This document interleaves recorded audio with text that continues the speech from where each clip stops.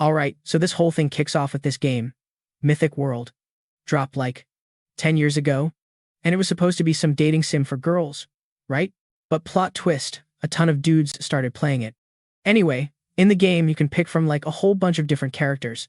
You got your easy mode, super OP characters, and then you got the ones that are a total pain to play and just suck. And in this massive roster of heroes, there's this one character everyone ignores because he's a nightmare to level up and his stats are garbage. But, of course, some psycho named Beckuziel decided to main this dude for 10 freaking years straight. Right now, he's cracking his knuckles, getting ready to go. Yeah, this is the guy who picked the trash tier character. So, picture this, it's a super chill day, and our boy Beckuziel is just sipping some tea, totally glued to his monitor, scrolling through the game forums. There's a bunch of new threads popping off, so something's clearly going down. He clicks on one, and a wall of comments just hits him. Some dude is raging, like, the game threw some stupid dragon at me. It just showed up and wiped all my data. How is that even possible? Another one says, my character died, and now I can't even log back in. What the hell? My dude's just gone. Reading this, Beckuziel's just kind of baffled. He's thinking, what kind of final boss is this for a dating sim? I thought you just, like, get with a character and the game ends. He keeps scrolling down. Then he sees this one post that's blowing up. Everyone, this boss is unbeatable. This black magic dragon with a razor-sharp horn has, like, 99% magic resistance. There's no cooldown. It's always absorbing my spells, and it shoots magic back at me. How are you supposed to kill this thing? This has to be a game bug. Beckuziel then realizes the post is from some famous troll player. Intrigued, he puts his tea down and is like, huh, this final boss actually sounds interesting. He just props his chin on his hand, checking out the forum posts from other players and breaking it all down. Weird. A magic-proof monster in a world that's all about magic? That's so messed up. Definitely a bug. People were freaking out because their characters were literally vanishing. Right then, a notification pops up on his screen. The black magic dragon, Dark Knight of the 13th Moon, has appeared. Curious, Beckuziel actually clicks to read the game's storyline for once. Turns out, in this mythic world, there's this cult called the Black Magic People. Their whole deal is to help some other world called the Persona Gate take over. Once they do that, this black dragon shows up, and boom, 90% of the continent gets swallowed by that gate. Reading this, our guy's jaw just drops, and he's like, whoa, I've just been doing PvP this whole time and never paid attention to the story, but this is actually insane. He's a little confused, thinking, haven't I been dodging this thing? Or, maybe I should give it a shot. So, what does he do? He moves his mouse straight to the pop-up that says, do you want to fight the dark magic dragon? Please select yes or no. He doesn't even hesitate, just slams that yes button. Time to show him what 10 years of grinding looks like. So, let's talk about his character for a sec. He's the only one in the entire game who can't use magic, even though literally everyone else can. And because of that, even pro players won't touch this dude because he's so useless. Honestly, this character is weaker than most of the side characters. Okay, fine, he can use a tiny bit of magic and has exactly one spell. Anyway, back to the game. At this very moment, the dark magic dragon is charging up this massive fireball in its mouth. A second later, it just blasts the thing right at him, and it's hurtling toward our dude at an insane speed. Faced with this whole do or die moment, the guy is totally chill. He even cracks this little smirk, like he's completely unimpressed. He instantly uses his super lame blink skill to zip forward and slash the dragon's neck, then does it again and again, just blink striking over and over. So, his blink spell lets him teleport like 3 to 10 meters away in an instant. The catch? The landing spot is totally random. This means if he screws up the distance, he'll literally just splat himself from the insane speed and impact. Plus, the cooldown time and mana costs are absolutely ridiculous, that lame 2-second freeze you get after using it. So, like, anyone can learn the skill, but nobody's dumb enough to actually use it. Except for this dude, Beckuziel. He was on a whole other level. He didn't just master blink, he could, like, aim his teleports and pick the distance. Even crazier, he somehow figured out how to dodge the penalty without using any mana. Which is wild, because Beckuziel's character didn't even have a mana bar. And unlike other spells, blink was pretty much just a movement skill. But this guy got obsessed with his character, because it was all about grinding skill levels. For, like, the last 10 years, he only played this one character that was totally magic-free in fights. So now, Beckuziel just dives right in and carves a huge gash across the dark demon dragon's face. And he didn't stop there, he straight up sliced the beast in two. Totally epic, right? Then he just stands there, looking like a total god. A pop-up says, you beat the final boss of the Dark Moon episode. But for real, Beckuziel was just as shocked, yelling, what? I already iced the final boss?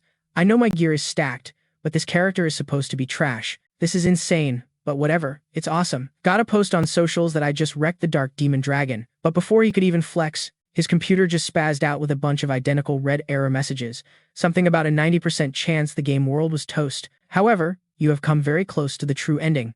Staring at this, Beckuziel just freaked out and was all like, what the heck is happening? And before he could even chill, another message pops up, please proceed to the true ending. And then, he's totally losing it, screaming, what is this?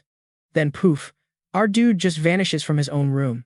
Next thing he knows, he opens his eyes, and he's in some totally weird place. Beckuziel is just flat on the ground. He tries to sit up, his head spinning like crazy. Super confused, he grabs his head, groaning. What happened?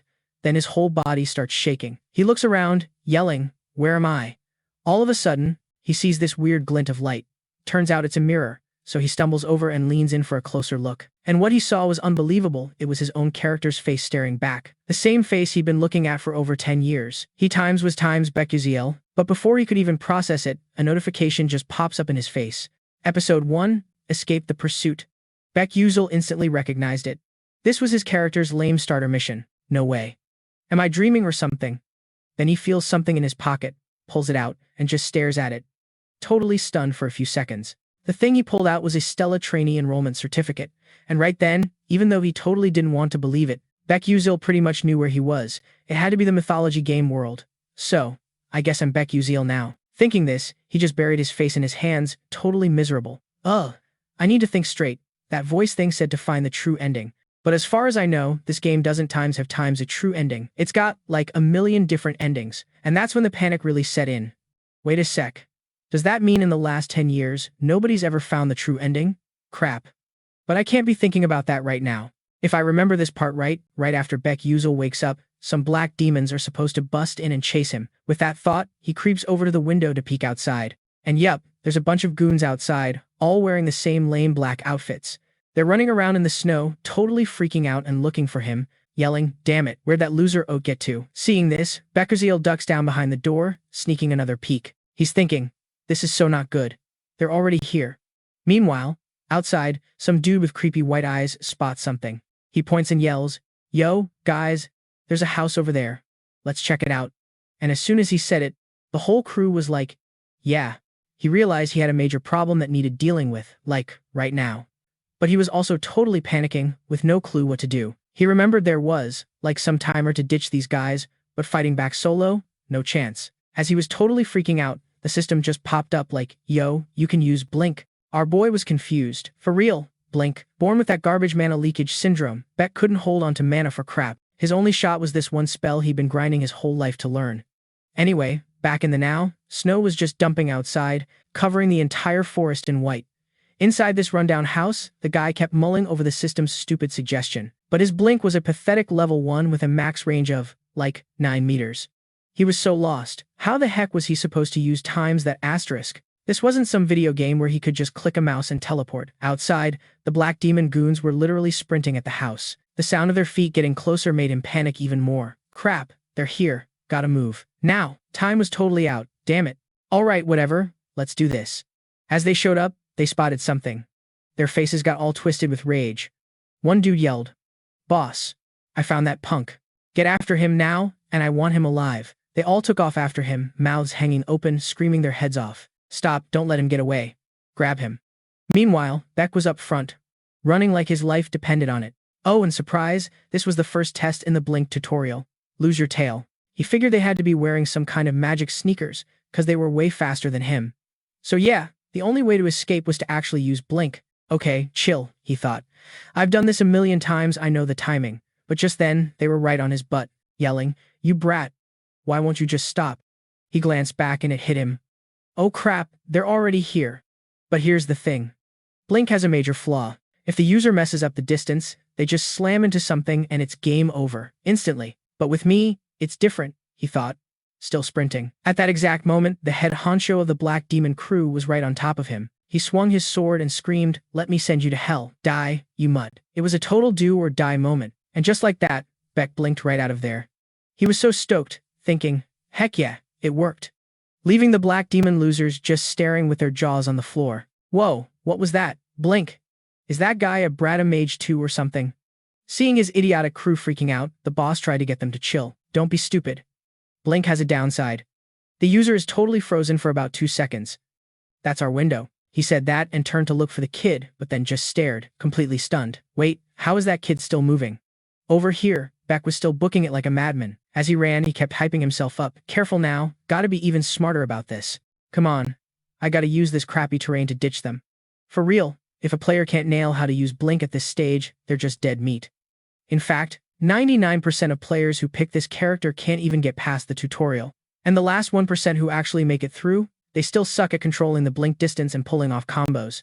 Thinking about that, he just started spamming Blink, zipping from one spot to the next. This totally blew the Black Demon cult's minds. Huh, he's daring to blink on ground like this? This kid's nuts. Then their leader turned to his buddies and said, Mages, get up here. We're gonna hit him from a distance. With that, 3 of them stepped forward, looking like they were ready to end someone. He noticed they weren't on his tail anymore, so he glanced back, and a new, awful thought popped into his head. This is so bad. Are they gonna use magic? And, of course, the second part of the main guide is using Blink to dodge magic arrows. Crap. When I'm playing a game, I can see what's behind me on the screen. So, it's not that hard to dodge this stuff. All of a sudden, a system notification flashed. The Mana Leak Syndrome skill was activated. Mana Leak Syndrome disabled. Sixth Sense skill and Accelerated Perception activated. The second he got that notification, Beck could totally feel the magic arrows coming for him, no looking back needed. And just like that, he was weaving through these magic arrows, easy peasy. But then, out of nowhere, this huge-ass cursed arrow was screaming right for him. The guy suddenly knew this was it time to pop his last Blink skill. Super lucky he dodged that one, or he'd be toast. This insane explosion goes off, sounded like a freaking meteor hit the planet. The shockwave was so nuts, our boy couldn't even stand and had to plant a hand on the ground just to stay put. When the smoke finally cleared, all that was left was this massive crater. That's when the dude finally got his head straight and was like, holy crap, I was almost a goner, but, no time for a break. He bolted again, and then suddenly, his eyes went wide with total panic. Right in front of him was this bottomless pit. One slip, and he'd be taking a one-way trip to meet his ancestors. Figures. This is the third challenge of the Blink guide or whatever get across the stupid abyss. It hit him that the only way to make it to the other side was to get the Blink distance, absolutely perfect. The plan was to link up with some mages over there and dip. That would finally wrap up this lame tutorial. But to pull it off, he had to cancel the Blink spell, which kicks in within, 0.1 seconds. Mess up once and you're dead meat. And of course, there are only, 2 floating rocks to aim for. Seriously, pulling that off in 0.1 seconds is way easier said than done. I don't know what kind of psycho designed this tutorial, but they're nuts. Still, it's not like it's impossible. It's all about the tiny details. As he's thinking this, he hears the dark cult losers yelling. There he is, right there. And just then, the freaks caught up to him. He was totally startled and whipped his head around, realizing the chasers were way closer than he figured. They were maybe 100 meters away, but his Blink spell needed 3 seconds to cool down. So yeah, no time to just poof to the other side. That left him with pretty much one option, take them all out. So the guy ducks behind a tree to figure out a battle plan, and it hits him. This is insane. What was I thinking? Trying to handle this right after another fight. If this was a game, the system wouldn't be this cheap and just keep spawning enemies on my tail. But this is real life, not some game. There are no lame rules telling him what to do. Taking someone out? Psh, whatever. It doesn't even faze him. It's not like this is some cliched game plot where they're his parents' sworn enemies or something. And here they come. Our guy tightens his grip on his sword, totally ready to throw down. His face gets all serious. Bring it on, losers. Come and get it. I'll take you all. And a second later, they're right on top of him. The leader dude looks seriously ticked off, face all red, and he's screaming, that's the brat. We've got him now. Get that kid for me. Now. As soon as he says it, the whole crew lets out a roar and just charges, looking totally psycho. Meanwhile, our boy is just chilling, totally unfazed. One of the dark-robed goons sneers at him, seeing the kid's got some moves. You really think you can take us all on by yourself? What a total moron. You're so dead, kid. But the guy just stays laser-focused, watching every move, calculating. He clocks the distance to his target at about 8.7 meters. The next second, he unleashes his Blink, zipping straight for one of the dudes in black. The goon in black has no clue what's even happening before he's, about to get totally wrecked. The leader next to him is just staring with his eyes bugging out, but our hero's face is pure, unshakable focus. His speed is just too fast, too insane, and the dude in black just coughs up a huge spray of blood. It gets all over him, and you can see fresh blood dripping from his fingertips. But right then, he feels absolutely nothing. No guilt, no nothing. It's them or me. If I want to live, they all have to go down. With that thought, he lands another solid hit on the guy, then gives him a freaking hard kick, just to get some frustration out. It looked casual, but it sent the goon flying back into his buddies. That just made them even more furious. So, after dropping one of them, our dude immediately books it. His blink probably needed to recharge, so he wasn't about to risk it all right then. The main creep realizes he's bailing and gets even more furious, screaming like a maniac. Damn it, he's running. Get him, at all costs. Like no way were they gonna let him bounce. Our boy, Beckuziel, is booking it, thinking, crap, I smoked one of them. But the next round's gonna be a whole different story. What's the play? Suddenly, it gets all quiet. He's like, did they give up? Total fake out. The whole crew just pops up right in front of him, out of nowhere. Like, game over, dude. Nowhere left to run. He's thinking, ugh, more magic crap. Seriously, wish I could just ditch these losers. Meanwhile, on their end, the head honcho of these dark demon wannabes just opens his mouth and is like, light him up. And bam, some seriously weird magic starts crackling. It's coming right for our guy, this massive bolt of energy. He's totally bugging out, and it's not just one either. It's like a whole volley of magic missiles is screaming at him. He's totally cornered, has no clue how to get out of this, just raging inside, freaking spells, man. But then, lightbulb moment. He yells, oh, snap, I got it. He spots this random branch sticking out of a rock. It's totally do or die time, you know? So he uses his blink skill and zaps right over to that branch. A split second later, the whole place just blows up. Kaboom. Massive explosions, right?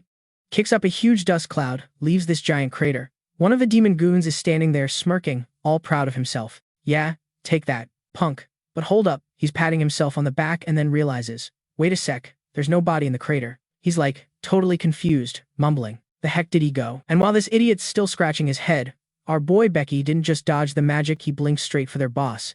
By the time the leader even processes it, Becky's right up in his grill. They just have this intense stare-down moment. See, the thing about his blink is, you keep your momentum. So, no hesitation, he zaps again, right through the guy, and just nails him with a nasty hit. At this point, all you hear is this gnarly scream echoing out. The rest of the demon squad is just frozen, totally shook. Like, what is even happening? But he ain't done yet. Becky shoves the sword in deeper, and the boss just chokes on his own blood and drops dead. Like, instantly. And even then, his crew still can't figure out where this kid got his crazy powers or why he suddenly went full psycho. After taking out two of them, our boy is gassed, just covered in blood. He's thinking, okay, 2 down, but I gotta move before they get their act together. Then this one dude with a scar on his face pipes up. This freak. His reflexes are way too fast for a mage. Who the hell even are you? Hearing that, Becky's just thinking to himself, yeah, my reflexes are top tier against other players, but that was in the game. In this world, I can't just dodge forever. Not this close up. Gotta end this, and fast. So he just goes for it, charges straight in. Scarface, who's been watching this whole time, is like, I've got your number. This kid's a one-trick pony, all blinks and daggers. All I gotta do is guard my face and neck. He can't even touch me. So he gets all cocky, holding his sword up defensively. Bring it on, little man. Come get some. Then he screams, Ice Tide. Meanwhile, our boy Becky is still zipping around with his sick blink moves, while Scarface blasts this huge wave of power at him. The dude is way too sure of himself, thinking, haha, got you now. This is gonna hurt. But joke's on him, cause he's in for a huge shock. Becky isn't even scratched. In fact, he zips right past the attack and straight up lops off the head of Scarface's buddy. Seeing that, the guy's jaw just hits the floor. He's literally shaking, screaming, what the hell? You used to just scurry around like a scared little rat. Now you're actually fighting back? Our boy Becky, dripping in blood, just gives him this ice-cold look and says, yeah, well, that was the old me. And for the record, I should probably thank you guys. You've been a great workout, really helped me level up. Hearing that just sets Scarface off. He's seething. You little punk, we were just playing with you, now you're dead. After that, our boy Becky starts walking forward, all slow and deliberate. His face is pure murder, like he's about to end this dude's whole career. Then, he whips his spear right at him. Scarface sees the spear coming and thinks he's got it all figured out. Okay, classic move. He'll blink to a blind spot. He wants me to block the spear so he can ambush me from behind. So predictable. Yeah, in your dreams, pal. Not happening. With that thought, the spear shot right for his face, but this guy just casually lifts his sword and straight up cuts the spear in half. He cracks this smug grin, thinking all he needs to do is spin around for a one-hit KO. But, his read on the situation was way off. All of a sudden, he just freezes, weakly sputtering out a ha. Then he's gritting his teeth, his face all twisted up in some crazy pain.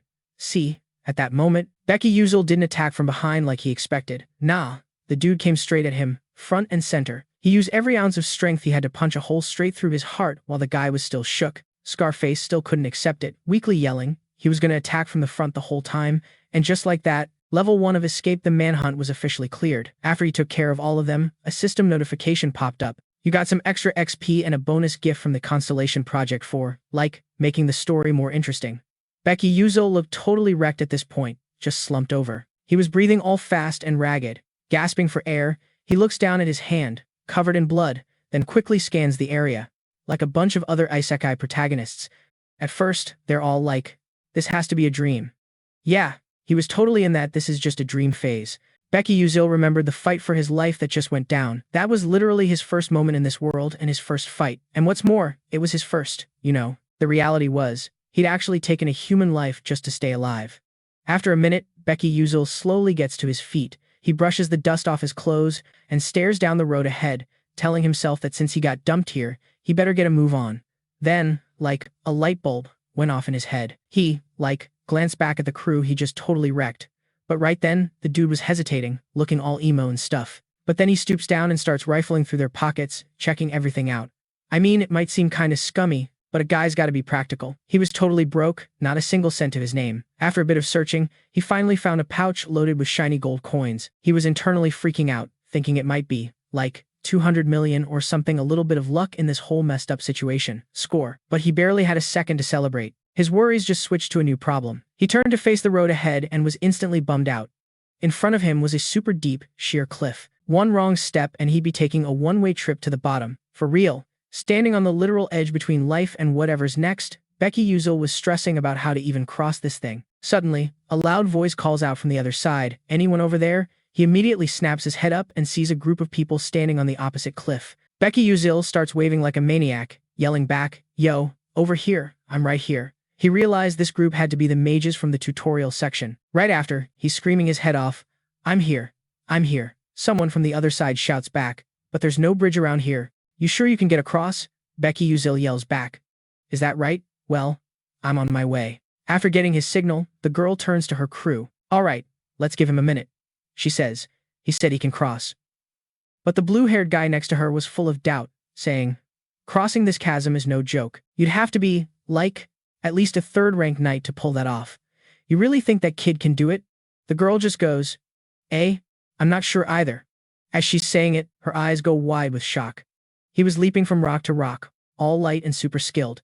Everyone's jaw just dropped at the sight. Each of them was glued to the scene, totally tense. Right then, Beckuziel was in the zone, focusing on clearing each jump, one by one. Faster than a flash of lightning, he was already halfway across. The whole group was just staring, not believing what they were seeing, shouting, "What kind of move is that? Some kind of teleportation magic?" Someone else answered, "That's definitely Blink." The voice came from a little girl with green hair standing in the back. The little girl was actually super pretty and cute. The purple-haired girl glanced at the little kid and then back at Beckuziel, all confused, and said, "Is that for real, Blink? But you can't just control Blink's direction and distance that easily. That's, like, impossible. He makes it look so smooth and pro." Yeah, to anyone watching, he looked fine. But this dude, Beckuziel, was totally struggling. Then some purple-haired chick spots something, and she's bugging out. Like, whoa, who are those two? Are they with that guy, or what? Meanwhile, across the way, these two guys in all black are creeping closer. Everyone's still clueless when one of them whips out a magic staff and starts charging up some orange energy crap. Then he just points his hand, makes some gnarly-looking magic circle, and yeets it right at Beckuziel. Out of nowhere, someone yells, "Hey, watch your back." At the same time, our guy feels this insane power rushing straight for him. He's like, "Oh, crap," in his head. Just as it's about to hit, he uses that Blink trick to teleport, barely saving his skin. Then, a massive explosion goes off right where he was. Boom! He whips his head around to see who tried to smoke him. As the dust settles, the outlines of two dudes in black show up, and he's like, "Great, it's those mercs from before, so they came back." This is so not good. His Blink is on cooldown for another 3 seconds. No way he can dodge all that junk. He's thinking, gotta find another floating rock. Like, now. Suddenly, his eyes go wide. What the heck is that? Turns out these edgy mages weren't about to let him get away that easy. They instantly pop off another spell and launch it right at him. Lucky for him, Beckuziel swerves just in time to dodge. But yeah, this was just the warm-up. Then, the rock he's standing on just cracks in half. He tries to keep his balance, but, like, no chance. Next thing he knows, he's falling backward. But the dude doesn't just give up. He's literally fighting for his life, telling himself he's gotta make it, he has to. But, like, talk about a nightmare. All the other floating rocks are way too far away. He's just praying he can land on literally anything. Then he spots a rock close by. Guess it wasn't his time to go yet. He uses his blink power and zips over to it, and thank God, he actually grabs on. He's just hanging there, looks back, and is like, Did I really make it? But before he can even catch his breath, another one of those messed up orange energy blasts comes flying at him. Beckuziel's pretty sure this is it for him, but right as it gets to his feet, when he's totally given up, thinking he's toast, this blue power just shoots out of nowhere. The two blasts smash into each other, setting off a crazy explosion. Kaboom! The shockwave is insane, just pushing everything back. He's just barely hanging on for dear life. And then, it's over. All that's left is a cloud of dust. He's still alive, thinking, peeved. You really think the main character would go down that easy? He's just stunned, like, what the heck was that magic? It was ice, but wrapped in lightning? Who even does that, combining two skills into one shot? And get this, the aim was perfect, not a single drop of mana wasted. Who could pull off a shot that clean? Way over there, the whole crowd is just staring at this green-haired girl. And her face? Total blank slate, zero emotion. Like, ice cold. Everyone who saw it is just shook, looking all pale. Some random dude is like, no way. Did she really just do that? Meanwhile, the two mercs on the other side finally get the memo that they're outmatched. They do the smart thing and just bail. Beckuziel watches them run off and finally lets out a breath, like, geez, I'm still alive. After a minute, he manages to get back over to the group. Everyone's all hyped, welcoming him back. But the green-haired girl couldn't care less. She just turns her back and starts walking away. So, seeing this, our guy runs over. All grateful. Like, hey, thanks a ton for saving me back there. The girl just gives him this cold look over her shoulder and says, I didn't do it for you, so don't bother thanking me. And with that, she's gone. Beckuziel's a little bummed and is just like, right. Then he just watches her walk away, thinking this chick is seriously something else. Plus, he'd never heard a voice that cute before. Yeah, she looked like a total ice queen, but whatever. After all, those other dudes were just a bunch of thieves. They totally wrecked the village. So, they got what was coming to them. The truth is, that creepy dark magic cult was behind most of the chaos. But thank God that's over now. I swear, I just survived the craziest moment of my entire life. And now that I've dragged myself over this stupid cliff, I'm finally in mage territory. Heh, those dark magic cult freaks can't get to me here. He let out a sigh, thinking, asterisk, and those losers don't even have a clue who they were messing with. Asterisk. Then boom, a system message pops up. Episode 2, getting into Stella Academy. Staring at the screen, he was like, whoa, episode 2 already. I mean, it doesn't sound that time's bad, but seriously, school, at my age, lame. Anyway, the whole crew hopped on a ride heading for Stella Academy. It was already pitch black by then. The place was super dead and quiet. All you could hear was the clomping of the horse-drawn carriage. Inside, Beckuziel was passed out, totally zonked. Then he started making these weird noises, like a yu-yu. Dude was completely out of it. He was drifting off into some dream, and bam, a flashback hits. It's some little kid, kinda cute, pulling on his mom's shirt, all hyper, yelling, Mom, Mom. The mom just smiled and was all, my sweet boy, you're gonna be a mage when you grow up. I totally believe in you. But then, according to some diary his mom wrote, it looked like his parents had a super tough time raising him. Back then, he swore he'd study his butt off just to make them proud. Every time he'd crash at his desk from studying all night, his mom would come and gently put a blanket over him. But then this one day, after they talked to a doctor, his mom was totally freaking out. Doctor, did you just say my son has mana leak syndrome? And the kid himself was just wrecked, like he couldn't even deal with it. No, this can't be real, the boy cried, tears just pouring down his face. But wait a sec. Was this Beckuziel's memory? Or was it his asterisk? That thought made him jolt awake. He felt super dizzy and grabbed his head. He glanced out the window, and crap. It was already morning. The sun was already up. Some other person in the carriage saw he was awake and was like, oh, you're up. Looked like you were having a pretty gnarly nightmare. You were mumbling a bunch of nonsense I couldn't get. I was just about to shake you awake. Right then, someone outside yelled, we're heading out for Lozua, the satellite city of Arcanium, coming up. The carriage slowed to a stop and another voice said, all right, let's take a quick break here. Everyone piled out of the carriage to stretch their legs. Beckuziel, feeling stiff as a board, stretched way up. Then all of a sudden, he kind of froze, his eyes bugging out at what he saw. Total coincidence. But that blue-haired girl was looking right at him.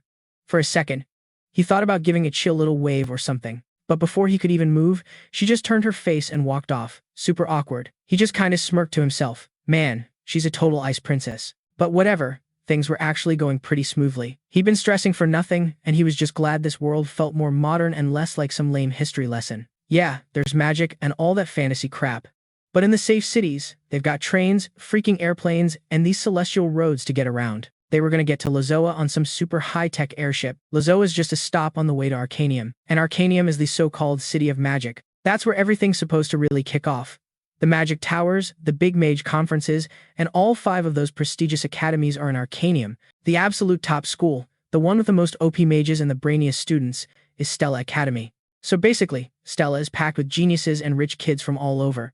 But Beckuziel still had no clue how the guy whose body he jacked even got into such a bougie school. He totally spaced that he hadn't even checked his own skills yet. Realizing this, he quickly pulled up his system menu to see what was up. A second later, his status screen popped up. Mana Leakage Syndrome Level 1. Strength up by 3%, Speed up by 5%, and Agility up by a whole 10%.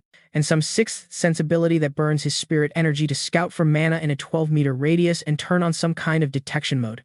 Whatever that means. It kicks in automatically whenever danger's around. Looking at his status screen, he gave a silent shout-out to the skills this Beckuziel dude had. 6th Sense and Quick Scouting. For real, without those 2, he'd be totally toast in this game already. Some cursed power that makes it impossible to gather mana in your body. Mana Leakage Syndrome, some bogus curse this guy was born with. But hey, it lets him sense mana all around him, kinda like a radar. It also lets him feel any attack coming his way, even if he's not looking. It basically puts everything in slow-mo, Matrix style. If some threat or attack is coming, he reacts way faster than any normal person could.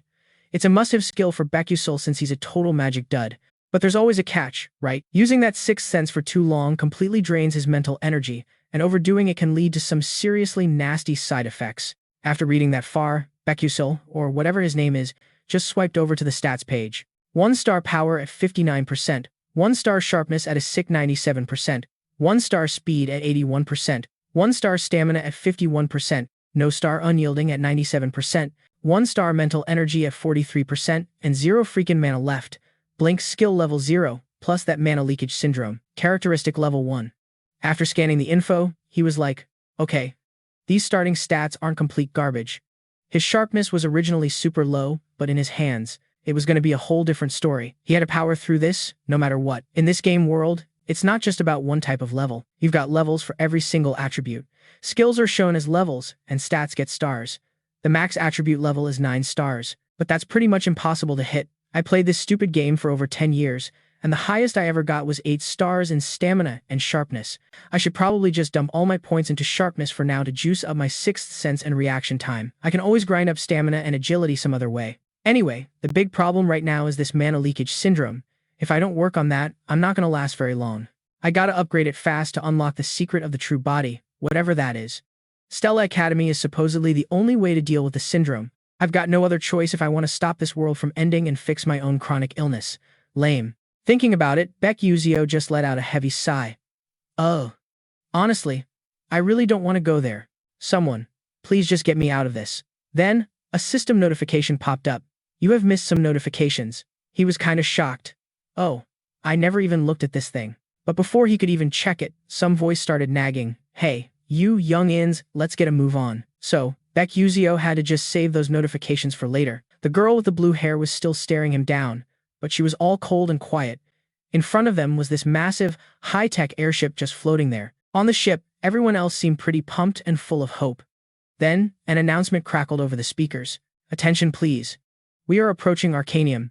Passengers are requested to remain seated.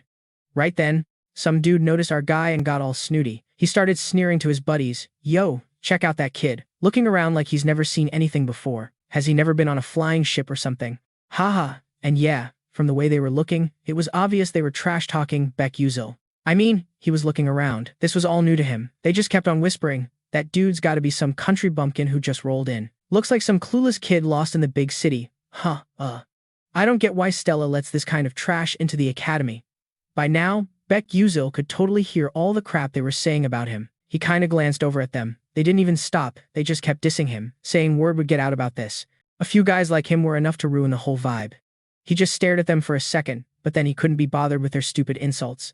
He just sighed and looked away. His reaction totally threw the loudmouth off. Beckuziel was just thinking, they're just immature little brats. I'm an adult. I'm not stooping to their level. His whatever attitude seriously ticked off the spoiled rich kid, who who yelled, "Hey, punk, what's with that look? You asking for it?" He scrunched up his face and grit his teeth, adding, "You little bastard, you better stand right there for me." Then, a way calmer voice cut in. "Yo, what the hell is all this noise about?" The guy totally jumped and whipped his head around to where the voice came from. His eyes went wide, like, for real. Off in the distance, he saw the outline of some girl with long hair. He started shaking and was like, "No way. Princess Bairn." Beckuziel turned to look too, thinking, did he really just say Bairn? From where he was standing, he saw a princess who was, not gonna lie, stupidly beautiful, but she had this major ice queen vibe, all cold and proud. This was the princess of the Adalabet kingdom, Hungayan. She didn't say a single word, just walked right past the group like they were invisible. Seeing the princess walk by, some spoiled rich kid flashed a big smile, put his hand on his chest, and tried to be all smooth, like, "Your Highness." Before the dude could even get another word out, she shot him this look that could freeze hell over, then just blew him off and kept walking. It left him looking like a total idiot, just standing there with his mouth hanging open. She kept moving, leaving the whole crew just staring at each other, super disappointed. On this side, she had just brushed past Beckuziel, and then it hit him she was the bad guy in this world. See, according to the game's plot, Bayern is a main character. She and the main girl are always at each other's throats, but in the end, it's always Bayern who gets taken out. It doesn't matter what path you take, she still bites it in a messed up way in most endings, or she gets bullied so bad by the whole academy that she has to, end it. She goes through the most humiliating crap in front of everyone. It's like the game developers totally hated her and wanted to put her through the ringer. For a second, he just went quiet, remembering that she was actually super popular with the players. And yeah, she was gorgeous, but so freaking cold, it felt like she'd shank him if he even tried to say hi. Suddenly, his stomach let out a massive growl. He reached up to rub it. The real problem right now was filling his empty gut. As soon as he got to the second floor, he saw this stall with a bunch of fancy-looking pastries sparkling at him. He randomly grabbed one, but the second he held it, his face went pale. He was thinking, oh, crap, why is this thing so expensive? Whatever, he just ate it to shut his stomach up. After he was done, Beckuziel walked out of there looking like he'd just seen his bank account get zeroed out. He thought, damn it, is it always this much of a ripoff to eat at Arcanium? I'm so broke, this is insane. Just then, the P.A. system crackled on again. A voice announced, "We will arrive at Arcanium in 10 minutes. Will everyone please make their way to the ground floor?" It repeated, "We will arrive at Arcanium in 10 minutes. Please all proceed to the ground floor. We sincerely thank you for your attention." Hearing this, Beckuziel just smirked and thought, finally, showtime. I mean, this is my life now, right? Thinking that, he got all pumped and was like, alright, let's do this.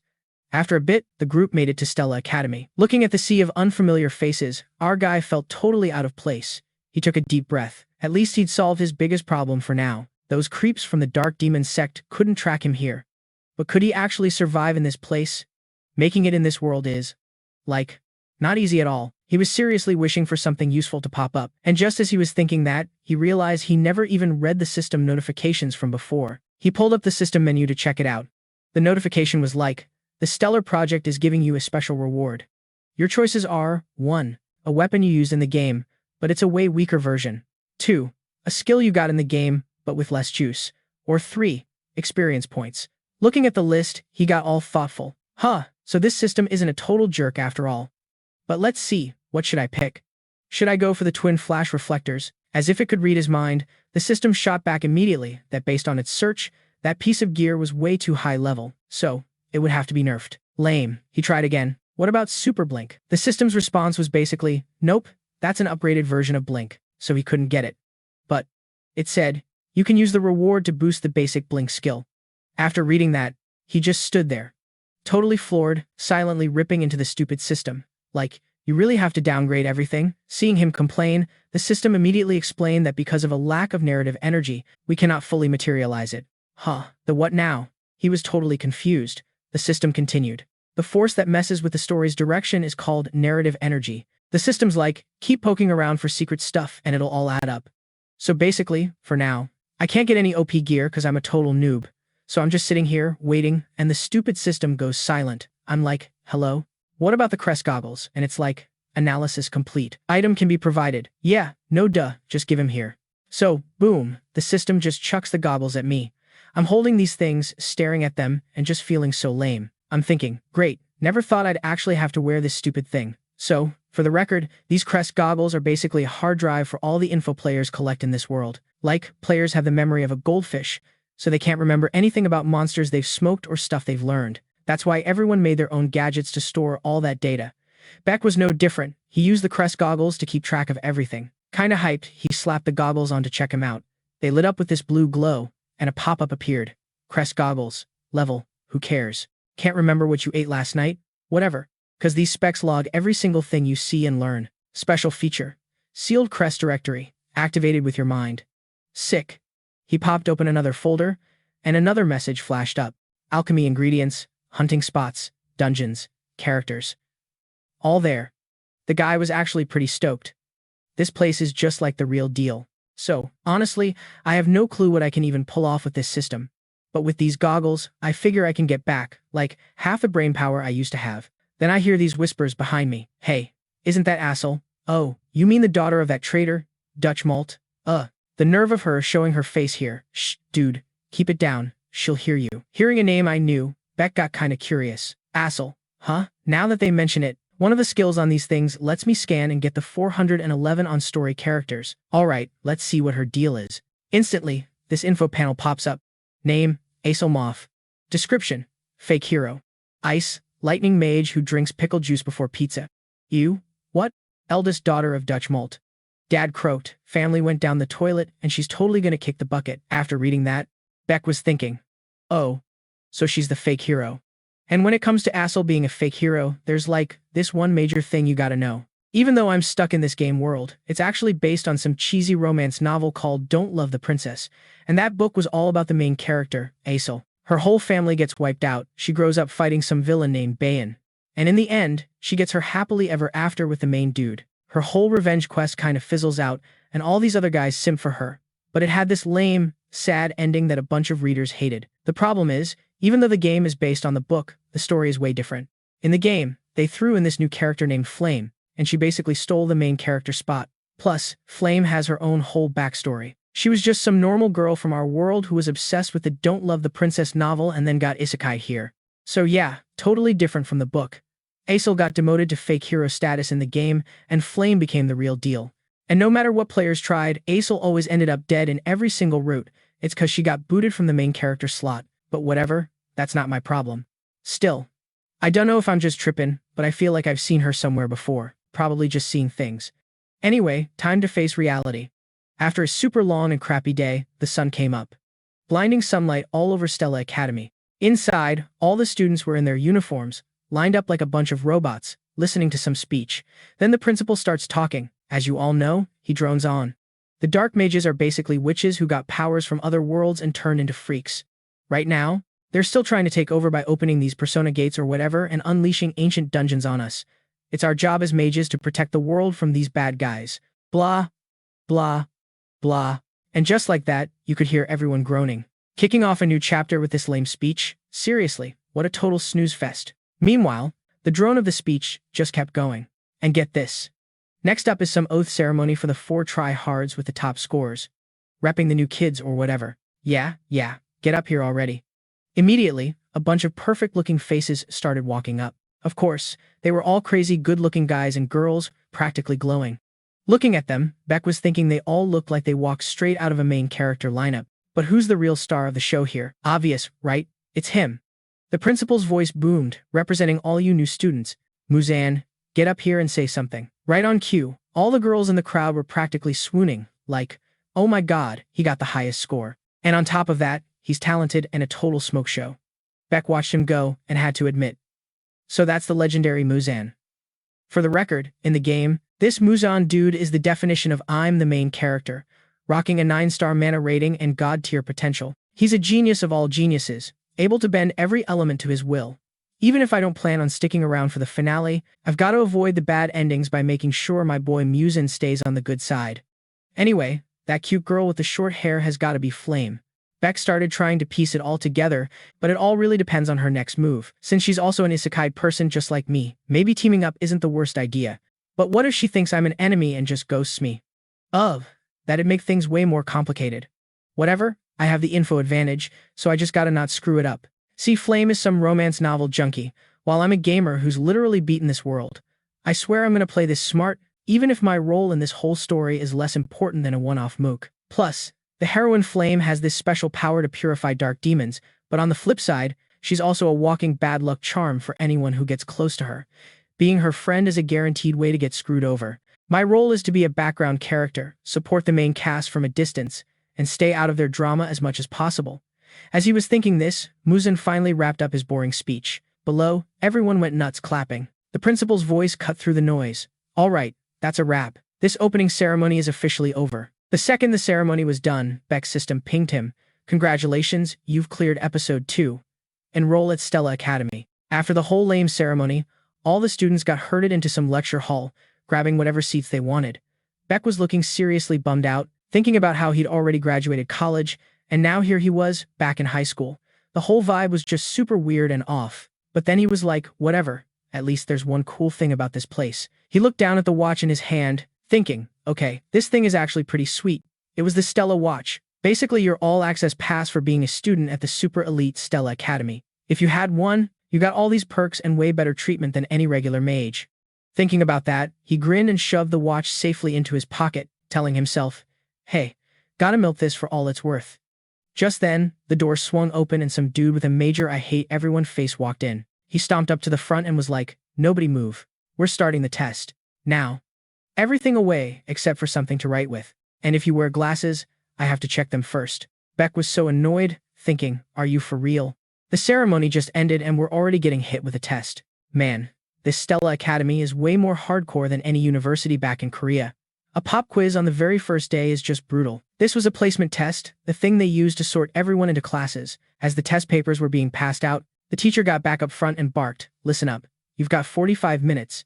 Your time starts now. So shut up and focus. For a guy like Beck, who literally gamed this entire system and knew all the answers, seeing the actual test still made his stomach drop. Sweat's literally pouring down his face, and he's thinking, are you kidding me? I can't even read this garbage. How am I supposed to do this? This is insane. This placement test has, like, nothing to do with the actual entrance exam.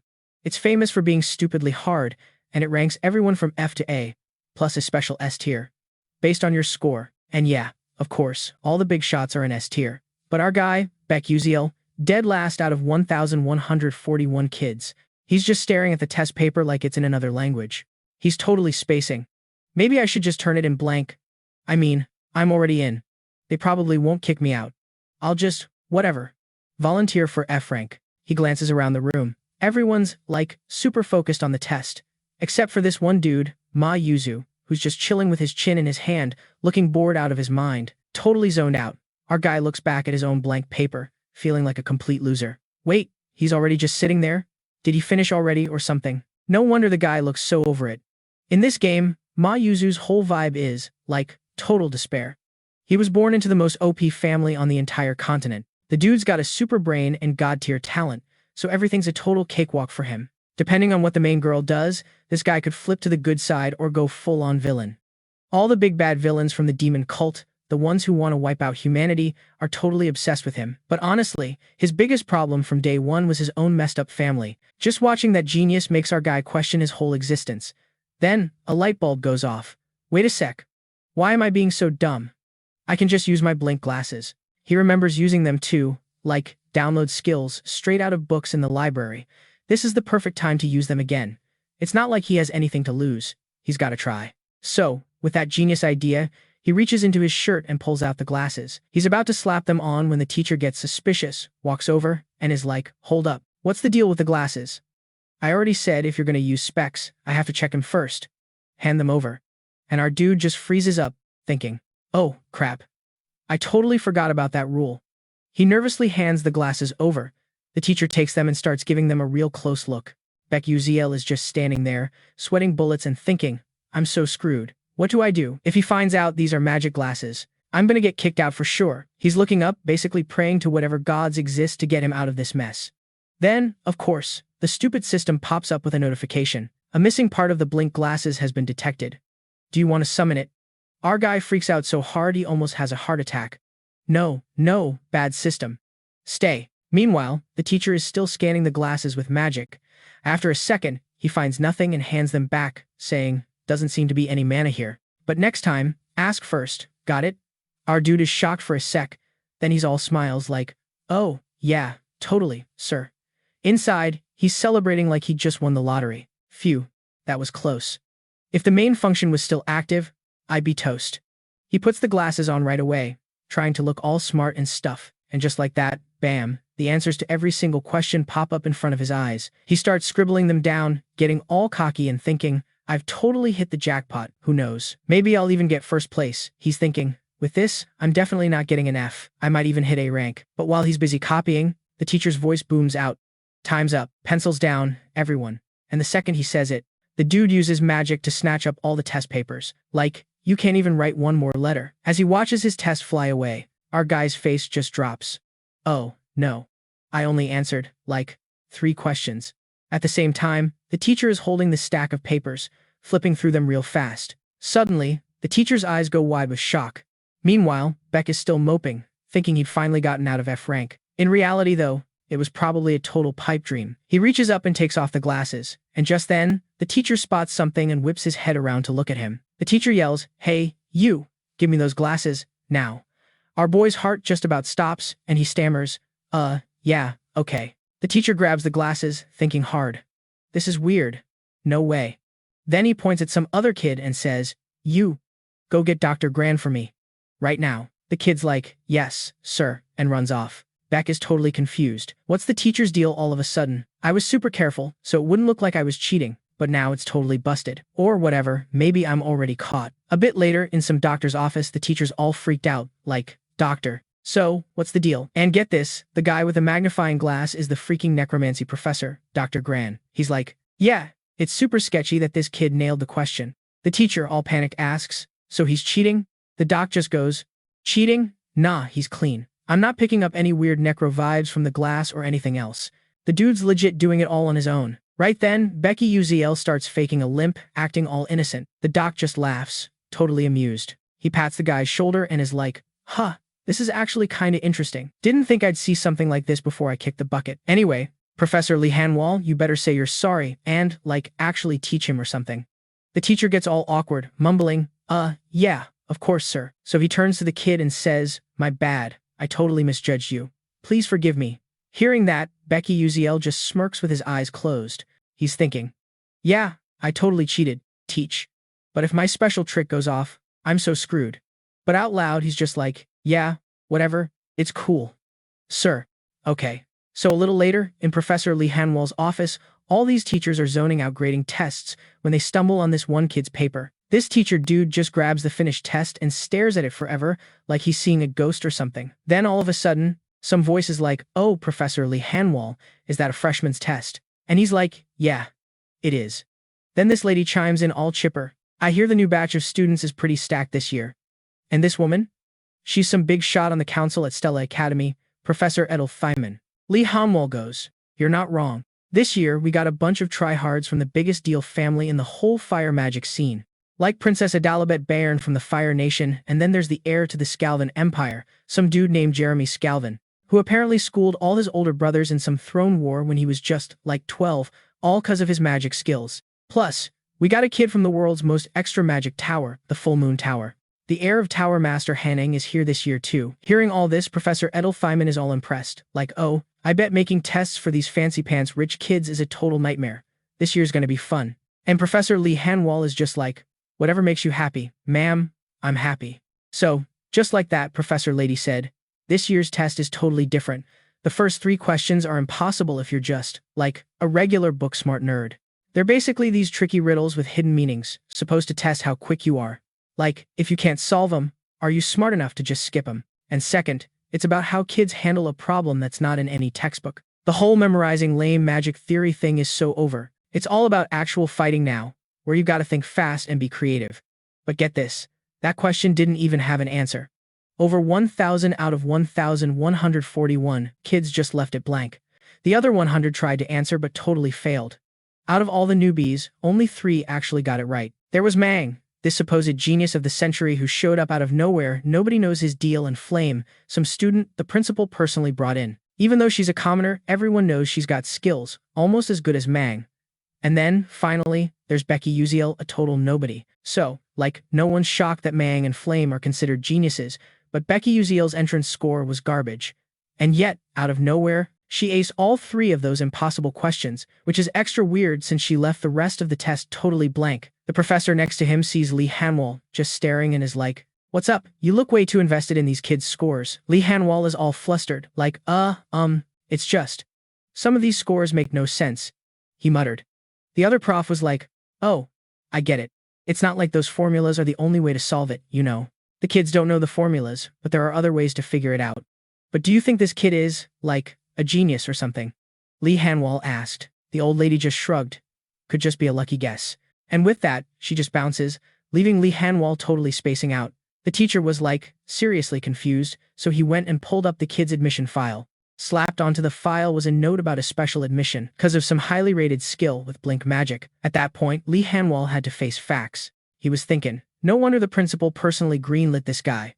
But for real, studying combat magic when your specialty is blinking? That's kinda wild. But we're about to find out if this is just a fluke or if this kid is actually legit. So after the exam scores dropped, the school started sorting everyone into classes based on their grades.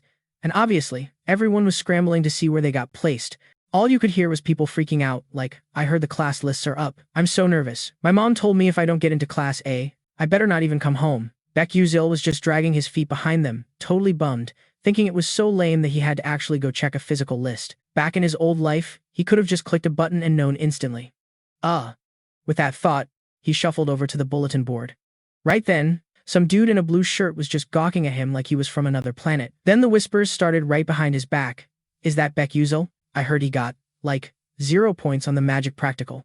Seriously? No way. How did trash like him even get into Stella? I don't even get what their standards are anymore. Beckuziel just ignored all the background noise. The only thing that mattered to him right then was which class list had his name on it. Everything else was just whatever. He walked up to the board, scanned it real quick, and got super confused. Wait, where the heck is my name? He was completely shook. His mind was racing. Don't tell me I failed just because I only answered 3 questions. No way. I'm so screwed. While he was having his meltdown, that group of posers kept on chatting. How is he so sure? It has to be a mistake. It's totally weird. Even our marquee family ranked 29th, and we still got into Class A. Even the bookworm, who aced the theory and ranked 17th, was put in Class A. So why the heck were people whispering his name? Beckuziel was getting kinda curious and was like, what is going on? Should I go check it out?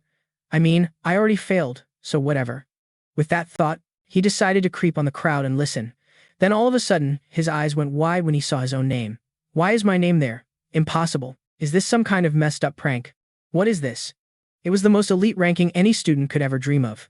Rank S, the place where they stuck all the top-tier students of the prestigious Stella Academy. Unlike the other classes that were a jumble of different levels, Class S only had 41 students and was just one single, insane tier. In that moment, he ran a hand through his hair, thinking, I got into Rank S? Man, I hope this is some kind of typo. This is crazy. Now I'm gonna have to deal with the main characters of this game way more. Getting tangled up with the main characters is just gonna shorten my lifespan, and I can't even change classes. Well, whatever. Guess my only option is to try and live a quiet life. Everything will figure itself out eventually, I guess. On the outside, the academy was business as usual, all quiet and normal, but in some sketchy corner of the school, a woman full-on slapped Princess Bayan right across the face. She scowled and yelled, "You got all 3 questions wrong." Even Princess Iso, from that washed-up duchy, managed to get 2 right. Turns out this woman is the fire element professor, Hong Yel, who also happens to be Princess Bayan's mom. She wasn't done either. You couldn't answer questions that a bug could get right. That means you're even lower than a bug. You need to take a good, long look at yourself. Do you get it? Bayan just whimpered back. Yes, mother. Her mom was still fuming and shot her daughter a death glare, then let out a sigh and got all choked up. Continuing. Listen to me, Bayan. You can't end up like me, a total outcast from the kingdom, stuck in this lame professor job. You can't be a disgrace to the kingdom. As she said this, she leaned down, putting her hands on her little girl's cheeks like she was some caring parent. She said, you have to be better than your older sister. Then she cracked this creepy, kind smile, trying to act like a normal mom looking at her kid. You get what I'm saying, right? Bayan's cheeks were bright red by now. She paused for a second and then answered, of course, mother, I understand. But for real, she was just lying to herself when she said that. The girl was totally clueless, just going through the motions like some kind of robot. But this time, it was all about magic, spells, and even freaking formulas, stuff that was way out of her league. So she's like, what am I even supposed to do? And just has a total meltdown, crying her eyes out. Why are you doing this to me? So dramatic. Meanwhile, Over in the S-level classroom, all the tryhards were gathered. Beck sat all by himself at the front desk, looking totally miserable and thinking his life was over. I mean, can you blame him? He got dumped in a class full of weirdos.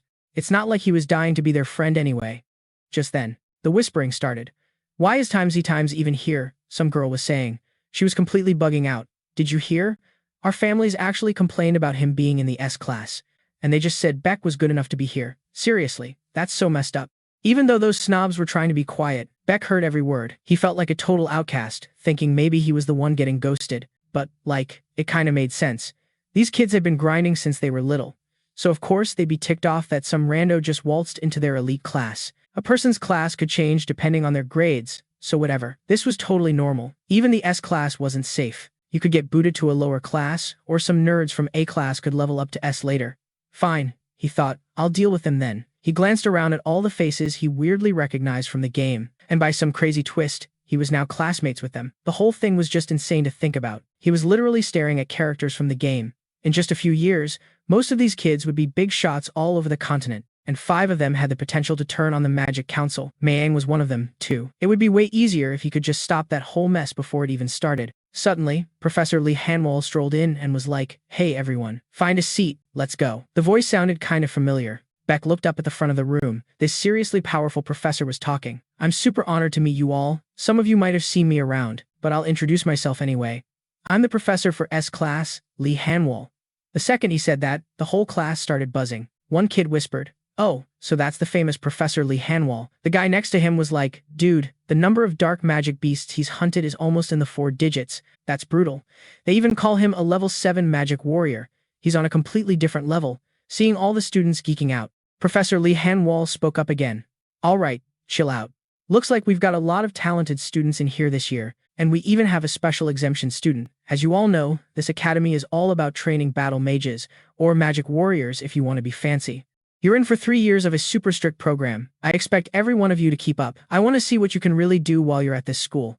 So, any questions?" he asked, and of course, it was dead silent. Total crickets. The teacher just smirked and said, "Good. Then let's get this party started." Just then, a shadow appeared in the doorway. It was Princess Bayan, walking in. Everyone, including Beck, did a double take when they saw her bruised cheek. He was thinking, what the heck? Bayan is, the biggest rule follower ever. How could she be late? What happened to her? She walked up to the teacher, apologized, and mumbled something. Her face just screamed exhaustion and disappointment. Being nosy, Beck pulled out his weird crowbar glasses to get the details. As soon as he put them on, a stat screen popped up. Bayan, Fire Element Antagonist, Mage. Likes red ginseng candy, blames herself for stuff sometimes, only drinks coffee with milk, Alia style. Has a psycho mom, destined to die. After reading that, he thought, well, not much has changed. Her fate is still to get axed. But if Assel gets torched, Bayan will go down with her. Guess that's just the inevitable, sucky destiny of a villain. I'd save her if I could, but I'm in no position to be anyone's hero right now. Whatever. He was kinda bummed, so he took off his glasses. After the chick gave her lame excuse for being late, the teacher finally started talking. The dude needed to find a seat. Over there, Beckuziel was still moping, which, yeah, sucks for him, but what was I supposed to do? Stay away, obviously. So I was just, zoning out. Then, out of nowhere, this girl Bayan walks up to my desk. She was giving me this major death glare, all sad and ticked off, and I'm just sitting there like, what the heck is going on? Next thing I know, she just plops down in the seat next to me. Beckuziel was totally thrown, thinking, seriously? What is happening? How am I even supposed to feel about this? Could this whole thing have been messed up from the get-go? Once everyone finally shut up and sat down, the teacher was like, all right, settle down. Before we get to the boring stuff, we're doing a ceremony for you guys to get your magic wands. Class S and Class O were doing this thing together, and the teacher said he'd explain the deets later. Beckuziel listened, totally confused. An inheritance ceremony? Ugh, sounds like a total drag. But then he actually cracked a smile, kinda hyped for whatever day this was happening. Apparently, at this lame Stella Academy, there are, 2 big deals. One's this soulmate pact thing, and the other is this wand ceremony. At a so-called prestigious school like Stella, I guess the wand thing is supposed to be super important or whatever. A little later, all the kids from Class S and Class A got herded into some creepy-looking room. Professor Lee Hanwol started talking. Is that everyone? Cool.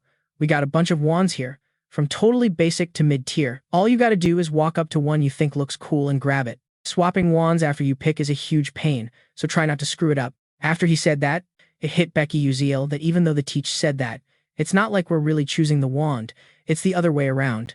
In this world, these wands only vibe with the person they pick, creating some resonance effect, which means you can't just grab some OP wand because you feel like it. With that in mind, he walked over to the wands just floating there. He looked around, totally stuck, had no clue which one to even go for. He just stood there, spaced out. Back then, he would have just grabbed the lamest wand and been done with it. But now that he's in the elite class S, he couldn't just randomly pick some piece of junk and have everyone diss him forever.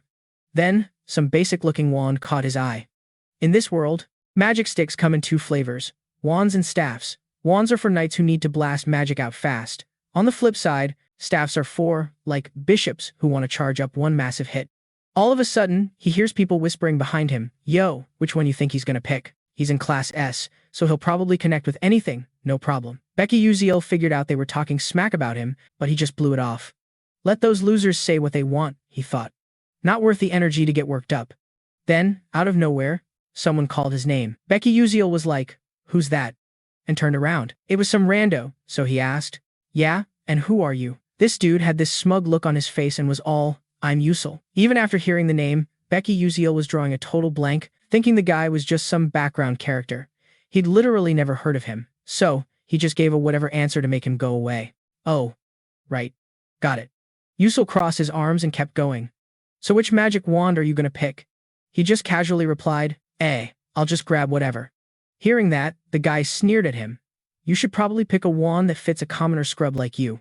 Don't get too ambitious and make a fool of yourself. You'll just make things harder for Professor Lee Hanwell." The look on Beckuziel's face basically screamed, "Yeah, right. I'm so scared." He couldn't be bothered, so he just turned away and shot back, "Yeah, whatever. You're the one making a scene." Seeing him get brushed off like that, Usul got even more pissed, and his face went all red, like he was gonna pop. He totally lost it and screamed, "You punk, you wanna go? So annoying." Beckuziel was just gonna walk away, but this little brat just wouldn't quit. He sighed, like totally over it, and pulled his glasses out of his pocket, so he put him on. Just like that, the kid's whole profile popped up.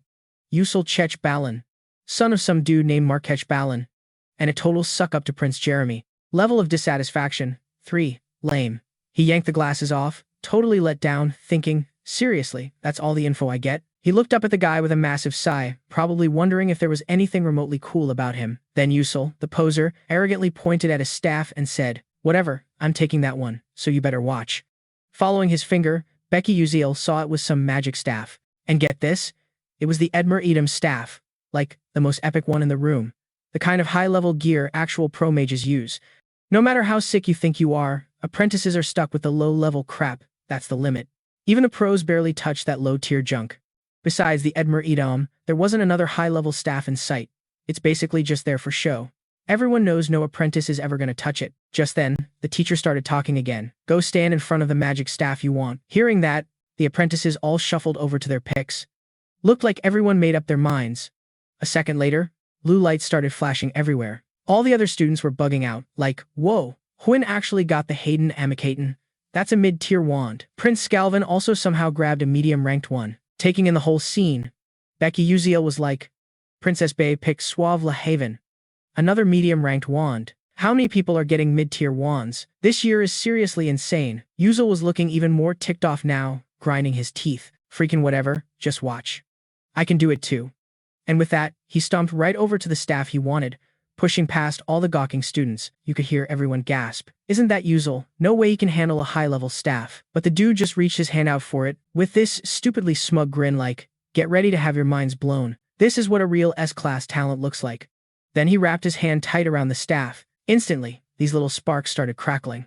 Then, kaboom! A huge explosion went off. Its power was insane, just blasting out and blinding everyone nearby. This didn't really faze Beckuziel. He just blinked. Totally called it. An epic fail. At that exact moment, Usul got totally yeeted across the room by the staff's power. He was just lying there, flat on the ground, furious that he got owned. The other students who saw it started panicking, shouting, "Oh crap, he looks seriously messed up. Hey, someone get a professor up here. Now." A high-grade staff? Impossible. What the heck was that guy thinking, being so reckless?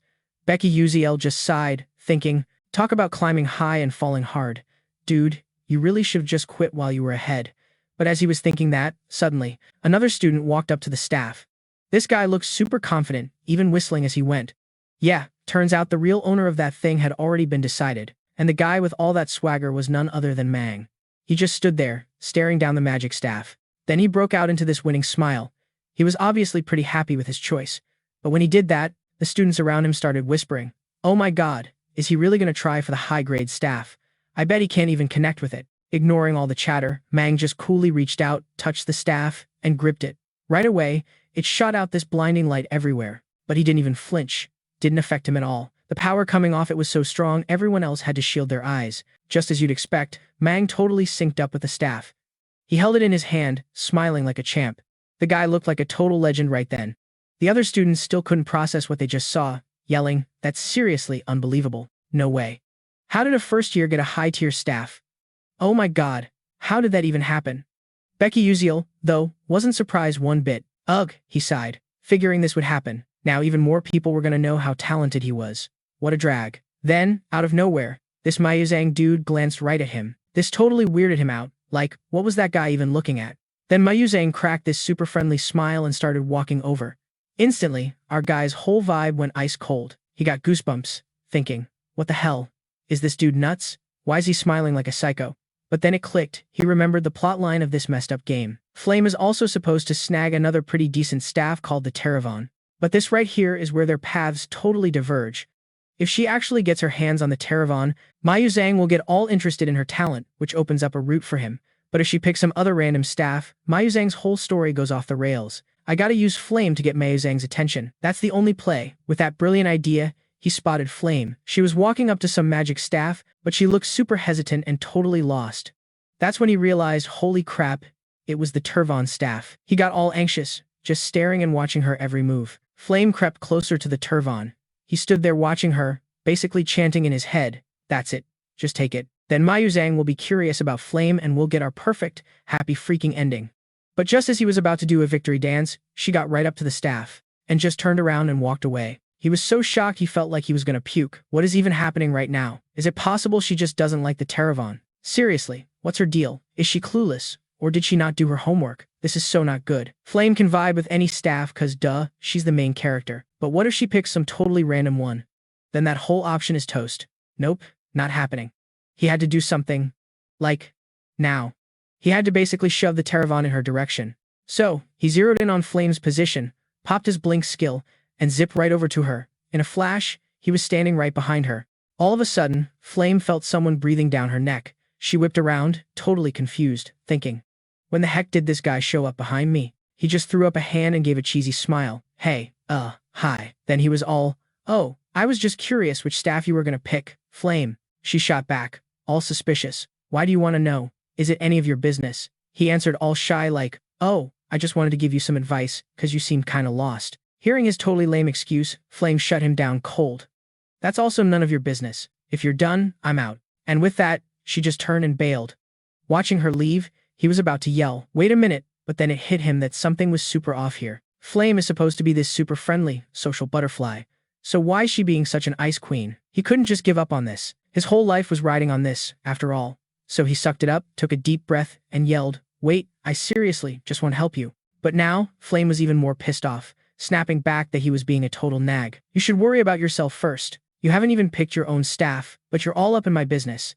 But our boy wasn't giving up. He kept going, "Oh, but I feel like there's a staff that's, like, perfect for you." Flame heard this and just lost it, yelling, "Are you trying to tell me what to do? What the hell do you know about staffs?" Faced with that kind of rage, he started to hesitate, thinking to himself, what's her deal? Did I mess up? Or maybe she just can't be bothered with a nobody's side character like me. He stammered out, well, actually, I've heard a ton about you. You don't think you could handle that staff, the Terravon, do you?" Flame just looked confused. Seeing she had finally chilled out, he got this sly little smirk on his face and said, "Yeah, that's the one. That's exactly it." Then suddenly, a crazy noise made his smirk disappear. A massive explosion went off, and you could feel this insane power blasting everywhere. It scared the crap out of him. He broke out in a cold sweat. His eyes were wide open. Then, out of nowhere, a magic staff flew right into his hand. He squinted at it, like, what is this thing? He took a closer look at the staff. A second later, all the color drained from his face. Why the hell was it in his hand? Flame was supposed to be the one to get it. Crap. At this point, the guy was totally speechless, with no idea how to explain this mess. You could totally see how embarrassed he was. Meanwhile, so Flame just, spaced for a second, totally zoned out. Then she cracks this sketchy, squinty-eyed smile and is all, well then. Beckuziel saw that psycho vibe and it totally gave him the creeps. He was literally shaking when he answered, it's nothing. But deep down, he was already freaking out about his future. So yeah, it's over. My life is officially trashed. At this rate, even trying to lay low is, completely impossible now. So, that whole inheritance disaster ended, but the drama is apparently still a thing. Later, on campus, Flame was just wandering behind some group of trainees, and of course, she overhears these two dudes in front of her gossiping. One of them goes, "Yo, you hear the latest tea? This year, 2 students got the high-level episode staff." The other guy is shook. For real? To date, only 5 people have ever pulled that off. Now there are 2 more? Yeah, man. But it's super weird. One of the 2 only used Blink in the magic test. Blink is baby's first magic spell, so how'd that even happen? My parents used to say Blink was some kind of rare magic. This is so messed up, right? Their convo got Flame thinking, cause honestly, she didn't get it either. After a bit, Flame made it to the study hall. The whole vibe in there was actually chill for once, and she was just like, ugh, finally, some peace. All day long, everywhere I go, I just hear people whispering about that whole situation. The news that 2 noobs got the high-level staff is literally everywhere, but I still have no freaking clue who he is. Why was he times the one to get the Turvan staff? I swear, I read the original novel 3 times before getting yeeted here, and this Beckuziel character was never even mentioned. They say no one can claim Turvan, but this rando connects with it like it's nothing. Nah, he's totally doing it on purpose to show off in front of me. Whatever, I'm over it. Stressing about it now is pointless. Then, out of nowhere, someone yells out, "Flame, you hitting the books too?" Hearing her name, she turned around, plastered on a big fake smile, and answered all cheerfully, "These kids are so weird. Do I look like some kind of nerd to you?" The blonde girl kept at it. "You never, say you're bored and then just decide to study." Flame just awkwardly mumbled, "Oh, no, not at all." Some other girl standing there pipes up, "But Flame, why do you call us kids? We're, the same age, right?" Flame had to cook up some lame excuse to shut them up. I guess it's just a habit. Where I'm from, people always said I was an old soul." Heh. But for real, she knew she was literally living in a novel, so there was no way she could act like some immature brat. Another voice cut in, "So, you flying solo to study today?" Looking over, she saw this cute redhead and had a moment of, wait, is that Jackie? Her style was surprisingly like her own, she thought, but still answered all chipper, "Oh, nah, there's that episode meeting coming up, so I'm gonna hit that. Anyway, I gotta bounce, we'll grab drinks next time or whatever." Without saying another word, Flame just dipped, turning away real fast but not forgetting to throw up a wave and a quick, later. A second ago, she was all sunshine and rainbows, but now she was back to her default Ice Queen mode. In that moment, she just thought that for a legit adult like her, going back to being a student is a total drag. She was so lost in her own stupid thoughts, she wasn't watching where she was going. Next thing she knew, she slammed right into someone. She grabbed her head, groaning. Ouch. Okay. That actually hurt. Suddenly, the person she crashed into spoke. Hearing his warm voice, she was kinda shocked and looked up. "Hey, Flame, was that you?" The guy immediately asked. "You good? What were you thinking about?" "Running around like a maniac," Flame just replied. I'm fine." He looked at her for a second, then asked again, "You don't look fine. Is something up?" Hearing him actually sound concerned, Flame's eyes totally lit up. He was actually worried about her. She got all shy and was like, "No, not at all." Hearing that, the guy just switched gears. "Well, good you're okay then. You're heading to study too, right?" "Yeah. That's the plan." "You heading to the senior level training room?" "Gotta train daily. Can't be a slacker, you're super dedicated." Hey, stop it." "Oh, for real?" So they just went back and forth, bickering like a couple of idiots. After that, the guy just clammed up, staring at Flame with this goofy, affectionate smile on his face. He waved a hand in front of her and said, "All right, I'm out." Later, he just says in dips, leaving Flame totally confused. She was daydreaming about some romantic scene, but nope. Total letdown. Flame was kind of bummed, so she just turned and walked off, thinking, ugh, what a boring dude. But then, her eyes go wide cause, get this, from behind a door. The girl with the purple hair was still totally spying on her. Seeing that, Flame, raised her hand and waved, but her so-called friend just stared blankly and bounced. So lame. Flame's like, okay, that was weird. But then she figures it's getting late. Not worth chasing after some random stalker. After a minute, she finally makes it to the study hall. Standing there, she's thinking, right, the special extra credit meeting. As far as I remember, in the OG story, Asil and Bayan are both supposed to be here. I'm so ready to see the main girl and the villainess throw down. This is gonna be good. So, like, a second later, she opens the door and walks in.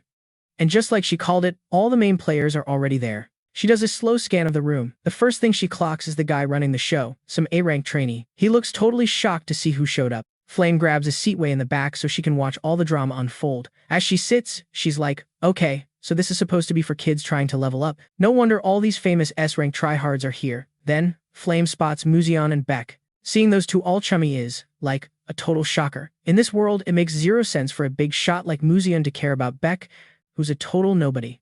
Flame's thinking this can't be random, and it was also super sus that Beck couldn't answer any questions except for those 3 impossible ones. It's like, maybe from the jump, Beck already knew that if he aced those specific questions, he'd for sure hit S rank. And if he actually knew the future, then what he did back then was seriously messed up. Meanwhile, over here, Beck is sighing, probably wishing everyone would just leave him alone. But Muzion is the total opposite, of course. He's got this annoying grin and asks Beck, "Yo, Beck, what are you even doing here? With your skills, you're way too good for a remedial class like this. Or is there some, like, secret reason?" Beck forces a smile and is like, no reason, man. Just wanted to see what was up. But let's be real, he's totally lying. The dude was pretty much forced to be here because his scores were trash. He gives the guy a tired look, wondering why he's so obsessed with him. Just then, someone yells, "All right, settle down, people. Let's cut the chatter. Today, we're going over the problems from that last ranking test. And as you all know, that test was a total nightmare. So bad that even the upperclassmen called those 3 problems the hell questions. And I'm gonna break it all down for you guys." Yeah, he says that, but inside he's totally freaking out. He has no clue why all these big-name students are in his little study group. His whole plan was just to look good by helping all the clueless kids in this class. Then, an idea pops into Kyle's head. He shoots a look at Beck and thinks for a sec. Wait, this is my chance. I heard this Beck dude bombed the entrance exam. Like, got the worst score ever. So all I gotta do is show everyone how much smarter I am than him. And with that thought, Kyle's feeling super smug. He's like, okay, listen up, everyone. Now, I'm gonna walk you through the first problem. Then the dude starts writing on the board, all professor-like. See, this question is basically a trick, meant to mess you up. First, you gotta do this. And whatever.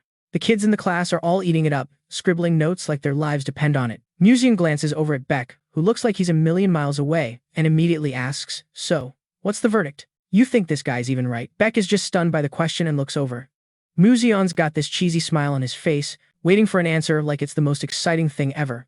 Faced with this super weird vibe, Beck goes pale, thinking, what the heck is happening? Is he for real asking if I think that dude knows what he's talking about?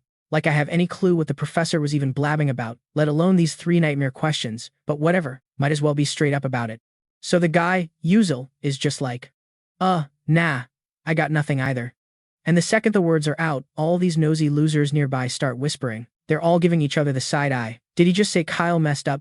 It was so obvious those two were just trying to drag Uzel's name through the mud, probably because everyone knows he barely scraped by on the entrance exam. Meanwhile, Kyle, who's been all laser-focused on the board, hears the whole thing and just freezes. He looks super ticked off, grinding his teeth and junk. And Uzel's like, wait a sec, sensing the vibe was totally off.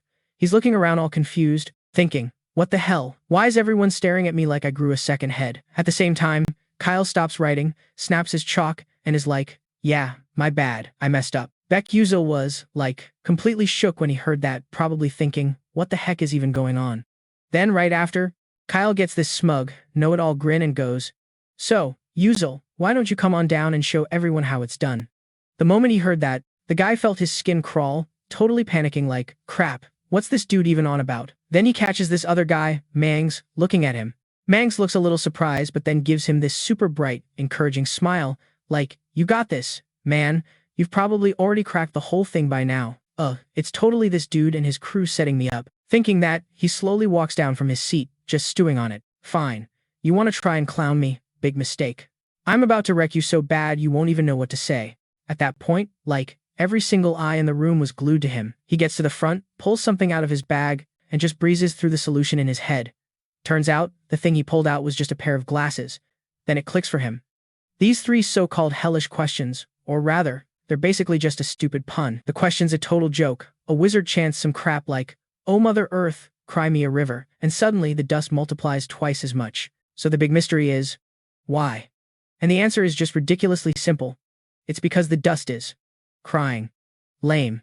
It's just them separating or whatever. Yuzo puts his hand to his head, thinking, what kind of loser has the time to dream up this stupid question? It was completely absurd to him. But here, it was treated like some major, brain-busting problem. Anyway, Kyle wasn't even treating it like a normal math problem. He was all wrapped up in this idea of making dust cry for other dust?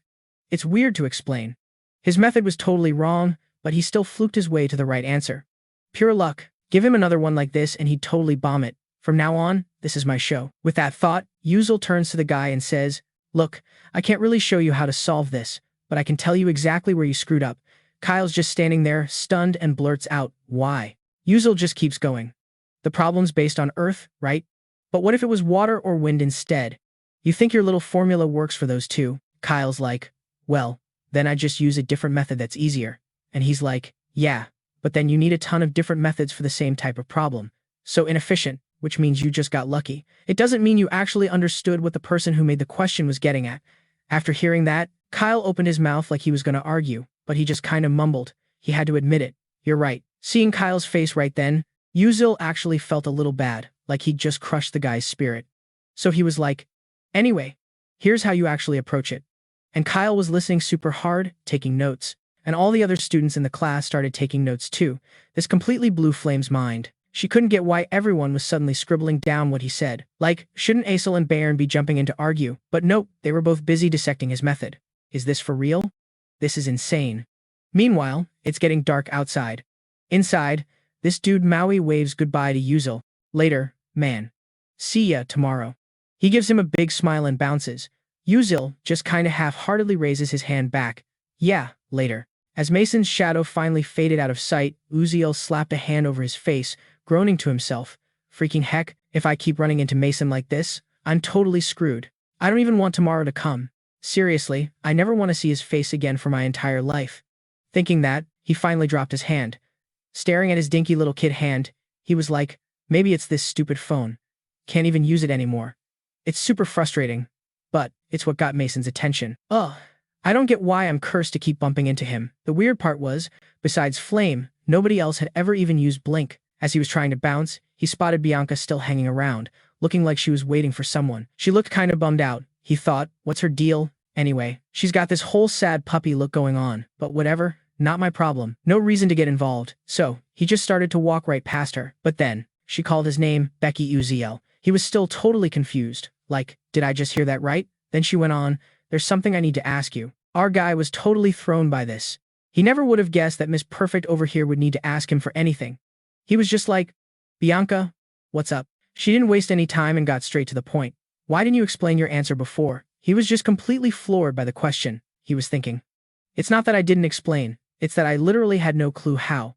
Like, how are you supposed to explain a question that doesn't even have an answer? She's probably got this all twisted. He just kinda awkwardly scratched his head and mumbled.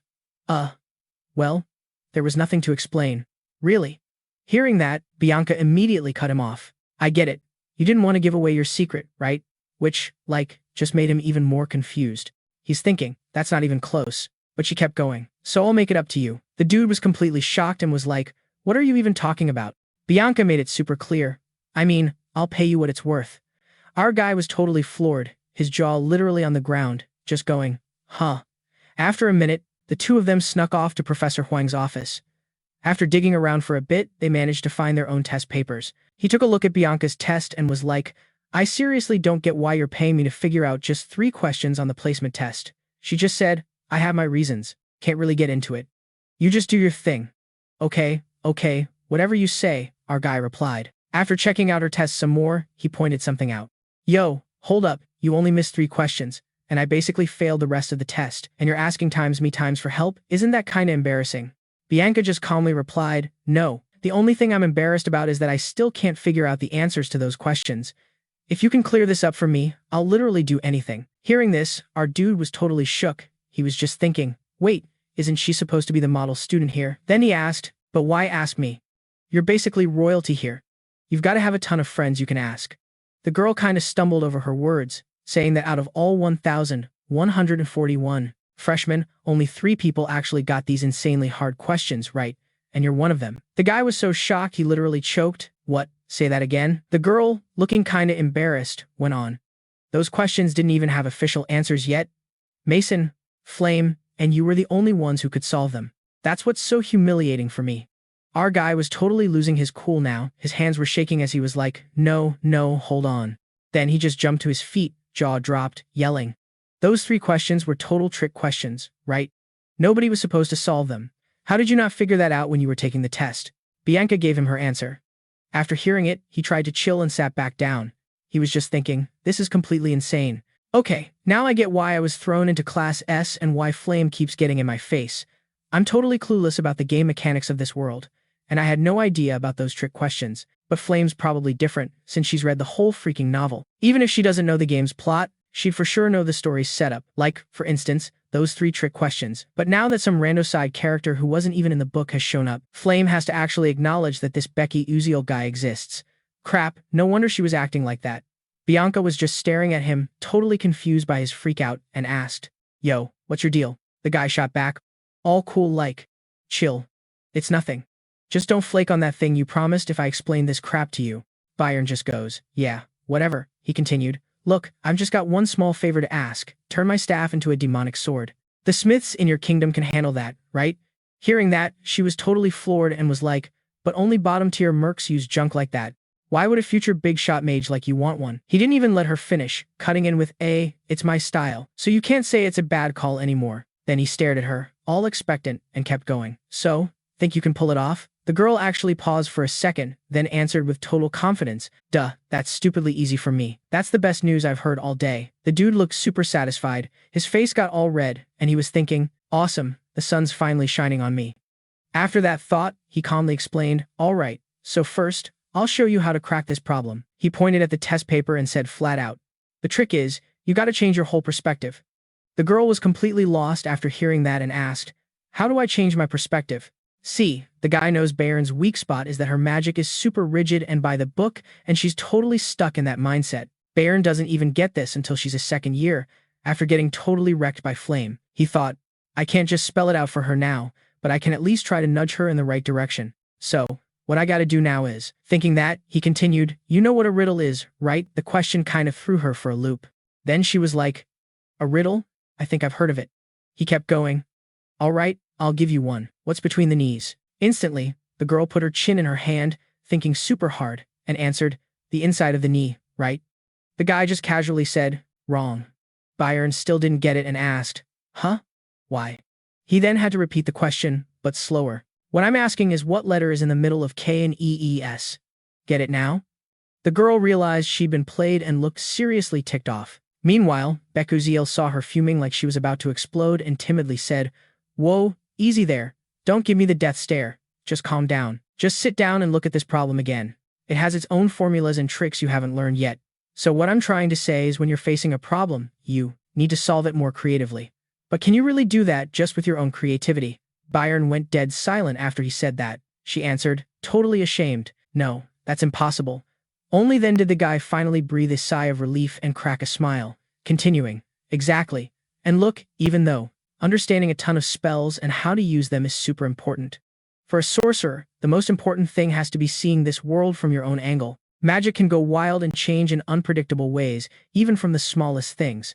But on the other hand, you only think about the stuff you've seen or read in some dusty old book. That's all just unrealistic theory. Magic isn't just about memorizing stuff and casting spells. You're probably way better than me at analyzing and assessing things, but you're missing the most important thing a sorcerer needs, and that's creativity. After that long lecture from Beckuziel, Bayern went quiet again. She was thinking over every single word he'd said, unable to argue or keep her cool. Her hands started to shake. She was totally spiraling into a pit of despair. The guy, seeing how serious she looked, started sweating buckets. He rubbed his head all shyly, saying, you get what I just said, right? Even though it all sounded kinda complicated and out there, Byron answered with total confidence, of course, I understand. The dude just gave a lame smile to play it off, thinking, this is actually hilarious. I don't even understand what I just said. Then he got serious again. Good. I'm glad you get it. So, let's get started. I'll ask you, what does a man say to his horse when he's putting it to bed? After hearing that, she looked a little confused. A second later, she put her hand on her chin, thinking hard. What does a man say to his horse when putting it to bed? She thought and thought but couldn't come up with anything, then said sadly, I have no idea either. The guy then started to explain, dude, the answer's a no-brainer. It's time to crash. Then he just kept hitting her with more lame questions. Why don't they even try harder? Probably, because they're always just laying around when they're supposed to be working. So, what if rock and paper were in a race? I don't know either.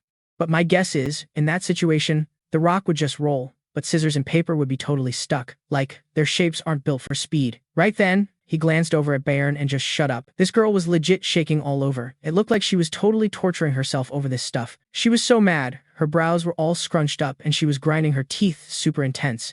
Seeing her vibe, the guy got chills, thinking, whoa, what's her deal? She looked like she was about to completely lose it any second. I had to, psych myself up to ask just one more. What does the cloud say to the ocean when it rains? She was focusing hard, thinking, and giving herself a little pep talk, like, come on, I got this. Trying to chill out, after a total mental battle, she mumbled, I'm falling for you. Hearing that, I was actually surprised and was like, whoa, you actually got it right. She finally nailed one and got some props for it. On the inside, she was totally losing it with happiness, and it was written all over her face. Byron was literally glowing, her eyes all sparkly and hyped, and seeing her like that completely threw me for a loop. It was the first time I'd ever seen her smile, not in the game, not in this world, nothing. So I kinda got caught up in it too, smirking and hitting her back with, totally, what you'd expect from a princess. Your brain's just on a whole other level, for real. She got all red from my over-the-top compliment, trying to play it cool, and was like, okay, whatever, that's enough. Just give me the next one. I just grinned and shot back, yeah, you got it. Alright, so the next one is. And we just kept going like that, till it got super dark. Outside on campus, there were still a few kids hanging around, just talking or whatever. That's when I finally dipped, heading home by myself, looking completely wrecked with these massive bags under my eyes. I let out this huge sigh, thinking, man, I'm such an idiot. Wasted a solid 3 hours just messing with Bayern with lame riddles. Bet she won't even remember a thing I said. But for real, that girl Bayern is going to be some crazy powerful witch someday. She's definitely got the brains for it. The thing is, though, her biggest flaw is that she's so stuck in her ways, super rigid. If I'm going to use that to mess with her, even though she's the villain, why do I feel so bogus about it? Whatever. I gotta get Tyrone leveled up into a sword mage, as soon as possible, so I need to be doing way more than this. Ugh. This isn't like my old self who could just solo everything, but who cares? No use overthinking it and giving myself a migraine. I should just bounce and find the books I need for my next classes. After a bit, I got to this one spot. I'm looking all over for something and thinking to myself, nah, it's gotta be around here. My memory isn't that fried, is it? Then, boom, my eyes lit up and I was like, there it is. This is totally the spot. And right in front of me is this beat-up, ancient-looking house. Inside, the whole place is just caked in dust and spiderwebs. I walk in, take a look around, and think, damn, this place is a real dump. I spot the owner and I'm like, but I know the deal here. This dude has this weird thing where he pretends to be asleep but he's actually spying on everyone. If I'm not tripping, this sketchy, no-name bookstore is where Mila's notebook is stashed. That guy was the top grad from Stella Academy 10 years back. If this was me back in the day, I could have just clicked my screen and seen it instantly. But in this world, you need actual, physical books to learn anything. Plus, whatever you study directly impacts your level ups. At first, I was hitting up all the famous bookstores, but then I figured out all the good stuff is hidden in these janky shops with no signs or street cred. With that in mind, I pushed deeper into the store and started hunting. As I'm walking, I'm getting pretty stoked, thinking that grinding magic engineering with Mila's notes is going to be sick. I'd for sure ace everything, but honestly, I could probably get decent grades just by wearing those dorky glasses. Still, maybe I'll find some kind of secret formula or something. So, out of nowhere, his eyes land on this green book just chillin' in the corner of the cabinet. He's like, yes, this is totally what I was looking for. He reaches out to grab it, but at the exact same time, some other person's hand goes for it too. Then they just, lock eyes, and he's totally shocked. Aisel, for real. He blurts out. She's all confused, huh. How do you even know my name? The guy answers, duh, you're basically famous. And right then, it starts to click for her when he adds, oh, I remember now. You're in that supplement group too. You gotta be Beckuziel. After she said that, our guy felt kind of bummed, thinking, wow, she seriously doesn't remember us meeting before we even got to this lame academy. She kept going, I actually thought that debate was sick. Sucks you couldn't nail all the answers, though. Then it hits him that Aisel couldn't figure out that junk either. Anyway, whatever, nice to meet you. Then she just gives him the cold shoulder and bounces. He was a little thrown by her attitude, but the main thing was, thank God the book was still there. He grabs it, then glances back at Assel, thinking, what's she even doing in a place like this? She was still looking through the shelves, but she totally looked like she couldn't afford anything. It was super obvious because she kept checking the price on every book she even thought about buying. After seeing the price, she'd just sigh, all defeated, and put the book back. That's the move that made Beckuziel actually pay attention. He figured it out right then and there. This bookstore was basically a thrift shop for books, so it was full of broke students like him. For someone like Asel, from a family that totally crashed and burned, this was the only place she could go. Her dad probably got taken out by some dark demon squad losers. He suddenly felt kinda bad for her. It was a seriously messed up situation. Some princess having to dig through old books and stress about the price tags. Oof. On top of that, he knew from the original story that Asel's ending was a total train wreck. She gets wiped out before Flame, the dude who's supposed to be the actual main character, even gets going. You could say Asel drew the shortest stick in the whole game. Thinking about this, he'd already found a stack of books he wanted. They looked super thick and heavy. He slammed them on the counter and said, "Yo, I'm paying." At that same moment, Asel walks up to the checkout and just stares at the mountain of books he picked. Standing there next to him, all she could do was wish. She looked pretty shocked he was buying so many. Even the shopkeeper was like, "You want all of these?" Our guy just nodded and kinda glanced over at Asel. She was looking super down, so he asked, "You good?" She just shrugged and said, "Guess you're like me and only pick the good stuff." The guy felt a little awkward, not sure if she was dissing him or what. He just shot back. "Which ones?" Asel went on. "All of them. Why are you reading about advanced ceiling theory? That's some ancient, dusty art that needs a ton of crap to even work. So now that alchemists and magic engineers are way more advanced, nobody even bothers with it anymore." He immediately replied, "Oh, you mean this blink stuff? It's pretty much useless." After hearing that, she looked at him like he was a total psycho for picking them and said, "So, you actually know it's garbage." He played it cool. "Of course. That's the whole reason I'm getting it." Hearing this, her eyes went wide and she was like, "Huh. What?" The dude hugged the stack of books and smirked, "Because everyone thinks exactly like you. It makes getting a high score in this class a total joke. Alright, I'm out, later." As he walked off, he was thinking to himself, "Totally satisfied, just like I thought. Barely anyone wants to study Lamos ceiling theory, but that's the whole point. I'll have to do less work, and it'll be way easier to get a good grade than in other classes. Yeah, with just these books, this semester is going to be a piece of cake." Then he just left, leaving Asel completely floored. The girl was confused, and even though she wanted to ask more, her pride was being a total jerk and wouldn't let her speak. Scene changed to the next day at Stella Academy. Asel's nervously walking down the hall. It was the first class on void theory, and her first class at the academy, period. She suddenly thought, well, if it's an easy grade like that guy said, maybe it won't be a total drag. So she rolls up to class. Place is already kinda packed. She just grabs a random empty seat and crashes, and ends up eavesdropping on these kids next to her, like, "Wait, you're in this nihilism class too? Oh, I think I'm totally screwed. I only signed up because I heard it was an easy A, but I guess everyone heard that. Now, all the brainiacs are here, and we're toast." After hearing that little bomb drop, Asel just lets out this huge sigh, figuring she's out of luck and will just have to try hard in some other class. Whatever. Soon enough, the lecture's over and everyone bolts. Everyone looks totally drained, moaning to each other, "Ugh, my butt's asleep.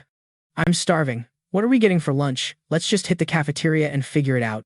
Meanwhile, Asel's just kinda trailing behind them, totally alone. She sighs, all bummed out, thinking, crap, what am I even gonna do now? But it's like impossible to get a scholarship if I take that times class. Then her stomach basically roars. She's so hungry. She's clutching her wallet, debating if she should just go eat already. Okay, let's see. I've only got 60 meal tickets for the whole term. Guess it's bread for me today. Then suddenly, her eyes go wide, 'cause she spots something. Turns out, on her way to the cafeteria, she walks past this random classroom, and she recognizes this dude, Beckuziel, who's kinda familiar. He's just sitting in there. At first, she's like, what's he doing here? But then she sees the professor talking and realizes, oh, this must be his class. The weird thing is, the class is practically empty. And get this, it looks like it's full of all the slackers with bad grades. She's thinking, this professor's probably about to get canned. But then, a light bulb goes off. If she signed up for this times class, she could totally ace it without even trying and save all her energy for the classes she actually needs for her scholarship. Hold up, though. Maybe that Beckuziel guy already knew this was a blow-off class. Ugh, no way. Did he seriously plan this out just to cruise by? Nah, that's crazy. What am I even thinking? It's gotta be a coincidence. With that thought, she just dips. Scene change to the next morning, sun's already way up. Somewhere, a bunch of students are pretending to listen to a lecture. The teacher's like, alright, I'm sure you all know where magic comes from, right? Some ancient mage in a white robe supposedly spread magic all over. Humans and other races learned to use it, blah blah blah. The professor droning on is this guy named Lane. He's some kind of expert on the moon deity or whatever. He keeps going, saying the mage taught elves nature, magic, and dwarves material magic, and humans got stuck with elemental magic. Then he just rambles on and on with this super complicated, boring lecture. Our main character is just sitting there, completely clueless. He's silently thinking, am I really going to survive 3 years of this? In the game, I could have skipped this entire info dump with one click. But wait, this lecture is actually, like, super important. It might have clues about the true ending. And yeah, this is all just him guessing, of course. Then out of nowhere, he realizes the person next to him looks kind of familiar. He turns his head and is, like, totally shocked. Asshole is in this class. Since when? I don't remember any main character showing up in this class. This is totally off script. The professor is still going on about how humans weren't satisfied with just elemental magic. Mages apparently went all over the world, spying on other races to learn their magic, but they were still greedy for more and hit a dead end. So the original mage just left behind 12 divine moons and then peaced out, completely vanished. So, does anyone know about these 12 divine moons? A clear voice cuts through the silence. People say they're divine guardians that kept the balance of power on the continent. And who is it? None other than Assel. She adds, I also heard they were hidden everywhere and were on duty until like 1,000 years ago. The teacher looks pretty impressed by her answer. He's like, oh, yeah, that's right. They have this special power that protects the whole continent. For example, take the divine moon for summer. The 6th moon is the red summer moon, and it's got this blazing red flame. And they say this flame literally never goes out. Like, if you go to the bottom of the Alamanca Sea, you can still see it burning. So if any of you are feeling adventurous, you can check it out. When he heard that, the dude totally thought he was hearing things and was like, crap, is this teacher for real? Any living thing that steps foot in the Alamanca Sea King's territory, they're instantly toast. Up at the front, the teacher was still going on, all hyped up. This is Bevian, some massive whirlpool in the ocean that got flash frozen by the 12th moon, the blue winter. So yeah, each of these divine moons has its own special juice, but when they team up, miracles happen. Some kid in the class actually raised their hand and asked, yo, teach, what kind of miracle? The teacher got all serious and was like, nobody actually knows. They all apparently went night-night 1,000 years ago. Right then, our guy was thinking the teacher actually had a point. I mean, I ran into a few of those divine moons when I was grinding the game, but I only ever saw 5 of them during the limited time events. And that's just from what I've heard from other players. No other gamer has found more of them than me. If I'm right, the 12 divine moons are totally connected to the true ending, because nobody has found that thing in the last 10 years. The answer has to be buried in the secret content. I had to risk it all, like, a bunch of times just to lay eyes on 5 of those moons. But whatever. If that's what it takes to see the true ending, bring it on. I'll just start over from scratch. Meanwhile, at some other outdoor class, a massive fireball was hurtling toward a dummy. This gorgeous woman in a red dress was standing there and said, power isn't everything. Who cares how strong your attack is if you can't even hit anything with it? It's totally useless. This chick is Professor Hong Yil, the fire class instructor. The professor was just walking around, watching the students try to put all that boring theory into practice. Suddenly, she got a feeling something big was about to go down. And like, right then, this insane fiery blast shot straight for the dummy. And then boom, a huge explosion went off. The professor looked over at where it came from, seeming pretty pleased. But then, her jaw totally dropped, because after that massive explosion, the smoke started to clear. The dummy wasn't just unscorched, it was perfectly fine. Professor Hong Yale looked at the scene, totally bummed out, and was like, and that's the reality of it, Bayan. Hearing her name, the girl started shaking. Bayan just slumped down to take a break, her face a total mask of disappointment, thinking to herself that she'd let her mom down again. Her mother would be so mad. Then, out of nowhere, a voice called out, Princess. She looked up and saw a friend with cute red hair and 2 braids. The girl was smiling so hard her eyes were squeezed shut, asking, you good? Then she plopped down next to Bayan and kept going. Don't be so down. You looked amazing out there, Princess. Bayan just shot back, all monotone. What are you even talking about? So what if my magic was way stronger than yours? It's useless. I didn't even hit the target. The other girl was like, but your magic is seriously incredible. It's super sick. Honestly, I've known you since we were little. Hearing that, it clicked for Bayan. This girl's a fire mage, just like her. Her name's Arswan or something. She was pretty sure she'd heard it before. People were always gassing up some new fire mage prodigy, but even so, it's nothing compared to my magic. Thinking that, Bayan blurted out, It's insane that her aim is that on point. The girl got all shy and was like, but if I practice more, how can I ever compare to you? Bayan just jumped to her feet and said, yeah, well, that's only good enough for this week. Anyway, talking to you made me feel a little less crappy. Later, after saying that, Bayan just bounced, leaving the girl with the braids sitting there completely stunned. The scene changes to some castle that looks super neat and tidy. Bayan's there too, but she looks totally exhausted. Just then, a voice called out, Princess. A tough-looking woman was standing respectfully behind her. She went on, welcome back, madam. And this is Bayan's personal guard, named J. Terran. Madam, we've prepared some warm tea and sweets for you. Bayan just replied, thanks. J. Terran continued, about that magic staff you gave me to tune up earlier, it's seriously good. They say it can create a high-level magic sword. Bayan was listening while munching on a cake, looking pretty doubtful, and just said, is that right? J. Terran kept going. However, there are a few problems.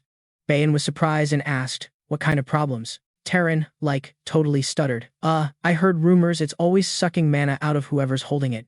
Hearing that, Bayan just stared, completely floored. Then she shot up, whipped her head around, and panicked. What? Isn't that some kind of cursed item?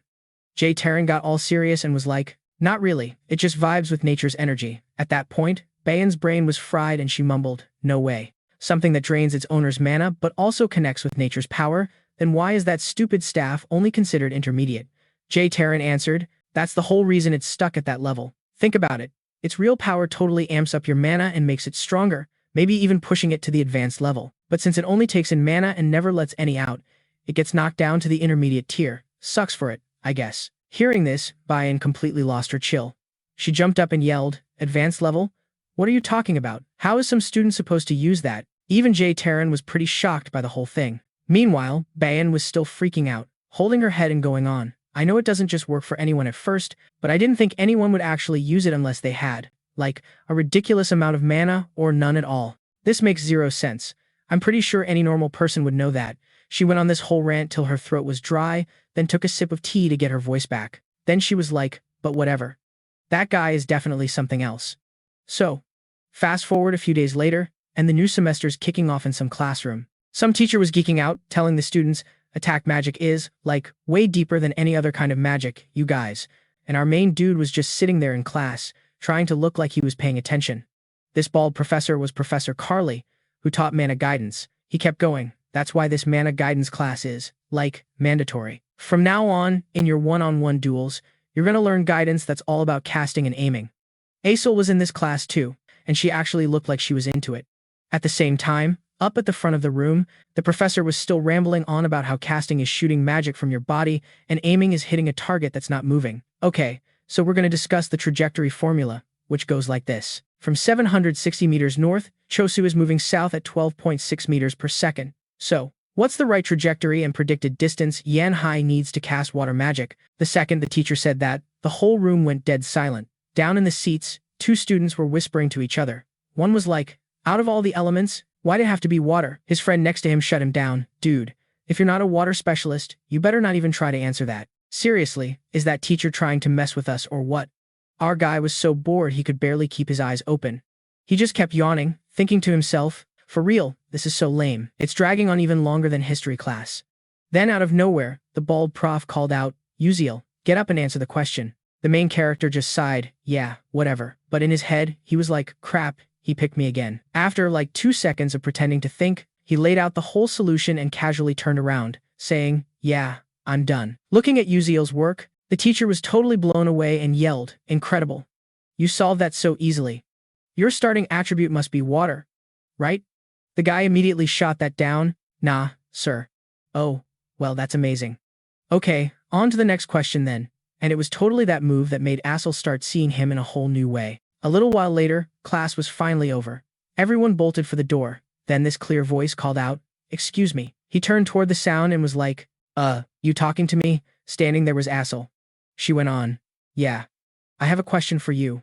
Then she started thinking to herself that she'd been wondering about Uziel while watching him. It wasn't about his rank or whatever, but the fact that he was crazy smart, even compared to the top mages. He solved the professor's problem so fast and didn't even break a sweat. That's actually insane. The question was at least college-level stuff, not something a high school professor could just whip up. Even if Stella is a school full of geniuses, What's the deal with this Uziel kid? At first, I was on the fence, but now I'm sure. This dude totally has a system for picking classes. So, Assel's like, yo, I gotta ask you something. What's your next class? Uziel was, like, totally caught off guard. He just plays it cool and shoots back. Why? You got a crush on me or something? Asel got kinda pissed and was like, what the hell, old man? You think I'm some kind of creep? That's disgusting. Uziel's face went red and he snapped, yeah, asterisk. I'm times the one who's grossed out here, right? But then he's all, wait, I'm a grown-up. What am I even saying? He, like, awkwardly messes with his hair and ears and goes, so, for real, why are you asking? Then Asel gets all serious. I looked up your schedule. It looks like you only picked the easy A classes. I'm not gonna waste time, so I'll just ask straight up. Where'd you get your game plan? Cause this is, like, super important to me. When he heard that, our guy was like, oh, so that's times what this is about. I was wondering what her deal was. Right away, he just, like, waves her off and laughs, saying, haha, what classes? Nah, it's probably just a coincidence. Whatever. If that's it, I'm out. And with that, he just turns and bails. Asel was totally shocked he was being so cold and just blurted out, what? She's watching him walk away, totally not having it, and yells, hey, wait up. But he just kept going, completely ignoring her. So she had to suck it up, swallow her pride, and run after him, yelling, please, wait. This time, the dude actually heard her and stopped. She was totally out of breath and panted, just, hold on a sec. Uziel's like, what now? Why are you stalking me? Go bother someone else with this. There are tons of smart people here, or just copy me. You said you already looked into it, right? Hearing that, Asel kinda stammers, but like anyone taking divination can get an A+, so that's not a big deal. But if I take the same classes as you, it might mess up your grade. And then her whole vibe just got super sad. She felt kinda guilty, like if he didn't get his scholarship because of her, that would be a major L. She was even worrying about his grade in this whole mess. The main character looked at her, all sad, puppy dog-eyed, and thought to himself, man, she's a pain, but I guess she's still the main girl, huh? All of a sudden, she pulls this totally innocent, cute face and goes, so anyway, can you just tell me a good class? One that's an easy A, please, I'm begging you. The guy shot back instantly. You really think that face is gonna work on me? The girl, like, puts her hand on her cheek, touching it all cutesy and acting confused, saying, that's so weird. Usually, my face makes all problems just go away. Yeah, well, that hella confident look is just making me want to barf, he said, totally deadpan. Are you for real? Asel turned beet red, squinting her eyes into a smile as she replied, haha, just kidding. I knew you'd be like that, so I brought something interesting to make it up to you. The dude was just thinking to himself, make it up to me? He was like, seriously? Is this how kids apologize now or something? Just by flapping your gums? Yeah, right. Then, out of nowhere, Asel's like, you know about the seventh magic. Hearing that totally threw him, and he was like, yeah, I've heard of it, he said. She went on, for real? Not a lot of people do, cause it's from some abandoned tower that, like, disappeared, and a bunch of spells keep people away from where it used to be. But there she was, getting super into the story, and then she just stopped, cause she saw Uziel was acting all weird. She sounded worried, asking, wait, what's up with you? You good? Uziel looked like he was totally freaking out when he heard that, grabbing his head and thinking, I'm totally losing it. This is hella important info. It's how Flame gets more influence over the original hero. Plus, Flame knows this stuff from the original story. Asel knows it too, and she's only supposed to tell the Time's actual Time's main character, not some side character like me. Realizing this, he wanted nothing to do with it, so he just waved her away, like, yeah, that sounds like some horror story, right? I'm not into it. It sounds super boring. And then he just dipped.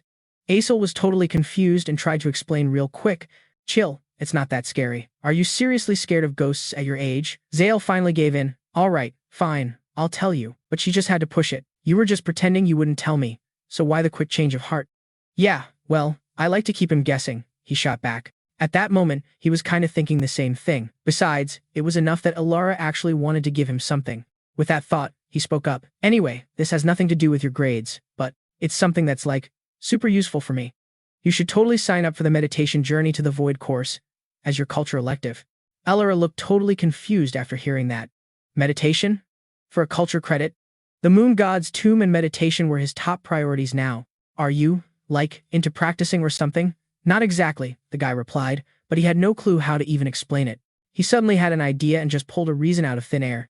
Ah, my master is also a bishop like you, and through meditation, you can totally level up your magic skills. Alara was shocked. Just from meditating, drawing on his 10 years of all-night gaming experience, he laid out his own explanation. Okay, so nobody's figured this out yet. But for bishops who sling around huge, destructive magic, meditation is, like, super important for being precise with all the formulas and equations. But most importantly, it's your mind that controls the magic power. I've never told anyone this, but you're the exception because you're kinda cute. The girl looked totally baffled, not sure if she should believe him, and was like, you literally just called me ugly. But I guess every girl likes hearing that. She flashed a bright smile and continued, anyway, I'm into it, thanks. Even though it's not a class that'll help my grades, I will sign up for it. Zale just shrugged. Your call. Fine, do whatever you want. Having gotten what she wanted, the girl happily took off. Watching her go, Zale felt pretty worried. He wasn't sure if he'd done the right thing, sighing to himself and thinking, great, I told her everything. It kind of freaks me out how the future might change now. But if I just leave her alone, Elora is going to face another tragedy in this world. If meditation can help her, then that would be a good thing. Thinking about this, something clicked in his head. He's a magician too, isn't he? So why hadn't he thought about training until now? In the game, Zale was a total drill sergeant about training, focusing on conditioning, reining in his magic power, and leveling up crazy fast. If this were a game, he could just grind for experience by mashing a button, but now he has to actually do it himself. It feels kinda late, and there are no cutscenes or fetch quests, so I can't just farm more experience. But whatever, I guess I owe Elera. After a while, Zale went back to the Stella Academy dorms. All the students live in the dorm system. In the game, the dorms were just a lame side feature where you could decorate your room, but for Zale, this is his only home since his village got torched. The dorms are also divided by rank, which is super lame. All the rooms are the same size, but the number of roommates you get is based on your rank, and obviously, the S-class snobs get the top floors all to themselves. Our guy is now alone in his room, feeling a bit lonely, but at least he can make the most of it. He sighed to get his head straight. Well, guess it's time to start this grind. Zale started meditating with intense focus, thinking, training stats isn't the most important thing anymore, cause this is reality. I have to get used to using this body. In the game, Zale was a genius who could control sword aura using some infinite, circulating mana pool inside and outside his body. Nobody pays attention to him, so no one has a clue. But Zale Beck is a sword prodigy who totally maxed out his swordsmanship skill. I have to walk that same path all over again. My breath is what controls the mana flow in my body. If I can slowly up the amount of mana I pull in with each breath, I will be able to charge up enough mana in just one go. Skills don't just level up from collecting EXP, you have to keep using the skill to get better, which also means training. So he just focused on that grind for the whole long night. By this point, the clock already said 4 a.m. A new day was breaking. Inside the room, Zale was still at it, his whole body glowing with a sparkling golden light. Suddenly, his eyes shot wide open. He, raised his hands to feel this weird energy zipping through him. He was all like, whoa, this must be what Yuzel's been dealing with since he was a kid with that lame-sounding mana leak syndrome. It was super faint, but whatever, I could still feel it. Then, of course, the system screen popped up with a notification. So predictable. Mana syndrome skill leveled up. Blink skill leveled up. Blah, blah, blah. The dude looked at his stats, all pleased with himself. Kinda smug, honestly. He's like, sweet. One step closer to the finish line. I'm gonna find the true ending no matter what it takes. Anyway, scene change. Now we're somewhere with, actual fresh air for once. It's this huge green field that just goes on forever. And then, surprise, surprise, some rando shows up. Guess this is the so-called romantic space at Stella Academy. Cringe. So Flame's just soaking up the vibe. But then she gets this thought. This grass and wind are totally fake, but it still felt real and, I guess, kinda chill. Turns out the Stella dorm is some pocket dimension thingy built on school grounds.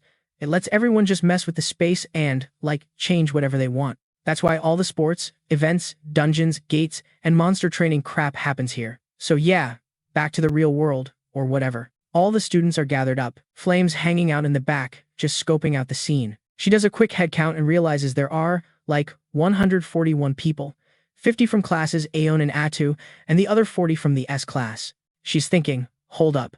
In the novel, S-class was supposed to have 39 kids. She's like, with me, that makes 40. So who's the extra? Then it hits her.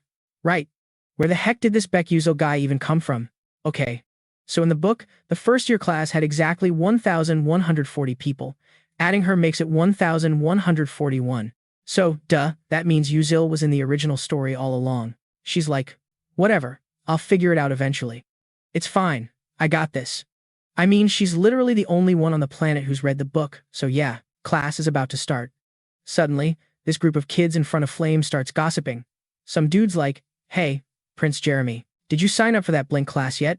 The blondie in the middle, who's obviously the prince they're talking about, looks super smug and answers. Obviously. We even signed up for the Lamo Soft Magic Research class, cause we heard you were in it. He does this fake nice smile, all squinty-eyed, and keeps talking. For real? Dope. Let's help each other out then. Meanwhile, Flame's just watching him, thinking, oh, great, that's Prince Jeremy from the book. He was totally obsessed with this girl, Aisel, but she shot him down. After that, he went all psycho and ended up becoming a full-on villain. He acts all nice and sweet, but every single thing he does is totally planned out. Gotta watch this guy so I don't get dragged into his drama. And just then, Prince Jeremy totally spots Flame.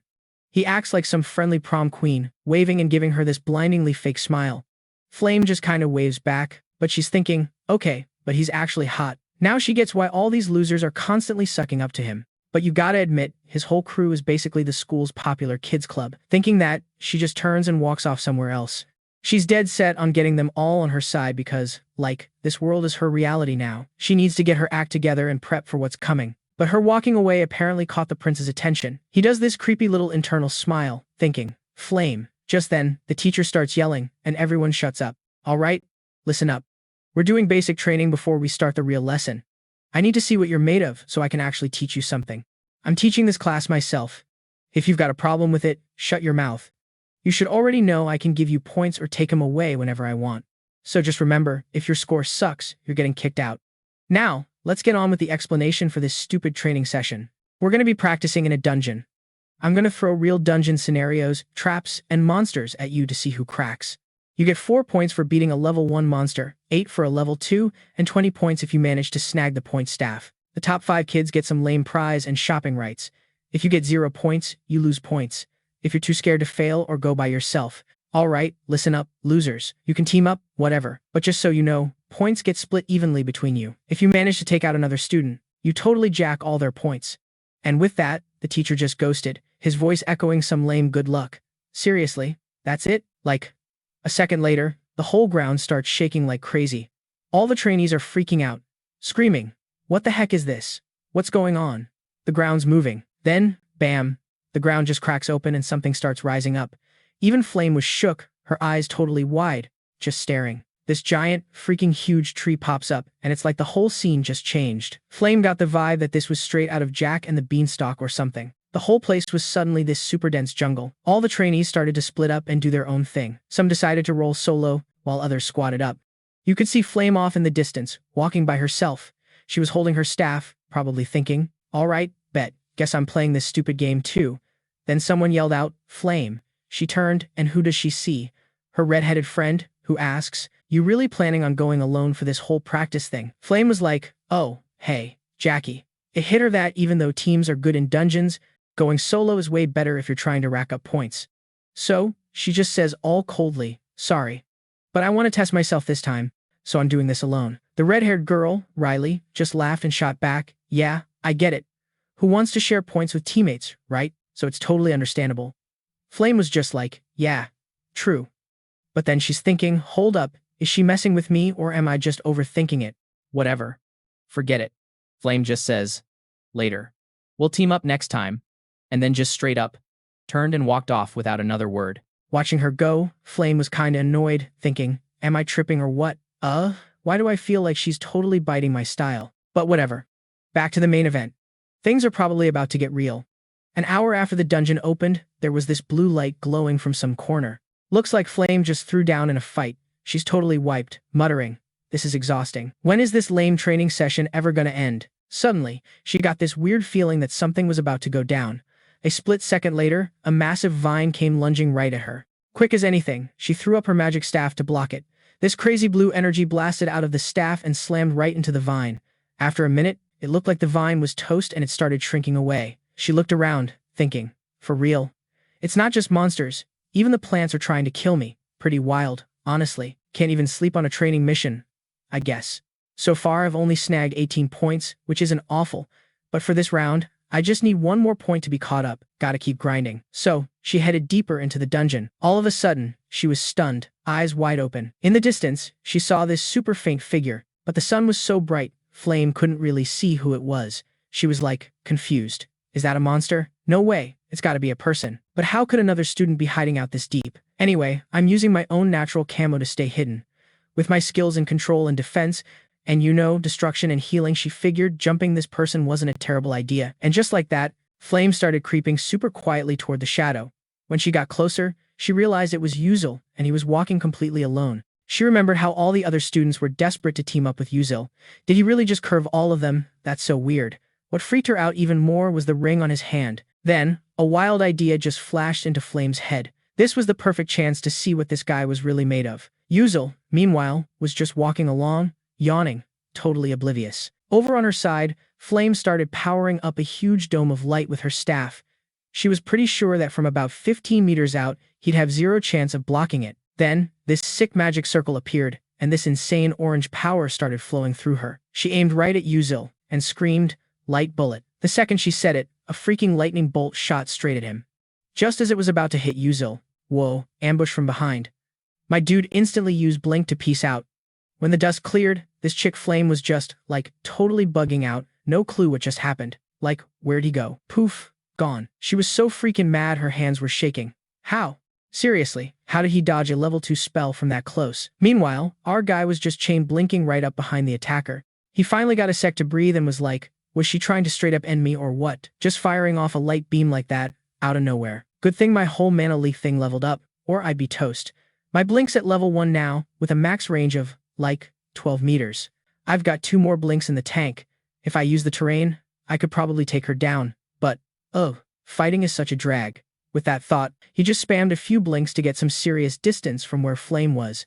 He glanced back, thinking, yeah, this is probably far enough. His goal was just rank 5, so why risk it? The loot for hitting rank 5 is an easy grab, plus it gives you some major stat boosts to stamina and strength. As for the top 4 spots, poofed, whatever, let the main characters have them. Besides, they only needed 3 more points anyway. Then, out of nowhere, some loser yells, "Yo, guys, get a load of this dude." And standing right there was some random crew of trainees. Some jerk in the group smirks and goes, well, if it isn't Beckuziel from the S class. And just like that, he recognized the dude. It was Ridden, some guy who's been getting all the hype at the academy lately. Glancing at the clowns with him, Uziel just thought, lame. And get this, some of them were from Jeremy's pathetic US team. Total garbage, all of them. But then a thought hit him. How did a nobody like that get so many followers? Then another guy starts running his mouth. I heard he's a total fraud who cheated his way into S class. The blonde dude just cracks up, like it's the funniest thing ever. Getting into S class just for answering 3 lame questions. Stella must have totally played him. Meanwhile, Uziel was just over it, thinking, crap, are they ever gonna get tired of this same old story? The other dude, seeing our guy wasn't talking, gets all smug and says, yo, since we're all here, just hand over that point staff already. He just shot back, cold and simple. Get bent. The blonde guy actually found that even funnier and was like, oh? So, you're gonna fight back? He gives this sleazy grin. You really think you can take all of us alone? Ha! You're gonna try using that fancy high-level blink staff? That's pathetic. You can't even use magic, let alone a magic staff. Faced with all this trash talk, the protagonist wasn't sure what to do. With just a low-level blink, I can't really go head-to-head with some dude from a big shot family. But with 3 blinks, I might have a play. And it involves this point staff in my hand. Plus, this is a dungeon, which is totally my home turf. Thinking that, he holds out the point staff and says, fine, take it. The blonde dude saw him finally cave and was super pleased with himself. Attaboy, kid. Now that's what I'm talking about. Don't get too full of yourself. Karma's a bee, he thought. The second the guy let his guard down, he blinked in close, fast as lightning, and snatched a point stick right off him. With a sly grin, he used that thing as a club and smashed it right into their formation, cracking it and making it all weak. The guy grinds his teeth, hissing out, damn it, you worthless commoner. And next thing you know, he gets sent flying backward, smashing hard into a tree. Ridden totally lost it, screaming, you dirty mutt. But his whole crew just froze when they saw our guy had vanished. Before they could even blink, a familiar voice calls out, over here. Ridden whips his head around to the sound. And right then, there was Uziel, standing there with this cheeky grin, and he's like, that was a close one, but thanks for this. Now he's holding 2-point sticks. Ridden starts screeching like a maniac, you jerk, give that back. And Uziel just teases him, nah, I don't think I will. The protagonist was feeling pretty damn good about his little plan, thinking that using the point stick as a weapon was a total game changer. He'd actually figured that out by accident while playing some game a while back, but these stupid sticks were basically a glitch item, totally worthless. But get this, they were stupidly hard, so a mage's lame magic couldn't even scratch him, and they were as tough as most other magic gear. They're kinda useful for magic users, I guess, but if you're a brawler, you'd obviously want a weapon with some serious attack power. Duh. Over here, Ridden was totally grinding his teeth, all like, that loser, how dare he swipe my stick. Then he whips around and starts yelling at his crew. Oh, what are you morons even doing? Get in there and attack already. At the same time, the whole dungeon starts shaking. Ridden's freaking out, thinking, crap, why is this place bugging out right now? Thinking this, he just starts screaming. Everyone, huddle up and get your spells ready. We can't let that jerk get away. But this was, like, the perfect chance for Uzel to peace out. He totally bolted. His slick move was spotted by one of Ridden's flunkies, who starts screaming, yo, Uzel's making a run for it. Guys. The second he says that, they all whip out their staves and start charging up this blue energy thing, aiming right at the guy, yelling stuff like, you loser. You're not getting away. This crazy-looking energy blast comes flying at him, and all Uzel's thinking is, whoa, these guys are better than I gave him credit for, but they're still total noobs. Just when it looked like he was about to get totally blasted, he just blinks and vanishes. Ridden's whole crew was pissed, but what could they do? He blinks again. Crap, dude was moving way too fast. He was just gone. While all those idiots were staring straight ahead, Uzel had zipped behind them like it was nothing, and he's just thinking, all smug, peeved, with 10 years of grinding this game, using the terrain to my advantage is, like, stupidly easy. As for Ridden, he was about to blow a gasket. We just need to land one hit. Suddenly, the dungeon starts shaking like crazy again. Seeing his whole team freaking out, Ridden tries to play it cool. Chill out, everyone. He's still gotta be around here somewhere. Just wait for the shaking to stop. The second we see him, we all attack. But if we screw up the spell, it'll blow up in our faces, so don't be stupid. As he's saying that, he's looking around to check. And bam. He locks eyes with Uzel, who's just standing right there in front of him. Before they could even react, Uzel was already on them, slamming his staff right into their magic formation. The whole thing was way too weak to take a hit like that, and it started cracking all over. Then, get this. It started zapping Ridden's own guys. Then, just, boom. The whole formation explodes, shooting magic right back at them. That's what you call magical backlash, an epic fail. Our guy jets out of there, just watching their own spell pwn them, and he was so loving it, thinking to himself that it was game over. Once the dust clears, Ridden looks up and just screams, freaking Beckuziel, that tool. Meanwhile, Uzel holds up 3 of their staves, all smug, and goes, yoink, I'll be taking these. Then he gives them this stupid grin and adds, oh, and if I ever decide to get a girlfriend, I'll give these to her. Later. Losers. Ridden was just, like, shook. When did you even grab those? Give 'em back. The protagonist, just looking at what a mess they were, was feeling pretty awesome. Heh, this is good enough. Taking their last piece of gear would just be annoying. He added, man, that last part was pretty entertaining. I've had my fun for today. I'm out. And with that, he blinks away again, leaving Ridden's crew just shaking with rage. The dude totally loses it, just screaming his head off, you freaking loser. And yeah, some random apprentice girl saw the whole thing go down by accident. By then, Uzel was already miles away from those clowns, all hyped. Like, heh, got lucky there. If I fought them straight up, they probably would have cleaned me out. But in a dungeon, whole different ballgame. That's what you call pro gamer experience. But I'm getting a weird vibe from somewhere. By the time it clicked, it was already way too late. A freaking huge fireball was just hurtling right at him. Seeing that, our guy was totally floored, yelling, what the heck is that? Where did this firestorm even come from? The flames started blasting the ground where he was. One fireball after another, like some messed up rain. Wherever the fire hit, it just exploded. He couldn't even fight back, just kept blinking away to dodge. He was running for his life, not looking so cool anymore. What kind of insane magic is this? He looks back at the forest, which is now just a pile of ashes, and he's still trying to process it, thinking that was a seriously close call. But for real, what is this magic? Who the heck wants me gone? Through the smoke, some figure rolls up. It's this girl, and she's all up in his face like, yo, commoner, why didn't you jack another staff from those clowns? And surprise, surprise, the chick with the fire magic is none other than Princess Scarlet. The dude's totally floored, thinking to himself, what's she even doing here? He gets all awkward, scratching his head and stuff, and goes, I think you got the wrong guy. It's not like I can just take whatever I feel like. And even if I did, what's it to you? She kinda cringed when he said that, realizing she probably came on too strong. But Kai was getting suspicious. Wait, are you trying to get them so you can steal them from me? What kind of messed up logic is that? Don't forget who taught you, scrub. She puts a hand on her chest, all dramatic, and says, I'm royalty. Yeah, but if you get what I'm saying, then let's throw down. being royalty. I don't need to rip off some random dude, but in this fight, I'm gonna wreck you and take what I came for. The guy listened and probably felt his blood pressure spike. He shot back, whoa, hold up, what's your deal? Why are you trying to pick on someone weaker than you? You? Weak? Scarlet shot back. I literally just saw you toying with those guys. You used magic to own them, didn't you? As she said it, she was thinking she needed to wrap this up, or her mom would totally lose it on her. Then, Scarlet heard something coming. Turns out, it was Ridden's crew chasing them down. One of them yells, "You, where'd he go? Crap, that dude is way too tough." Princess Scarlet knew exactly who these jokers were. Meanwhile, Kai started to bail. She was stuck, not sure what to do. Like, should I just jump them right now? But even as OP as she was, she couldn't take on 6 dudes at once. Yeah, no. She figured she had to wait for their magic to fizzle out a bit. That was her only shot. Meanwhile, Kai wasn't about to just sit there and get wrecked. He started launching attacks from behind Ridden. Then he blasted their formation with magic. Scarlet watched from a distance, totally shocked that this commoner could do more than just that blink trick. Sure, those guys were weaker than her, but they were still decent fighters. They should have been way better than some random hick, right? Seeing that, she got serious.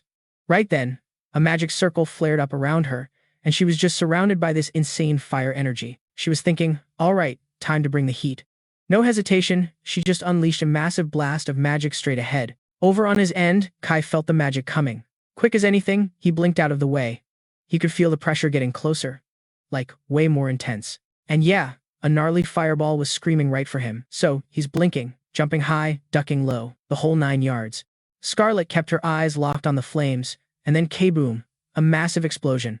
Our boy finally let out a breath he was holding. Phew, her magic is no joke. Good thing my gut's always right, or I'd be toast. But I already used blink twice. How am I supposed to deal with her now? Scarlet suddenly piped up. Why didn't you pull out your magic staff this time? Kai just stared at her, like, I'm literally holding times your times staff. What about the one they gave you when you signed up? She pushed. Hearing that, he was like, oh, right, why didn't I think of that? Seeing him play dumb, Scarlet scoffed. How long are you gonna pretend you're weak? Huh? And as she said it, her eyes went nuts, turning this freaky blood-red color. She glared right at Kai, thinking, I'm trying to have a serious fight here, and this normie is treating it like a game. Pissed off, she snapped, fine. If you're not gonna fight for real, then I guess I'll just have to end you right here. Kai got chills, like goosebumps everywhere, thinking, I times am times fighting for real. I'm not messing with her at all. Meanwhile, Scarlet kept going. If you don't get serious, you could totally die here. Behind her, this huge wall of fire just erupted. Her face was lit up, all determined, and she's thinking, today, I am absolutely going to crush you. Snapping out of it, she aimed the firestorm right at Kai. At that point, the guy couldn't play it cool anymore. He was desperately dodging, weaving left and right just to stay alive. After barely holding his own for a minute, the dude was just floored by the whole scene. He crashed to the ground, totally clueless what to do next, but knew this was no time for a nap. He shot back up and stared at the massive inferno, thinking, ugh, even if I use my blink thingy to dodge, her attack range is stupidly huge. So, what's the play? Then, a noise from behind. He whipped around to check it out, and a seriously wild idea just popped into his head, and just like that, he flexed his blink skill. In a flash, he shot straight up. The fire hadn't reached that spot yet. He glanced back, and the blaze was just getting bigger and meaner. Uziel was hiding behind some boulder, feeling pretty lucky he didn't just get vaporized. He looked down, thinking he seriously dodged a bullet that time. But man, this was still a total pain. Even if I get close to Seraphina, the flames around her are gonna flare up and toast me before I even touch her. Yeah, I get it, I've fought plenty of fire mages before, but her tier is way, way higher than I figured. If this was some open field, I would have been wrecked. In like, less than a minute. It wouldn't have even been a fight. Uziel watched the fire pouring down like a freaking meteor shower. Then, it hit him. I'm gonna use the power of these stupid guidance rods. His eyes got that hardcore look. No one here knew who was about to get owned. And with that thought, he just went for it, charging straight into the inferno. A billion sparks flew at him.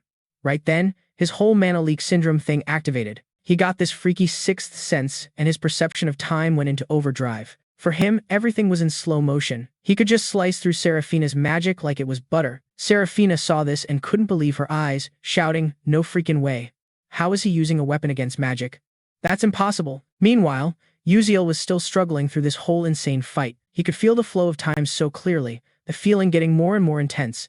Yeah, this wasn't some video game controlled by a keyboard and mouse anymore. This was his actual body moving, facing down a mage for real. The mana barrier got stronger, and that sixth sense was as sharp as his own eyes and ears. As for Seraphina, she was completely bugging out. How can this be happening? In a forest like this, my fire magic should have the total advantage. Fine then. The only thing left is to just crank up the magical power. Thinking that, she immediately dumped all her strength into her magic staff. Uziel kept trashing Seraphina's spells, basically fighting for his life. Then, he ducked behind a rock to catch his breath. He suddenly thought, I can't just keep blocking forever. I've got to shatter her magic shield with this staff. Then he bolted through the flames, closing in on her. His steps got faster and more desperate. When he was almost there, he used his blink skill to close the gap instantly. This totally blew Seraphina's mind. She gritted her teeth, all ticked off, and spun around. In that moment, Uziel had stepped right into her fiery battlefield. They locked eyes, and you could practically see the sparks fly. Uziel had it all figured out. When you get near a fire mage, their explosive magic shoves back anyone within a 2-meter radius. As he thought about it, he kinda smirked. For anyone else, this would be a nightmare. But for a guy with, 10 years of experience like him, it was a totally different story. He'd been through this crap a million times. Instantly, he got flung back by her magic, leaving Seraphina just standing there, jaw on the floor, totally horrified. But whatever, Uziel just bounced back and charged in again. He wasted no time using those pointy sticks to slam into her protective shield, making cracks appear all over it. Seraphina was still just like, huh. She couldn't believe it, wondering how he could even pull something like that off. Meanwhile, Uziel didn't let up. He just kept hammering away at the thing like a maniac. The shield couldn't take it anymore and just shattered, sending Seraphina flying back. Seriously messed up. Uziel walked over to her, gave her a big grin, then sat down and was like, I win. Seraphina was totally mortified. A proud princess, getting owned so bad? She said bitterly, who the heck are you? Uziel slowly got up and answered, oh, me? I'm just some regular student. Then he added, all cryptic like, but the person hiding over there can come on out now, right? Realizing she'd been spotted, the flame girl, Flame, carefully stepped out. She crept toward the two of them. Flame was pretty shocked and asked, how did you even know I was there? Uziel had no idea how to explain it, so he just slapped on a fake smile and answered, whatever, call it a gut feeling, I guess. But deep down, he knew exactly what was up, total magic dar, you know? But Flame wasn't buying that lame excuse for a second. She shot back, all chill. Oh, a hunch. For real? Then explain how you shattered a magic shield with some basic wand. Hearing that, Beck totally froze. Flame just kept going. So, you gonna spill? Or was that just another one of your epic hunches? Right then, the guy was thinking, yeah, this drama bomb definitely wasn't in the original sappy romance script. I mean, it makes sense she was all suspicious, but he couldn't just tell her the truth. Duh. So he had to improvise, pointing at the stick in his hand, and he's all super cheerful. Oh, this thing? Yeah. This thing's super hard.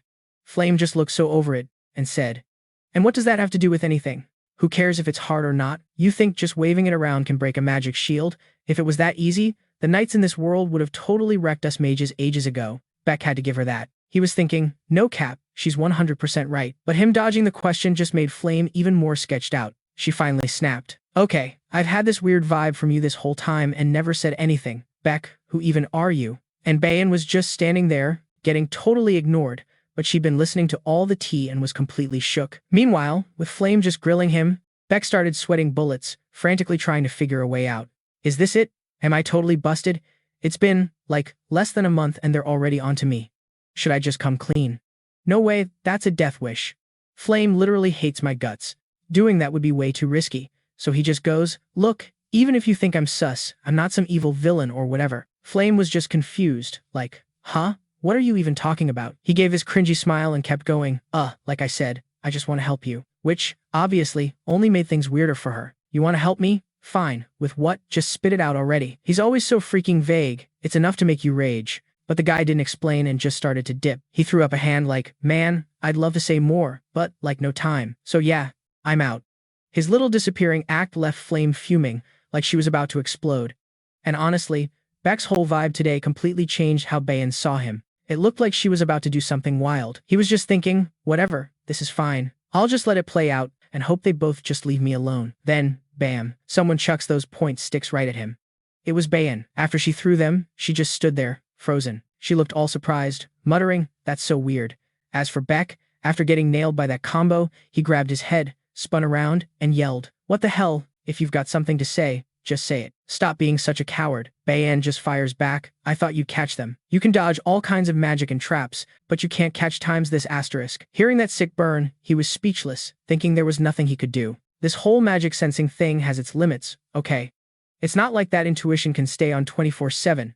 So he just faked being in pain, all like, ow, that actually hurt. His mana sense totally runs on his mental energy, and since he was running on fumes, he was losing focus and had a killer headache. But then he got curious and asked, so, why'd you throw these at me?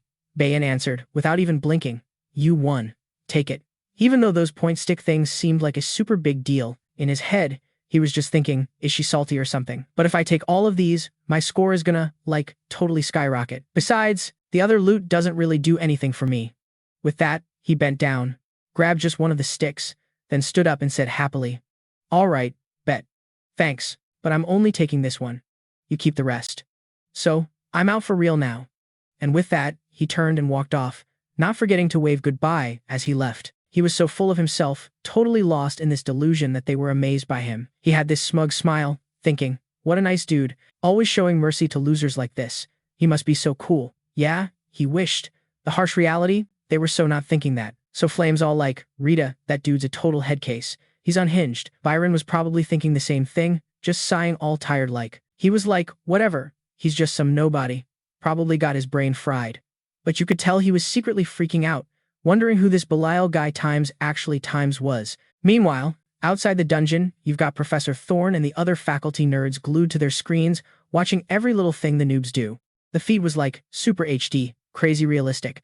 And some old dude is like, whoa, this year's freshmen are actually kind of a big deal. Professor Thorne hears this and turns, stroking his beard like some wise old wizard, and he's all, yeah, I guess they're not a total waste of time so far, right? The guy who said it was Master Felix, some big shot from the Magic Council, and this lady next to him totally backed him up. She's like, for real, this is pretty interesting. And she's got this smug smile, probably thinking, lame. I was way more OP back in the day. Yeah, that's Lady Jalen from the Blue Tower Council, another one of the suits. Professor Thorne was kinda shook that they even showed up. He's thinking, the Magic Council times and times the Tower Council, for a bunch of interns, all these VIPs are here. What's the deal? But like, it kinda makes sense. If you want to scout the best, you gotta show up. Bet all the other teachers are secretly streaming this, too. Then all of a sudden, everyone starts losing their minds, yelling, yo, look at this. So, Professor Thorne turns back to the screen to see what the hype's about, and on the feed, there are these two dudes about to throw down. Everyone immediately knew who they were and started calling it out. It's Kalen and Ronan, about to go at it.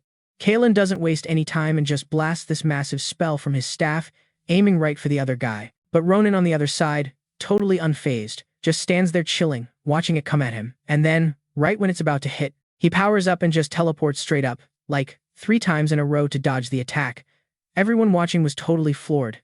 Lady Jalen's like, no freaking way. A consecutive triple cast of a level 3 blink? That's insane. And Master Felix was just as mind blown, and he's only 17, to pull that off. Professor Thorne couldn't even look away from the screen. He was probably thinking how most mages are like, 25 before they can even touch level 3 stuff.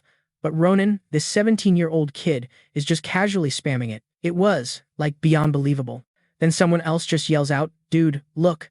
They're both juggling 3 different elements like it's nothing. The fight just got even more wild. A total slugfest between 2 evenly matched powerhouses. Even Professor Thorne was geeking out over it. He's thinking how a regular mage can barely handle 1 element, and it takes forever to even learn 2. But mastering 3? That's just a straight-up cheat code you're born with, and these kids just got that power handed to them from the start. As he's watching, Professor Thorne's eyes go wide and he just shouts out, is that the final boss? And just then, this giant freaking hawk shows up, looking like it wants to unalive everything in sight. Ronan and Kalen both just freeze up, totally shocked. But before they can even do anything, the bird just opens its mouth and lets out this gut-wrenching scream that echoes through the whole dungeon. And then it just starts falling. The 2 guys were completely freaked out, totally speechless. They had no clue what was even going on. The thing just crashes right in front of them, flat on the ground. Then this soft voice is like, oh, oops, were you guys in the middle of something? It was that girl, Alara, just standing up there. She kinda hesitates, then says, my bad for interrupting. And just like that, Professor Thorne is totally lost in his own head. He's thinking, wait, that's Alara. But that hidden monster is supposed to be a secret spawn with crazy specific conditions. It's not just hard to find, it's also a nightmare to beat. And that girl just soloed it. But even with her pulling off something so insane, the other professors in the back looked like they weren't even impressed, more like they felt sorry for her. One of them muttered, the traitor's oldest daughter. What a waste. Man, if her dad wasn't so messed up, her talent would be, like, off the charts. As he was saying that, his eyes suddenly went wide. Like, huh? What the heck is that? Oh, that's the princess from the Adalabet kingdom. But who is she even fighting? I've never seen that guy's face before. Right then, Professor Lee Hanwall totally lost his cool, shouting, "What? That magic? Is that freaking Blink?" And about Blink, for the past 100 years, a bunch of nerds tried to master it, but they all either ended up dead or crippled, so they just gave up. Seriously, it's a spell you just don't mess with. But this kid is just using Blink like it's his own arm or something. Elder Telk from the Magic Council was thinking silently, just as blown away as Professor Hanwall. The whole room was dead silent until someone couldn't take it anymore and yelled, "Okay, who is that kid?" Professor Hanwall answered right away, "That student's name is Beckuziel. He's a super special case who can use Blink as his signature move." When they heard that, everyone's minds were just blown. Someone else spoke up, "Blink as his signature? That's a whole different game from the natural talents like Myuzian, Huan Yang, or Acel." Elder Telex was also, like, super confused. Wait, for real? Then why is he just goofing around and not using other magic? If he just used his spells, this one-on-one would have been over ages ago. I seriously don't get it. The second he stopped talking, some guy walked in and said, "Nah, he's fighting for real." Everyone turned to see who was talking. The dude's sudden appearance had them all stuttering. "You're Elwyn." He just added, "He's been going all out from the start. You all just couldn't see it, could you? This is actually pretty sick. I mean, watching that kid fight reminds me of the old school knights from ancient times." Hearing that, someone else just totally freaked out. "You said knights? No way. How's that even possible? That's insane." Kellex was just as shocked, saying, "You mean the knights that, like, disappeared with all the old school weapons?" Quick note, old school weapons are the ones without fire or explosions, no gunpowder or any of that junk. But how could a kid so young even do that? It's a legit miracle. Professor Hanwall was still glued to the screen, not even looking away. Finally, it seemed to click for him, and he thought, well, damn. So that's how it is. This whole Knightly Way thing isn't half bad. The Knightly Way is just the fighting spirit of sword users in this magic world, the OG heroes who fought evil and saved everybody way back when. Knights are supposed to fight with a magic sword, but for someone to actually show up and fight with a sword now, everyone thought that was impossible. But this kid was seriously swinging his staff like it was a real blade. Plus, if what Elwyn guessed was right, then that kid was a once-in-a-generation talent. And the principal of Stella Academy, known as the best magic school in the world, Elwyn, was a 9th-level master mage and one of the 10 great sages of the continent. If a legend like that thought so, then that was it for the first dungeon training session. At that moment, over on the S-class only practice grounds, some student was training like a total psycho. He was using his magic staff to pump out mana and just wail on the dummy in front of him. After grinding for a while, he was completely wiped, just standing there gasping for air. He suddenly noticed his staff was almost out of juice, but it looked like he was still ticked off with his own power level, thinking, "Damn it, this isn't enough. I'm still nowhere near where I need to be." Out of the 141 people in the dungeon training, 39 of them failed and got kicked out. Acel was the dude who beat the final boss, landing him in first place. This guy training ended up in second. Myuzian got 6th, but the guy in second place didn't feel like a winner at all. He was replaying that fight in the dungeon. That moment the final boss showed up. If Acel hadn't jumped in, he might have gotten to see Myuzian's true power. Just thinking about it made Huan Yang bitter, and he gritted his teeth, totally unwilling to accept it. Honestly, he'd probably been annoyed by the name Myuzian since they first met. He did everything perfectly, but no matter what he did, Myuzian would always get results that were way beyond anyone's expectations. For this training, he had set up magic traps everywhere and planned out every single move. Whatever, Mason just swatted his attacks away like they were nothing. It's like, no matter what I do, I can't even touch that guy. Is his talent some kind of freaking fortress or something? So lame. Nah, whatever. No time to get all emo about it. Gotta go harder. Right then, Briar strolls into the training room like she owns the place. And what does she see? Some dude going ham with a magic staff, kicking up this massive energy vortex. She, squints, and is actually kinda shocked. She's thinking, whoa, isn't that Kai? That kid's usually so chill. Today he's training like he's totally tweaked out on something. But that's not what she was gonna say out loud, obviously. So instead, she just whips up a fire spell of her own. Her whole body starts glowing this psycho-orange color. Then, bam, she just blasts it straight ahead. A huge explosion just goes off. Guess she's in a bad mood too. What's her deal? Did someone tick her off so bad she has to go all rage mode in training? The fire's just raging, and the massive boom totally gets Kai's attention. He stops what he's doing and looks over, probably wondering who's throwing around that kind of power. Meanwhile, Briar's still fuming, totally ticked she only ranked 3rd. The nerve. Even with extra credit points and her mom, the queen, being kinda happy. She knows she's toast if she doesn't get her act together and get punished. Ugh. Freaking commoners acting all high and mighty. So annoying. Done with that thought, she lets loose another crazy powerful blast. A super bright light just erupts from the explosion. Briar's totally wiped, just standing there gasping for air. And Kai, who's watching nearby, is just frozen. His brain is just full of question marks. Yo, what's the deal with the princess today? But maybe being all angsty made her magic, like, way more precise or something. It's seriously wild that Princess Briar's fire magic is that destructive, and even crazier that she got that level of control so fast. Even Briar's kinda shocked at herself, thinking, heck, that was insane. But, like, she'd never admit it out loud. That stupid special lecture from Zale actually worked. Using his dumb pun riddles actually powered up my magic. Ugh. Even if he's just some commoner with the worst grades and a personality to match. Zale's legit the only one who knows how to get past his own weak spots, so why am I still feeling so? Ugh, frustrated. Seriously, kill me now. Then out of nowhere, some chick calls out, Your Highness? Something wrong? She goes on, The Terravon's scepter you wanted fixed is ready. Want me to go tell Zale right now? Briar looks at the scepter in her hand and is like, yeah, guess that's for the best. After hearing her say that, the girl, Jessa, just nods, K, got it. I'm out. She starts to walk off, but then the princess gets an idea and, like, taps her on the shoulder to stop her. Hold up. Jessa looks totally confused. What's up, Your Highness? A little later, over at the second main tower, Briar's just standing there holding Zale's scepter, looking all hesitant. She's thinking, well, I heard Zale was here, so I came. This is the second main tower, where all the professors have their labs and stuff. But, like, what's he even doing here?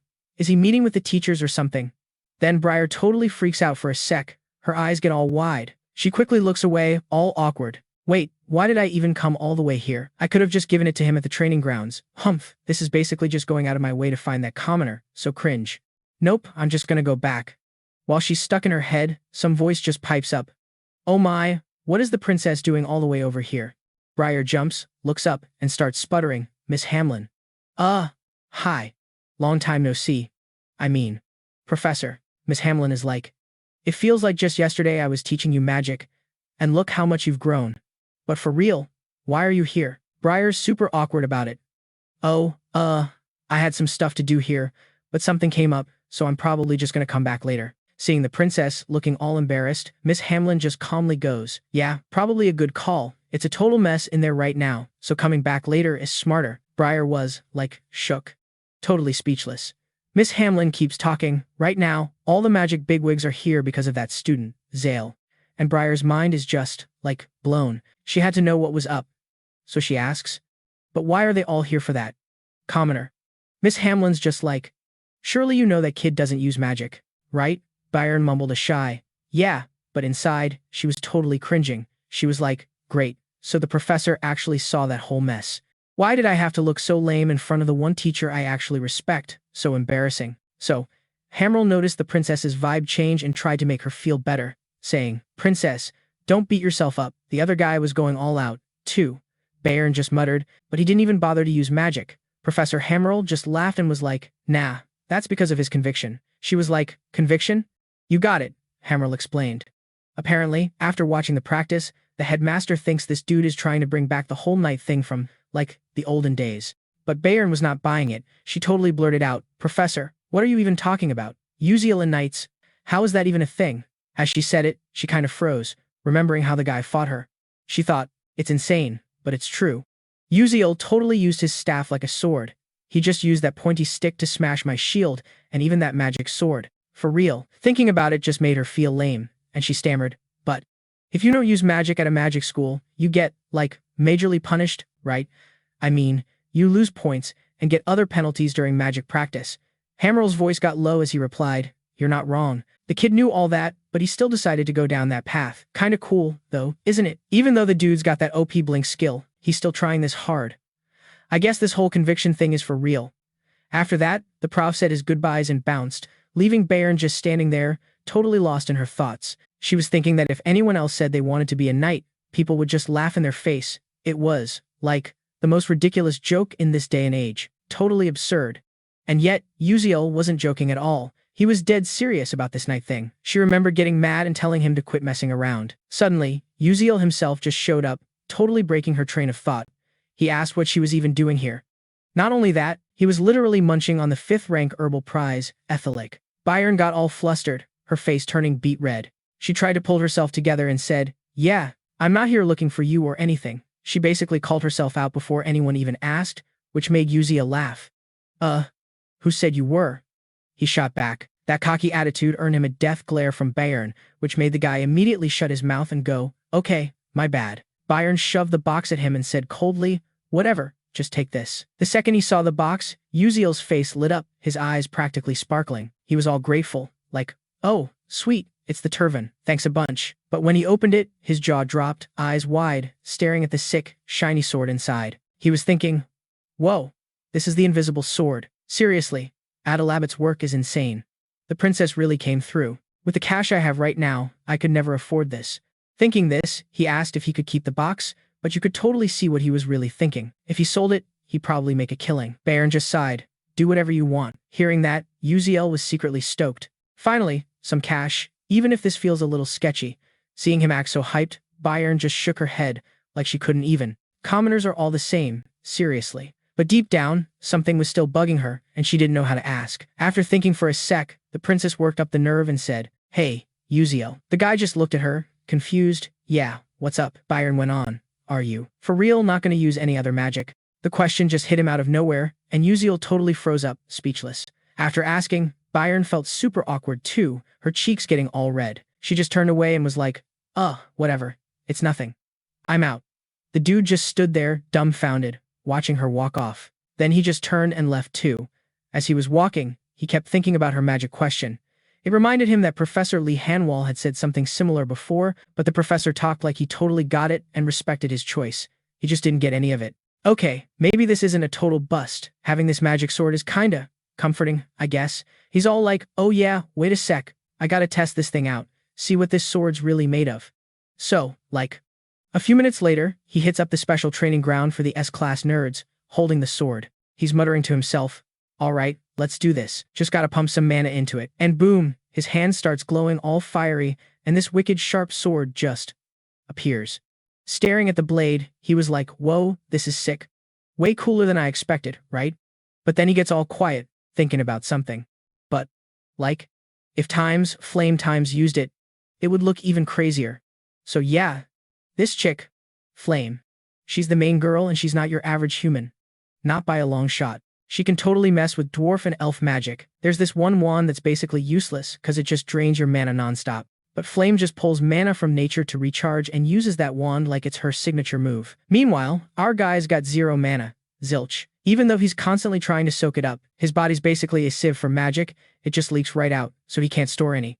And get this, the mana leaking out in his breath is basically a GPS signal for this Terran dude. Then it hits him that he hasn't checked that stupid system screen in forever. He pulls it up, mumbling to himself. Might as well check my stats, I guess? And just like that, the stat screen pops up with all of Uziel's numbers. So like, muscle strength is at 77%. Senses are a lame 29%. Agility is a sweet 87%. Stamina is 55%. Endurance is a crazy 97%. Mental power is 43%. And mana experience is a big fat 0. Skill-wise, he's got Blink level 1. And his traits? Delay due to mana leakage level 2, plus a 5% boost to muscle strength, 8% to agility, and 15%. He's also got this sixth sense thing that chews through his mental power to spot mana within an 18-meter radius. Plus, his perception goes into overdrive automatically when he's in deep trouble, and his blood circulation gets a 1% speed boost. After scrolling through his stats, he's actually pretty stoked. That rank 5 reward herb he chugged gave him a little muscle boost.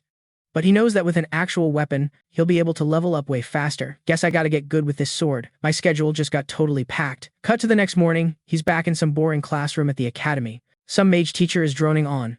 "All right, everyone, starting today, we're doing real times magic. Spread out, get your wands up, and let's get to it." This guy is Professor Varian, the defensive magic teacher. He babbles for a bit, then wanders around watching the students do their thing. Everyone's super into it, you can just hear them all yelling, "Magic shield! Magic shield!" The professor's loving it, smiling like he's about to fall asleep. He's thinking this year's crop of students is pretty decent, and that ranking them by level was a great idea. But then, he just stops, totally freezes. While all the other tryhards are casting their little spells, Uziel's just standing there, doing absolutely nothing. The prof is silently judging him, like, is that really the S-class kid everyone's talking about? An S-class commoner with a lame, mid-level wand, and he somehow snagged 5th place in that dungeon training thing. Ugh, what a poser. The professor's so annoyed, so he strolls over with this super fake smile plastered on his face and is all like, "Hey, you there, you're Yuzel, aren't you?" "Yeah." "So, why are you just standing there?" Our boy has no clue what to say, so he just forces a smile and goes, "It's 'cause I'm learning, like, a totally different way to defend myself, so I don't really need this basic stuff." Hearing this, the professor just keeps pushing. "Oh, for real? I'm like, super curious about this different defense method you've got," but inside he's thinking, what an arrogant little punk. Like, if it was Princess Bay with her weird doll magic inheritance, maybe I'd get it. But what does some random commoner know that makes him too good for my class? Whatever, kid. Still, he recalled hearing that this Yuzel kid only knows that one blink spell. Oh, this is gonna be good. Haha. With that messed up idea, he slaps on another one of those fake, happy smiles and says, "Well then, why don't you show off that amazing defense skill for the class, so everyone can, like, learn something new, and your opponent will be." He pauses for dramatic effect, looks over at the back of the room, and then goes on, "Your opponent will be Morso from Class B. How about it?" And way back there, this dude Morso is just standing there with a smug grin, looking all hyped and cocky, just waiting for Yuzel's response. The professor was thinking, hey, I teach defensive magic, so sucking up is kind of my whole deal if I want to keep my job in this stupid Scalvin empire. If this kid actually does well, it'll make me look good too. Win-win. And what's better than him showing off in front of some S-class big shot? After a sec, Kale was like, "Ugh, fine. Whatever you want." As soon as he mumbled that, the teacher got all hyped, yelling, "All right, you two, get in the arena." Next thing you know, they're on the field. Marco was standing there with this stupid, cocky smirk, but Kale looked like he could not care less about this match. Marco's loser friends were shouting, "Yo, Marco, wreck that new kid. Make him cry." And he just shot back, all smug, "Duh, obviously. Just watch." All that noise finally got Kale's attention. He looked over and was like, "Oh, for real? What is this crap?" He squinted and, yeah, it was Aiden Ridden's crew from before. Total delinquents. But whatever, it's not like he could skip this required class. Since I'm not supposed to be using real magic, this is gonna be boring anyway. If these clowns want a show, fine, I'll give them a show. And I remember Professor Varian's been known as a total tool since day one. What a joke. Then a little smirk crept onto his face. All right then, guess I'll use this as a chance to test out my new moves. Not a total waste of time after all. That's when the professor started talking again. This is an attack versus defense drill. No other magic is allowed, got it? Marco got into a defensive pose, looking all ready to go. The kids in the crowd started whispering, if he's attacking, Marco's got this in the bag, right? I mean, defense is just defense. Yeah, but has he learned offensive earth magic? I hear that stuff is, like, impossible to stop. But Prince Jeremy was just chilling, watching everything super closely. Then the professor's voice boomed. Okay, begin. Let's see what you've got. Instantly, Marco whipped out his staff, drew a magic circle, and a freaking giant boulder appeared. Everyone watching totally freaked out, like, whoa, that's a second-level spell. In a basic practice class, that's a major no-no. The unwritten rule is you stick to first-level stuff.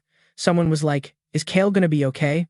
But the guy didn't even flinch. He was totally calm. He just watched his opponent's every move. Marco was pissed, thinking, freaking S-class punk, so full of himself. Eat this. The second he thought it, he screamed and launched the rock. That thing flew straight ahead, pulsing with this insane power. But Kale finally moved. He pushed some mana into his own staff, and bam, a sword popped out. Without even thinking, he swung it forward. The swing looked kinda casual, but it had some serious kick. Kale's slash completely obliterated the other guy's rock, turning it into a puff of smoke. Even the teacher was just standing there, totally floored. Prince Jeremy, though, didn't look shocked at all. Marco was so shook he was literally trembling, yelling, "No way, my spell. It's just gone." Yeah, dude, that's because Kale sliced it right out of existence. The other students were buzzing. One of them said, it looked like he just cut the magic with a sword. And his friend was like, but it literally disappeared. That's impossible. The person having a complete meltdown right now was, of course, Professor Varian. He was thinking, you can't just slice a spell and make it vanish. That makes zero sense. But did Kale really just delete Marco's magic? See, all magic is made of mana. If you can break up that mana, the spell fizzles out. Was that what the new guy just did? Kale, meanwhile, just lifted his sword to check it out, smiling to himself. He was thinking it worked even better than he hoped. I mean, yeah, it was only a second-tier spell, but for only a few days of practice on the training grounds, this was an awesome result. Sweet, this is definitely worth it. This is my kind of fight. Marco was totally fuming. gritting his teeth and muttering, "Damn it.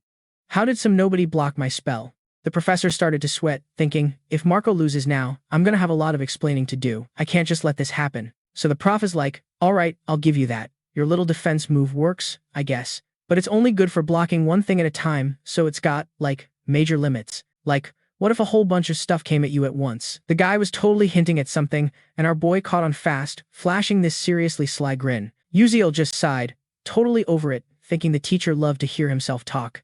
Then, boom, his eyes went wide. Over on the other side, Morso was already making his move.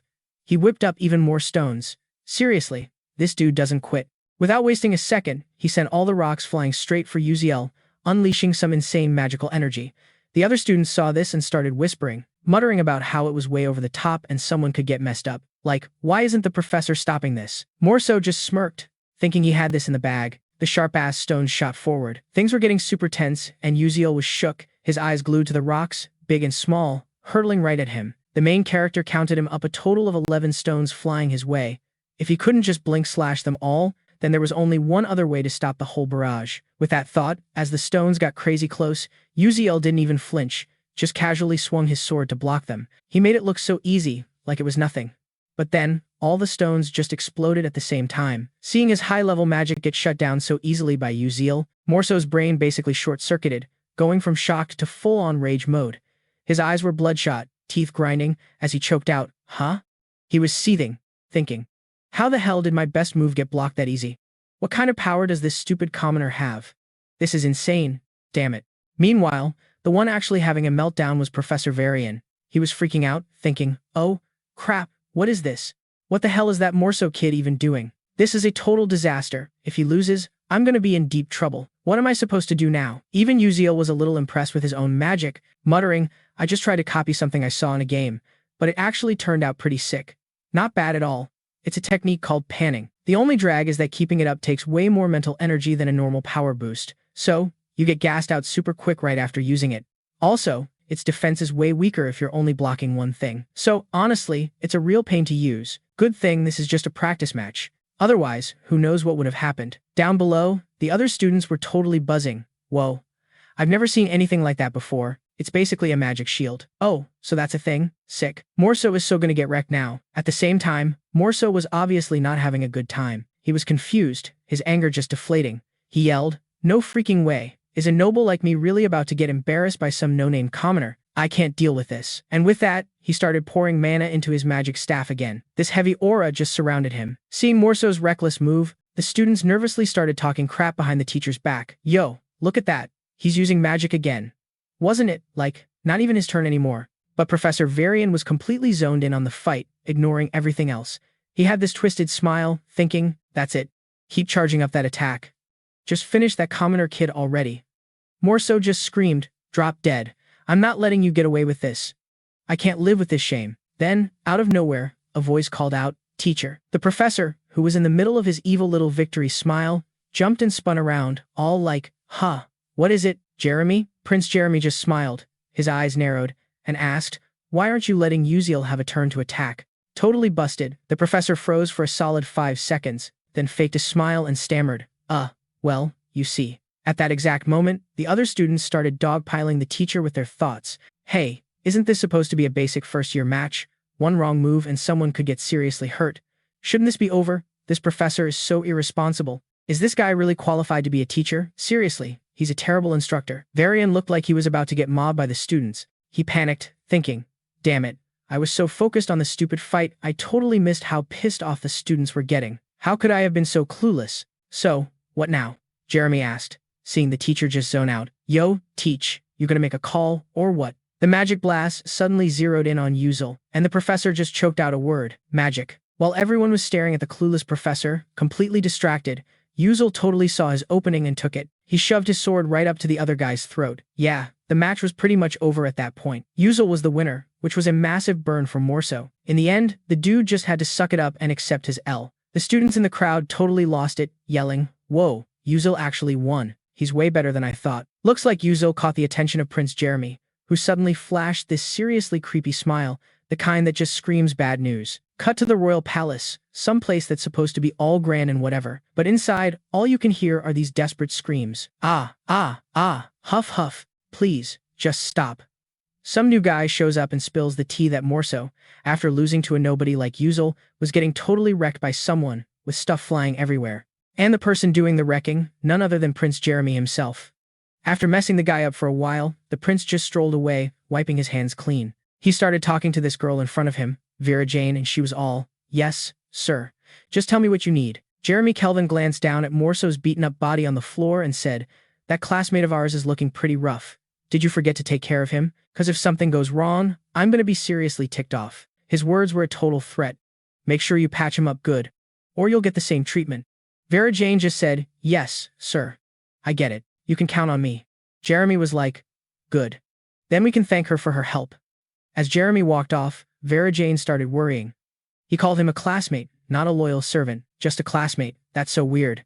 In the Scalvan Empire, where your magic power is literally everything, this was a huge deal. Crown Prince Jeremy smoked all his older brothers when he was just 12 years old to snag the heir to the throne spot. Calling Morso a classmate meant the Dordan family was basically kicked out of politics for good. And get this, it wasn't just Morso that Jeremy was obsessed with. Uzel's boring, normal life was about to get completely turned upside down, too. The next day at Stella Academy, everything was back to its usual lame self. It was magic class, and they were in the middle of some hands-on lab practice. The kids who'd watched Uzel's insane duel were still gossiping about it. "Yo, you hear? Uzel from Class S is going down the night path. So random, and night training at a magic school? Is he just trying to get famous? I heard he even wrecked Morso from the Dordan family, which means he's no joke." "For real? Isn't the Dordan family like a big deal in the Scalvan Empire? Man, this is getting good." Flame overheard this and just sighed, totally annoyed. He was thinking, "It's so annoying. Everywhere I go, it's Uzel this, Uzel that. I don't even care, but it's getting on my nerves. Who even is this guy?" Just then, some professor's try-hard voice cut through the noise. "All right, settle down. Zip it, now. What's with all the chatter, you guys?" Then the professor holds up this little bottle of liquid and starts droning on. Alchemy is all about precise timing and perfect temperature control. This teacher is the alchemy professor, Mion Tyran. Today, we're going to practice making the Tyran fatigue recovery potion that I came up with, so try to pay attention. Flame was trying to work, but he was so over it. Ugh, this is so frustrating. You make one tiny mistake, and the whole thing fails. One little slip-up and you're done. Alchemy is way too hard and complicated. I wish I could just ditch this class forever. At the same time, the professor's voice rang out, all panicky, all Teresha. That's dangerous. You think you can be an alchemist acting like that? The blonde girl just stuttered. My bad.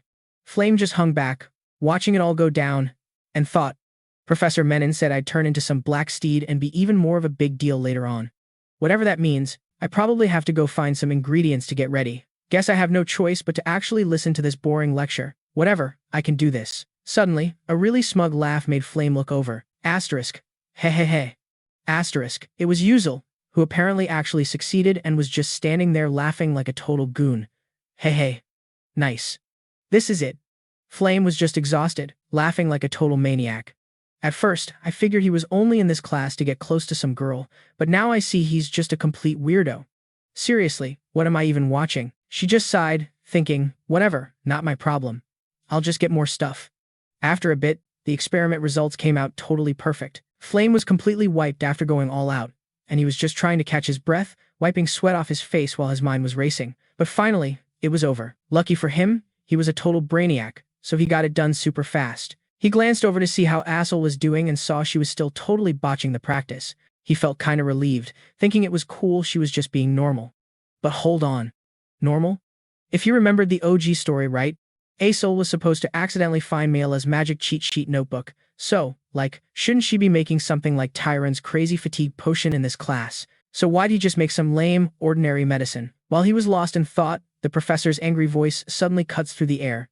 Uzel, who gave you permission to change the ingredients whenever you feel like it? Uzel shot back, yeah, but doing it my way gets way better results. Hearing that, the professor looked totally stunned and confused. She was like, but the problem is, this isn't the Tyran fatigue medicine I told you to make. Looking at what he made, Flame couldn't even believe what he was seeing. His eyes went wide, his mind completely blown. No way, he thought.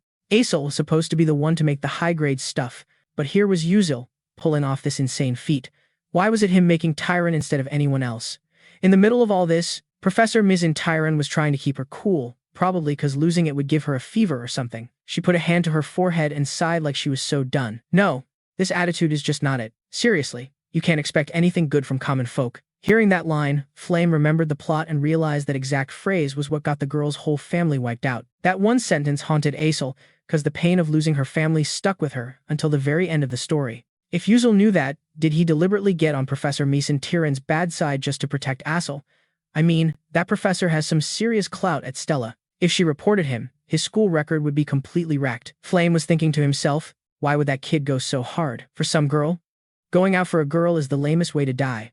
Just then, Professor Myant just starts screaming her head off. You, what is with that rude attitude? Did your parents not teach you any manners? Get your guardians in here for me, right now. It was only then that Yuzel realized just how screwed he was. He thought to himself, I got so obsessed with alchemy that I totally spaced on this annoying part.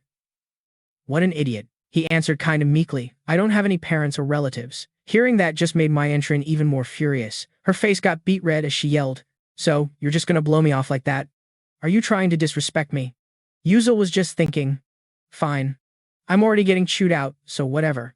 Oh, right. Tomorrow I'll try making a kimchi potion and a cola potion.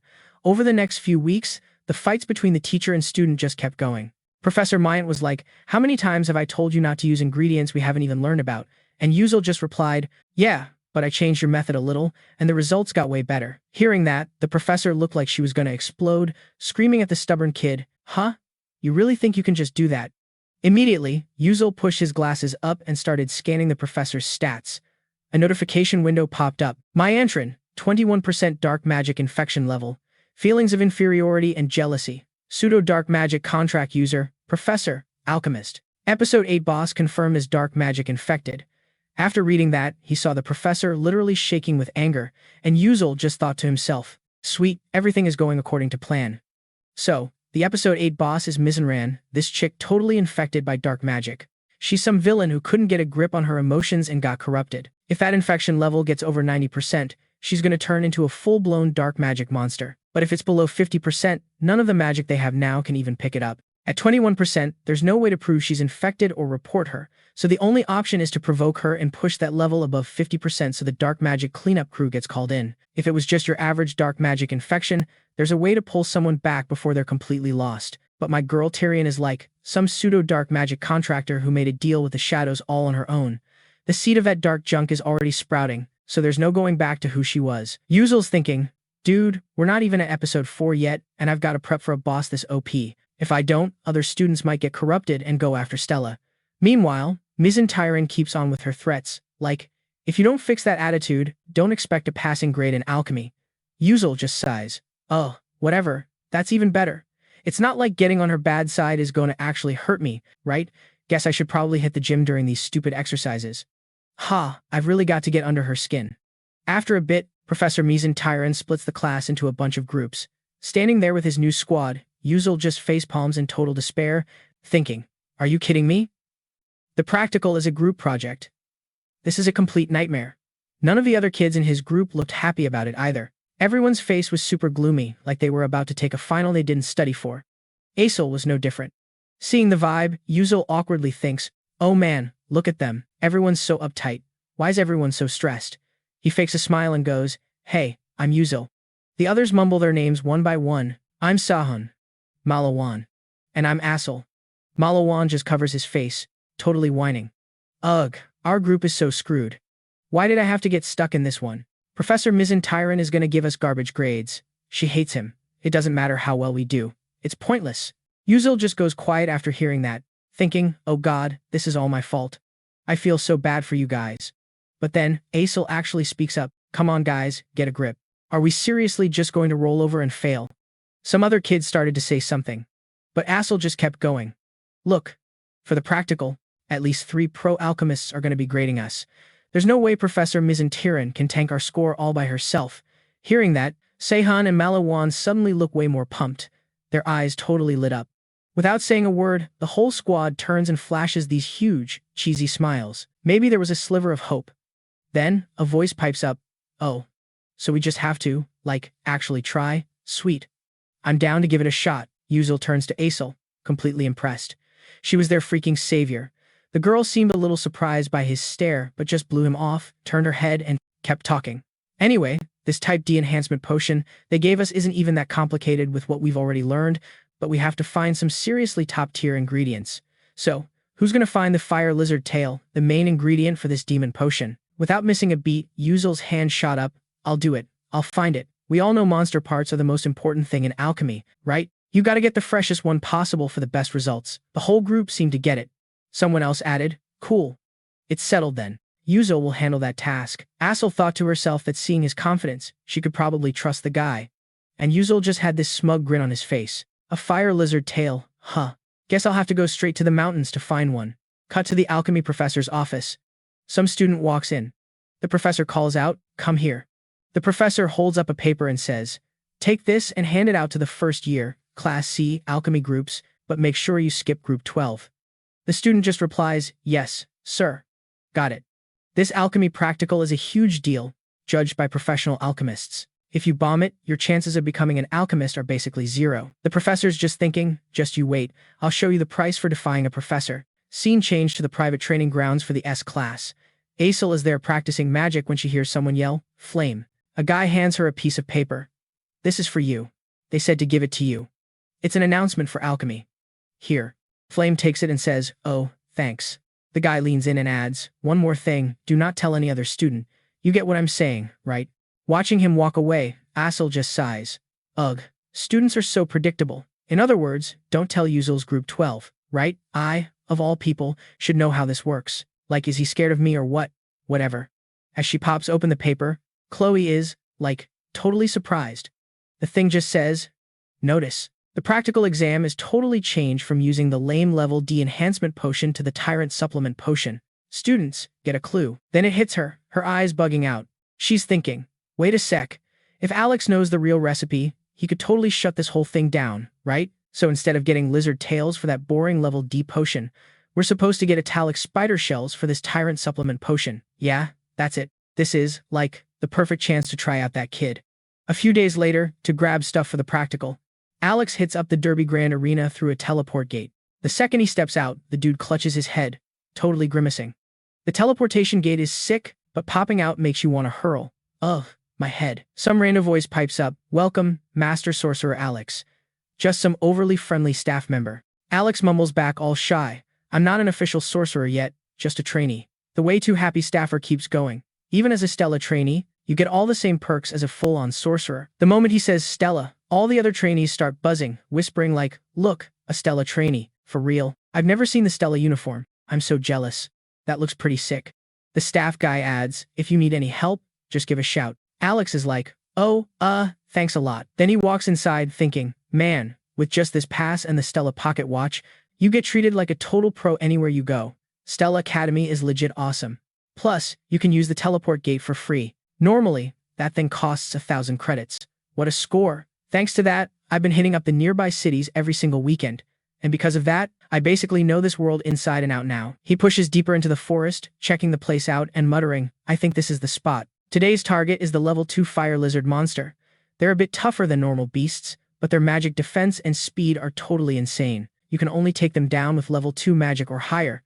He thinks to himself, I hunted level 1 monsters and it was a total cakewalk, so level 2 probably won't be a big deal either.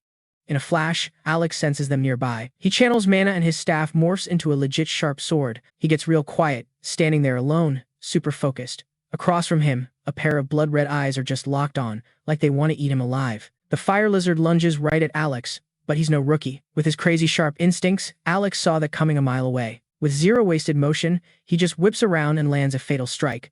It was over before it even started. The lizard didn't even register what happened before it was a goner. Who'd have thought? Alex gives his handiwork a cold look, pretty slick. In the blink of an eye, one was already toast. He's like, one down. Now, who's next? Bring it. I'll take all of you on myself. Suddenly, he just stares at the scene. A few more fire lizards are crawling over, looking all clumsy. Each one looks perfect for harvesting. The dude just smirks. All right, time to start farming for parts. No hesitation, he just charges in to attack, and the results were way better than he could have imagined. Finally, exam day is here, and Sarah's eyes go wide with shock. This is so fresh, Alex answers like it's no big deal, obviously. Who do you think I am? Sarah's like, all right, you're too much. So you know how to pick ingredients now, huh? Our main guy just shoots back. If you know, then keep your mouth shut. Sarah was totally stoked. Good. Now, we just mix them up and we're done. Let's ace this. At that moment, everyone was on the edge of their seat, waiting to see what would happen. Professor Tyrion speaks up. Is everyone here or what? Standing next to her were 3 other alchemists who were judging today. Professor Tyrion continued. Like we announced, this test is going to be supervised by some pros from the Alchemist Association. If you do well, your whole alchemy career is going to blow up. So, what are we waiting for? Let's get this show on the road. So the assignment for today is a Tyrion supplement. Like, seriously. My whole crew's eyes went wide. You gotta be kidding me. But Professor Tyrion just plowed on. So, did everyone bring their ingredients? Assel totally panicked. Sorry, Professor. We thought the assignment was a de-enhancement potion. Tyrion just gave this nasty little smirk. Well, yeah, it was. But I already announced the change, didn't I? The assignment was switched to a Tyrion supplement, right everyone? And the messed up part, the whole class knew. Only our crew was left in the dark. Talk about feeling singled out. The protagonist was just thinking to himself, man, she's playing so dirty. I can deal, but if everyone else flunks, that's going to be a huge mess. I wonder if the original story even had a part like this. At the same time, Flame glanced over at our crew, looking kinda guilty before she bailed and looked away. Her whole vibe was weirding Uzel out. Assel was thinking to herself, what is even happening? Is it possible Uzel didn't know this part of the story? Why didn't he stop this? That's when Professor Tyrion decided to speak up. Student Asel, don't tell me you brought the raw materials. Asel was so anxious she could barely get a word out. The professor was clearly getting ticked off. For an alchemist all about pursuing truth, mixing up ingredients and losing focus was like a cardinal sin. She gave a little smirk, figuring there was no way out for us. It totally looked like Group 12 was about to get kicked out. But then, out of nowhere, Uzel raised his hand. Hang on, making a Tyrion supplement isn't even that hard. Professor Tyrion was totally thrown. Excuse me, what did you say? Uzel just shot back, all confident. I'll make it with completely different ingredients, and it's going to be even more powerful than your version, Professor. You know, just my usual style. His swagger was making her so mad she could spit, but there was nothing she could do. She was thinking about how the main ingredient for the Tyrion supplement is italic spider venom, which is loaded with nutrients. That's what the whole potion is based on, and this punk wants to use a fire lizard's tail instead. He's completely insane. But hey, all the better. I'll use this to absolutely ruin his alchemy career in front of the whole class. Just you wait, you arrogant little brat. Tyrion basically yelled. Fine. You've got 1 hour to get it done. The clock starts now. Asel was staring at the fire lizard's tail in front of her, totally panicking. Hey, Uzel, are you insane? What can you even make with that thing? He kind of forced a smile. Well, we're already in this mess, so we might as well go for it. Just trust me and follow my lead. It's way better than just giving up and getting booted. Maybe luck will be on our side. After he said that, the whole crew's mood just flipped. They were all fired up. I'll do it. Count me in. Let's show these haters what we're made of. And just like that, the team got to work. Uzel said, all right. Listen up. Here's the plan. Looking back on it, alchemy was totally Beckuziel's jam back when he was conquering the game world. He had geeked out and recorded every single formula, no matter how tiny the detail was. The Tyrion-type supplement formula was, obviously, no exception. He wasn't originally planning on using this recipe, though, because it was something the future Professor Tyrion had worked her butt off to create. Thinking about that little ace up his sleeve, Uzel confidently said, the only reason Italic's tarantulas are packed with nutrients is for reproduction. He explained, the fire lizard's tail has a similar organ. Then he pointed to a spot on the tail. This is the blood vessel right here. Everyone see it? I heard the Awo tribe in the southern desert uses the fire lizard's blood vessel to supercharge their chieftains. They live for, like, ever. So this blood vessel can definitely work instead of the tarantula. Malawan tentatively raised his hand. I actually know a thing or two about how the Alakir tribe processes raw materials. Let me take care of this part. Uzel was psyched. Heck yeah, that's awesome. That's great. Okay, as for this mistletoe, it has to be dried using that special method from the desert region. Anyone know how? Sehun jumped in. You mean the solar drying method, right? I picked it up when I was with my dad. With this much tissue, I can have it totally dry in 5 minutes. Before he could even finish his sentence, Asel volunteered, I'll take care of the next processing step. Uzel grinned. All right, it's all you. And just like that, the whole team got down to business. Everyone was dead serious and laser-focused. Each person knew their role. They were giving it everything they had because this was their only shot. Nobody could afford to mess up. So Uziel watched them all, trying hard and actually smirked, thinking, all right, they're not totally useless. Better than I expected. Anyway, now listen up. We're gonna mix this stuff just like I say. Let's kill it.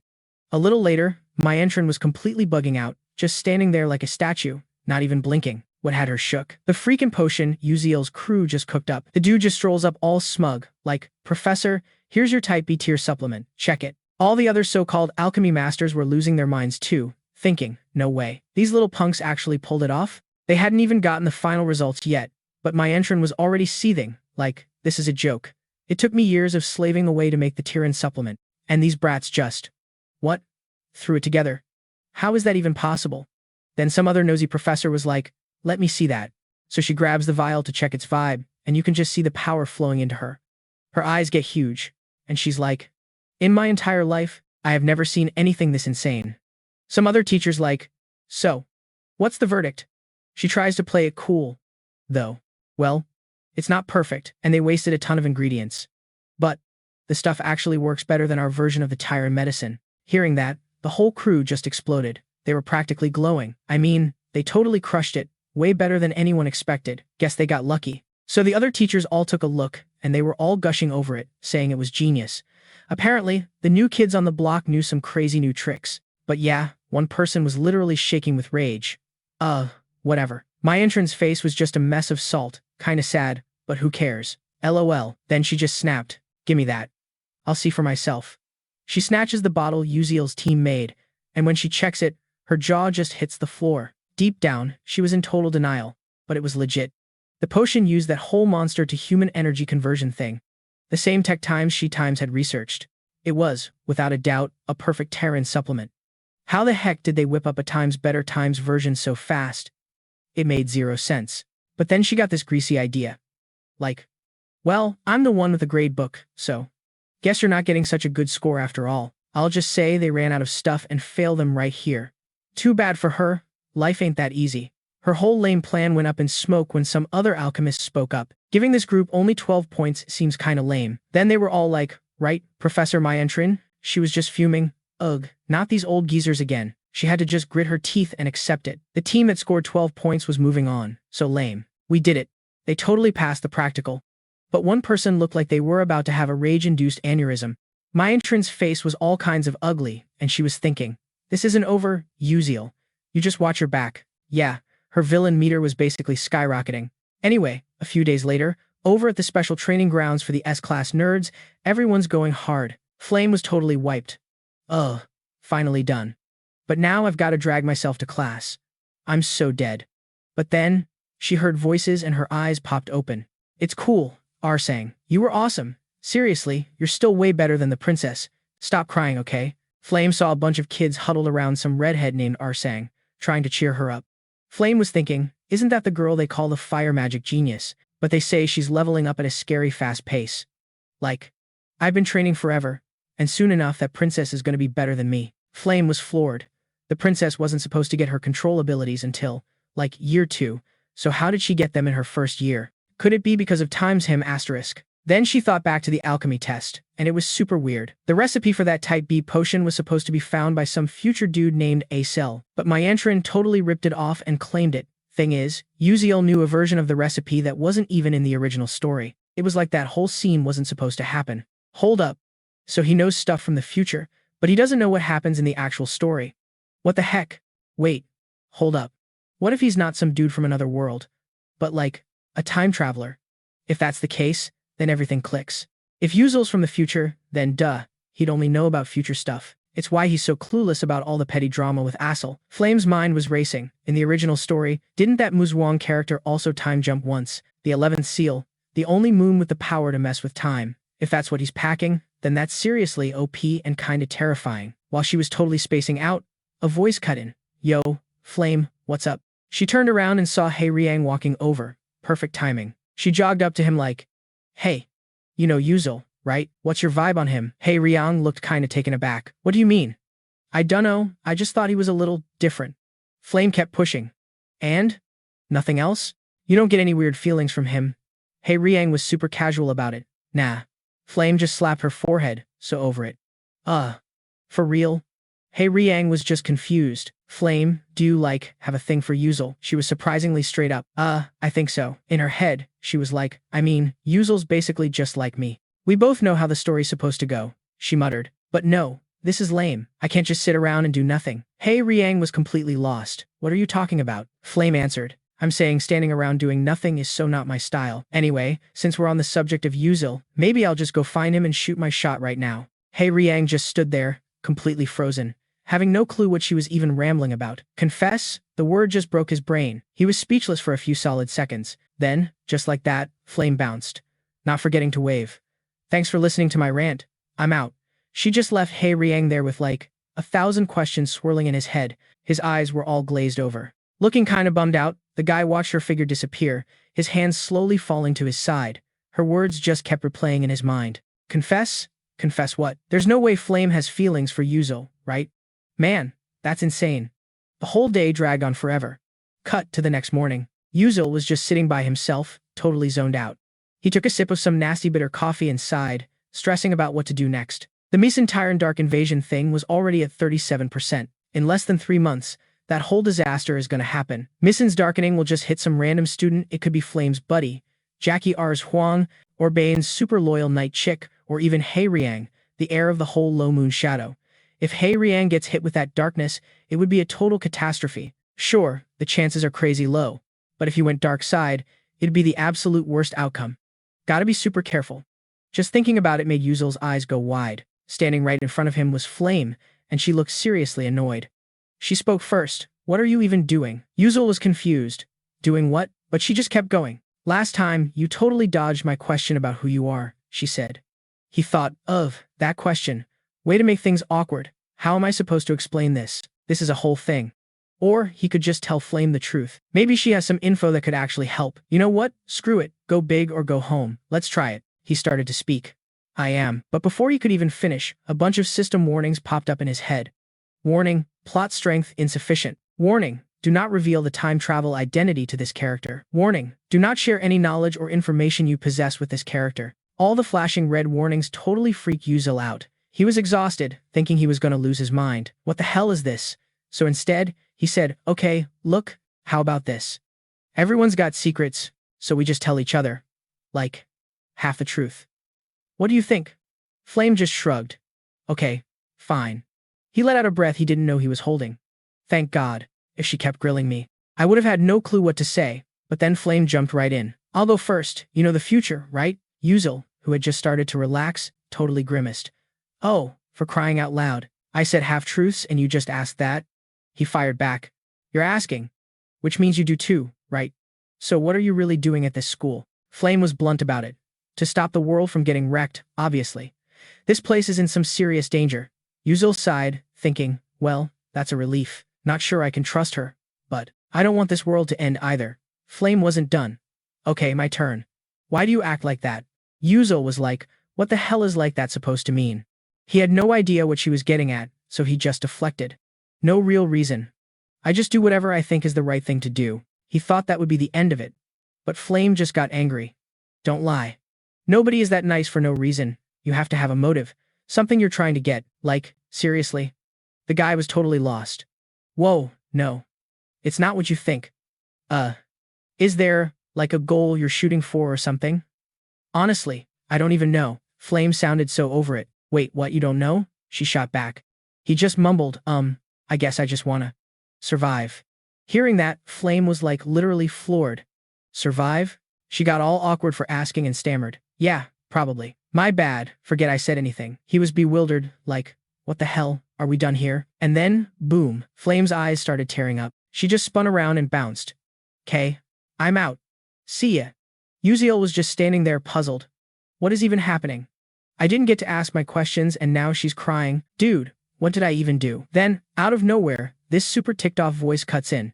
He felt this major chill, like a super bad vibe. And of course, it was, hey, Ryang. The dude's glare was like daggers, totally radiating an I'm gonna end you vibe.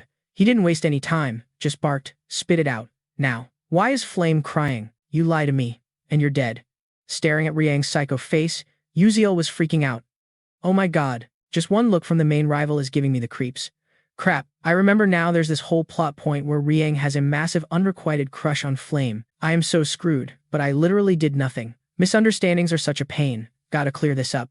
He finally spoke up. Look, there's nothing sketchy going on with me and Flame. Then why are you even asking?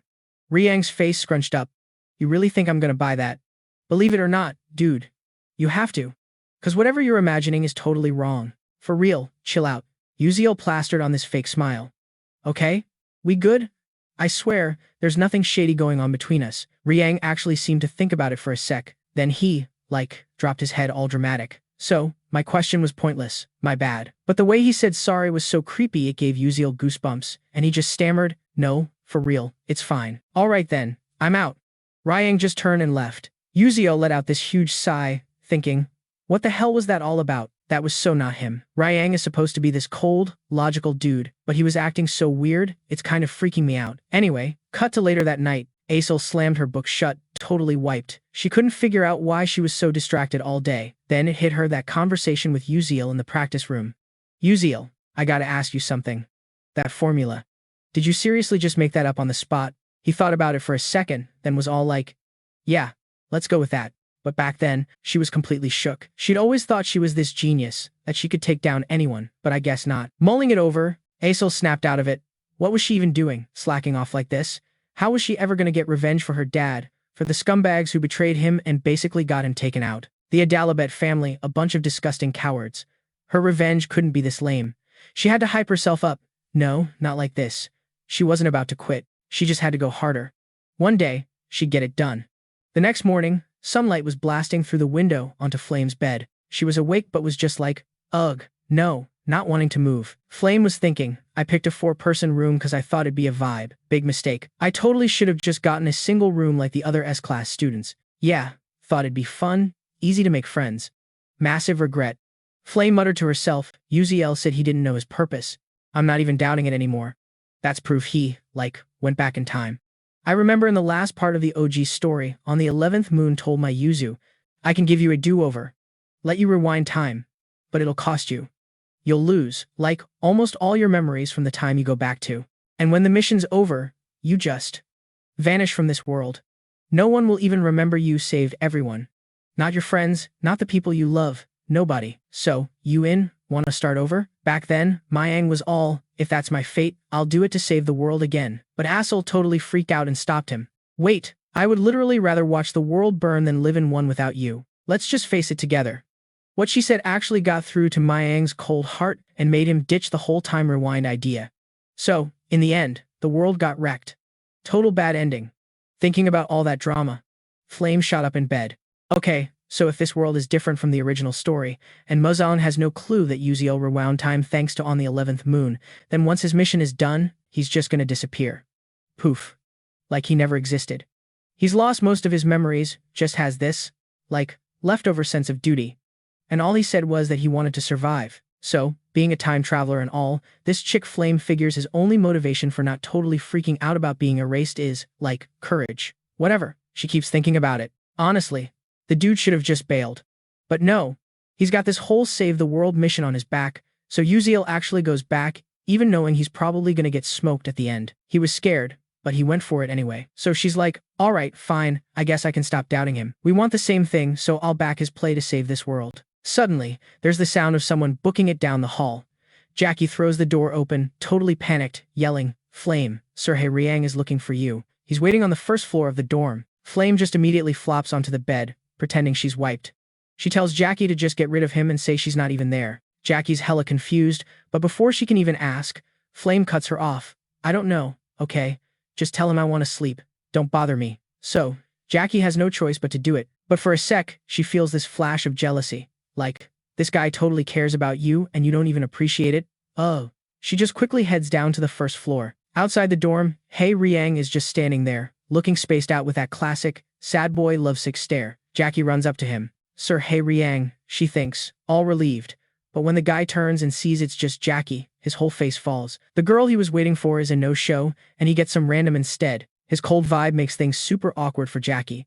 She's over here getting hard eyes, having a major unrequited love moment, but he's acting like she's invisible. Then he drops a "Who are you?" on her, and it's like a freaking bucket of ice water to the face, yanking her back to reality.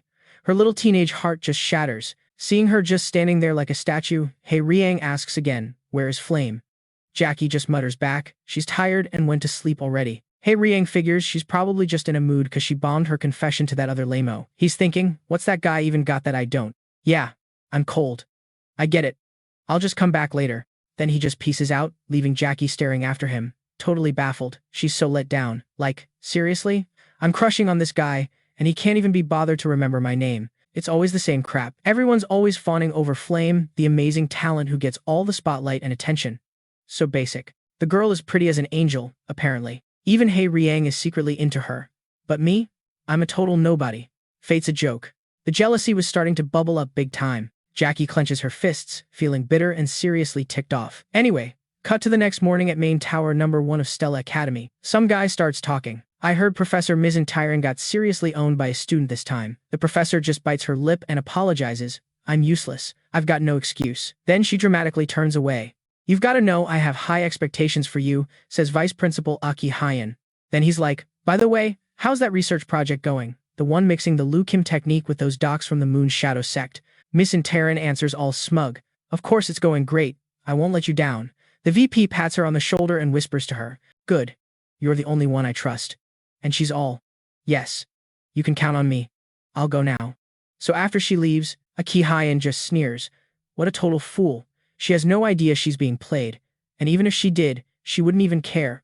All that chick wants is status and props. That's what keeps her so blind. It's ridiculous. A mage who studies anti-dark magic is working for the dark magic side. I seriously can't wait for the day that alchemist dark magic study is done. Cut to somewhere else. There's this skinny person trying to carry a huge, shaky stack of papers while everyone around them just pretends they don't exist. No one helps. Then out of nowhere, an actually nice person walks up. It's Uziel. He's all chipper. Like, hey, teaching assistant, you good? Let me help you with those. So thanks to Uziel, the papers actually make it to Professor Tyron's office. The TA breathes a sigh of relief. Oh my god, thank you. If it wasn't for you, Professor Tyron would have totally ripped into me again. Uziel's just chill about it, no big deal, it was nothing. He uses the chance to check out the room. The place is an absolute mess. There are crumpled, torn papers everywhere, from the desk to the floor. He's just thinking, man, this is chaotic. Suddenly, his eyes lock onto the board and light up. Whoa, what is that? The teaching assistant starts explaining. Oh, that's some formula Professor Tyron is researching with other doctors. I guess it's called the random spatial exchange calculation. Uziel is totally floored. The random spatial exchange calculation? For real? So, check it. This is like the starter formula for dark alchemy. In my copy of Zentrin's Darkening, some dark magic user totally finished this recipe with her, and everything went nuts, setting the world on fire. But Altera, she was the one who flipped the whole script. What if she gets to it first and cracks this formula before the bad guy does? Uziel's mind was racing. She's literally the only shot they have in this whole mess. With a legit genius brain and insane ideas, she's made a ton of stuff dark mages couldn't even dream of. Then, an idea clicks. He calls out, Assistant Alterisha. She jumped, startled. You want to get coffee?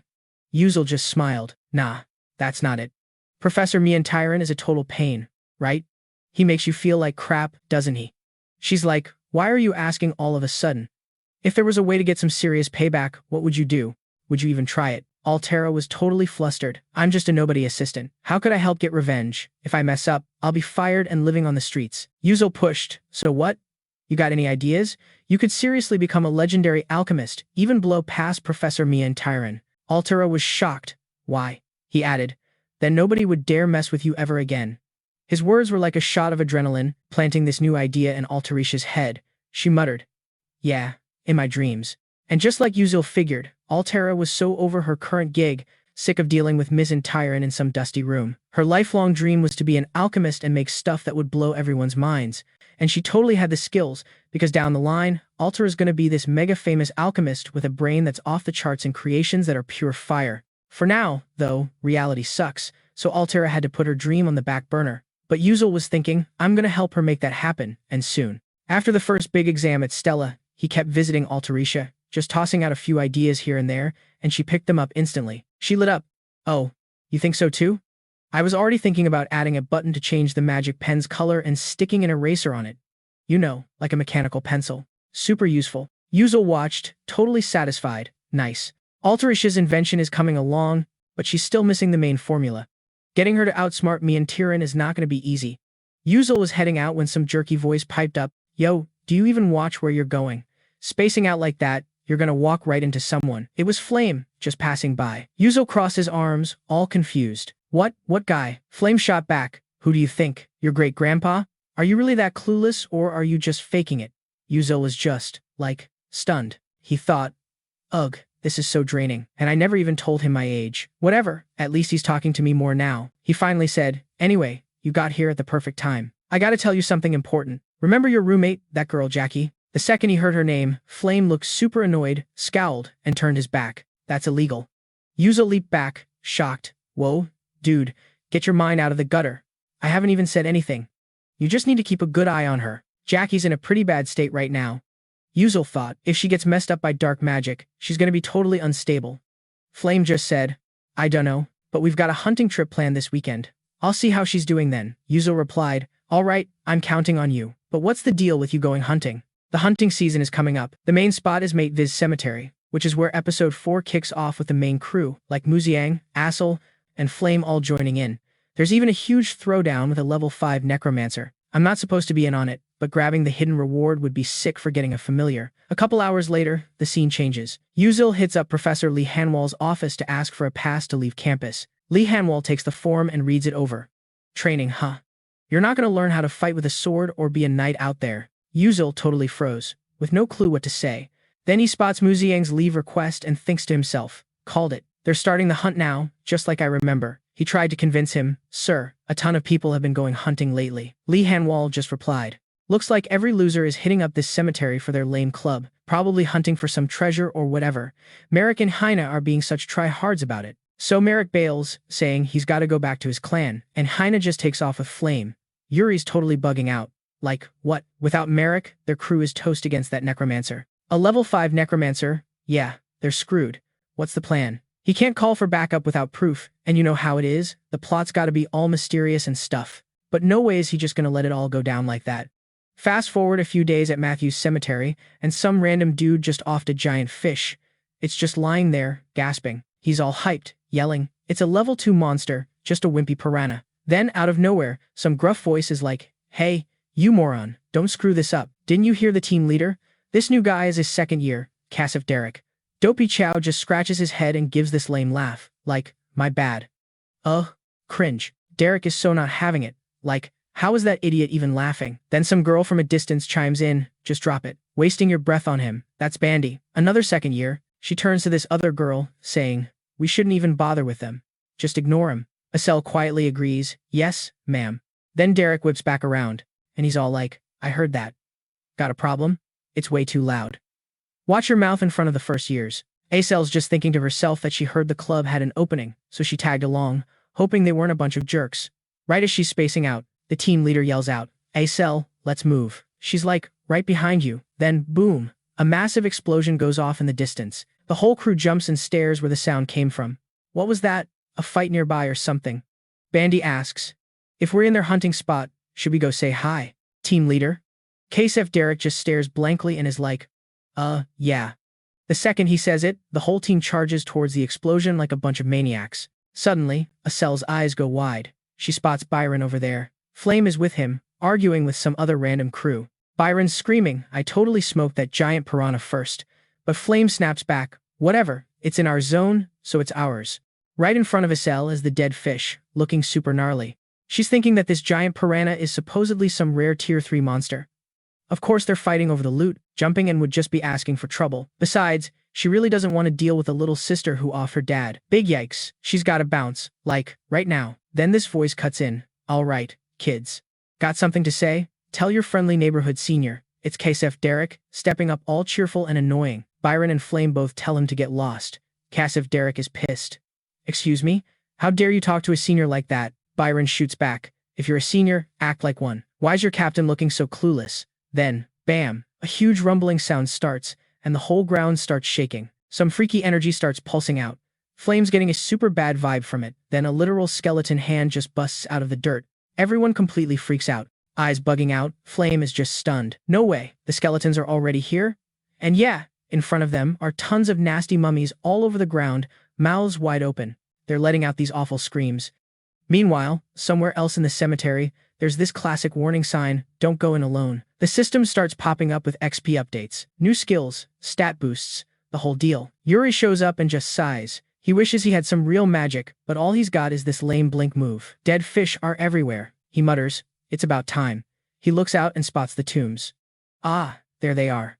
For a sec, he looks super bummed out. He doesn't have OP skills like Merrick to just nuke a skeleton army, and he's not crazy strong either. The only way out is to fight like a total gamer. And that's episode 4. The necromancer's attack is on. The ground's shaking again. Something busts out, and it's some skeleton monster mini-boss that shows up. Like, 3 times this episode. It's got these glowing red eyes and gross, bare teeth. And it's just staring down Yuri. He knows that with his current stats, a head-on fight is basically a death sentence. But he's not about to do that. He grabs its head and just starts wailing on it. You know that stupid anime rule where you have to stand there and watch someone power up? Yeah, but just, 'cause you're watching doesn't mean you have to get wrecked. The magic staff, the backbone or whatever, finalizes the command, and now the bone general belongs to Yuri. Hey, the whole world's your oyster now. Let's get this party started. Suddenly, way more skeletons popped up, closing in on the crew. A super creepy vibe filled the air. Flame was like, damn, she totally let her guard down. This whole situation felt super off. If she remembered right, the demon Yu Zhang was supposed to be handling this mess. So, why the heck was Assel with this squad? And where's the demon? Was she seriously about to face a level 5 spirit master with these guys? Seeing Flame start to lose her cool, Ryan tried to calm her down while sending an S to Stella with a pocket watch. Just try to hold on till they show up. Dominic chimed in. Yeah, he's right. Just give it a sec. The professors will come. Even if we can't beat this spirit master, we can at least bail. But Bayan cut in. This is so not the time for a pep talk. We're in a graveyard, people. The longer we chill here, the more skeletons show up. We need to get back to base, like, now. Jackie saw the gross-looking skeleton army and freaked, stumbling back. Stay away from me. One of them let out a massive scream from its gaping mouth, like it wanted to chew their faces off. Out of nowhere, a blast of power hit it from behind, stopping the thing in its tracks. The one who did it was Asel. Jackie just stammered, right. Caden was actually impressed. Not bad for a freshman, he said. Asel kept talking. This spirit master came prepared. He's using some energy container to store his mana. A regular level 3 or 4 spirit master can only summon, like, 15 skeletons max. But this guy is controlling a huge area like it's nothing. Caden added his 2 cents as even more skeletons poured in. This was planned out way in advance. Bet they want off us to make more of those skeletal mages.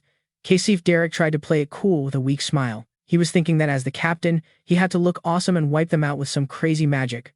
But, like, life's not a fairy tale. A skeleton grabbed his leg. He looked absolutely terrified, probably having a flashback to a fight with his brother or something. Before he could even process it, Dominic bolted forward to attack, yelling, "Oh no you don't, you piece of junk." But out of nowhere, a hand popped up in front of Casey Derek.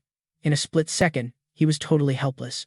Caden figured it out. Crap, they were chanting a counterspell, and he ducked fast. This terrifying ball of energy started forming, super heavy and intense, looking like it could blow any second. Everyone was shook and panicking. Bayan screamed, "No way, if that thing blows, we're..."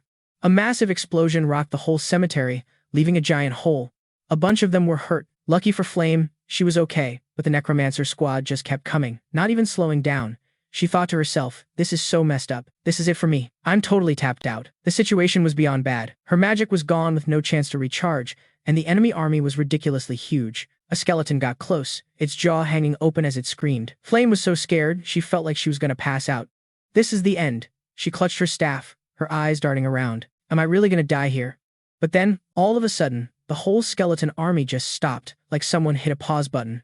Flame couldn't believe what she was seeing. What is even happening? They finally stopped moving. What in the world?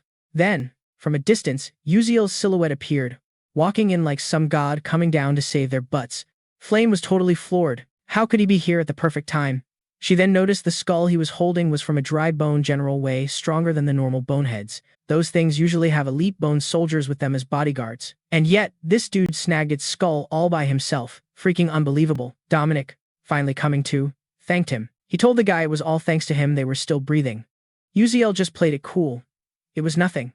Asel then asked how he managed to snag the dry bone general's skull. Uziel joked that he just fished it out of a pot of bone broth, but secretly he was thinking there was no way he was going to tell them he ambushed the summoning spot. His lame joke left Asel speechless. Uziel just kept his cool. He had to think of a new plan, and fast. If the necromancers started controlling the skeletons directly and ignored the general, they'd be in serious trouble. Dominic asked the new guy if he had any ideas. Uziel told them that on his way over, He saw the necromancer controlling things near their base, which meant they couldn't escape.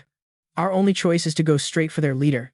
Everyone looked at him like he was nuts. Du quickly asked if he'd lost his mind. Uziel just calmly replied, "Didn't we learn this in class?" Yeah, necromancers control powerful bone soldiers, but their actual bodies aren't what we should be afraid of. Bayan looked worried. But he's gotta have a squad of guards around him. Ugh, this creep's got us surrounded. No way we're getting out unless we go straight for the psycho in charge. He was thinking, like, this necromancer's personal bodyguard is just one dusty old general, 6 of his elite boneheads, and like 50 regular skeleton grunts. And that army's only gonna get bigger. It's totally now or never. But how is he gonna get them on board? Then someone piped up, yeah, he was kinda clueless sometimes, but when it came to fighting, the guy knew way more than the rest of us. Bayern laid it all out, super serious. Look, there's no way we're breaking through this mess. But that necromancer psycho would never guess we'd have the guts to go straight for him. The 2 upperclassmen just stared at each other. Maybe he was right, maybe it was their only shot. I have no clue what your grand plan is, but we're sticking together. I'm in. Ban was totally stoked. Alright, I'll take point before that freak finds us. We can still pull this off. Meanwhile, somewhere else in the freaking mate cemetery, some shadowy figure showed up, and he's all, "Oh, look, Stella's little babies. How lucky for me. I'm gonna turn them all into my new skeleton mages. Even the Dark Demon Alliance knows not to mess with me." Yep, this was the level 5 necromancer from the Dark Demon Tower, Sabak. He let out this totally evil laugh, just chilling, soaking up mana in this place with, like 700 skeletons lying around. Nobody's gonna look down on me ever again. Then, like he just froze. Wait. What the heck? I can't feel it anymore. No way. Did my general just get wrecked? A loud crack split the air as something slammed into his shield from behind. He was totally bugging out, with no clue what was even happening. The skeleton behind him started shaking like crazy. He was legit terrified. My level 4 magic shield is cracking? How is that even possible? Man, he was so ticked off. You little brat. You're not getting away with this. But before he could even blink, it was too late. A massive explosion just went times boom asterisk, totally wiping out his whole skeleton crew. That fire was the full power of Yuzel's squad, all rolled into one. Sabak was just standing there, completely frozen. Crap, I got way too cocky. I can't believe they actually went straight for me. He was thinking, even if they're just kids, they're from Stella's academy. Can't underestimate them. Oh, he so did not want to admit that. This was getting way too risky. He had to summon his elite boneheads, biting his own finger till it bled. Rise, my evil minions, do what I say. The ground totally split open, and these skeleton warriors crawled out, grinning like total creeps. A whole legion swarmed the area, but Sabak just coughed up a ton of blood. That summoning seriously messed him up. He wiped his mouth, all bitter. Damn it. So what if summoning my bone soldiers hurt me? It's enough. Just hold them down so I can finish them myself. The skeleton warriors growled and charged in, while he just kicked back and watched from a distance with this super smug look on his face. He yelled, "Yeah, that's it. Fight hard. Now I can finally relax. But LOL, life's never that easy." Yuzel pulled off his blink move, like zip and was instantly right behind the necromancer. Sabak whipped around, totally freaking out, and yelled, "Who the hell are you?" Yuzel just smirked, not even giving him an answer. Right then, the necromancer was losing his mind, thinking, wait, I was tracking all 12 of those Stella Academy brats through my skeleton's eyes. There's no way. So how in the world did this kid get right up on me? Then his eyes went super wide, like he couldn't even believe what he was seeing in Yuzel's hand. He totally panicked, screaming, "No way, is that my skeleton general? What are you doing with it?" But then, Yuzel just, dropped it. The skull hit the ground with a loud thud, and without missing a beat, our guy just smashed it to pieces. Because his elite skeleton took another hit, Sabak started hacking up even more blood, looking all pale and clutching his chest. He was so mad at himself, thinking, crap, I totally messed up. I was way too careless. So this is what those Stella Academy kids can really do. Meanwhile, Yuzel was sweating bullets, thinking to himself, Dorian and Bandy were supposed to deal with that elite skeleton and then back me up. But since those things have them pinned, does that mean I have to do this alone? I'm totally the weakest one here. Maybe I should just bail? Our guy had a bad feeling about this whole thing. But then Sabak suddenly started choking on, a ton of his own blood, and it totally snapped Yuzel out of it. He finally noticed the state the guy was in and muttered, looks like he's super messed up, too. Turns out summoning those elite skeletons wrecked him from the inside. Wait a sec, I think I can actually take this guy. And just thinking that, he couldn't help but crack a confident smirk. Just then, Bianca's fire magic totally went nuts. All of a sudden, Jackie comes booking it over, totally freaking out. Princess? It's a trap. That necromancer is taking on Ethan all by himself. Bianca was shook. Wait, what? She looked over and saw Ethan and Sawyer Black going at it, and the energy coming off them was insane. The fight was totally off the rails. Bianca muttered, "Okay, this is bad. This is so not how it was supposed to go down." For some reason, Ethan was the only one throwing down with the Death Priest. Meanwhile, the Stella trainees were scattering all over the place. Guess the plan was to split the bad guys up and pick him off one by one. Can Ethan even hold him off until we get there? If he bites it, I swear. Just hang on, dude. So, over on their side, Ethan was just spamming blink, zipping all over the place. His eyes were wide open, trying to figure out a way to beat this guy. His sharp instincts and teleport skills were the only things keeping him from getting wrecked by Sawyer Black's attacks. But he knew he couldn't just play keep away forever, so Ethan switched things up, going for a high-risk, high-reward playstyle, just like back in the game. He suddenly blinks right up in the Death Priest's face. Sawyer Black, a level 5 Death Priest, totally grinds his teeth at the kid's reckless move and just growls, "Mph. You think you can take me down that easy? Dream on." Right after, this cage made of bones just shoots up around him, but Ethan just smirked, thinking, it's probably not getting any better than this. He was totally ready for this kind of thing and had a special bone-melting cola potion on deck. Haha, this whole stage is mine now. With that thought, Ethan chucks 2 cola vials at him.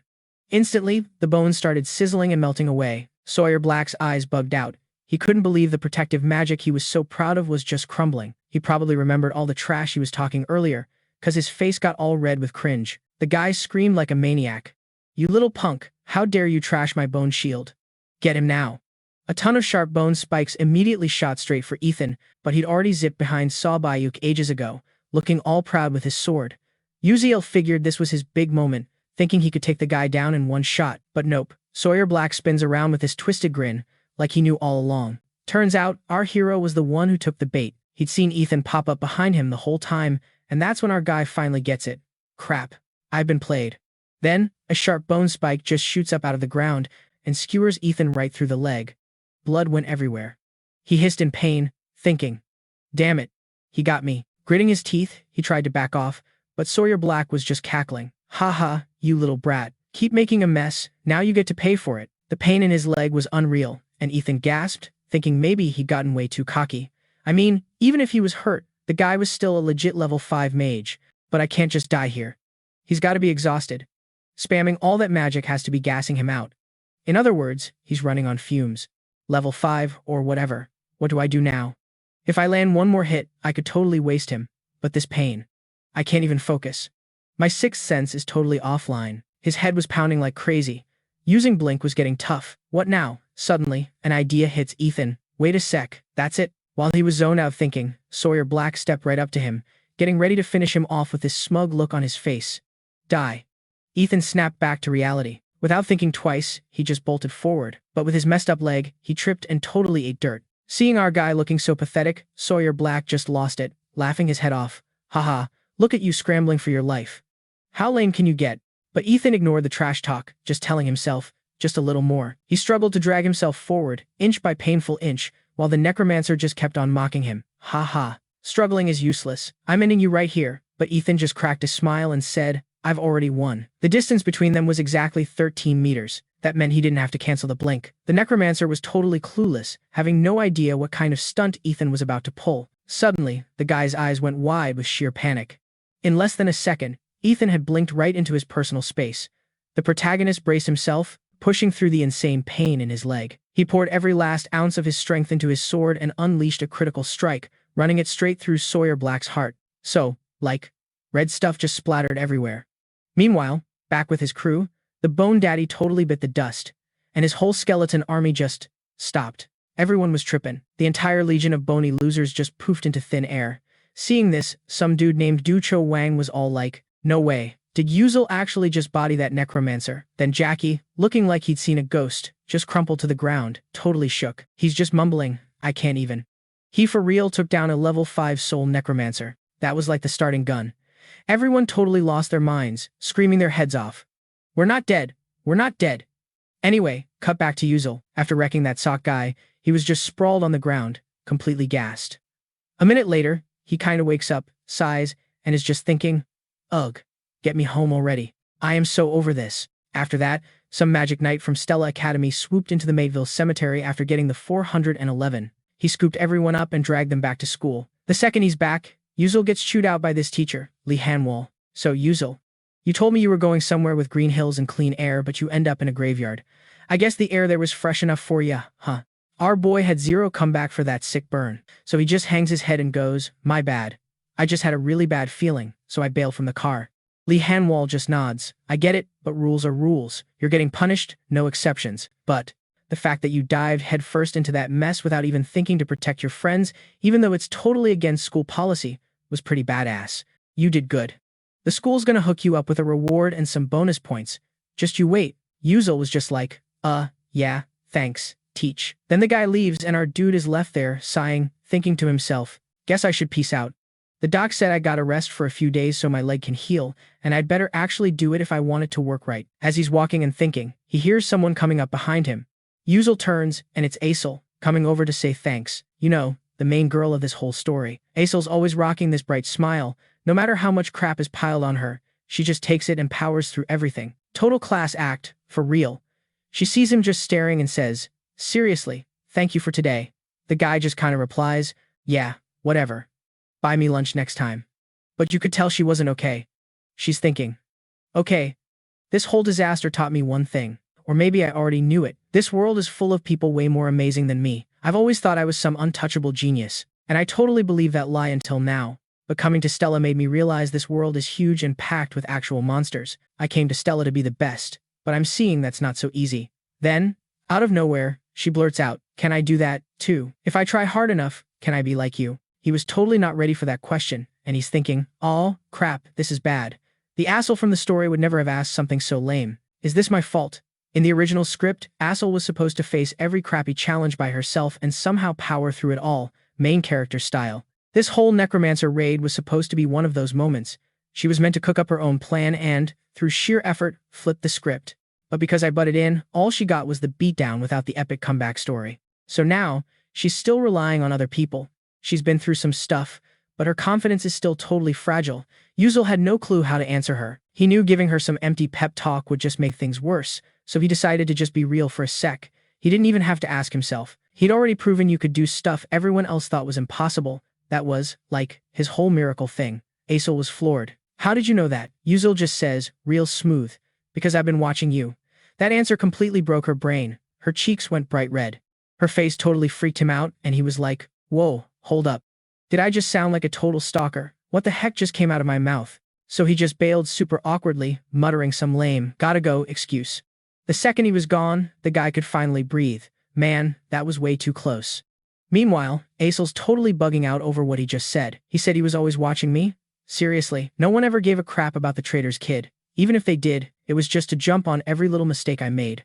Like, zero actual caring. But this dude, he's been watching all along. His words just blew past her icy defenses, getting stuck in her head. She could feel her heart pounding like a drum, and that fire for magic, that goal she thought was toast, was suddenly roaring back to life. Before anyone knew it, the sun was up, and it was a new day in the city.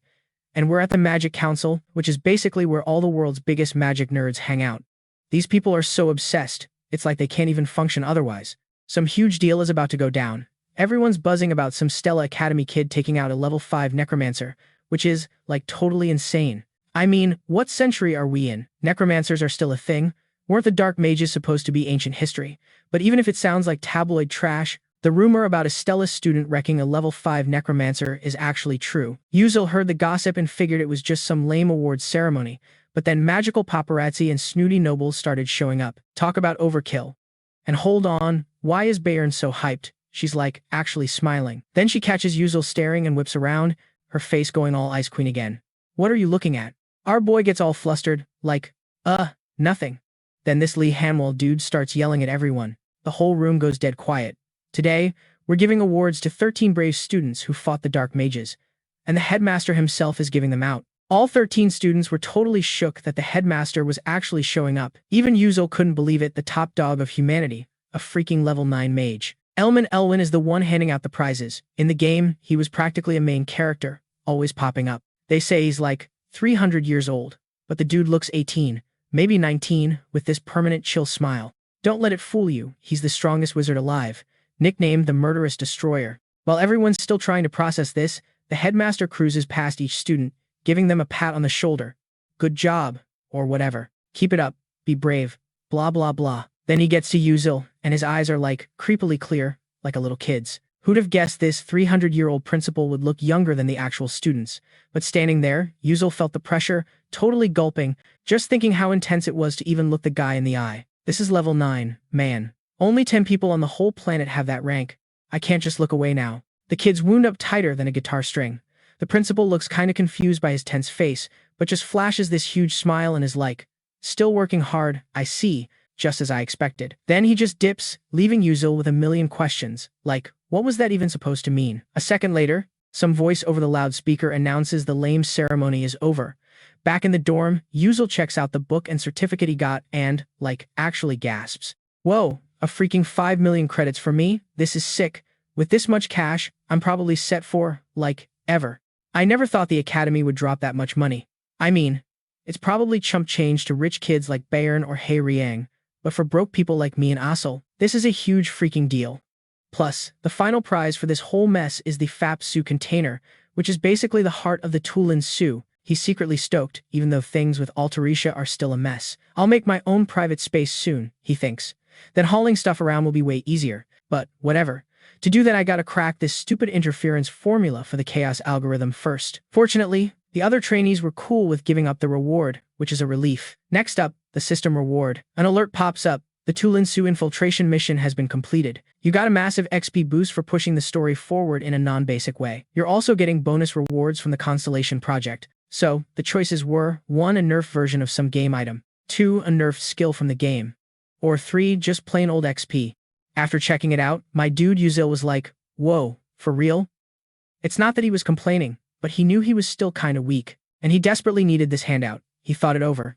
The most important thing right now was skills, so he decided to dump all the experience points into Blink. That last fight was a total wake-up call, showing him how much he sucked. Grinding like everyone else is pointless. He's got to use his game knowledge to get an edge. So he made his pick, and the system was all like, reward granted. The XP was just enough for his Blink skill. The skill leveled up to Blink level 2, with a max range of 12 meters, 3 whole charges, and a cooldown of just 3 seconds. He could totally feel the power up inside him. The range didn't get any bigger, but whatever, he was still pretty stoked. For now, it was good enough. He clenched his fists, all pumped. Finally, the number of Blink charges went up. Now he could zip around way more freely. But with a second to chill, his brain immediately jumped to the next problem. So, Asel's not doing so hot. Cut to some lame meditation class in the dark. She's there with everyone, feeling like she's just floating in some trippy dream world. It wasn't a terrible vibe, I guess. Then a cold wind blows by, and she feels like something is, like, stuck deep inside her. She kept trying to push it out, but then some other student yells, Asel, and totally startles her. She whipped her head around and saw the other kid just sitting there, meditating like a total nerd. She was thinking, ugh, did I seriously fall asleep? Then this see-through butterfly flutters past her ear, carrying the professor's voice. Why are you even using magic when you're supposed to be meditating? Look at the top of your head. Asel looked up, her eyes going wide like she'd seen a ghost. And for real, a random pillar of ice was just hovering in the air near her. She'd used magic without even trying. The girl was stunned. Wait a sec, when did I even make this? I didn't even do a spell or any of that math crap. She wondered, did seriously nobody else notice? Even if it was just first-level magic, they should have felt the mana flow. If this was because of that meditation junk Uzil told her about, then damn, that's kinda sick. She was skeptical before, but now, the result wasn't just good, it was legit awesome. A little later, class ended, and all the students booked it to the cafeteria. But instead of going to the cafeteria, Asel got herself a red bean cake. She was totally digging it. Thanks to that prize money, she could actually afford the fancy one that cost 1,500 credits. So freaking happy. Then suddenly, a voice next to her goes, hello, Asel. She looks over, and it's freaking Prince Jeremy Scalvin. He's got this soft smile, looking all happy to see her.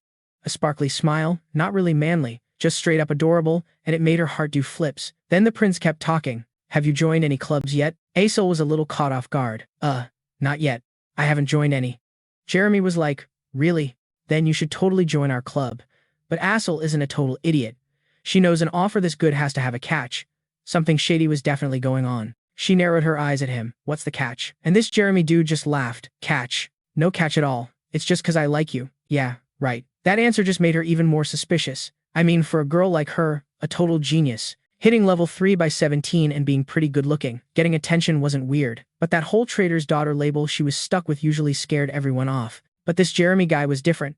Aesel was 100% sure he was just trying to make her his pawn. Seeing her hesitate, the prince stepped closer. "Oh, come on, you don't trust me, Aesel. Seriously, there are no strings attached. Just join the club and stick by my side. I'll do everything for you. You know who I am." Aesel was smart. She knew the deal. The Scalvan Empire was basically beefing with the Adalivate Kingdom right now. If she got in with Crown Prince Jeremy, her crappy life could be over. She wouldn't have to get all excited over a stupid red bean cake anymore. No more being trashed for being a traitor's kid. Even though she knew it was a bad idea, she stammered, "I." The second Aesel's eyes went blank, Jeremy Scalvan cracked a smile, so he was sensing his little plan was about to work. But then, out of nowhere, a hand flies up. Flame just stomps forward and slaps Aesel clean across the face. Both the girl and the prince were totally stunned, like, what just happened? While Aesel's just staring blankly. Flame lays into her, "You said you wanted to be with me, but here you are, secretly flirting with some other dude. You totally said you liked me, so what? You're just gonna—" Flame grabbed her by the wrist and yanked her away. "Come on. We need to talk." She just dragged Aesel off, leaving Jeremy Scalvan looking all confused, but now he was, like, kinda interested in this girl who actually had a spine. A bit later, out behind the school, Flame was finally able to breathe. That was almost a total train wreck. Aesel was still completely lost. What was that even about? What were you trying to tell me? Flame just went on, "Look, you should be thanking me. If you just blow that guy off for no reason, he'll be on your case for, like, ever. Sorry for getting physical. I'm out." And with that, Flame just waved and bailed, leaving Aesel standing there totally bewildered. As she was walking off, Flame was thinking, did I do the right thing? Because if she followed the stupid plot and joined the club, Jeremy would have absolutely destroyed her. He'd spread all this nasty gossip and disgusting rumors, the kind of stuff you wouldn't even want to hear. All the stuff she worked her butt off for would have been totally ignored. After that, Aesel got super down. "I was trying to stay out of it, but looking at Uzel, it's like, maybe butting in isn't the worst thing." Even though he's basically forgotten the whole future, he's still trying to stop all the bad stuff from happening. Flame nervously glanced back, hoping her lie wouldn't get found out. Then the scene cuts to Jeremy Scalvan's room, where he's just chilling, sipping some fancy tea and thinking. Flame's actually kinda cute. It's so interesting how she tries to hide what she's feeling in front of me, even more than Aesel. I want her. And just like that, the prince moves on to his next target. Typical. Cut to the next day. Sun's up. It's a whole new day. Whatever. Inside the classroom, this teacher, Lee Hanwall, starts talking. "Okay, people. Starting today, we're doing monster combat practice. For this test, you're not fighting some wimpy level 1 or level 2 monsters. No, you're up against mid-level, level 3 monsters that are super dangerous and way tougher. The faculty knows a normal student can't beat these things alone. So, this time, you gotta get into groups, find their weak spots, and beat them using your team's plan. The specific rules are already posted. From now on, you can look around and pick a mid-level monster to fight, and you'll get enough time to practice with it. Everyone, head to the Stella Dome. Up north, you've got the Fiery Valley, south is the Ice Sea, west is some boring desert, and east is a gross grassy swamp. Find a place that works for your team and hunt a monster that fits your group's style. Then, take it out. Next up, Class A and Class Sham get to practice. The actual evaluation is in 4 days. That's when you'll have to prove you can fight the monster you've been training with. Make teams with up to 6 people and give me the list." Hearing that, Aesel was just standing by herself, because nobody wanted to team up with her. She was feeling pretty bummed, thinking, ugh, I hate group projects more than anything. This stupid evaluation is super important. If I screw this up, I can kiss my scholarship goodbye. Without that scholarship, I'd have to get a lame part-time job on weekends or during vacation just to study, which means, less time to actually study. The scholarship slips further away. My magic skills get worse. And my future's looking totally bleak, which means even more work. Great. Then suddenly, some voice from up front totally broke her train of thought. "Princess, you want to be on my team?" Aesel just kinda looked up without thinking and saw this huge crowd of students all swarming Princess Bay. They were all, bragging about why they were the best thing ever. Total princess vibes from Bayern, acting like she could snap her fingers and have anyone. But then you had Estelle, completely on her own, like she was invisible or something.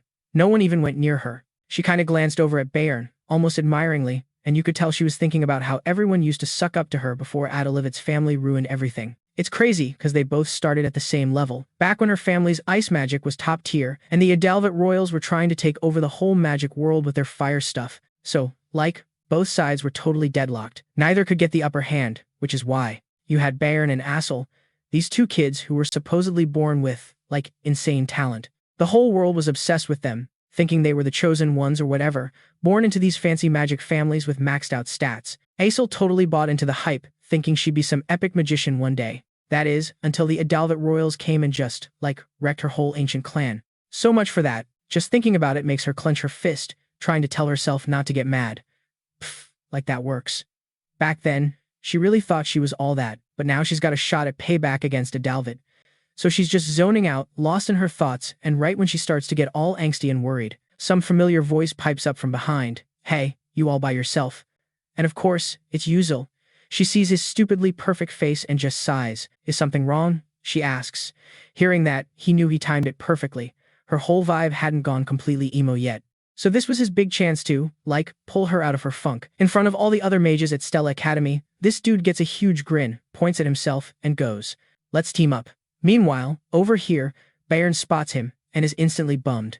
What the heck, Uzel? She couldn't believe he'd pick Aesel when he could have anyone. Aesel is just as shocked, asking again. You just said form a team, and he just calmly explains it. You know there's no, minimum number of people, right? Just the two of us can be a team and we'll even get bonus points for being a small squad. Aesel was, shook. Are you insane? How are two people supposed to take on a mid-level rank 3 monster? But even as she said it, she was kinda starting to buy into his crazy plan. This thought just pops into her head. For some reason, if it was with him, she actually thinks they could pull it off. Seeing she didn't say no, he gets this smug grin and is like, so, are we doing this? Aesel just freezes for a few seconds, thinking it over, then nods. Fine. It's not like I had anyone else to team up with anyway.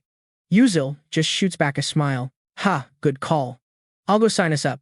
And with that he just bounces, leaving her watching him go. And then right on cue, footsteps. And it's Bayern. Aesel is surprised to see her, and the girl's got her arms crossed, looking totally ticked off. Aesel's like, what's your problem? If you think you can compete with me, stay in your lane. You're just a shameless pig in a person's suit. Hearing that super harsh diss from Bayern, Aesel felt like she got stabbed in the heart. Then Bayern just turns and walks off, and that's when it clicked for Aesel. The other girl didn't come over because she was scared of her potential. It was because Uzel had been stolen by her. Realizing the truth, she just clenched her fists and let out this really bitter laugh. It turned out, in Bayern's world, I didn't even exist. Bayern stomping off, thinking to herself how lame this all is. Am I seriously losing to some loser and a commoner? I can team up with literally anyone, but I at least need the strongest knight to get an edge. She scans the crowd, and her eyes land on Mu Sheng. He was over there trying to decide if he should team up or go solo. Without even hesitating, Bayern just walks right up to him. Seeing the princess, Mu Sheng asks, "Hello, princess, what's up?" She just replies, "Got a team yet?" He's surprised. "Nah. I was just gonna go alone." She was a little taken aback but played it cool. Then she says, "So, you're teaming up with me?" He just kinda smirks. Is that really necessary? Which was totally him saying no, but Bayern doesn't take no for an answer. She's dead serious. Uzel and Aesel already teamed up, and the fewer people on a team, the more bonus points you get, right? She gives a side-eye to Uzel's team. Mu Xiang looks over too and sees the two of them all chummy and laughing. Bayern keeps going. I bet they're not going after some basic mid-sized monsters, but the special mid to large ones. I'll say it again. You're teaming up with me, okay? Mu Xiang thinks about it. He knows she's just trying to get under his skin, but the idea of going head-to-head with Uzel's team totally fired him up. Finally, he grins. All right, sounds fun. I've been wanting to take a crack at Uzel anyway. Let's go crush them together. Bayern breathes a sigh of relief. Awesome. I'm counting on you. Then she throws this major death glare at Aesel, muttering to herself, just you wait. This time, I'm gonna wreck them both. So, time passes, whatever. After 4 days of prep, the fake monster battle finally kicked off. Some guy named Li Hanwal gets on the intercom and is like, alright, we're gonna start the evaluation for S-Class and A-Class. Each team gets to pick their monster. You can go easy or go hard, your choice. While Flame was getting hyped, the crowd was already gossiping. Oh, Team 16 picked Magrika. That mid-level thing looks like a total pushover. Flame was just in her own head, planning. She was like, it's cool, I've trained my butt off for this. So what if she couldn't hunt the special monsters for bonus points or go after the really huge ones? Just taking down this level 3 mid-tier monster by herself was enough to ace the test. I mean, it usually takes 5 level 1 mages to handle just a level 1 mid-tier beast. If you play it smart, use their weaknesses, and actually know what you're doing, you can totally take down monsters way out of your league. Flame just had to accept that her light magic didn't have a type advantage against anything, so she just had to deal with it. She decided to just ignore the level 2 special monsters and focus on getting a killer score on her own. While she was waiting, she suddenly spotted Aesel. She remembered from the original story how Bayern and her posse basically iced Aesel out, so she couldn't train or team up, had to fight alone, and got a garbage score. Aisel didn't get enough points for a scholarship, so she had to get a lame part-time job and just take crap from all the other trainees. The whole situation basically wrecked her magic skills, and she just kind of broke down. But now, everything's different. 'Cause Flame and Uzil are here. These two basically time travel from the future and are totally messing with the original plot. Uzil actually chose to team up with Aisel, even though the guy has, like, zero memory of the past. But because of that, Aisel's future is looking a lot less depressing. Right then, this massive explosion goes off. Flame whipped around to look at the arena and saw the monster was already toast. Lee Hanwol announced that Team 16 was done, saying some basic "you all worked hard" line. The crowd cheered, whatever.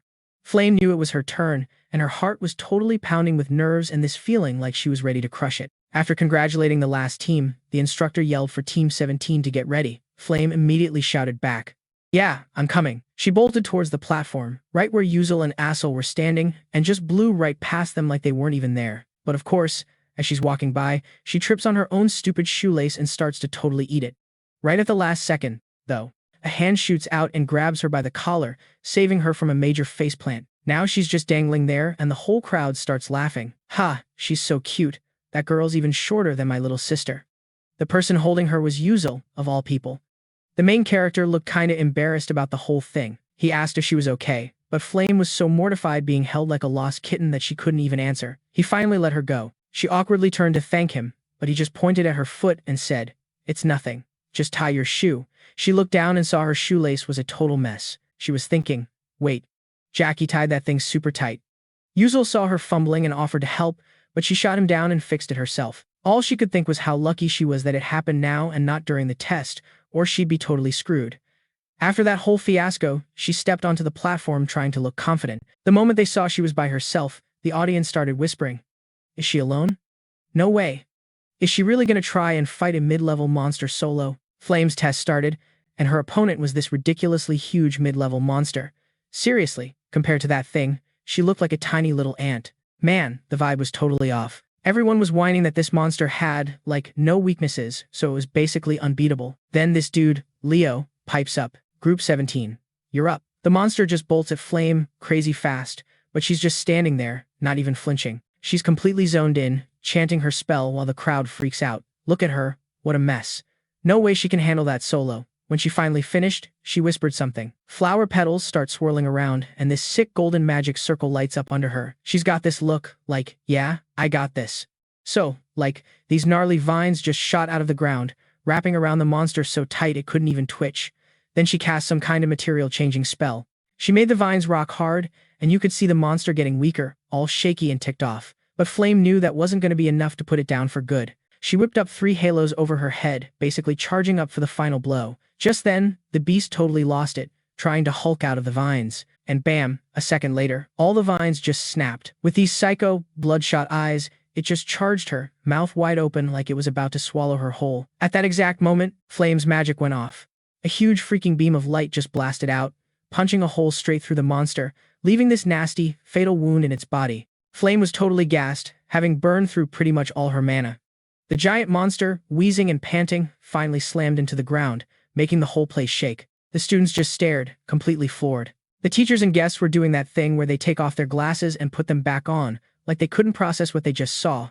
All the haters who were trashing Flame earlier were dead silent. Someone was like, "Dude, our team of 5 couldn't even handle a mid-level beast. Who even times is times she?" The announcer, Lee Hanwol, called it, saying Team 17's test was done and gave props to Flame. She gave a little nod of thanks, got off the stage, and was probably thinking, ugh, finally over. But on the way back to her seat, she saw someone and did a total double take, her eyes bugging out, wondering if she was seeing things. Up on stage, the next bunch of wannabes walked into the arena. Lee Hanwol's voice boomed, "And now, we begin the test for Group 31. So, this was supposed to be the epic clash between the 2 top dogs at the academy. Every single eye was glued to them, especially the freshmen. They were looking at them like they were rock stars, screaming, "That's Princess Bayern. Princess Bayern from the Adalabet royal family, whatever that is, and her teammate is Mawang, the dude who got the highest score on the entrance exam. He's so hot," someone probably whispered. "How can someone be hot times and times a top student? This is going to be an awesome show. Go Princess. Go Mawang." On the other side of things, Flame was just leaning against the wall, thinking, wait a sec. Bayman was supposed to have a 6-person crew from her own faction. Why is she teamed up with Mawang now? Yeah, cause in the original story, those two had zero to do with each other. But here they were in the same group. The more she thought about it, the more her head hurt. What kind of messed up team-up was this? While Flame was trying to figure it out, the monster that Bayern's group summoned popped into view. Its body was covered in diamond-hard scales dripping with slime, and it had these two wing fin things that let it fly. It had arms and legs, but its head was a giant carp. Looked totally bizarre. The students in the stands were freaking out. Wait, is this for real? No way. The illusory fish of gods and demons. It was a special, big deal monster. Who in their right mind would even try to take on something so ridiculously out of their league? Were they completely insane? According to the novel, Bayern's a fire type, and Ma Wang's got 3 elements: earth, lightning, and fire. But that was his whole secret power-up thing that he wasn't supposed to reveal. This fish monster was a water type with a super tough body. Back in the day, they used to rule the seas because they were smart and there were a ton of them. But some ancient curse made them all stupid, just mindless monsters. They could still fly, though, and were totally immune to lightning, which is usually the go-to weakness for anything that flies and totally counters the main element Ma Wang always uses. So not only did they pick the special mid to large boss everyone else wiped out on, they also ditched any elemental advantage. They were clearly going for a perfect score on this test, but they only get that score if they actually win. While everyone was still buzzing, Li Hanwall gave the signal to start. The phantom fish shot up, roaring, its nasty breath wafting over the entire audience. Seeing it close in, Bayern raised his staff, starting their big plan. Ma Wang just nodded and said, "Understood, princess." He twirled his wand and then just stepped back to watch from a distance. Some other trainee was like, what's their plan? The person next to him had no clue. I thought they were gonna attack. Why's the knight hanging back? What kind of mage is this? While the whole crowd was trying to figure out what was going on, so Mason just teleports mid-air to face off against this phantom fish. Dean Cho sees his total swagger and is all, yo, for a first year, that's not bad. His teleport move is legit. Brandon's like, facts. The dude's got skills. But there's no way he can actually tag the monster from there. You can't just teleport in the sky. So, what's his deal? While everyone's tripping, Mason whips out his wand and bam, a stone platform just materializes right under his feet. Then this fireball Bianca launched just nukes the spot where he used to be. The shockwave freaking eats him forward like a missile, straight at the phantom fish. The crowd totally loses it at their teamwork. Those two were so in sync, it was unreal. As he gets close to the phantom fish, Mason makes this giant stone fist in mid-air and just smashes it into the monster's gut, sending it rocketing to the ground. When the dust clears, the phantom fish is just laid out, not moving. That punch was so brutal, it totally cracked and shattered its super hard scales. Wasting zero time, he casts another spell. This blue magic circle thing pops up, and a ton of rocks shoot out of the ground, pinning the phantom fish down tight. But his magic control is kinda trash, so the trap breaks instantly. Mason lands, not even salty about it. His whole plan was just to stall, because Bianca was done charging up her ultimate move. A massive fireball, legit looking like a mini sun, just crashes down on the phantom fish, making it shriek in pain. This gnarly explosion just swallows the whole area. The crowd is freaking out, yelling, "Oh my god, it's actually hurt." I mean, that thing is supposed to be crazy resistant to fire. After that, Mason starts waving his wand again. He's got this cocky grin on his face, like he's about to end it. And then, boom! A bolt of lightning zaps the monster while it's still reeling from Bianca's attack.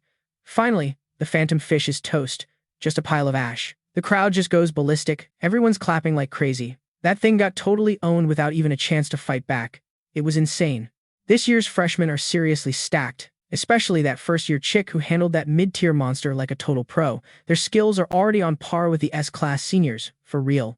After the show, Bianca and Mason walk back to their seats, and you can just feel everyone staring, all jealous and hyped. Bianca is totally feeling herself. That feeling of just completely dominating made her feel like she was the main character or something. She glances over at Ezekiel and Axel's group, thinking, "You really think you can beat me? No matter what monster you and Axel pick, there's no way you're putting on a better show than us."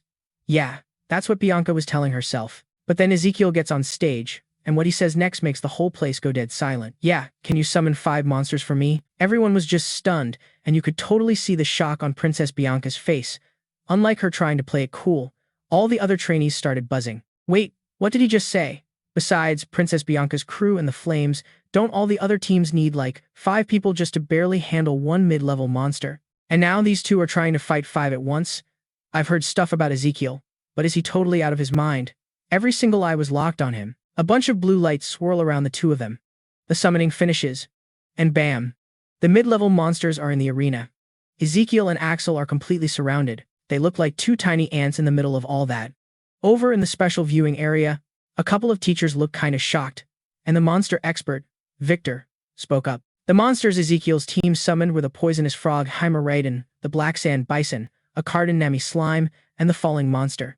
Princess Bianca, who was standing nearby, asks Mason, "Hey, you notice anything weird?"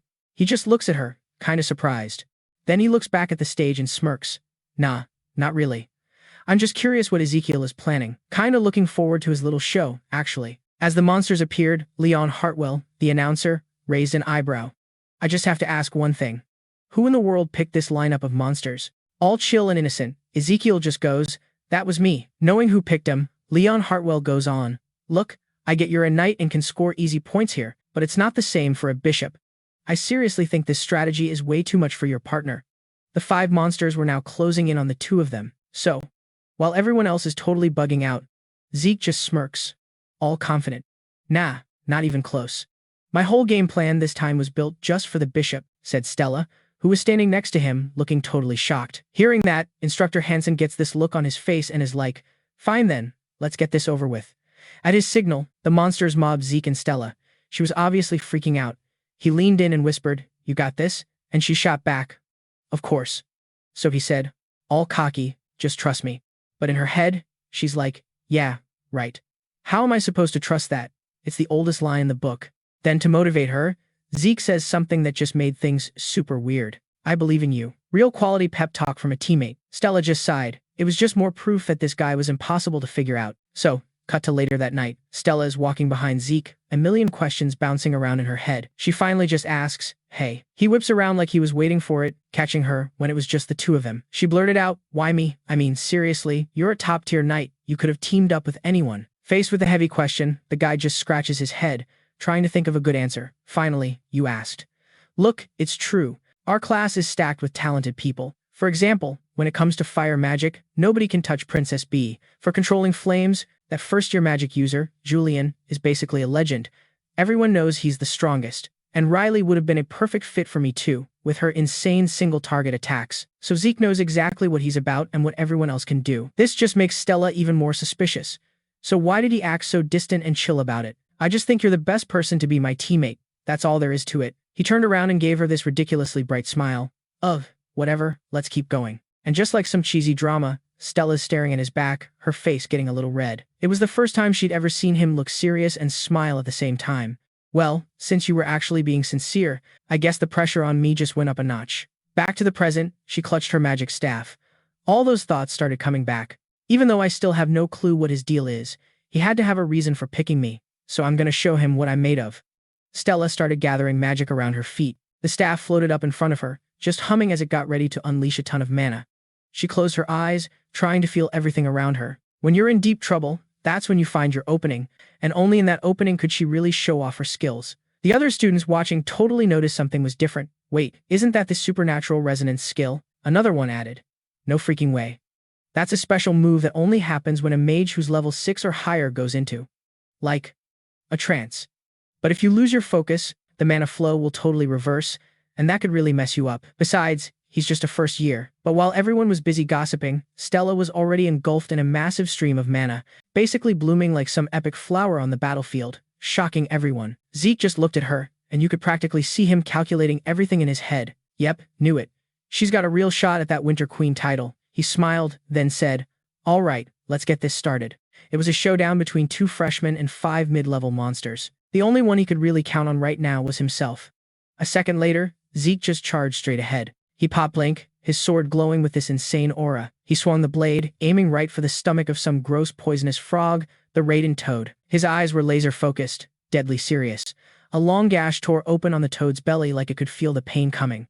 It let out this pathetic scream, and Zeke just glanced to the side. Taking out the poisonous frog, step 1, complete. Next up, the black sand bison, he thought. Suddenly, the bison whipped its head toward the screaming frog. Its eyes went blood red. Its new target was the frog, not Zeke. The bison took a huge breath and reared back its front legs. Predicting this, Zeke just smirked and kept running. Awesome, just as I planned. The only way to deal with 5 mid-tier monsters at once was to create some drama and make them turn on each other. The match was getting more and more insane. Watching this go down, all the students in the stands were just gaping, their mouths wide open. In front of them, 5 monsters were beating the snot out of each other. They were all whispering, "Oh my god, what is even happening? I can't believe my own eyes. Are they actually tearing each other apart?" Seeing his plan working perfectly, Zeke flashed a smug, victorious smile. Just like he called it, the whole make-em-fight-each-other plan was a total win. It's basically that old trick of getting someone else to do your dirty work. A seriously shady move, using other people's power to take out your problems so you don't have to lift a finger. Uziel kept on explaining. The hardcore gamers in Ether World used to freak out trying to figure how a bunch of noobs could possibly take on a pack of OP monsters. After trying, like a million times, they finally found a way by totally exploiting the monster's own traits. He broke it down. First, when I go and smack the toxic frog, Heimer Raiden, it starts glowing red. That light totally sets off the black sand bison's rage mode. Then, the bison just starts spraying sand everywhere. When that stuff hits the Nami slime, it gets all grossed out and barfs up a massive amount of water to stay slimy. He smirked. Sick.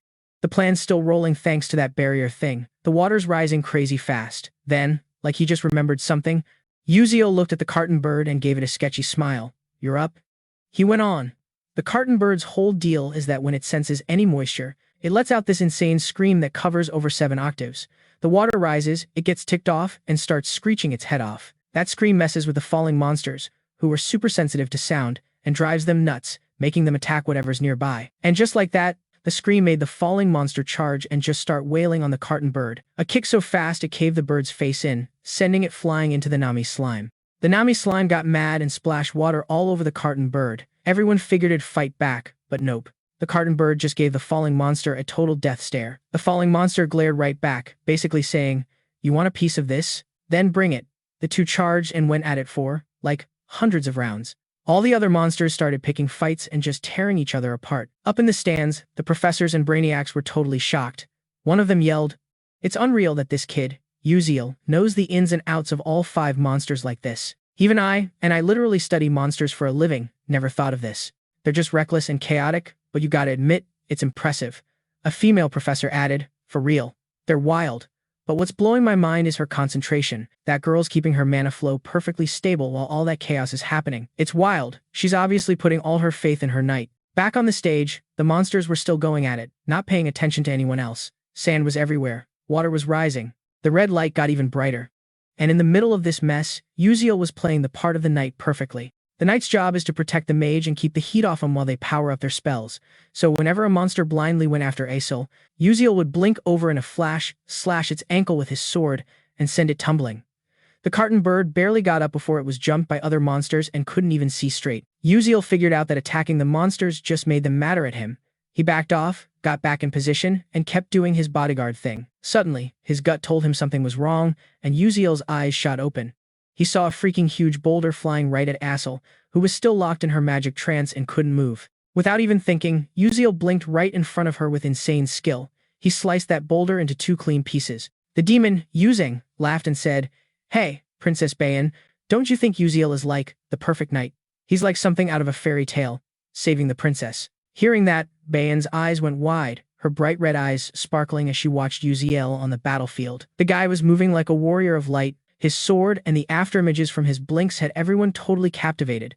Zipping left and right, it wasn't for show, he was protecting Aesel from every single angle. With him guarding her like that, she didn't get a single scratch. As the insane fight dragged on, the monsters started getting worn out and seriously messed up. All of a sudden, magic circles started appearing all over Aesel's body, looking like shooting stars or little drops of light. Her eyes, like some kind of priceless jewel, she clutched her crystal staff super tight. The second she was done, all the water on the ground flash froze. A massive ice flower just bloomed in the sky, glowing with this insane chilly light from its petals.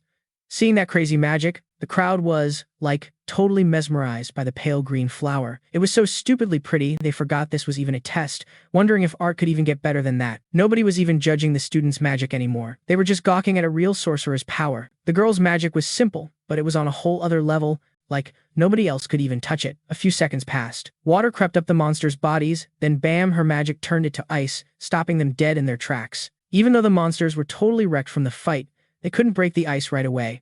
But who knew they were about to bust out and go berserk? Thinking that, Astra cast her shattering spell. The glowing flowers exploded into 1,000,000 pieces, turning into thousands of sharp ice spears, like huge javelins that just ripped through the bodies of the 5 monsters. Their skin got torn up, frozen solid, and basically started to die. When they tried to move, the wounds just ripped their flesh more.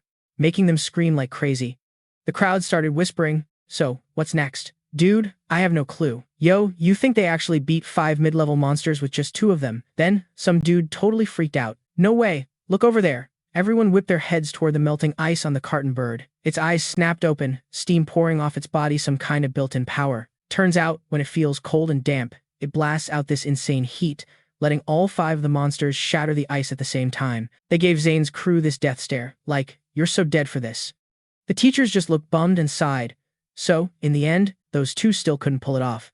Their plan was solid, the fight was epic, but stuff happens. They just didn't see that hidden monster trait coming. Sucks, they were so close. Still, with a show like that, any normal team would get a super high score. Just when everyone thought it was over, Astra threw her hand up to the sky. A freaking golden orb of lightning magic just appeared. The crowd's eyes practically popped out. "No way, that much mana. Could it be?" Without even flinching, Astra yelled, "Thunder gods coming down."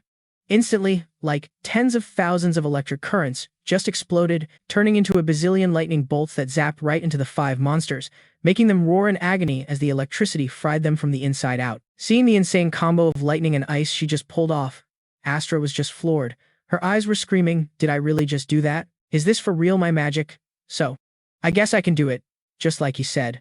Then the memories came rushing back. She remembered the first time she heard the insane plan from Zane. She was totally shocked and was like, "Are you nuts?" She figured he'd get pissed, but he just gave her this genuine smile and said, "You got this, and I trust you, so please, just trust me for a sec.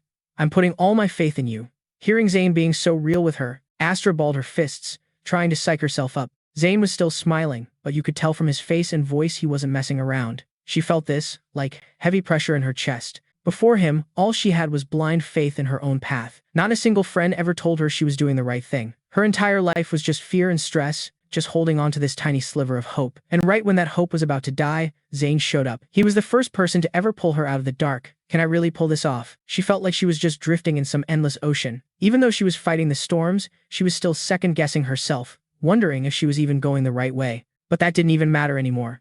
Way out on the horizon, Zane was already ahead, leaving this trail of light across the ocean, like stars for sailors. It was like a lighthouse showing ships the way out of danger, and Astra could practically hear the light whispering, "Follow me.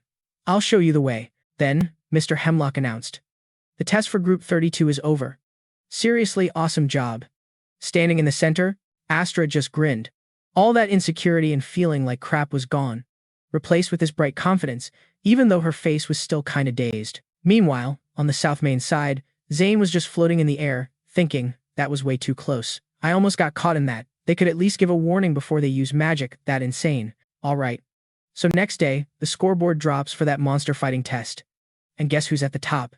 Group 32, with a sick 199 points. That's Beckuziel and Asel, obviously. In second, you got Group 31 Muzan and Bayan with a measly 127 points, then whatever for third and fourth. Everyone's just staring at the board like, Muzang's totally bummed, like, "Dude, we lost." Bayan's just staring, and even she has to admit, the point gap is insane. Nailing over 100 points more is a lot. Not to mention, we got stuck with those special mid-level monsters with a bogus elemental matchup, something nobody's ever done. But then, you see Yuzel's crew with their 199 points. Yeah, we gotta admit we lost. Muzang is totally shocked the Ice Princess is actually admitting it. He gets this smug grin and goes, "Whoa, didn't think you'd cave so easy." Bayan, being her usual charming self, just snaps, "Shut up." But Muzang keeps going, "Look, I hate to say it, but Yuzel's a better Vanguard Knight than me. For real. And Asel, she's way better at the whole long-range mage thing than you are." Hearing that, Bayan kinda knows he's right, but losing to Asel?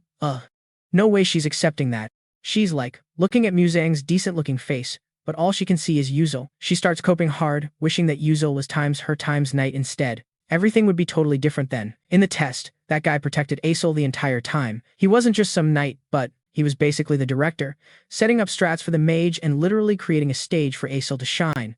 And here she thought Muzang was the talented one. But nope, Yuzel is legit the best knight at Stella Academy, hands down. She's convinced that if Times was backing her up, she'd be just as good as Asel with her magic. But like, why is this supposedly ordinary dude so obsessed with Asel? If a knight that perfect exists, he should totally be with Times, her asterisk, the perfect queen. Gag. The more she thinks about it, the more pissed Bayan gets that someone so perfect is simping for someone else. Her face literally goes all dark and stormy. She's having a total internal meltdown. Admitting she lost feels like a lie. She just can't deal. This whole thing is way too weird. She decides she's gotta dig up some dirt on Yuzil, so after her little psychoanalysis, she just ghosts Muzang and walks off. But on her way out, Bayan's eyes go wide because she spots this girl with black hair and a total Ice Queen vibe. The girl's got these super clear eyes, is almost her height, and is rocking a third-year student ID. Turns out, this is Siren Orson, some Duke's kid and BFFs with the current queen of the Adalabet Empire. As she walks by, Bayan just gets super annoyed. Is she here just to gloat that I lost to some commoners and a traitor? So lame. Siren Orson just smirks, so immature and naive. Doesn't the little princess get that all her petty drama is just sad and weak? Still just a kid. The princess's silhouette just fades away, and Siren Orson's watching her go with total disgust. Meanwhile, Flame is journaling about her day, just writing and thinking. She's still bugging out over how fast that crystal flower magic got pulled off. That was supposed to be her signature move, her big trump card she worked so hard for.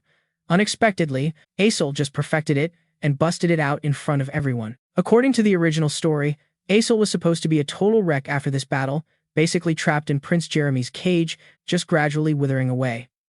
But that whole depressing future is gone now, and it's probably all thanks to Yuzil. She keeps thinking about the original romance novel, where Muzang and Aesol were supposed to face the apocalypse together. But what if there was, like, some secret chapter the author wrote that she never saw? What if some random dude loved Aesol his whole life, got zero love back, and just stuck around till the end of the world? Nah, that sounds way too extra.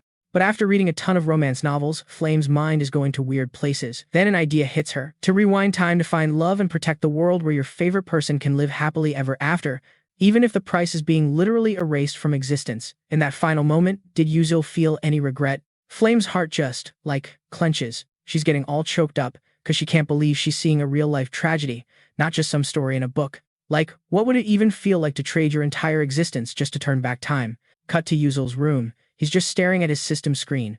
Episode 5, The Monster Battle Sim, is over. Congrats, host. You got a crap ton of experience for steering the story in a better direction. The Constellation Project is tossing in an extra reward, too.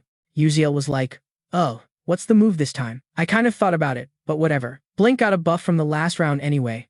It's probably smart to prep for the next stage. But the more he thought, the more his head started to pound. Then, bam, an idea just hit him.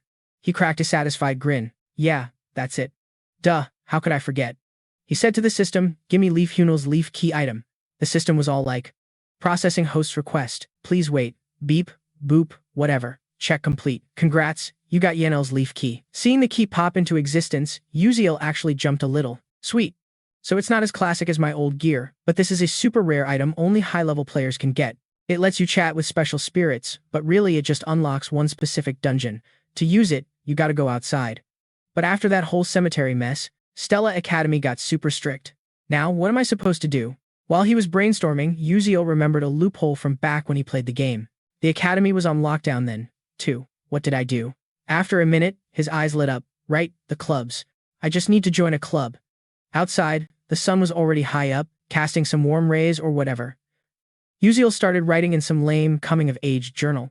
My family was broke since I was a kid, so we never ate out like other people. Whenever my mom had to work, I was stuck at home alone, living off instant noodles. When I got sick of ramen, I demanded something actually good. My mom used her savings to buy me a bowl of Jiang noodles. I was so hyped. Even though my mom was with me, I was too clueless to get why she didn't eat. She just said she didn't like them. It wasn't until I asked around that I finally figured it out. After finishing the entry, he just dropped his head onto his arms, his eyes stinging from all the writing. He smirked to himself, thinking, all right, then. That stupid assignment's done. Now I guess I'll find a club to join. Yuzil walked up to the school bulletin board, which was totally covered in club flyers. He scanned it over, chin in his hand like he was some deep thinker, and muttered, which one of these is the least lame? All the options were making him hesitate. A literature club for college-obsessed nerds, a chess club, some elite sport for mages, a cooking club for wannabe chefs. Looking at the info on the board, he thought, okay, there are a ton of clubs, but almost none of them let you go off campus. I gotta play this smart. Just then, he noticed someone. He glanced to the side and mumbled to himself, still haven't signed up for anything, huh? Turns out, some girl was standing right next to him. Yuzil asked, what's up? The girl just looked over at him. What? So what if I haven't? Seeing she was already ticked off, he switched topics. Whatever. You'd think clubs would be fighting over you. Aesel shot back, you have no idea who I am, do you? Hearing the weirdly intense question, Uziel just stayed cool. Of course I do. You're Aesel. You've been kind of a big deal lately. She didn't deny it. Yeah, well, that's true. Seeing her look kinda down, Uziel thought for a second. After that big test, everyone's opinion of Aesel totally flipped. She's probably feeling the same way I do. Just waiting to pick your poison. Aesel closed her eyes, looking a lot like he did when he first got here. You gotta choose your club carefully. Then, out of nowhere, Ma Yuzhuang came strolling over. He clapped Uziel on the shoulder, smiling way too much. So you're Uziel? The super friendly vibe totally threw Uziel for a loop. He thought, Ma Yuzhuang. Seriously, what's this guy want? Uziel brushed his hand off. Alright, get off me. But the guy just kept on smiling. You're legit. I saw your test results. Heard you were even ordering around the low-tier soul mages. That's pretty sick. Uziel was confused. It was just luck. Predictably, Ma Yuzhuang stared at him hard. I knew it, you're different.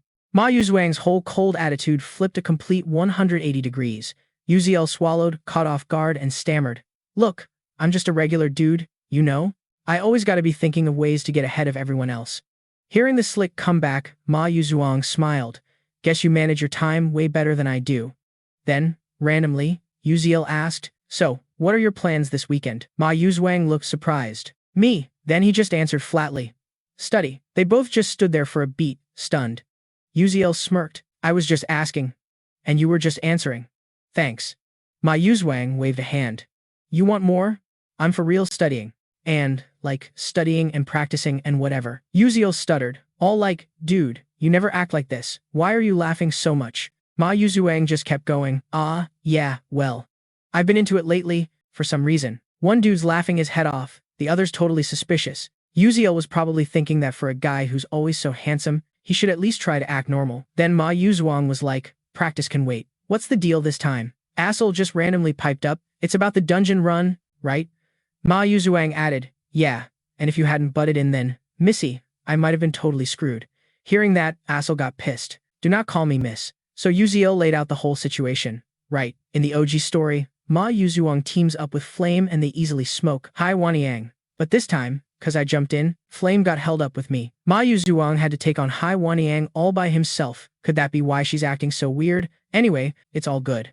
Because of that, they'll both actually train, which is a total 180 from me. Them leveling up will definitely be a good thing. Ma Yuzhuang got back on topic. Yo, Uziel, you still haven't joined a club, have you? It's been ages since you enrolled. He sounded kinda blunt about it. Because I've been busy, duh. Ma Yuzhuang smiled like he was offering some kind of miracle cure, pointing at himself. Then join my club. Uziel just looked away. We'll see. If you can meet my demands, I'll think about it. Ma Yuzhuang asked. What kind of club do you even want? Uziel started listing off this whole ridiculous speech. It has to be quiet, with like, no people, and no lame corporate bonding with the 4 major insurance plans. Lunch needs to have cheese and pork chops, complete freedom to do whatever, and my solo activities have to be respected, plus I'm allowed to bounce off campus. Aesel was so confused. What club on earth is like that? Uziel knew, of course, and just smirked. Obviously, nothing like that exists. I was just messing with you. But then Ma Yuzhuang suddenly said, that's actually kinda sick. If I made a club like that, would you join? The two of them just stared at him, speechless for a few seconds. Uziel asked, trying to act cool. For real, you can actually set up a club that's allowed to dip off campus? Ma Yuzhuang gave him this super bright and confident smile.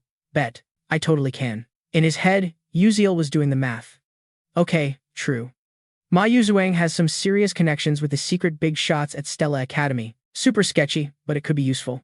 Freedom to go off campus, health insurance, daily beef chops, no stupid rules. But then he started thinking deeper. There's no such thing as a free lunch. Me and this dude aren't even that tight. Even if I flex my genius level game knowledge, is that really enough for him to make my dream club for me? This guy's way too serious. It's a dope idea, but what's in it for him to make this club for me? Ma Yuzhuang's eyes were practically sparkling as he looked at Uziel like he was some rare treasure. Because you're special, obviously, Uziel thought. What the heck does this guy know? Then it hit him. He remembered Ma Yuzhuang's #1 problem, extreme loneliness. With no other option, Uziel finally caved. Alright, fine. Make the club. Ma Yuzhuang was practically buzzing with excitement. For real, Uziel replied, all chill, yeah, But you gotta let her join too. He dragged Aisel into it, and she was totally blindsided. Huh? Me too? Seeing his plan falling into place, Uziel was feeling pretty slick. In the original story, these two were basically a perfect match. If he had Aisel around, she could totally handle Ma Yuzuwang's whole vibe. The guy's like a puffer fish. If he's not in his element, he'll either die or go totally nuts. He couldn't rely on Flame because she's always glued to Hai Wanyang's side. Ma Yuzuwang was stoked. Having Uziel was good enough, but adding the cute Miss Assel was a total win. Assel was just annoyed and shot back, "Don't call me miss. It's so cringy." Listening to their cat and dog bickering, Uziel started to wonder if he'd made the right call. Ma Yuzuwang then asked, "So, what's the club gonna be called?" Uziel already had it figured out. "Leave it to me." A second later, the application was right in front of them. The club registration form, club name, Culinary Club. President, Uziel. Members, Ma Yuzuwang and Assel. Purpose, to explore food from all over the world. Assel was skeptical. Is this a joke? To get the special activity stamp, we need at least one faculty advisor and 5 members. Ma Yuzuwang's mouth twisted into a smirk like he was some kind of hero. I'll handle the members and the official stamp, but finding a teacher to sponsor us is what I'm worried about. Uziel looked over at him. How can you get a special pass to leave campus, but finding a professor is the hard part? Ma Yuzuwang just smirked. It's nothing. That smile sent a legit chill down Uziel's spine. Seeing everything was pretty much a done deal, Ma Yuzuwang snatched the paper. All right, whatever. I'll go get the stupid seal for the club form. Uziel shot back. Yeah. You got this. It's all on you. Watching Milo's back as he walked off, Uziel was thinking, that special activity seal isn't something they just hand out to anyone. If they stamp it for him, he's gotta be one of them. Cut to main tower number 1, Vice Principal Stella's office. The old suit was sipping some fancy tea when the door flew open. His whole vibe went sour the second Milo walked in. Seeing the face of this Prince Charming wannabe, the Vice Principal faked a respectful smile. Well, look what the cat dragged in. Welcome, young master. Milo saw right through the brown nosing and just gave a smug grin. Yeah, it's been a minute.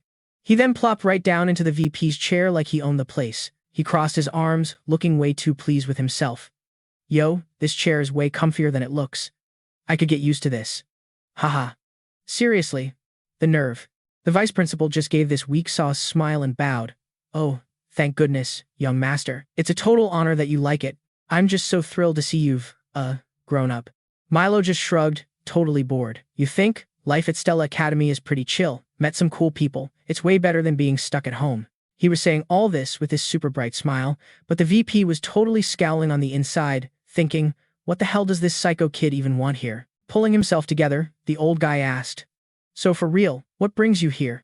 Milo didn't answer right away, just casually slid a piece of paper across the desk. The corner of his mouth twitched up, like he knew something. It's an application to start a new club. We need your stamp.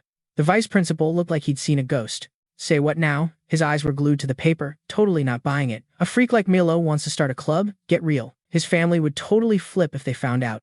After a second, he just sighed and nodded. Right. An application to start a club. Huh? First, let me just check if this even follows the rules. I mean, you need a minimum number of members to start a club, you know?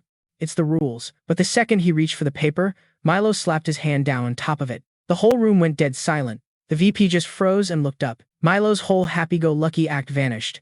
His eyes went black like a deep pit, and his voice dropped low with this crazy pressure. You don't need to check anything. Your only job is to stamp it. The vice principal's throat felt like sandpaper. He could feel something seriously messed up in the kid's glare and gulped without even thinking. He knew he couldn't fight it. In fact, he had zero right to say no. Not as long as this brat was the heir to Times That Times guy. He was trapped. Cold sweat dripped down his back as he reached under the desk and grabbed the seal. Yeah, of course, I'll stamp it. Just keep this on the down low. All right. He tried to play it cool while he stamped the paper. The second the ink hit, Milo figured he'd won and dropped the whole psycho killer vibe. Got it. Thanks. I'm out. And just like that, he bailed, the door slamming shut. The vice principal just sat there for a sec, not even moving. Then he collapsed into his chair, letting out a huge breath. Freaking brat. Some half-baked kid with the nerve to act all high and mighty. Like father, like son. He clenched his fist, totally fuming. His eyes got dark. How can he be so much like Times him asterisk? Whatever, this is gonna end soon. One of these days, I swear I'm gonna snap that arrogant little punk's neck myself. The next day, the bell finally rang, signaling class was over. The professor shouted, all right, you're dismissed. Don't forget to do the homework. He booked it out of there. The whole class immediately started buzzing. Yo, did you see that? That prof is always finding some stupid thing to complain about during presentations, for real. And he's 10 times worse with the regular students. Everyone started packing up their junk. The students trickled out one by one. Only Jackie was left, just standing there staring at her presentation notes, totally hating herself. So stupid. I could have nailed that, but I totally choked just because I was stressing out. Flame noticed she hadn't left and could tell she was super bummed. He tried to cheer her up with a smile. Jackie, your presentation was way better today. Don't even listen to that jerk professor. You did awesome. But she just snapped at him. Shut up. I don't need your fake pity party. Flame was stunned, and then kind of pissed. Seriously, he was worried about her, tried to be nice, and she totally bites his head off? Some people. Then some voice pipes up from behind, all like, it's true, though. Flame totally jumps and snaps, dude, can you not just pop up like that? You freaked me out. She just crosses her arms, giving him a major side-eye. So, you need something, or what? The guy, Uzel, just kinda awkwardly scratches his head. It's not a huge deal. You, like, cool with any of the professors? 'Cause I'm trying to start a club and I need some prof who's free to be the advisor. So, you gonna help? Flame just raises an eyebrow, like, why don't you do it? Uzel lets out this big sigh. Pretty sure all the professors hate me, so asking them myself is a hard pass. Flame just stared at him for a sec, then totally cracked up. Haha, no duh. The way you act, always arguing with the teachers, sleeping through lectures, and don't even get me started on the cheating. You're lucky they haven't kicked you out already. The guy just clears his throat and looks away, all embarrassed. Ahem. Okay, you don't have to list my entire resume. Flame closes her eyes, thinking it over. Being a club advisor is a total drag. It's not like any professor is going to jump at the chance. Then, it hits her. Wait, aren't you buddies with Professor Missin Terran's assistant? I've seen you hanging around her lab a bunch. Uzel just raises his eyebrows. Yeah, so why not ask her? Flame crosses her arms and gives him this look like he's the biggest idiot ever. Are you dumb? This is Stella Academy. Assistants can be advisors too, you know. Uzel's jaw just drops. He couldn't believe he'd been running all over the place when the easiest answer was right there the whole time. See, when he was just playing the game's story mode, he totally missed that detail. He's walking over, thinking about asking her, but then he gets to the lab and just freezes. Professor Missin Terran walks out, holding some blank piece of paper, with this little smirk on her face and eyes that looked super shady, like she was up to something. He narrows his eyes at her back as she leaves. Super suspicious. What's she doing here? Shaking it off? He just shoves the door open and walks in all cheerful. Yo, I'm here. But that smile died fast. Right in the middle of the room, Altera was a total wreck, wiping tears and looking all panicked. Oh, Uzel, you're here. He rushes over, all worried, and asks softly. What happened? Altera just sniffles, trying to get the words out. Well, it's like. But seeing the way she wouldn't look at him, he knew she was lying. He gets all serious. Hey, TA, you didn't prep your research ahead of time, did you? Altera's hands ball into fists and she gives him this weak, fake smile. Well, I already handed it over to Professor Missin Terran. You know, with the big alchemy seminar coming up and all.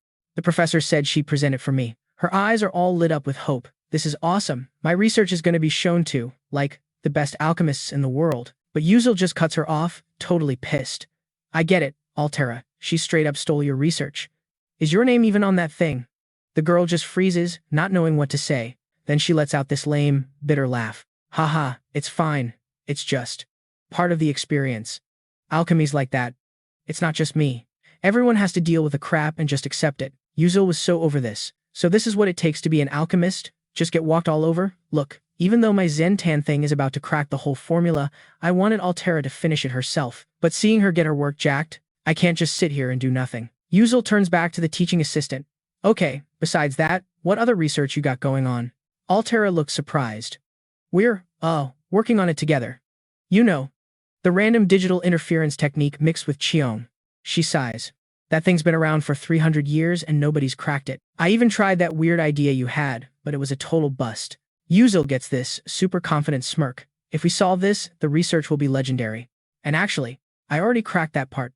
Altera's eyes go wide. She's in total shock. What did you just say? You actually solved it? Uzel just gives a firm nod. Yeah, let me show you. Even though she had no idea what was happening, he started writing the enhancement formula on the board. Altera leaned in, and you could practically see all the techniques and formulas flashing in her eyes. She totally gasped when he finished writing and looked right at her, all confident, but with you doing it, it'll definitely be different. Altera starts muttering to herself and gets closer to the board. She was thinking that if you added the dispersion ratio and reflection to the formula, plus the Panamon flow and the Trinity coefficient, she was completely lost in it, totally forgetting he was even there. He was just standing back, secretly impressed by her insane level of focus. Unlike me, who's just, like, copying and pasting this stuff, her brain is probably firing off a million ideas a second. No way I'm finishing this for her. Altarisha's gotta be the one to finish it, you know? To own it and get her confidence back. I'm just here for backup. Being an alchemist? Hard pass. Besides, I'm not cut out for that hero stuff. But Altera? She's on another level. A total genius who could actually change the world. So, he just bounced, real quiet. He shut the door without a sound. His part of the mission was done. Now, it was all on her and her crazy skills. Later, with some help from Altarisha's assistant and that mage, Uzia, the guy actually managed to start a cooking club. What a nerd. Since he was the boss, he asked to dip and ended up here using the blink gate. Yeah, the teleport thing kinda made his joints ache and some professor wouldn't get off his case, but he prepped for it. He somehow aced the test and got a free pass to travel, as long as he didn't mess anything up. And on the way, the dude got all mesmerized by the view. Go figure. This massive tree, the third world tree, was just huge. Stretching into the clouds with, like, thousands of branches acting like a giant umbrella over this garden. It had this signature green glow, the thing they call Nam Ho Lin Yuen, that was just covering everything in this soft light. It totally made you feel all chill and happy. The garden's called the Dream Garden, and anyone can just walk in and snag some fruit. From up high, it looked insane. The whole scene was straight out of a fairy tale, which is why it's a super popular vacation spot and a must-have screenshot location in the game. Uziel was like, whoa, the graphics in the game don't even come close to how sick this looks in real life. Then, this totally gorgeous girl with elf ears and super pale skin walks up. She spots the Stella Academy logo on his uniform, gives him this warm smile, and is all like, welcome, mage from Stella. We're totally cool with human mages here. He just grins back, glad to meet a cute girl like you. Then some other random person walks by and shouts, hope your vibes reach Mother Earth, or whatever. He gives a serious nod back, like, yeah, totally. Big thanks to Mother Earth and the World Tree for this awesome garden. They were hitting him with the standard elf greeting he remembered from the game's lore book. He remembered reading somewhere that Altman and his crew saved them way back when the second World Tree got torched. Guess it's true, since all the elves see his uniform and are being super nice. But for real, not many mages are good at attack magic, and the test to become a magic knight is basically impossible. So, anyone with that title is a super rare find. Anyway, a lot of the elves here are crazy hot, and he was definitely checking them out. But, like, not every single elf is a total 10. It's just that the elf to hottie ratio is way higher than with humans. You still see some average-looking ones, but the one who was totally off the charts was Siren, the Elf King, a straight-up goddess who had, like, everyone simping for her. She had the biggest fanbase in the game, and yeah, she was one of his favorites too. He remembered that elves are born without a gender, which is kinda wild. It's only when they fall in legit love that their gender shifts to match their partner. Horan was born looking like a hot chick but had never been in love, so, according to the game's rules, she was technically genderless. Then Flame comes along and saves her, she falls hard, and chooses to become a dude to be with him. For real, what a total boss move. No clue what psycho wrote that storyline, though. 'Cause no matter what you do in the game, Horan never becomes a girl, which left all the guy players both totally bummed and kinda laughing. Anyway, he's just spacing out, wandering around the edge of the World Tree, and stumbles upon that secret labyrinth in the Garden of the Celestial Spirit Leaf Hanel. He figures he's leveled up a bunch, so it's probably a good time to prep for the next event. He pulls up his inventory, grabs the leaf-like key for the place, and smirks. Sweet, he can use it way earlier than he thought. He shoves the key into the lock, but then a pop-up appears. If you open this gate, other key holders might get a ping. That made the dude hesitate for a sec. He'd seen this lame warning in the game before. It had the same message, but nothing ever happened, which was a total letdown for everyone. He's just like, whatever, dude, and goes for it. Like, what's the worst that could happen?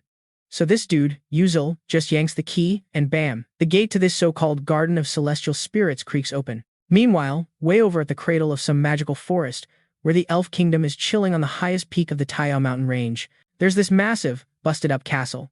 It's a total wreck, but it somehow vibes with the whole nature scene around it. Seriously, from far away, you'd probably just think it's another tree. At the very top of this dump, the bedroom is pitch black except for this lame little sliver of light sneaking through a crack in the window. Makes you wonder, like, does the sun even know this place exists? Anyway, the light wakes up this chick, and she drags herself out of bed and over to the window. Her hair is, like, crazy white, flowing down like a freaking avalanche, and she's just staring out at the view, which, I guess, is pretty epic. Then her gold eyes go all wide and sparkly, shining like actual gold. They say if you stare at her, you'll totally lose your mind. No joke. She's so ridiculously good-looking it's not even fair. This is the fairy queen, Horan, and she is so not a morning person. Even when she's finally up, she just sits there, watching the birds fly around all free, and gets all angsty about it. She's wondering when she'll ever get to be like them, actually spread her wings and bail. But nope, she's stuck. Totally jealous. Then, all of a sudden, she gets this weird feeling in her chest that freaks her out. She puts a hand to her head, all stressed, because it feels like someone just waltzed into the secret garden, the place where some 1,000-year-old magic leaf is kept. Horan is like, no freaking way. That place is totally off limits. Like, nobody is supposed to go in there. So who's got the guts to break in? And forget about how they even got the key that went missing. She's more curious about who's using it. She decides she's got to go check it out herself, even though she knows she's basically on house arrest. But right then, her chest just clenches up. Feels like hundreds of needles are jabbing her, and she almost falls over. She's been hiding her face for decades, so she can't just do whatever she wants. She's paranoid that if she messes up, some curse will go off and make someone go nuts, so she's just balling her fists, trying to keep it together. She's telling herself to just chill for a bit. The World Tree's birthday party is coming up, and since she's the queen, she actually has to show up for her people. After that, she'll figure out who this trespasser is. With her plan set, Horan goes back to staring out the window, letting the sun hit her face. There's a bunch of reasons she's stuck living in this dark, lonely dump. Basically, she's always worried someone's gonna catch a glimpse of her ridiculously perfect face. Anyway, back to Beckuziel. The dude just steps into the dungeon, and this super strong smell hits him right in the face, making him sneeze like a total maniac. Ugh, stupid pollen. All that sneezing was like a dinner bell for these plant monsters in the dungeon, and they come charging at him. So our guy is running for his life, but obviously, he can't do that forever. He finally stops, ready to throw down. The fight is intense because these plant things are super tough. Beckuziel whips out an alchemy bomb. He's like, fire is totally these wood-type monsters' weakness. This is why I picked alchemy as my side hustle. I can't mix gunpowder and magic like some pro-alchemist yet, but this basic level 1 fire bomb should be enough to wreck these things. He chucks the fire bomb right at the tree roots. Kaboom! The monsters start screaming their leafy heads off. While they're distracted, Beckuziel whips out his sword. He uses this blink dash move to get up close, looking for a weak spot, finds it, and bam, stabs it right in the head. The thing just falls apart and poofs into nothing. Then the system dings, telling him he got some experience points. Beckuziel can finally breathe again. Phew, well, at least these pathetic monsters gave some decent points. He looks up and keeps going. The real prize of this whole trip is just ahead. No time to mess around. The system voice pops up, now entering the labyrinth's boss room. A giant wooden door slams shut behind him, and this soft breeze blows past. And the scene in front of him is straight out of some fantasy movie. You've got this magical night sky, a full moon that's way cooler than Earth's, and it's all shining down on this insane field of flowers. There are, like, a zillion stars out, making the whole thing look super dramatic. The moonlight makes all the flower petals shimmer like they're coated in silver. Our dude just stops and takes it all in. So he psyched himself up to head into the guts of this maze, and then his eyes totally bugged out. There was some chick just praying on a stone pillar. No way. Could that be the god thing? Ethanol, the final boss of this whole place. Divinities are like the most what the fuck beings ever. Basically, when a pure soul grinds for 10,000 years, figures out the universe, and just levels up into a whole new being. You pretty much never see these things, like, ever. But this one in front of him wasn't a perfect celestial spirit. Right before she hit max level, someone straight up jacked her heart, so now she's stuck like this forever. The dude cautiously crept closer, totally on edge. Then, out of nowhere, the ground starts shaking like crazy, and he's stumbling around, completely freaked out. A second later, he totally eats it, can't even stand up. He realized it was insane magical pressure. Figures, even a messed up celestial spirit is still a celestial spirit. But he wasn't about to quit. He just glared at the motionless spirit, not backing down. Even though the pressure made his legs feel like lead, he kept pushing forward, closing the distance bit by bit. By the time he was right next to her, his legs were totally shot and just gave out. He was gasping for air when, suddenly, a system notification dinged. Experience in suppressing magic leakage went up, ability stats increased. Only then could he finally catch his breath, the insane pressure just vanishing. So this place really is the legendary training ground, a celestial spirit left behind. It's some miracle spot every mage in the world is dying to find, but no one ever has. The magic here is so juiced, just walking around gives you 100 times the effect. Plus, by soaking up the spirit's aura, your natural harmony ability just skyrockets. Long story short, he went through all that crap just to find the ultimate gym. And I never even go to the gym in real life, but in this world, it's not like I have a choice. As he was thinking, his eyes locked onto a branch in the spirit's hands that was glowing with this sick purple energy. He didn't even hesitate, he just walked up and snagged it. A system alert popped up. You have acquired a special artifact, the branch of hatred. High grade, whatever. The description said, hatred doesn't fade with time, it just burns hotter. Special abilities. Number 1. The first time you touch a target, it puts them in a crazy hate mode. Number 2. The second time you hit them, all that hate explodes and deals damage. And number 3. It builds up more hate every day, for up to 3 months max. Number 4. If the target's risk level is 6 or higher, the damage gets cut in half, and it's a one-time use. After reading all that, Uziel got this wicked grin. He thought, with this thing, I can totally take on Zentron, that boss from episode 8. Now that he had the loot, it was time for the training montage. A few weeks later, after grinding like a madman, Uziel's stats were way up. Mana leak delay was at level 3. Muscle strength was up 8%, and reflex speed was up 12%. Sensory sensitivity got a 20% boost. His new 6th sense skill eats up mental power and lets him detect mana within 24 meters. It's basically a spidey sense for when stuff's about to go down. Best part is, it activates automatically. Mana circulation in his blood is up 2%. Looking at his stats, he was blown away. He was around a mid-level 2-star now. Still, a long way to go. The real main characters in this story are already past 4 stars. And since nobody in this world actually teaches you how to use a sword, my only option is to just aim for the weak spots and hope for the best. I have to train until I'm scraping bone and puking my guts out. That's the only time I'll stop. While he was training, Uziel felt something weird in his body, like he was getting stabbed in the chest. He started coughing like crazy, and his sword just clattered to the ground. The system announced he'd mastered the special spirit energy breathing method.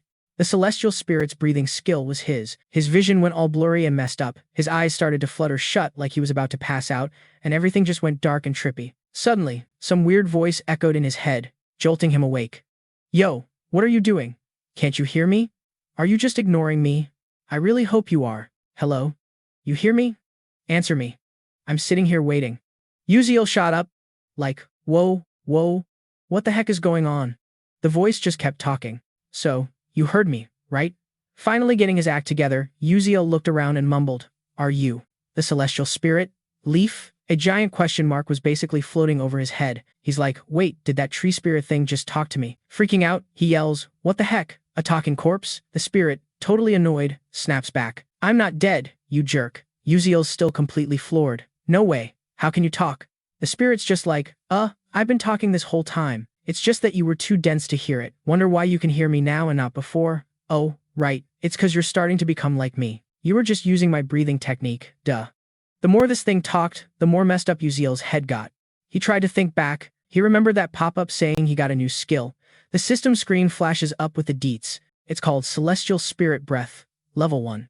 It's supposed to merge you with nature and seriously jack up your demonic energy flow, but there's a catch. This spirit beast invasion thing happens. The perks are, Effect 1, Power gets a 107% boost.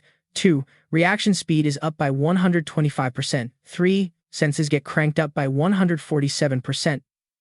And 4, Endurance is up by 101%. The max duration is a lame 15 seconds, and the invasion level is at 1%. Uziel's mind is blown, like, what even is this? This skill is seriously OP. Sure, it's short, but it boosts his stats to, like, a 4-star level. Hold up, what's this spirit beast invasion thing? It means you'll lose your human body, genius. A spirit beast is just held together by magic, but its mind, or whatever, leaks that energy all over the place. So, losing my body means I'm toast. This skill basically kills me faster every time I use it. Great. But he tells himself to look on the bright side, 'cause after all, it's a clutch skill for emergencies. After a bit of awkward silence, the spirit pipes up again. Weird. You're the second human I've seen use my breath. You're a lot like that other guy. Your presence is so weak it's almost not there, and you've got zero demonic energy. It's like you're not even from this world. Uziel was totally taken aback. Who was this other guy? The spirit kept going. He used a sword, just like you. He could straight up cut magic, even slice through spirits like me. Uziel was floored. What? He's thinking. There was never a swordsman that broken in the game. If he could cut through celestial spirits, he must have been a total legend. He asks, so, can I meet him? The spirit just shuts him down hard. Nope, the ancient archmage's apprentice already took him out. That hit Uziel like a truck. The ancient archmage? But he's been dead forever. How is that possible? Then the spirit's like, so, you want me to teach you or what?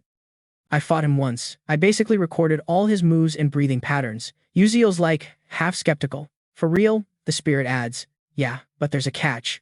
I'm stuck here and can't talk to anyone else 'cause I'm basically dead already. You gotta find my heart.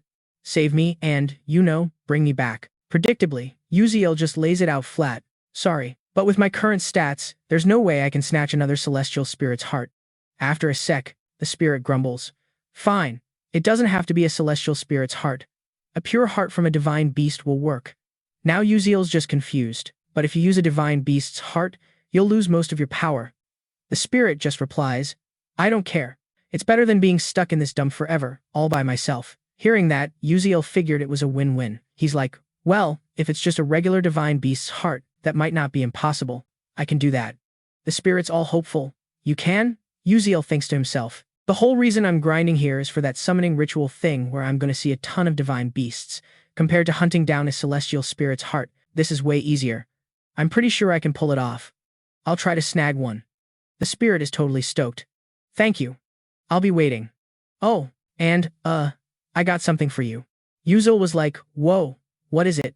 The spirit thing just said, look behind me. He's thinking, what the heck kind of answer is that? It was Alpha's flower chain, some lame symbol of the bond between Leafanel and her destined friend. 0 power. Uziel had never even heard of this junk in the game before. At most, it was just good for kindling. He shoves the ring in his pocket, but then freezes, like, wait a sec, this dude is a celestial spirit, for real. Taking a closer look, he's like, a symbol from a celestial spirit. Huh. Maybe this thing isn't totally useless. Meanwhile, over in Altarisha's lab, she was in the zone, laser-focused on nailing the formula Uziel laid out for her. After a hot minute, she leaned back to check out her work. Boom. Done. But then she was like, nah, chill. Don't get ahead of yourself. She went back to scribbling the formula from the board to paper. After a bit, Altarisha was totally hyped, saying how tomorrow was going to be a whole new world. She figured Uziel would be psyched to hear it. Meanwhile, in another zip code, we're in the Dwarf Kingdom, the mineral capital of the Black Steel Empire. The dwarves there are basically on a permanent sugar rush, super lively and just vibing. And smack in the middle of all this chaos are our two mains, Uziel and Altarisha, rolling up into this bizarre city. The second they arrive, Uziel's cheesing hard, all like, we made it. Altarisha, standing next to him, just scans the area. She nods, like, yeah, no doubt. Today's the Grand Academic Conference, a huge deal that bounces to a new spot every year. This year, the lucky winner is the Optical Metallurgy Academy, which is supposedly one of the top alchemy schools on the planet, hidden away in the kingdom of dwarves. And since the dwarves basically invented material magic, everyone's expecting this year's conference to be next level. Rumor has it that the goat of alchemy, some guy named Suk-Koden, the so-called golden alchemist, is going to show. At the same time, a thought hits Uziel, and he looks hella satisfied.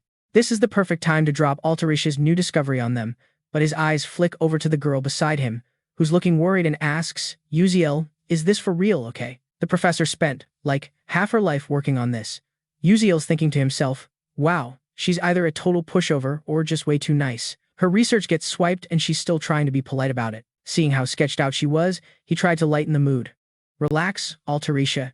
It's not like I just copied and pasted Professor Mizan-Tiran's research. I just did it way better. She kinda stammers, thanks. The two of them keep walking, and Uziel gets this playful look on his face. Alright, let's head in. That red carpet is way too extra. We're using the back door. Altarisha was all for it. Oh, yeah, smart move. The second they stepped inside, a voice blasts over the speakers, making everyone look up, wasp to all the doctors, professors, and brainiacs of the Alchemy Society. And with that, I officially declare the 87th Golden Ratio Academic Conference open. The guy's voice was way too cheerful, trying too hard to be the funny guy. A few of the top professors just raised an eyebrow, totally unimpressed. The host just kept going. For our opening act, we are honored to introduce a brand new medical invention. You hear the click-clack of high heels. A spotlight zips across the stage and some woman with major main character energy walks out. It was none other than Professor Myant, the same one Altarisha was talking about with all that respect and guilt. The presenter got all serious. Please give it up for Professor Myant from Stella Academy, here to introduce the latest medical drug. She strolls up to the podium, her sharp eyes sweeping over the crowd, then slaps the first slide up on the screen. Hello. I'm Myant from Stella Academy. Today, I'm going to introduce the new alpha experimental drug line from Hong Duok. She pauses, then clicks the remote. An image pops up. First, get a load of this.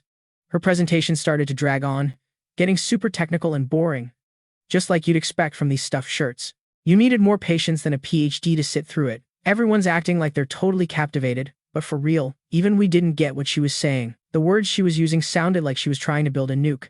Anyone with a short attention span was basically about to nod off. After what felt like an eternity, she finally finished with, "That's all I've got." The whole room woke up from a trance and started clapping, nodding like they actually understood a single word. A buzz went through the crowd. "Oh my god, Professor Myant is a total genius. That crazy innovation for Hong Duok is just wow." Over in the corner, Uziel had his arms crossed, just watching the show. His eyes were dissecting everything like some chess master. He was thinking, "She's talking about Altaricia's thesis like it's her own. Pretty convincing, I guess.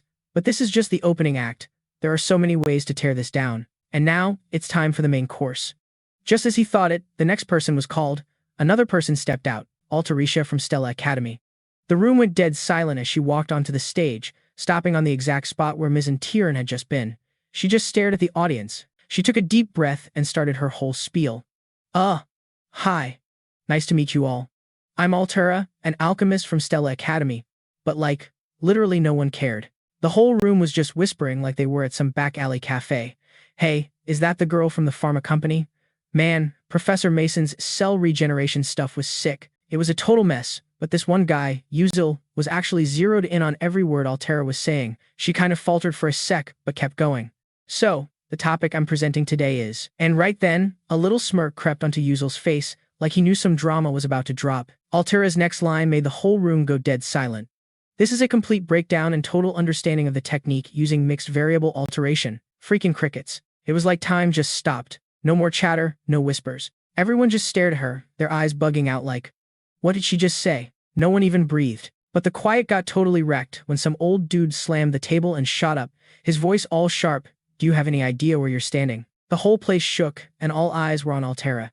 You could tell she was feeling the heat, kinda stuttering but trying to keep her cool. "Yeah, duh. I know this is a huge deal and a massive honor, especially for someone like me." She was trying to be all humble but firm, but the professor wasn't having it. "Then explain what that spell you just said actually means, right now." Altera put a hand on her chest, trying to chill herself out.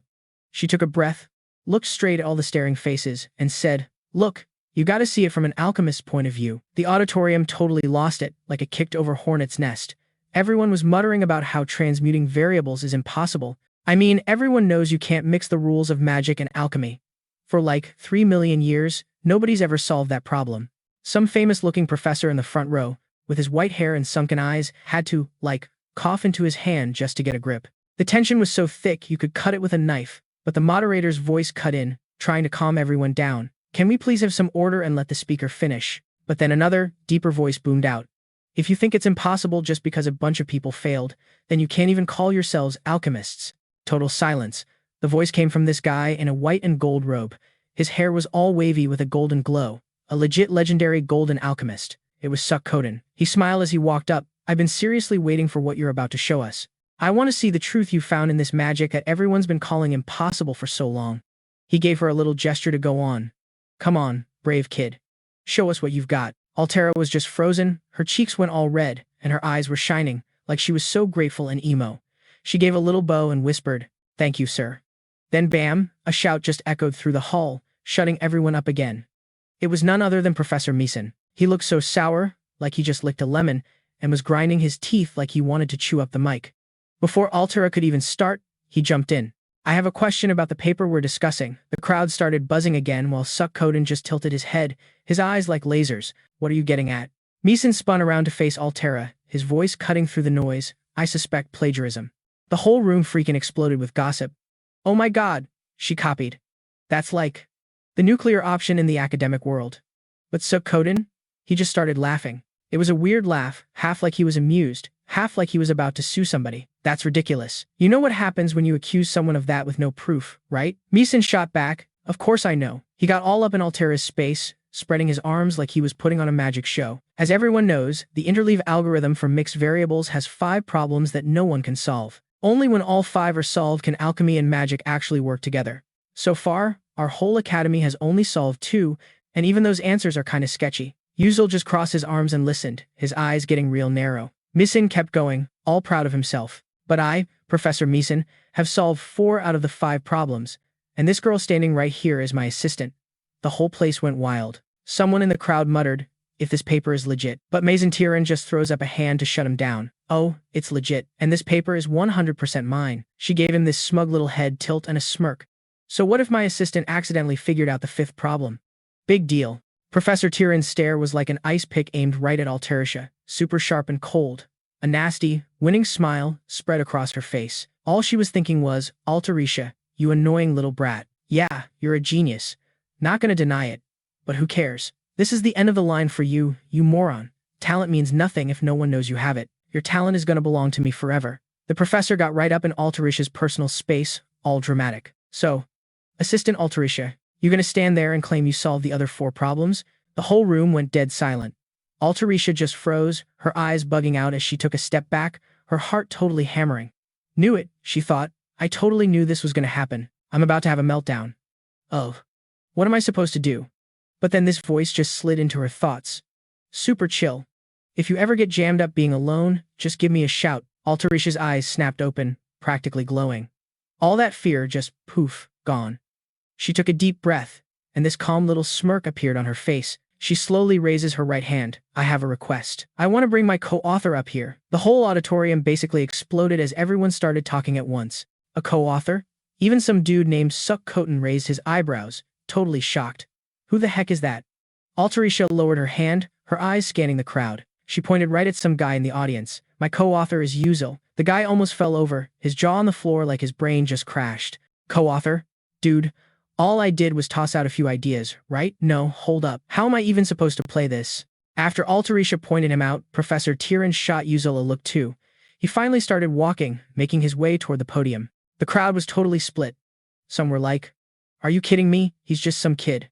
Others were saying, yeah, like this is going to be anything more than them just bickering. But the golden alchemist, Professor Coden, looked totally into it, folding his arms.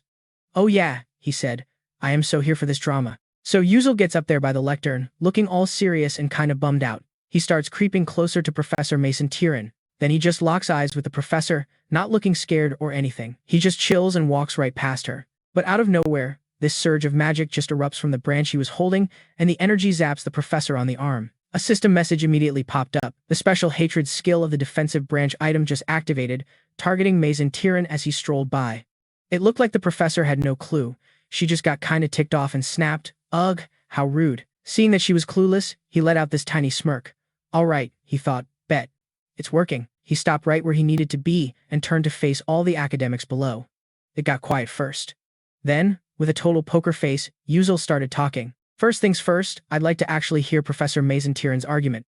'Cause, you know, seeing it once is better than hearing about it 100 times.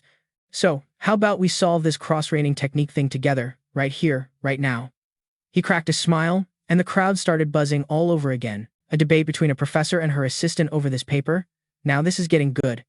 Agreeing with the vibe, Alterisha's worry immediately switched to him, and she stammered a little. Hey Uzel, you seem kinda on edge. He was just staring into space, but then he totally flipped it back on her. Yo, assistant, you don't trust me or something? So Alterisha looked, like, totally lost. But he was all, nah, for real, I believe you. Then Uzel had to add some cheesy pep talk to make sure she knew. I've been right here the whole time, so just chill. Assistant Alterisha, you can totally do this. I trust you more than, like, anyone.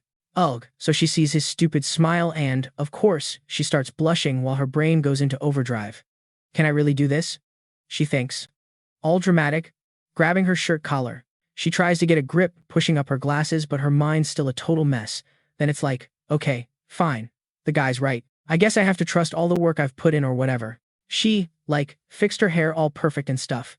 Meanwhile, Mason was just standing there, looking totally lost and not in charge at all. After getting her swagger back, Altera stepped up to face the guy and was like, all right, let's get this over with. Yeah, she was 100% feeling herself again. So it's about this intersecting variables method in alchemy. Get this. 300 years ago, some alchemist was all like, yo, I found a miracle formula that can solve this equation. This is the magic formation that can fix the whole glitch, but I, like, really had to go to the bathroom, so I couldn't write it down. Then the dude totally croaked on the toilet, which is what made the formula famous. Since then, countless alchemists have tried to mess with it, but every single attempt was a complete and total failure. So, now nobody even wants to try it. That's why everyone just decided the unsolved formula was impossible. But now, someone's out here claiming they can solve the random blinking thing caused by the Thay magic. Some smoker with a stone-cold face just muttered, interesting. Info on this guy popped up later too. He's a member of the Moon Mage Tower, Squad 13 of the Destruction Team, Captain Kane. Another girl nearby in a similar getup lets out this massive yawn. What's so interesting? I'm bored out of my mind. And her info? Vice Captain Hazen Macaron.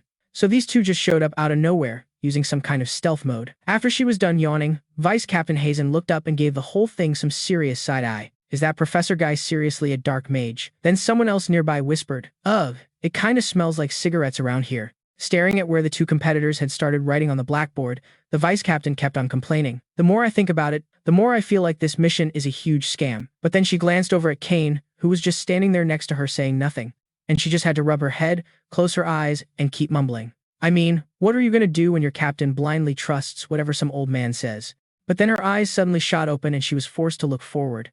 And she wasn't the only one. Kane was also paying attention over there, where Mason Tyron and Altera were facing off again, totally sizing each other up. The whole vibe in the auditorium just, changed, you know? And then the announcer's voice cut through again. Yep, right after finishing the first impossible problem, someone was already gunning for the professor job, while Professor Coden, the expert in golden metallurgy who was totally bug-eyed at what was written down there, was watching a non-stop stream of super-specific info being recorded on the two blackboards. He then gave another review, similar idea, but a totally different way to do it. And over on this side, Captain Kane was also coming up with his own theories, staring holes into them. But for real, Altera's explanation was way simpler than Mason's. On top of that, their final answers were a little different. Down below, the announcer's voice popped off again, calling out the second impossible problem. Both of them went back to their blackboards to keep on writing. Up in the viewing deck, a few people had started to crowd around, and you could totally see the mix of worry and shock all over their faces. It was seriously wild. Plenty of people had solved the second problem before, but a solution like this was something I'd never seen before. This was a problem that's supposed to take at least 200 lines of writing to figure out and explain, and yet, she somehow solved it in exactly 12 lines. The she they were all freaking out about was Altera. Watching from the sidelines, Uziel just crossed his arms and smiled. He was probably patting himself on the back for his good judgment. The crowd was loving it, too. He kept that smirk on his face, but his thoughts started to wander. Still, the real show was just getting started. The announcer yelled again. Now they were on to solving the third impossible problem. Was this problem, the one that nobody had ever solved before, really about to get cracked right here? They were both super focused, writing their research on the board, and a nervous drop of sweat showed up on Altera's face. Meanwhile, Mason's anxiety was, way worse. Both of them had stopped writing, and down below, Professor Coden started looking shocked as the results kept coming in. Did she actually solve it? Mason, the one who cracked the third problem they all said was impossible, pulled off some seriously impressive results. So, people were gassing him up, but this Milo dude, he looked totally miserable, whatever. Instead, he was just bugging out, all confused and stuff. Yeah, Professor Cody dropped some hints, but Alterisha, she was pulling off something way crazier. Peeping Alterisha's hidden genius just made Milo Tyron feel all salty and mad.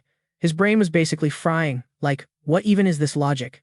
Get out of here. Meanwhile, Uziel's over there with this smug grin, trying to enjoy the moment, but the crowd's endless buzzing is a total buzzkill. They're all like, how in the world did she even think of that? Even seeing it happen right there, I was like, no way. All this time, the so-called alchemy experts treated the 5 gnarly problems like they were their own separate deals. They just tackled them one at a time. But Alterisha? Nah, she was on another wavelength. She looked at all 5 problems like they were one big mess and started solving them all together. And that was basically the huge gap between Milo Tyron and Alterisha. So, the whole problem-solving drama dragged on. Milo's writing on the board started getting all wobbly. His brain was pretty much blue screening. He's like, wait a sec. What's the freaking formula for the next part? He shot a look at his blackboard and started cursing under his breath. For real, he had literally run out of room to write, so he totally flips on some nearby host, screaming, get more boards over here. He sounded super stressed, adding, now, move it. But then some other voice cuts in, completely popping the tension bubble. I've solved it. Milo's eyes basically glitched for a second before snapping to the side. It was Alterisha, who had calmly turned away from the blackboard to look down at everyone below. Then Alterisha just goes off, explaining everything to the crowd, even throwing in a full breakdown of the interdimensional random interference technique. A flash of light flickered around her, and her deep voice boomed across the whole square. It was just, a complete explanation of the interdimensional random interference technique. No big deal. Basically putting a bow on this super complicated mess. And everyone, they were already starting to lose their minds. Insane. Then the noise just swallowed everything. Insane. This is straight up madness. Am I for real watching a history-making moment right here? Man, this is epic. Seriously, a moment for the history books. Alterisha heard all that from down below and was totally feeling herself. Her confidence just skyrocketed. I did it. She then glanced over at Uziel, who was standing nearby, and thought, thank you, Uziel. This is all because of you. She was still smiling, but then another voice popped up, Altarisha. Across from her, Milo was radiating some seriously bad juju. She looked over, her expression getting all concerned. Professor Uziel was instantly by Altarisha's side. Then an arm went up, and you could practically see the waves of magical energy rolling off Milo. When Altarisha spoke, her voice was all kinds of wrong, and then she just dropped this major accusation. How much longer are you gonna mess with me? You stole my thesis, changed it up, and faked it like it was your own. Does that make you happy? Uziel took a step forward, basically becoming a human shield for Altarisha. His eyes were totally deadpan, but his mind was racing. Was this guy really trying to go full-on dark magician? It was way sooner than he expected, but maybe that was for the best. And what's more, staring at Milo Tyron, a new thought hit him. If the guy became a dark magician right now in front of this whole crowd, the raw anger would be totally out of control. He just repeated everything Altarisha said, word for word, like a total jerk. Altarisha's eyes finally flashed with pure anger. She bit her lip, trying not to lose it, all that bottled-up frustration just boiling over. Suddenly, Altarisha just screamed, I told you to just admit it. Her confidence came flooding back, and on that roll, Altarisha's voice was sharp and clear. My paper is way better than the professor's. Wasn't the presentation I just gave enough for you? How much more of my thesis do you have to steal before you're satisfied? When she said that, the audience and all the scientists started bugging out, murmuring to each other. Whoa. So that paper about the red potion. That was the assistant's work. No wonder. But that brave act didn't last. Alyssa started shaking and was all like, Professor, Professor. And then she totally lost it, screaming even louder than before. You're an even bigger idiot than I am. Hearing that, Ethan just looked totally confused and glanced over at the girl next to him. That whole what the fuck vibe spread across the room to Kane and Hazen on the other side. And finally, all eyes landed on Professor Miles, the new center of attention in this train wreck, while some guy named Sukkoten spoke up, breaking the tension. He just crossed his arms and started laughing. Haha, now this is interesting. Today's event is way more fun than I expected. That totally snapped Professor Miles back to reality. He sounded totally out of it, realizing a little bit of his messed up demonic aura was showing. What? He muttered, staring down at his own shaky hands. What did I just freaking do? Was the only thing on his mind. This is so not good. And he knew exactly whose fault this was. Professor Miles turned all his rage on one person. He stormed right up to Alyssa, looking like he was about to explode. Alyssa, what the hell do you think you're doing? She flinched, getting all timid again. But that didn't last. 'Cause a familiar face suddenly blocked the professor's path. It was Ethan, of course. His voice was super calm.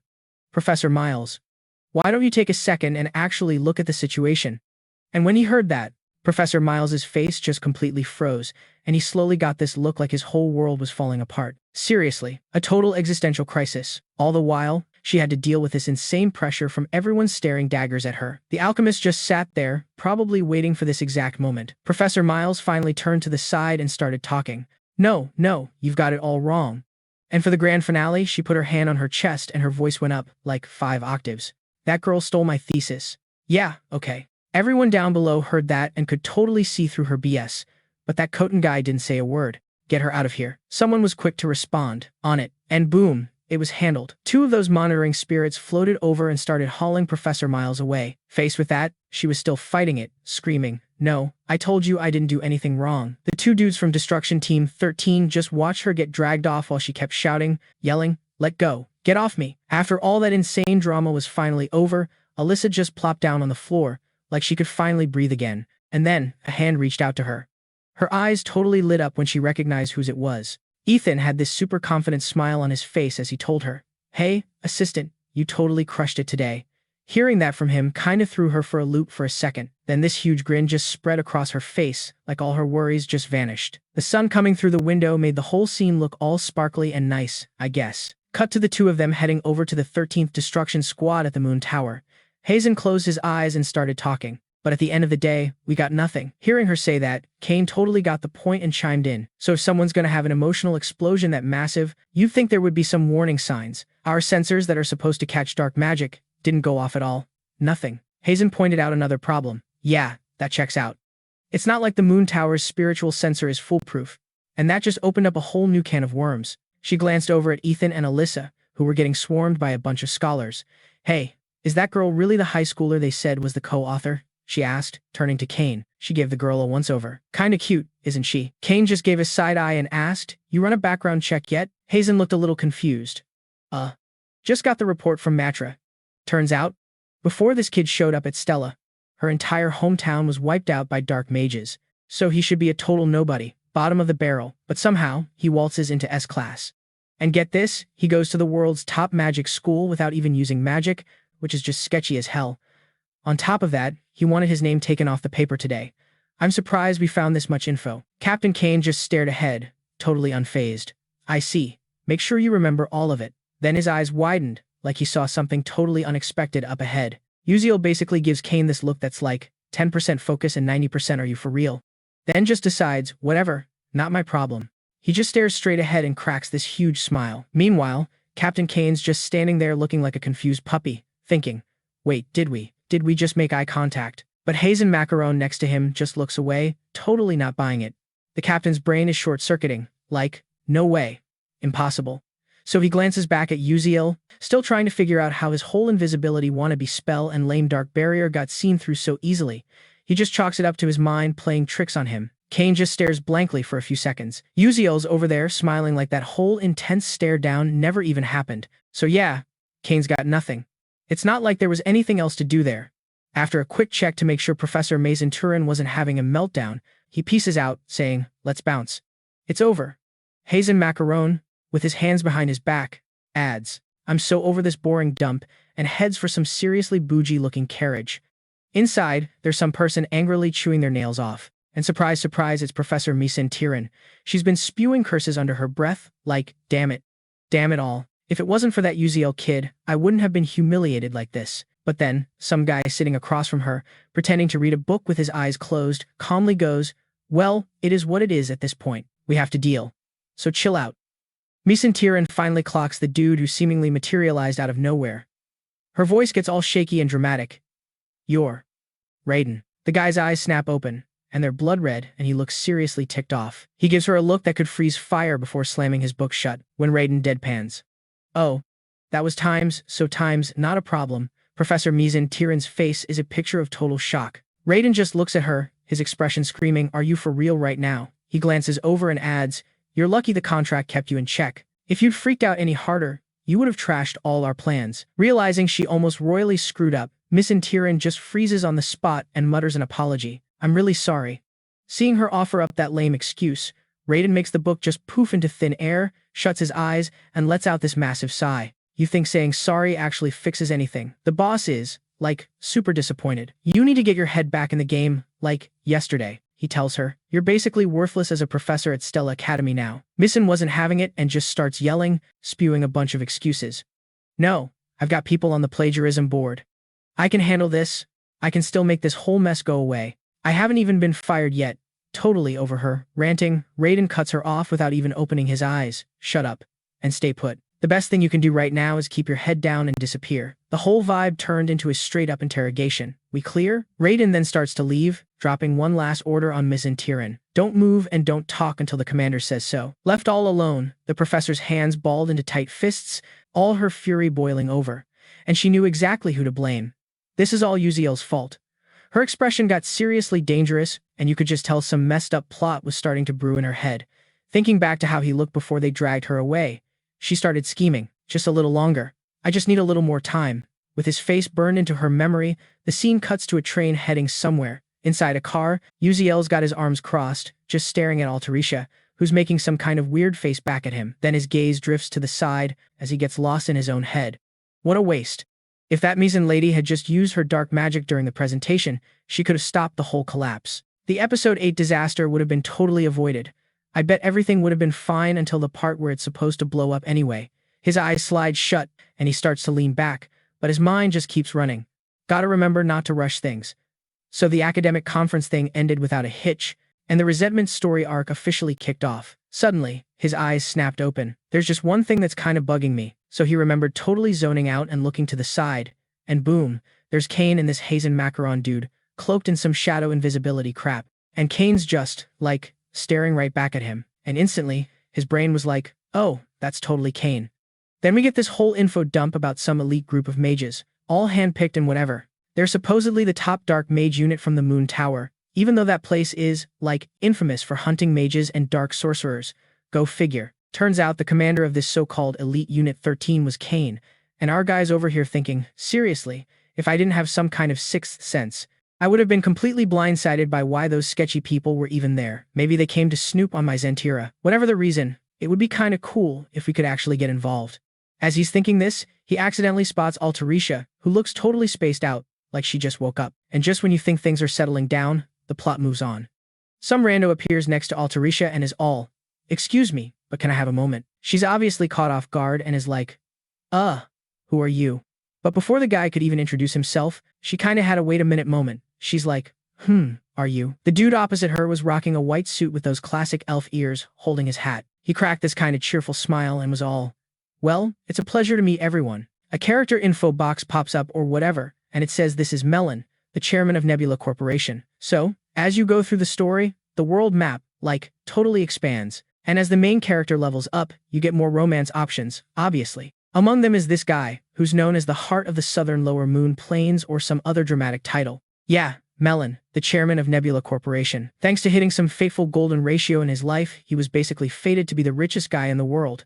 Even though the dude was over 50 and had a daughter, a bunch of people were still trying to get with him. And not because he was loaded or good-looking, but because of his daughter, Jeriel, who's the villain. She's also some big-shot elf and, true to her whole evil girl vibe, she made the main character's life a living hell for a bunch of chapters. So, players got totally ticked off and found the best way to get back at Jeriel was to go after the person she loved most, her dad, Melon. The plan was to marry him and just completely wreck the family. So after that long-winded explanation, Uziel just sighs, like he's so over it, but still breaks it down in his head. I know it sounds like a joke, but everyone was totally living for this drama. Anyway, back to the story. Our guy looked ahead, totally acting like he didn't care. I figured this would happen, but I didn't think he'd actually show up in person. I gotta make sure I don't screw this conversation up, to set myself up for the next part of the story. Meanwhile, Melon was looking at the two of them sitting there with this smile, and he starts off with some small talk. "You must be the alchemist, Altarisha. And this here is the alchemist whose identity is still a secret, correct? Oh, if it's not too much trouble, could I get your name?" But our main guy had already thought this through. He was like, "Knew this was coming, but that was a slick way to ask." He answered without missing a beat. "I'm Beckuziel, a first year in Class S at Stella Academy." Melon looked legitimately surprised by that info. "Oh, so you're a student at Stella Academy. It's a real pleasure to meet you." As he slid a hand into his coat, Melon kinda closed his eyes and added, "The reason I've come to see you both is..." He pulled out this super prepared-looking document and slid it over. The gist was an exclusive alchemy contract for Altarisha's techniques with the Nebula Trade Guild. The terms, of course, are extremely generous. Would you care to look over the contract? Our main dude's face didn't even twitch, but Altarisha was the one who was totally shook. Her hand was actually trembling a little just from holding it, which made the document shake, too. The moment she opened it, her eyes just kept getting wider. Her voice was all shaky with excitement as she said, "Whoa, this includes unlimited support for materials times and times technicians. I've never seen a number this big before." Her mind was already racing. "With these terms, I can finally create all the inventions I've always dreamed of.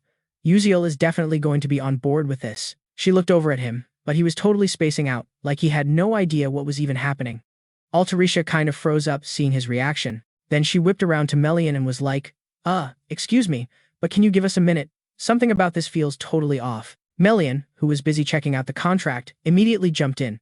"So the offer's not good enough, is that it?" He was ready to up the ante, but Altera shot back. "No, that's not it at all. The conditions are, like, more than good enough. They're basically insane. It's just..." I got a chat with the co-creator of this tech. Uziel, sitting right there, was totally floored by what she said. He couldn't wrap his head around the fact that this whole huge deal was hinging on him. The dude just looked completely lost. Melian let out a dry chuckle, thinking to himself, "For real? I totally thought co-author was just some BS she was saying, but I guess the kid's the real deal." Looking at the two of them across from him, grinning like goofs, he figured he could just blow her off. But how could he? This was just some teenager, and he'd already helped solve a massive problem that had been stumping people for over 300 years. This kid had to be a straight-up genius. Melian held out a hand, offering, "You want to give the contract a look?" After all, he was still just a student. Going with the flow, Uziel took the paper and actually read it, seeing that Melian wasn't exaggerating. With terms like these, saying no would be completely idiotic. But with a smirk still on his face, he just came out and said, "Yeah, I'm gonna have to pass. No one saw that coming." Melian's face went from smug to totally bewildered. He stared at the kid, super confused, and was like, "Can you, tell me why. If the deal isn't good enough, I'll fix it right now. But the guy just stayed silent, staring off into the distance, his mind racing through all the angles.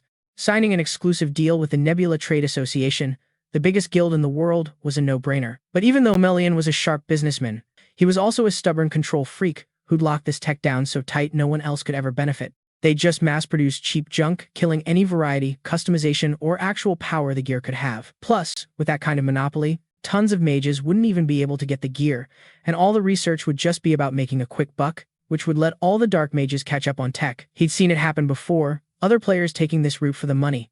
It always ended badly. After running all those scenarios, he dropped a bomb that had nothing to do with the offer. I'm just not signing an exclusive contract. Melian hesitated. All like, so, you're saying? The kid held the contract, his face a total blank slate, and laid it out. This tech, it's a mix of magic and alchemy. It's gonna change everything, not just for everyday life, but for how mages gear up. We want as many people as possible to use this new stuff. Hearing all that, Melian just nodded. You've got some pretty big dreams and ambitions, kid. Having big goals is great, but you need money to make them happen. Uziel shot right back. It's funny you say that, because I just finished talking with a whole lineup of investors, and guess who's on the list? You, Chairman Melian. As the light bulb went off over Melian's head, he asked the million-dollar question. So, you're planning on signing deals with them and me at the same time, because if you are, most of the awesome stuff I'm offering is off the table. The kid didn't even deny it. He just smiled with his eyes closed. That's right. And to be honest, I really want those conditions. Then his eyes snapped open, his voice deadly calm. We're going to take this product line to a premium level. A whole new smirk played on his lips. Here's my pitch. We'll still make the basic items for the masses, but for the really elite stuff, the premium items that are a pain to craft, those will be exclusively contracted with the Starlight Trade Guild. That's how you build a brand, right? He was so damn sure of himself. So, Melian standing there, totally giving him this look and squinting a little. Obvi, as a pro merchant, she knew exactly what he was getting at. She, points at him with this smirk and asks, cool story, but is anyone actually gonna buy this bougie stuff? I'm not about to wreck my own business, you know. He knew she was stressing, so he kinda looked down and was like, yeah, fair. That's why I'm not gonna push you to sign a contract right this second. Then he gives her this icy, confident stare and goes, in 6 months, let's throw a private showcase for investors with you, Chairman Melian. Melian's whole vibe changed when he kept talking. If you're into the products I show off, then you'll sign an exclusive brand deal with us. Period. Seeing he'd actually done the math, Melian closed her eyes with that classic smile of hers. All right. You're not wrong. That's actually pretty sick. Altarisha grinned, knowing the other woman had basically just agreed to the deal. To make it official, Melian whipped out what looked like a business card, saying, this is a messenger slip. It's got my contact info. He reached out and grabbed it, yeah, thanks. Then some lame explanation popped up about the messenger slip being some paper note you send off. It's, guaranteed to get to whoever you send it to. Job done. Melian popped her hat back on, flashed a goodbye smile, and was like, I'm out. The dude's face was still stuck on shocked, but Altarisha just stood there with his faint little smirk. He tried to play it so cool before, but now he was literally shaking. He put a hand on his chest, probably making sure his heart didn't just bail. Even his voice was all wobbly. Oh my god, I seriously thought I was gonna die from stress. Seeing him so worked up, even Altarisha, who was standing right there, started to feel the anxiety. Was this dude always such a drama queen when he got worried? Answering her? What the heck? Look, he just said. I was, legitimately freaking out. Hearing him say that, she couldn't help but smile and hype him up. Just as I figured, Uziel, you're a total beast. He gave her a weird look, completely lost. Huh? Seeing how clueless he was, Altarisha just switched up, ugh, whatever, it's nothing, and blew him off. His attention just drifted back to the door the lady had left through. He was smiling to himself, though. I mean, one problem down, right? When I get back, I'm so treating the club members to a sick dinner. Then, a system update. The science conference thing ended without a hitch, and classes at Stella Academy were back to being boring as usual. Some professor was up on the stage talking down to the students. Professor Mason Tyran is feeling unwell, so I guess I'm subbing for this class today. When the guy heard that, he kinda gave a side eye, and you could just see the gears in his head starting to grind again. For real, he just, vanished, didn't he? His thoughts got way darker, flashing back to images of Professor Mason Tyran going full-on demon mode. If this story sticks to the plot, she's supposed to fully power up in episode 8 and basically destroy this entire school. I have no idea how this is going to screw up the timeline. His expression got super intense, like he was wondering if that whole disaster was going to happen sooner. I just hope whatever happens is something I can actually deal with. And to top it all off, it wasn't just Mason Tyrion who was M.I.A. Altarisha totally ghosted school too. Class finally ended, and he was just walking down some random hallway, thinking she's probably just chilling and collecting her pension now. That's when some kids up ahead started talking. Yo, did you hear? Of course, he started eavesdropping. That assistant, Altarisha, wasn't she the one who cracked that ridiculously hard super whatever technique? The gossip continued. Oh, yeah, I heard that. But wasn't there, like a co-author or something? They said that person's identity is a secret, but like, why would they even do that? He acted like he wasn't listening, just staring off into space. Bet. Maybe they're like super ugly. Haha, for real. A bit later he was outside, still completely lost in his thoughts. Keeping it a secret that he was the other author was the only way to keep a low profile at this school. Then, he just stopped walking. He dropped a hint he got from his magic cheat code glasses, because apparently all the attention needed to be on Altaria. Like, that was the only right way to do things. He stops cold, noticing someone pop up nearby. Ah, there he is. Isn't that Mason? Geez. Check out the pose. It's been a hot minute. So the two so-called main characters, Beckuziel and Asel, finally grace us with their presence again. People saw Mason staring at Asel, got all weird, and the gossip mill started turning. Great grades and he's hot? That's basically cheating. Who's the chick with him? She looks like a doll. Whatever. She's probably a total witch anyway. Okay, yeah, she's gorgeous. But he just glanced over, thinking that with the two of them getting all this attention, his life was never going to be quiet again. He then just shouts across the way, Yo, I'm here. When Mason saw him, he cracked a smile and was like, Hey, Beckuziel. The guy just waved back. My bad. Did I keep you guys waiting? Don't even worry about it, someone said.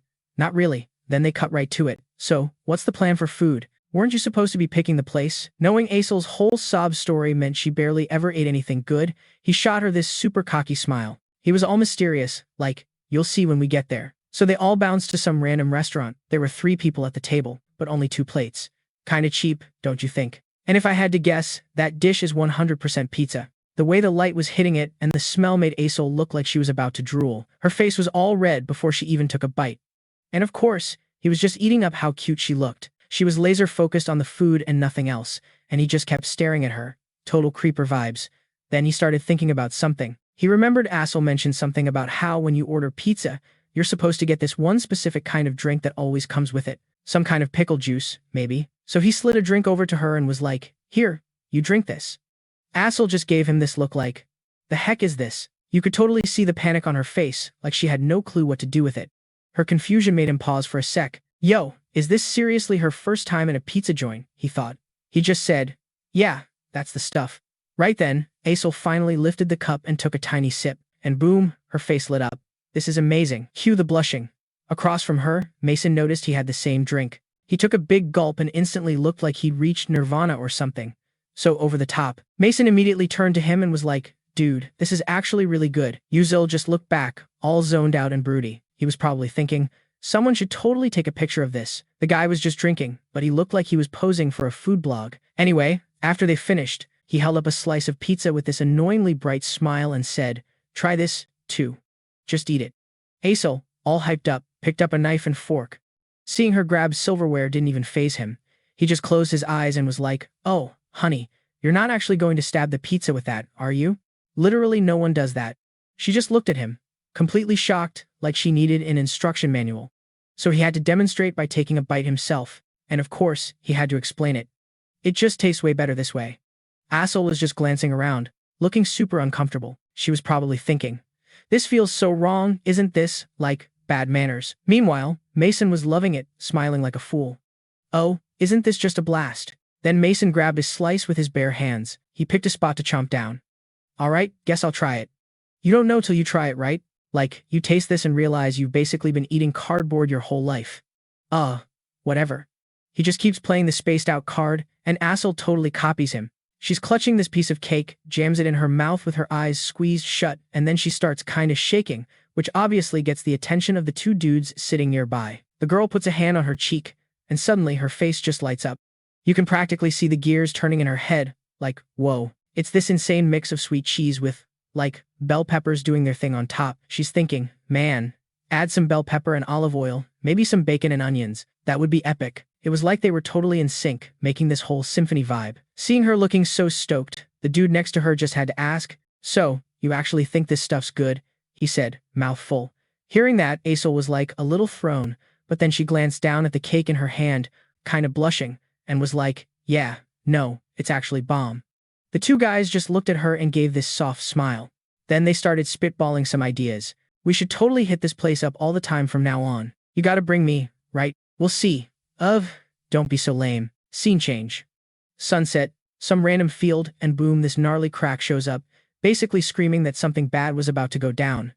Back in the classroom, as she's walking then just stops dead when someone yells, "Yo, Flame, you hear about that thing?" The girl just glances over with this little smirk and goes, "Yeah, I heard." The other trainee got all awkward. "Oh, for real?" she mumbled and then totally bailed. Later, Flame just watched her dip and then stood there spacing out, letting out this huge sigh. Great. I bet she was gonna blab about that rumor with assistant Alterisha cracking that crazy interference enchantment formula, but, as far as I know, that was all Yulian's doing. His face popped into her head, and she started spiraling. But how did he even solve that thing? I mean, to go back in time, you're supposed to forget most of the future stuff, except for, the major plot points.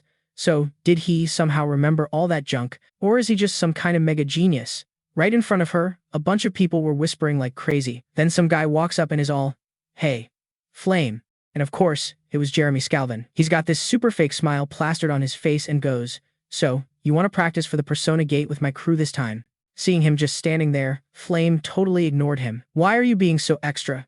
If you're going, does that mean I have to go with you?" Her eyes got huge and she was not playing. "Go bother some other girl. Stop trying to hit on everyone for no reason." And with that, she was out. But Jeremy? He had this seriously creepy, evil-looking smirk on his face. So weird. Cut to a nearby bulletin board with a bunch of stuff posted on it. The official Persona Gate memo, it said, "First-year students, pick a Persona Gate to practice with your squad." Everyone was staring at the board. Flame was still just standing there, totally lost in her own head again. Oh, right, the Persona Gate practice. Is that, actually happening already? Apparently, that's what the edgy dark mages call it. If you don't shut it down, as soon as possible, the whole area just turns into a wasteland where nothing can live. Sucks. And what's more, it's not like a regular dungeon where you just beat the boss or smash some core. With the Persona Gate, you have to actually analyze and break down its patterns and magic and stuff. She kept thinking about it, realizing you have to deal with everything from concentration analysis to space warps, structure, and even soul traps. You need to know, thousands of patterns, be able to memorize them on the fly, and on top of all that, you still need to be a beast in a fight. I mean, the whole reason they train magic warriors is literally to stop these Persona Gates. So yeah, you could say it's a pretty big deal. Flame's hand balled into a fist. If the original story is right, then something is going to get seriously messed up with this Persona Gate mission. I can't just let Yulian deal with all of it by himself. She was suddenly, super determined. This time, I have to be the one to stop it before things get wrecked. Cut to the 9-star tower. At some cafe called the 9 Towers Cloud Floor. Princess Bairn and her clique are all hanging out. The table is loaded with fancy pastries and, scented tea. Someone randomly asks, has everyone tried the new dessert? A couple of them are like, oh, you mean that pumpkin cake thing with no cream cheese? The taste is, super different. Princess Bairn just sips her tea while they keep gossiping.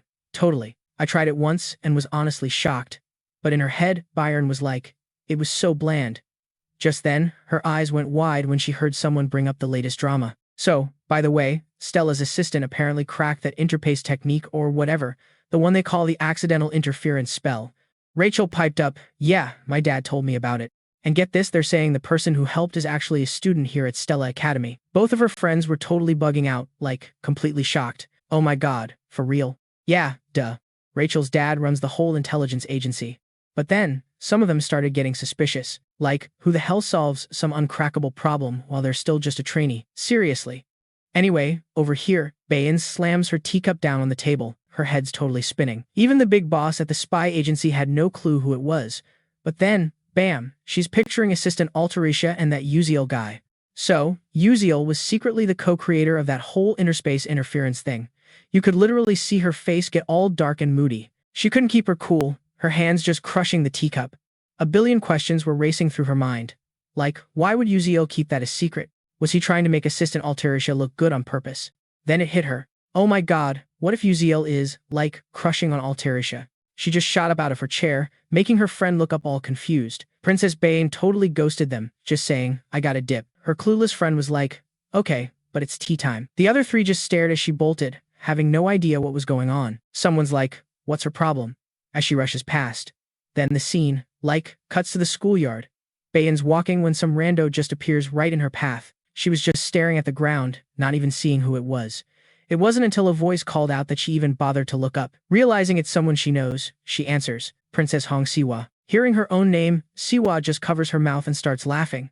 "Oh my god, didn't you, tell me to call you sis?" So, here's the tea. They're basically forced to be enemies because one's the legit heir and the other isn't. Super lame family drama. My half-sister, Hong Siwa. Ugh, I hate her guts. Snapping out of it, Princess Bayan asks again, "What do you want?" Siwa just flashes this super fake smile. Hee hee, don't give me that look. Aren't you here for a reason? I heard there's some new commoner trainee in the first-year class, who's, super interesting, right? The question totally throws Bayan for a loop. She's talking about some normal dude who still acts like a knight or whatever, a quality that's basically gone extinct. An image of Uziel flashes in her head. Seeing her get all weird, Siwa crosses her arms and keeps going. "Judging by your face, you're into him too." Her voice got all weird and thoughtful. He's the kind of knight who'd do anything for his mage. With this icy stare and a total smirk, she's like, "Isn't that every princess's fantasy?" Bayan's hand clenches into a fist. "So, what? Are you gonna introduce us?" She was so not having it. The princess takes a step forward and is just like, "Yeah, thanks. You can have him." Hong Siwa just starts cackling. She's laughing her head off, looking right at her. The girl looks so annoyed, so cold. "You know," she says, pointing a finger, "you didn't used to be like this. Is it 'cause our older sister died?" Whoa, low blow. Bayan's face just falls, and you can see how sad she is. She just turns and walks away, saying, "I'm out of here." The other girl's eyes followed her, looking sad for a second. Then she gets all pensive. "Maybe I was too harsh this time. Yeah, I went too far. It's probably still too soon to talk about our sister." Just then, her guard Saren shows up and chimes in.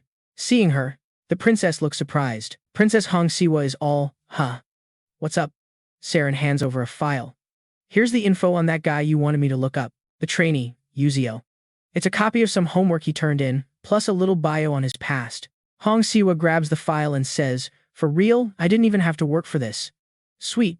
I can't believe there was actually an assignment like this." She opens the folder to see what's inside. The title says, "To my mother." It starts with, "Mom, I miss you." Reading that, Hong Siwa just starts laughing, trying to hide it. Heh. What a little kid, am I right? But then, a minute later, her hand holding the paper starts to shake. Saren's a little freaked out by this. In front of her, tears are just falling down Hong Siwa's face as she covers her mouth. "I get it now. Uziel's mom said she doesn't like black bean noodles." Realizing things just got super awkward, Saren quickly tries to backpedal. My bad." Meanwhile, Siwa turns her face away. Saren's like, "Wait, are you crying?" "Oh, it's nothing," she mumbles, wiping away her tears. Then she adds, all serious, "I guess I never really got what it's like to be poor." So this dude lived through all that and still acted like some knight in shining armor. She looked kinda bored. "Yeah, Uziel's hometown got trashed by dark mages, or whatever, right?" Then she, smirked. "Sorry, Bayan, but I'm kinda getting into this Uziel guy." Anyway, cut scene. It was finally the last day of training. All the trainees were just chilling on the grass. Some professor walks up to give the big speech. "All right, listen up. We're starting the Persona Gate training for all you first years. Find your assigned gate." Uziel was just standing off to the side while everyone was making noise. Totally like the textbook said. He was, a little worried thinking about what was next. So, it's finally kicking off. Before all the real drama starts, he got a new thought stream hooked up to his system for acing that presentation. Plus, he can totally use his glasses to, analyze the gate. Sweet. He'd been grinding in Lefenol's garden and buffed his stats, so whatever. The info was all showing up clear. He had this super serious look on his face, like he was thinking deep thoughts or something. Just then, the teacher standing nearby points at the gate and yells, "Students for gate C7, get over here." Flame, who was standing next to Uziel, just goes, "Yeah." The way she said it made him look over. Couldn't help it, and it wasn't just her. The rest of the crew showed up, Princess Bayan and Aesel too. He was thinking, great, so these are the people I'm stuck with. This whole Persona Portal practice thing is done in groups of, 4 to 18 people. The big deal is you have to work together to beat it, so lame. He was still staring at the group. First years at Stella Academy are only average level 2, so they're not going to have an easy time with a Persona Portal that has, 3 different risks on their first real mission. A new problem popped up. The C7 Persona Portal, where all the action is, can only hold 16 people max. Sucks that Haewon Riang isn't here, he thought, but with Flame, Bayan, and Aesel, they probably wouldn't completely fail this portal thing. He started walking. Besides, He didn't even need to be part of the plan to beat the final boss. The portal was right there. All he cared about was the hidden loot. With that, he just walked into the portal, and it zapped him to some other place. Yuzo looked kinda surprised for, like, a second.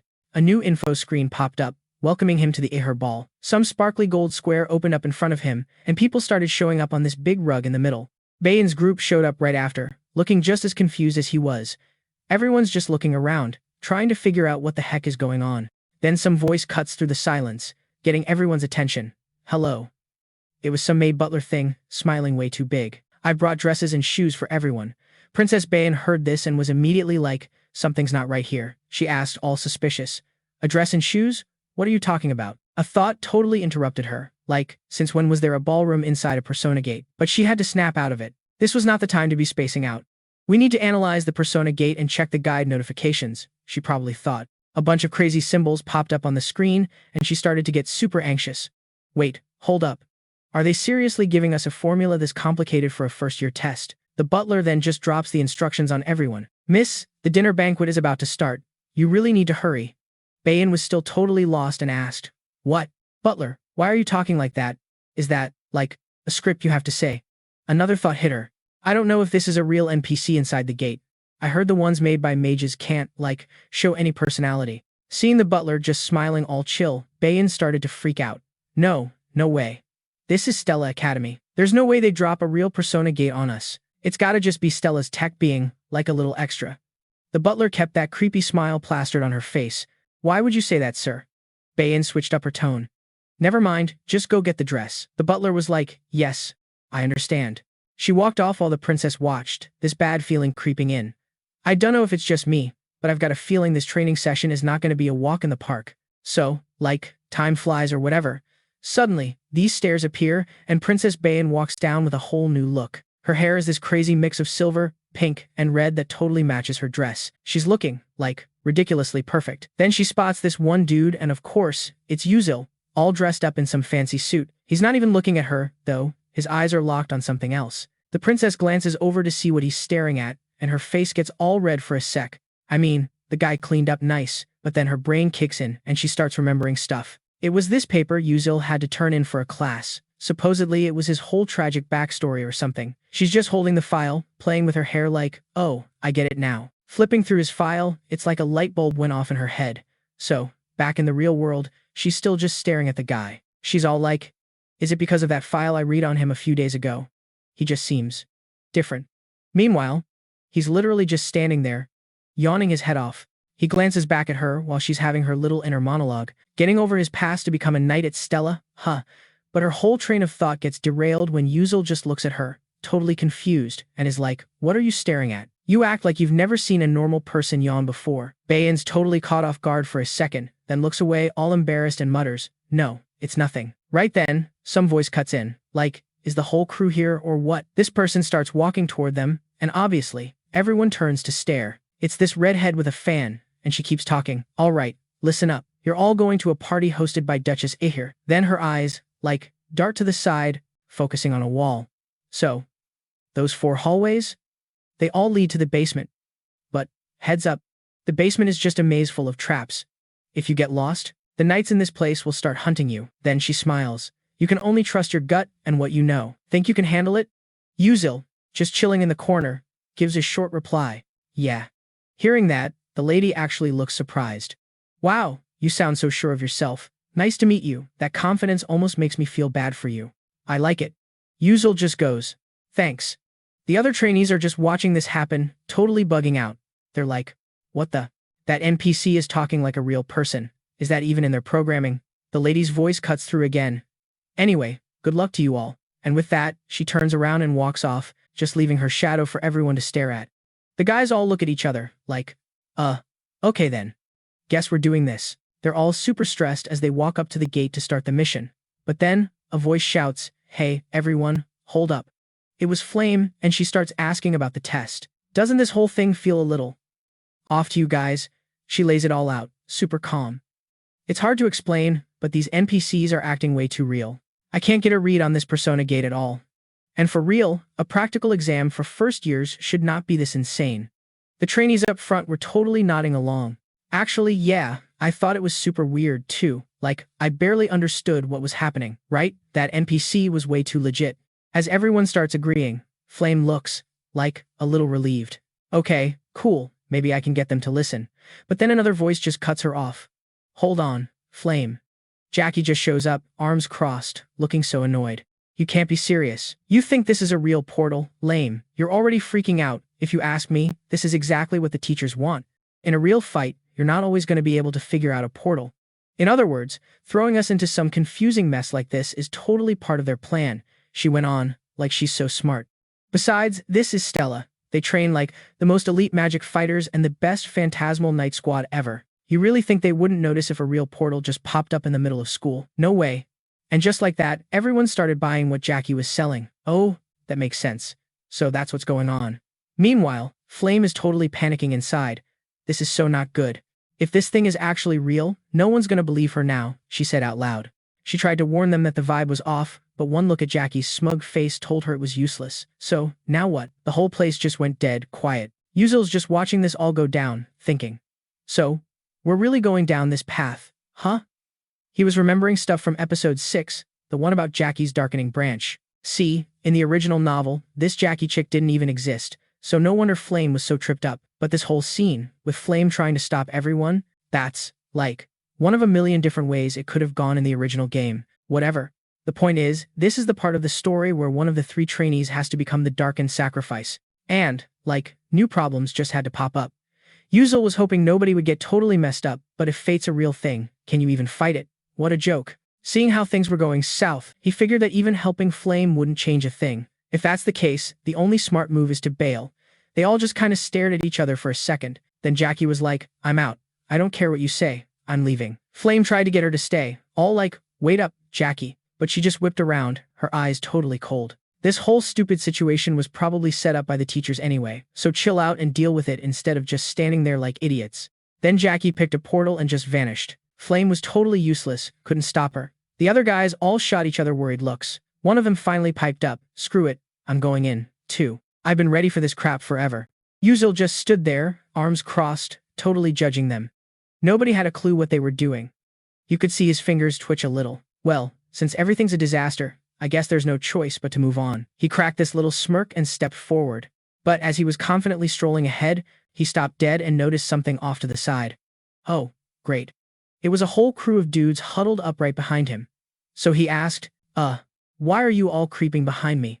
They all got super awkward, breaking a sweat. It's nothing. Yeah, right. Seeing them all with the same lame expression, he just stood there, completely over it, and sighed. You're not planning on following me the whole time, are you? Kids are always scheming something. He started walking again, but you could tell he didn't really give a crap about any of it. To him, there was nothing important here anyway. Whatever. The next option on the path is this long, sketchy-looking hallway. The light is all weird, glowing purple with some kind of energy. He stops in the dead silence as footsteps get closer from behind. Then his attention snaps over to where a voice came from. What is this creepy corridor? The person walking with him is Princess Bayan and 2 of her followers. Ugh, he's probably thinking. Great. Looks like the whole party's here. The princess was just staring at something, completely zoned in. The 3 of them just walk right past him and plant themselves in front of a closed door. He's wondering where the heck everyone else is. He looks down for a sec, and then it all clicks. Just as he figured, they couldn't all show up at once. If you looked closer, you could see the 16 students were split into 4 groups of 4. Those 4 hallways were obviously for the 4 groups. He's the one heading in, and then he spots the silhouettes of 2 people he knows. It looked like Aesel and Flame got shoved somewhere else and were stuck in a group together. His eyes flicked over to the people he was stuck with. Princess Bayan, he was probably thinking. You've got to be kidding me. I'm in a group with times her asterisk. They're whispering about something. We need to go now. Yes, Your Highness. Lame. But then the princess totally catches him looking at them. She immediately hit him with this dead-eyed stare. What's wrong? You got a problem with something? He started sweating bullets, stammering. No. Not at all. But he couldn't wipe the look off his face. The princess just added, Oh my, you're so boring. He just ignored her and looked somewhere else. Honestly, having Princess Bayan and Aesel split up was probably a good thing. But then, this totally freaked out look took over his face. No, wait a second. He threw his hands out to stop everyone from moving. There's something up ahead. A golden light suddenly flared up, showing a bunch of statues stuck in weird dancing poses. They looked like some kind of creepy, decorative mannequins. Everyone just stared at them, totally confused. Are those figures? Yeah. Princess Bayan didn't say anything, but you could tell she was a little rattled. Then they all looked past the statues. Inside the room, there was a massive gate. The two girls with the princess decided to share their genius opinions. Is our unlocking spell even going to work? One of them asked. I seriously doubt it. We can't even figure out what this gate is. We're way too low level for this. It's so dark. This place is kind of scaring me. Yeah, the situation was looking pretty bad. So, of course, Princess Bayan turns to him and asks, Hey, Yuzil, have you figured this gate out yet? But his answer was a total bust. You could literally see the disappointment all over the princess's face. Seriously, what did she expect from a normal dude? But just when they were about to write him off, he spoke up again. But I do have a basic idea of how we might get out of this place. And with that, the whole mood shifted. The princess was all like, Seriously, you for real? But he just kept staring at the creepy dolls ahead. Kale pointed forward, basically ignoring her. He was like, If you actually pay attention, you'll see every statue's in a different pose, but they're all doing the same stupid dance. He then asked, So, you know what dance that is? She stared ahead for a sec, and you could see the light bulb go on. She immediately blurted out, It's Serena's soul-catching dance, the one that's basically a myth now. She went on, This is the dance Serena did right before she bit the dust, because she couldn't deal with her own drama, so he hit her with. Which means you know the moves by heart, right? Princess Anya looked totally shook. Realizing what this dude was planning, she was like, Oh, hell no. To get her to chill, he just looked forward again, lost in thought. She must have finally noticed that all the statue poses connected in order, but every now and then, a couple of them were totally out of whack. A few minutes passed in silence. He glanced around and was like, All right, everyone set? The other two friends jumped into the empty spots and struck their poses. Done. One of them said, Me too. Princess Anya hit the final pose in the last empty spot. The guy's eyes were locked on her the whole time.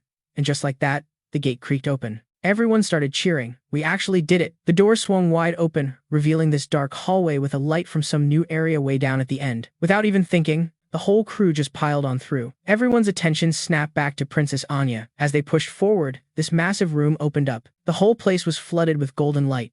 Suits of armor were everywhere, holding swords up and down, all set up in different positions.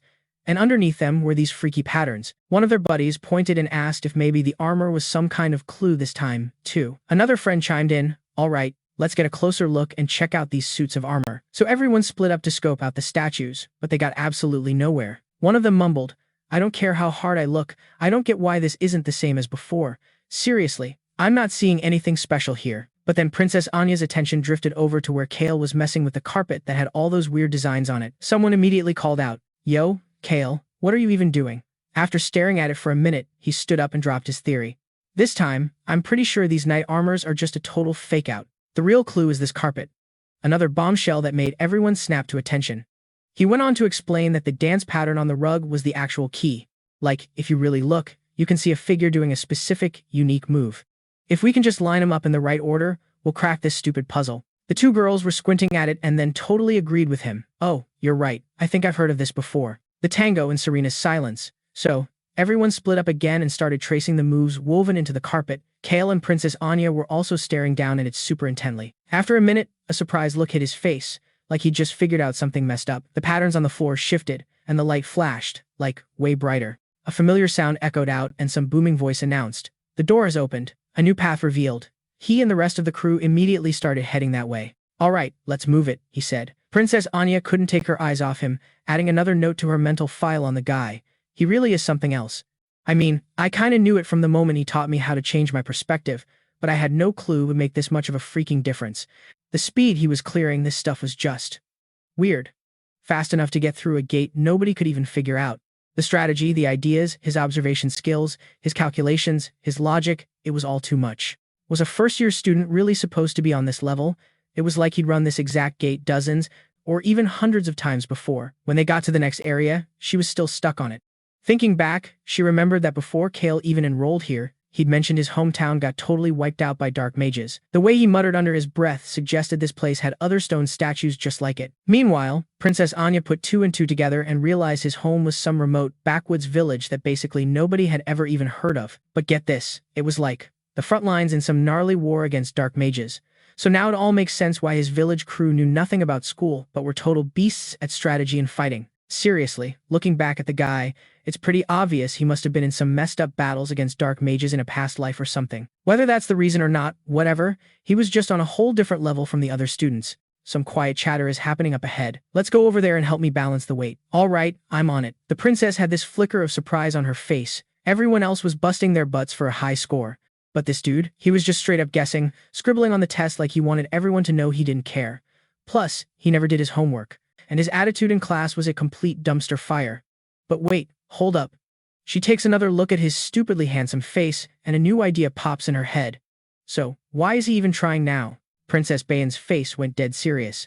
There's gotta be a reason. Don't tell me you can feel it too? The whole vibe shifted. Uziel turned back to look at her. Someone pointed, and it grabbed everyone's attention. Hey, why are you just spacing out like that? You should get over here, too. But she hit him with a random question.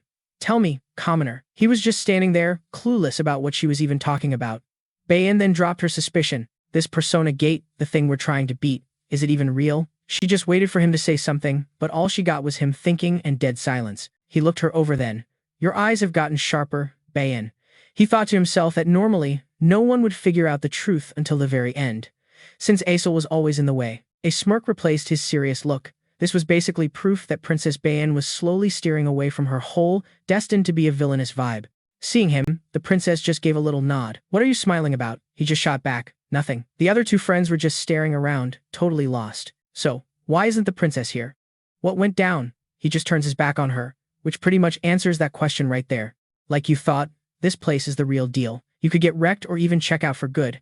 If you can't clear it, it'll sync up with the real world and cause a mess. So, I'm planning on blowing through this place as fast as possible. Princess Bayan just stood there for a few seconds.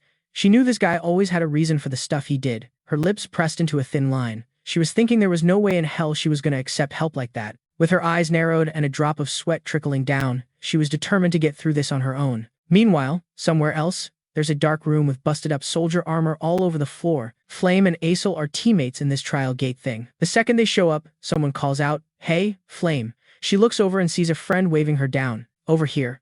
Over here. Flame jogged over to the three of them. Is everyone okay? One of our friends is gone. The girl hesitated for a sec, then was like, Jackie just vanished. Flame looked totally shocked. What? Jackie? The girl looked at everyone's freaked out faces and explained, we only even made it this far thanks to Jackie. But right as we went through the last door, she just disappeared. We have no idea where she is. Flame was completely baffled. Have you been looking for long? A different thought hit her. That means she beat this gate faster than both me and Aesel, and without a single scratch. Then the other person adds, totally out of the blue. But this wasn't our first time, either. Flame looked like she couldn't believe what she was hearing. What? Anyway, back to Uziel's side. He's just leaning against a pillar, arms crossed, eyes closed. Suddenly, someone walks up and asks a question that makes him snap his eyes open. Hey, you. When'd you get here? He looks up at Flame and just says, not long ago. She pushed. Then did you see Jackie? Haven't seen her. Hearing that, Flame looked pretty bummed. Oh, right. And with that, she walked away as he watched her go. Even though he didn't know the whole story, he had a hunch about what was going on. I'm pretty sure if I'd gotten here before her, I could have stopped Jackie from pulling a disappearing act. But there's nothing I can do now. Things are what they are. All I can do now is help the main girls clear this stage. Scene changed to somewhere else in Stella Academy. Someone totally freaked out. Like, wait, what? A freaking persona gate popped up in the middle of a trainee drill. So their teacher, this dude, Lee Hamwall, bolts over to the training grounds. You could totally see the panic on his face, right next to that gnarly scar. The gate that was supposed to be chill blue? Yeah, it's now a seriously messed up blood red. Like, how did this even happen? Isn't Stella's security supposed to be, like, top tier or something? Some professor standing there started spilling the tea when Mr. Hamwall showed up. Apparently, someone totally hacked Stella's whole wave detection thing and flipped it. The gate's signal only showed up at the exact same time the gate itself did. So, obviously, they didn't catch it in time. The security nerds were trying to patch things up, but Mr. Hamwall just cut them off. He was like, who cares about that right now? Then some other dude pipes up. He's got a point. And with him, this shadow just appears. And Mr. Hamwall totally noticed. This new guy just stepped into the spotlight. The real question was, who the heck was trapped inside that messed up gate? Someone was like, no way, it's Commander Arian. We're talking Arian Black Swan, the big boss of Stella, the most badass knight squad on the planet. This is the guy they say built a swimming pool out of dark mage bodies, and he almost never shows up at the academy. He walks up, all cold and whatever. Like, give me the rundown. Are the reinforcements moving in? The professor from before answers, no, can't do it. Looks like the students in there are having a really, really bad time. So Arian presses him. What's the level on this gate? The guy answers right away. Yeah, we're guessing it's somewhere between a risk level 4 and 5. Arian scowls. Like, guessing? I don't do guessing. Give me a real number. The professor, clutching his papers, just squeaks out, yes. It started as a level 4, but the second the kids went in, it spiked up a whole level. Now Arian's listening. That's weird, but I guess it's happened before. So the gate's sending out fake signals. Get me the list of students who signed up for this. The paper pusher prof immediately hands it over. Arian cracks it open and starts scanning every name on that list. A couple of kids from the top-ranked class, one pop up, Beckuziel, Byron, Flame, Assel, and Reiki. After he sees who's in there, Arian's eyes get all squinty. A risk level 5 gate is no joke. Even pro mages have to seriously prep for that. And right now, they're just first years, like level 2 or 3 mages at best. They are so not equipped to deal with this crap. Arian's voice goes ice cold. Get 16 body bags ready for those students. Hearing that, their teacher, Lee Hanwol, just loses it and screams, Commander Arian. But the commander just turns his back and walks off. He's all about efficient future operations or whatever, and then he turns back with this killer look in his eyes. You can't seriously think those first-year noobs are going to clear a real risk level 5 gate. That's like saying a bunch of ants could take down a tiger. And with that, Arian just ghosts, leaving Mr. Hanwol totally freaking out about his students. I get it, the odds are insane. But you still gotta hope the kids make it out, you know? That freaky red gate is still just sitting there. Inside, Assel and Flame both whip their heads in the same direction when they hear a voice. Yo, what's up? It was Jackie, looking a little beat up. He's like, oh, so this is where you guys are. The main character was just standing there, arms crossed, totally zoned out, while everyone else was kinda happy to see him. Dude, I'm so glad you're okay. Why'd you just vanish on us like that? You seriously freaked me out. After a quick look around, the guy just turns away. It gets super quiet.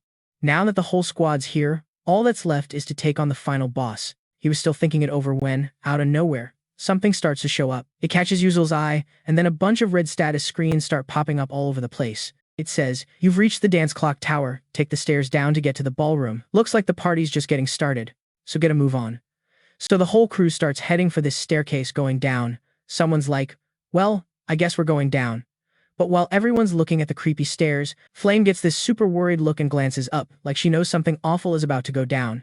In her head, she's picturing this giant, nightmare spider. And yeah, living at the top of this tower is a massive great sword spider, the boss of this place. It's a level 4 risk monster, and its 8 legs can literally turn into 8 giant blades. So Flame, like, gulped and took a deep breath. She's thinking, this is so messed up, and I can't just expect Yuzel to save my butt forever. Plus, the guy has amnesia, so it's not like he knows anything about the giant spider boss. But whatever, I've looked into this freaky spider, so I'll figure out a way to stop it myself. And then she, like, glanced over at Assel. Her master plan? If Assel and Yuzel just tag-team the final boss, maybe they could get through it without getting totally wrecked. Alright then, Flame finally said, trying to sound confident. Hold up, everyone. Some voice just cuts in out of nowhere, making her jump a little. Just a sec. It was Yuzel. And he was staring up at some corner high above them. There's something above us. Flame just stood there, frozen for a hot second.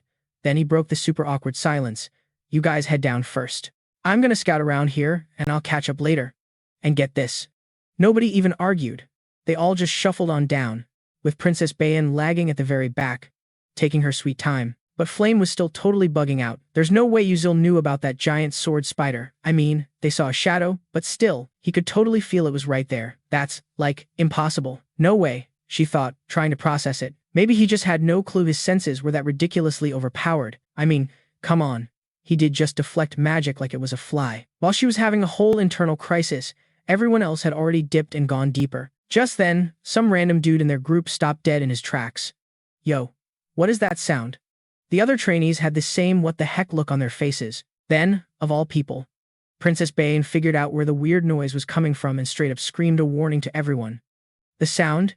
It was coming from above them. So obviously, everyone looked up and immediately freaked out when a massive spider came charging at them. It's the sword-tongued spider, another trainee yelled. No, you idiot. That's the level 4 risk giant sword spider times leader asterisk. Seeing that thing here, Flame's mood totally tanked. What was happening?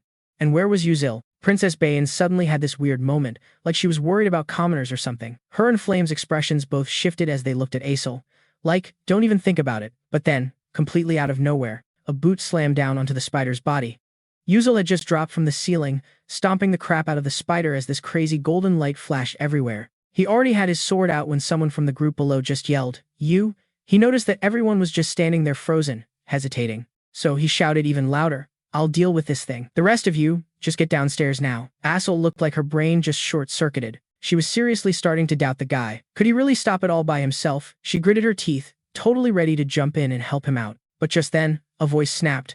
"I don't know what you're thinking, but our job right now is to get to the ballroom, like yesterday." It was Princess Bayan, who walked right up to Aesel and said it to her face. But before she took off, she paused. The princess didn't even bother to hide her smirk as she looked back and added, "That's the most helpful thing you can do for that times commoner asterisk." Flame was already shook from what's-his-name's epic entrance, but now she was totally baffled by Princess Bayan's attitude. She watched the princess disappear, thinking, wait, was she always this much of a jerk in the original story? And yeah, Flame had every right to be confused. Normally, Princess Bayan would have been crazy jealous of Aesel's fighting skills and probably cooking up some evil plan, but instead of being a hater, the princess actually helped Aesel out. After that, nobody dared to stick around and bother the guy. The doors to the next room were thrown wide open, and everyone walked into some new party hall. You could hear music and instruments playing all over the place. As everyone got deeper inside, somebody let out a gasp. And honestly, I get it. The place was way fancier than they were expecting for some special dance party. Giant crystal chandeliers were sparkling, and all these nobles in masks were dancing around like it was no big deal. A red carpet was draped over all the stairs. It was seriously like a fairy tale. The vibe was super lively, but then, all the lights suddenly went out, and the music just stopped. Total silence.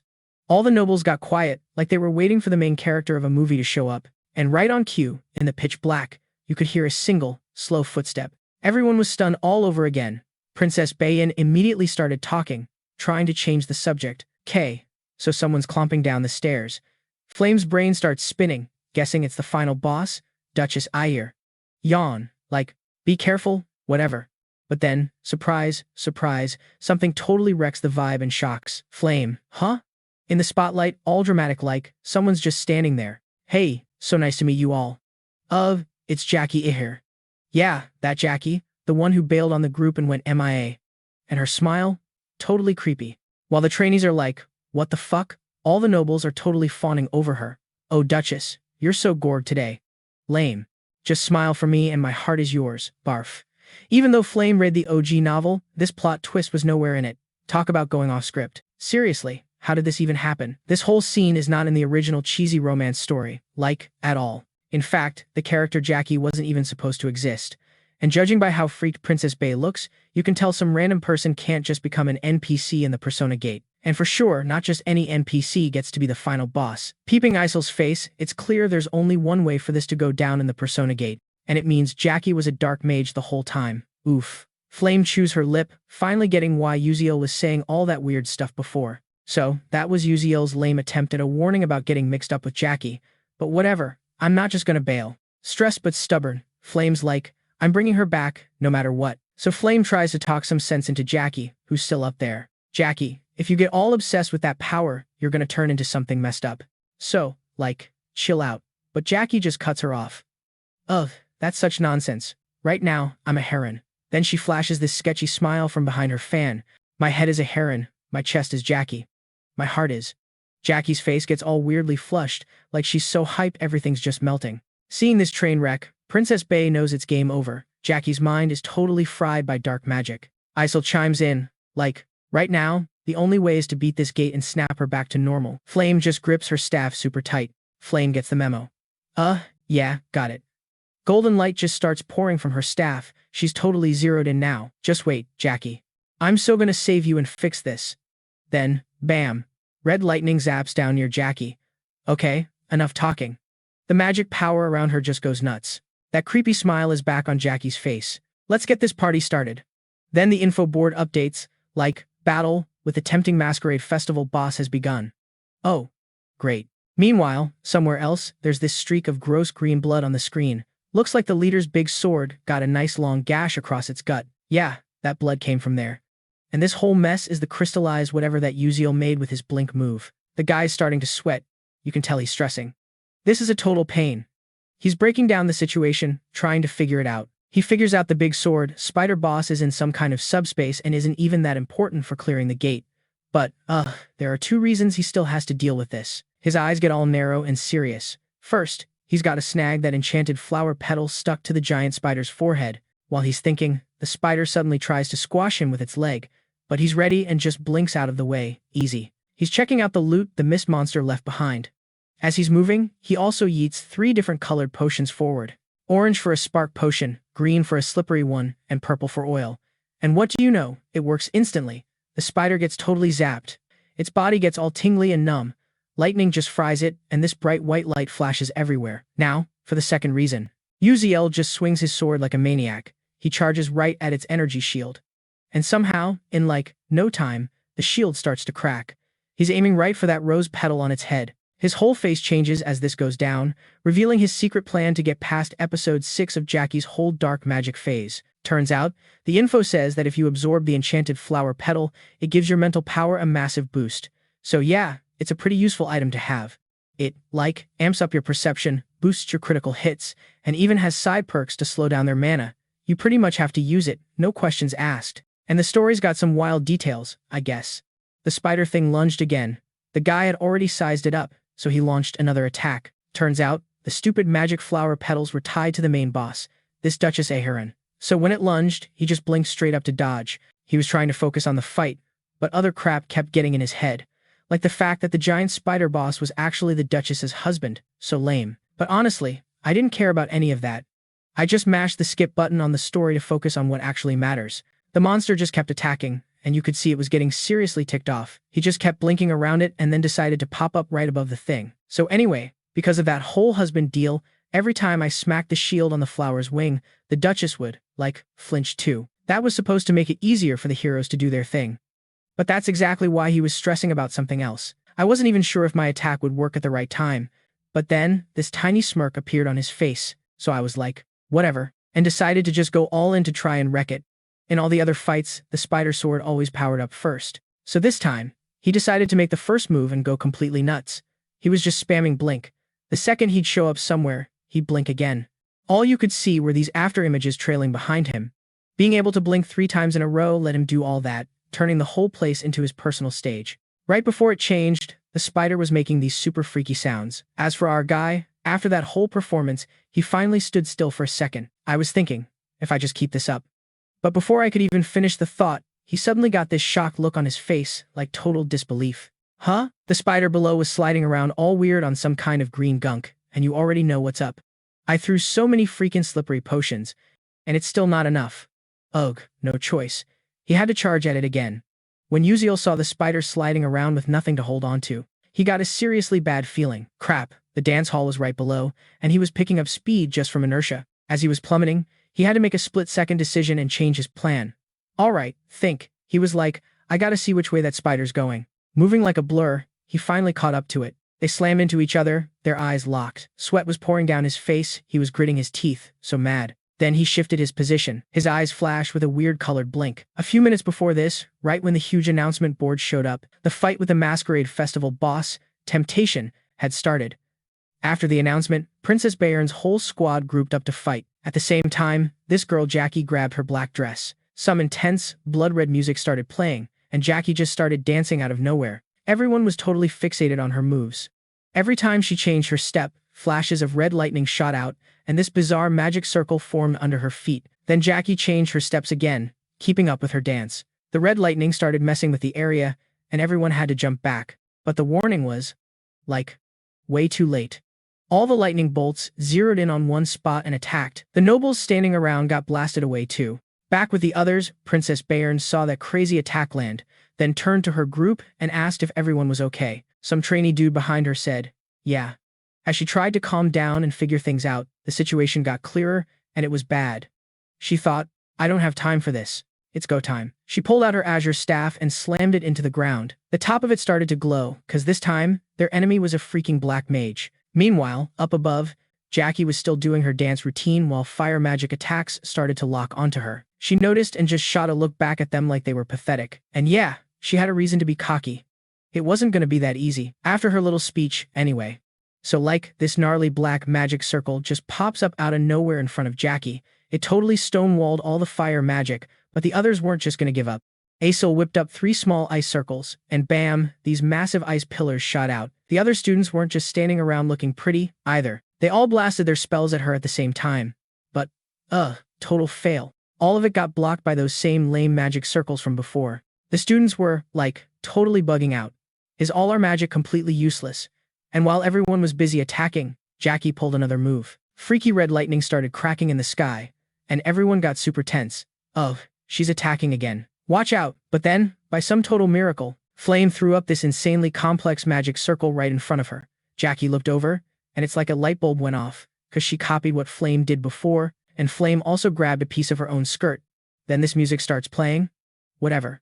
Flame, with this totally bored look, holds up her staff and starts doing the dance. Everyone watching was like, wait, what? They were so confused. Why in the world are you dancing right now? But Flame just ignored them and kept on dancing. After a sec, she stopped, her eyes half closed, just staring down her opponent. Using that magic circle she made, she just unleashed a massive attack. A flash of golden light zipped right past Jackie, who was just standing there with her fan and wide eyes, like, totally frozen. Seeing it work, Flame had this little internal victory moment. Yes, it's exactly like that novel I read. Then she yelled out, everyone, let's dance. Princess Bairn and Assel just stared at her, completely floored. And after Flame explained the deal, we kinda got clues about this in the last few episodes. This one doesn't just start with a magic showdown, it's a full-on magical dance-off. You can only use magic by busting a move. Princess Bairn caught on super quick. Oh, so that's what's up. You can't break Duchess Aheron's dance with normal magic. Aesol started putting the pieces together, too. The dance can counter Serena's quiet tango, and it all comes down to one big clue. Serena's farewell song is dead. Lame. Anyway, Princess Bairn didn't even hesitate and just started dancing. Aesol jumped right in, totally in sync. And get this, the other classmates knew the moves too. The music they made was, like, a perfect match for the dance, and in no time, they were firing off magic attacks one after another, all aimed right at Jackie. It was this crazy combo, and she just held her fan in front of her mouth. And just like that, a massive explosion went off with Jackie right in the middle. The music was still going, but Aesol started getting this really bad feeling. Was that attack even gonna work? But then the music totally changed, and it threw her off too. Wait a sec. As this creepy, blood-red music started playing, this dark shadow slowly appeared out of the smoke from the explosion. Just standing there thinking, the music started getting way faster. 2 other students saw it too and were like, what the heck is that? 1 foot slowly came forward. And then, get this, 2 more feet appeared from under Jackie's skirt. Her eyes also turned this freaky demonic red, and someone had to scream a warning. She has 4 legs now, doesn't she? Those creepy, dark black feet rose up on their toes, perfectly in time with the new dance beat, and their movements were constantly changing. With this new rhythm coming from her 4 feet, Jackie instantly made a new magic circle behind her that was way more intense than before. Alright, let's start this the right way. As Jackie said that, her face got even darker and more demonic. Seeing her looking so messed up, Flame couldn't stop herself from yelling at her. Stop it, Jackie. If you keep getting lost in this Duchess Aerin character, you're not going to be able to come back. But Jackie just shot back at her. Exactly. Why would I want to stop? Just look around. As her dark magic spread out, you could hear the other nobles chanting over and over, Jackie, Aerin. Jackie, Aerin. Everyone else was just standing there silent, watching this whole train wreck. From that point on, it wasn't cool anymore. It was more like some terrifying freak show. The nobles were cheering along to the music, just as she planned. You are truly beautiful. It was so cringe. You're like, totally the best dancer. Go wreck those lamos. Jackie threw in, seeing how clueless Flame looked. Flame, are you for real that heartless? The guy was totally shook. Why? 'Cause all this old baggage and some messed up, selfish thoughts just flooded his brain. This feeling is, like, super sweet or whatever, and it's all yours. You've been hoarding it this whole time. Flame just kept that stupid smirk on his face. Meanwhile, Jackie's over there looking all emo, and then boom, all that bottled up rage just explodes. I'm never letting this go. And yeah, more red lightning started crackling. Princess Bairn felt some major power spike about to drop and yelled at everyone. It's coming. Everybody, get ready to not get vaporized. Right after that, Jackie starts going off. A bunch of energy beams shot out of these magic circles, heading straight for them. Luckily, since they had a heads up, Princess Bairn and Aesol threw up some shields to block it. But, surprise. Surprise. Some other kid next to Aesol got blasted. She saw it, but like, what was she gonna do? And while she was totally spacing out, another insane power blast was headed right for her, but she didn't even have time to look. it was game over. Asel just shut her eyes, but when she opened them, nothing had hit her. A light was shining on her face. Turns out Baron went beast mode, throwing up a huge wall of fire that totally saved Asel's butt. After the save, Princess Baron rushed back over like, "Hey, you idiot. Why are you just standing there with your jaw on the floor?" Asel just mumbled something, still looking dazed. Princess Baron's voice got even sharper. "For me, blocking fire-type magic is way easier, so I'll handle that. You just focus on stopping that lightning crap coming your way."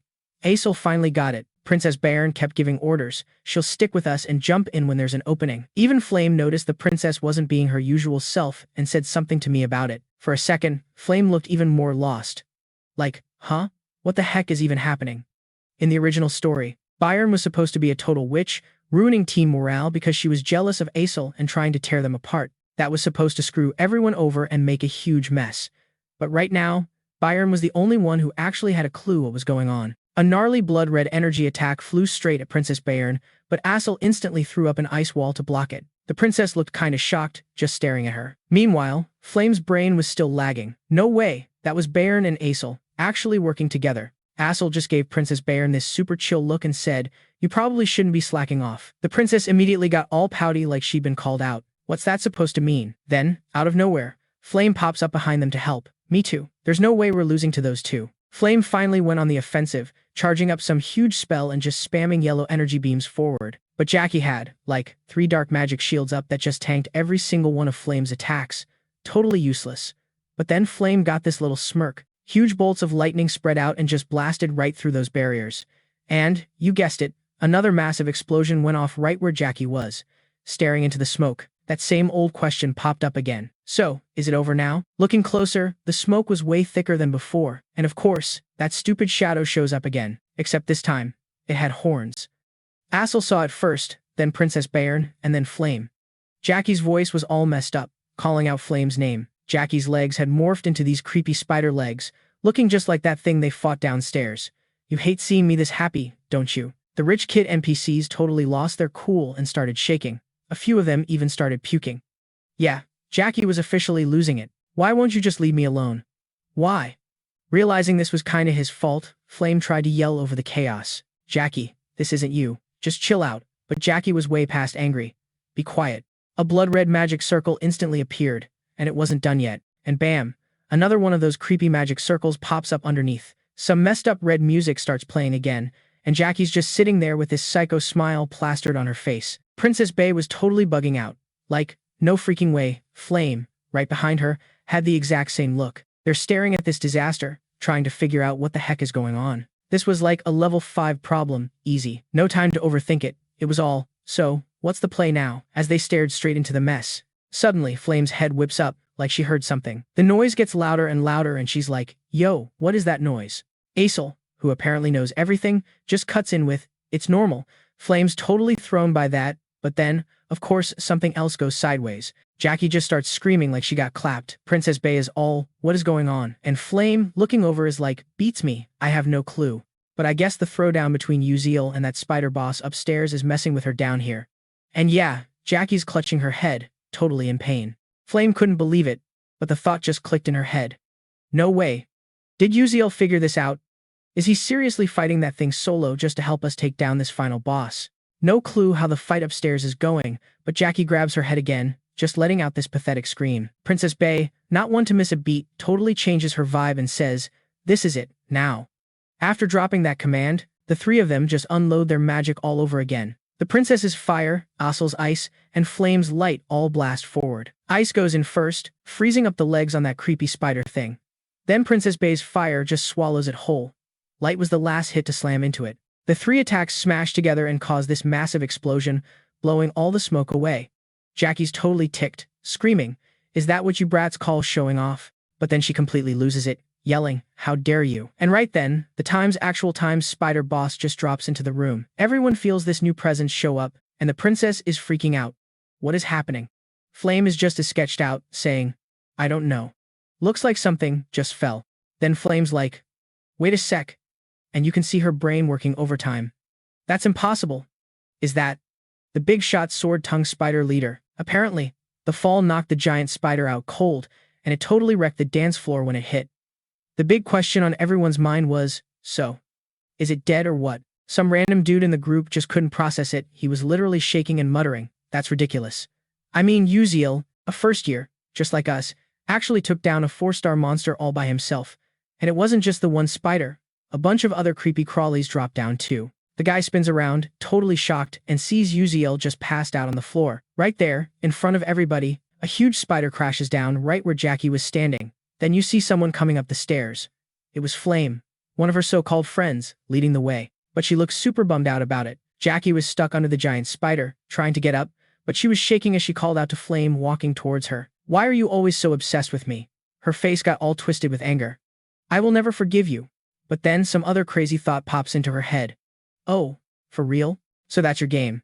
You knew you couldn't outdance me, so you pulled this cheap trick. 'Cause nobody's a better dancer than me, right? How sad. Seriously, you're pathetic. Turns out, you're just as jealous as I am when someone prettier shows up," she said with this stupid grin on her face. "Ha, so I'm not the only one. You're exactly like me." But Flame just felt worse, looking at her friend who was clearly losing it. Jackie noticed Flame's weird look and was just like, "What's with the face? Why are you staring at me?" Trying to hide how she really felt, Flame stood her ground and called out, "Assel, can you make an ice mirror?" Assel was right on it. Yeah. Jackie, figuring out what was about to happen, just got this smug look on her face. "Whatever stupid thing you're about to do, it doesn't change the fact that I'm still way hotter than you." And just like Flame asked, Assel whipped up an ice mirror right in front of Jackie. The girl just stared into it, totally blank. Huh. One whole side of her face was just spider. She seriously could not believe what she was seeing. "What the heck is this? This one dude is all worried, asking if she's okay cause she just sat up." "Oh, my head." And just like that, Jackie's voice completely shatters the quiet. "Again, this is what I look like?"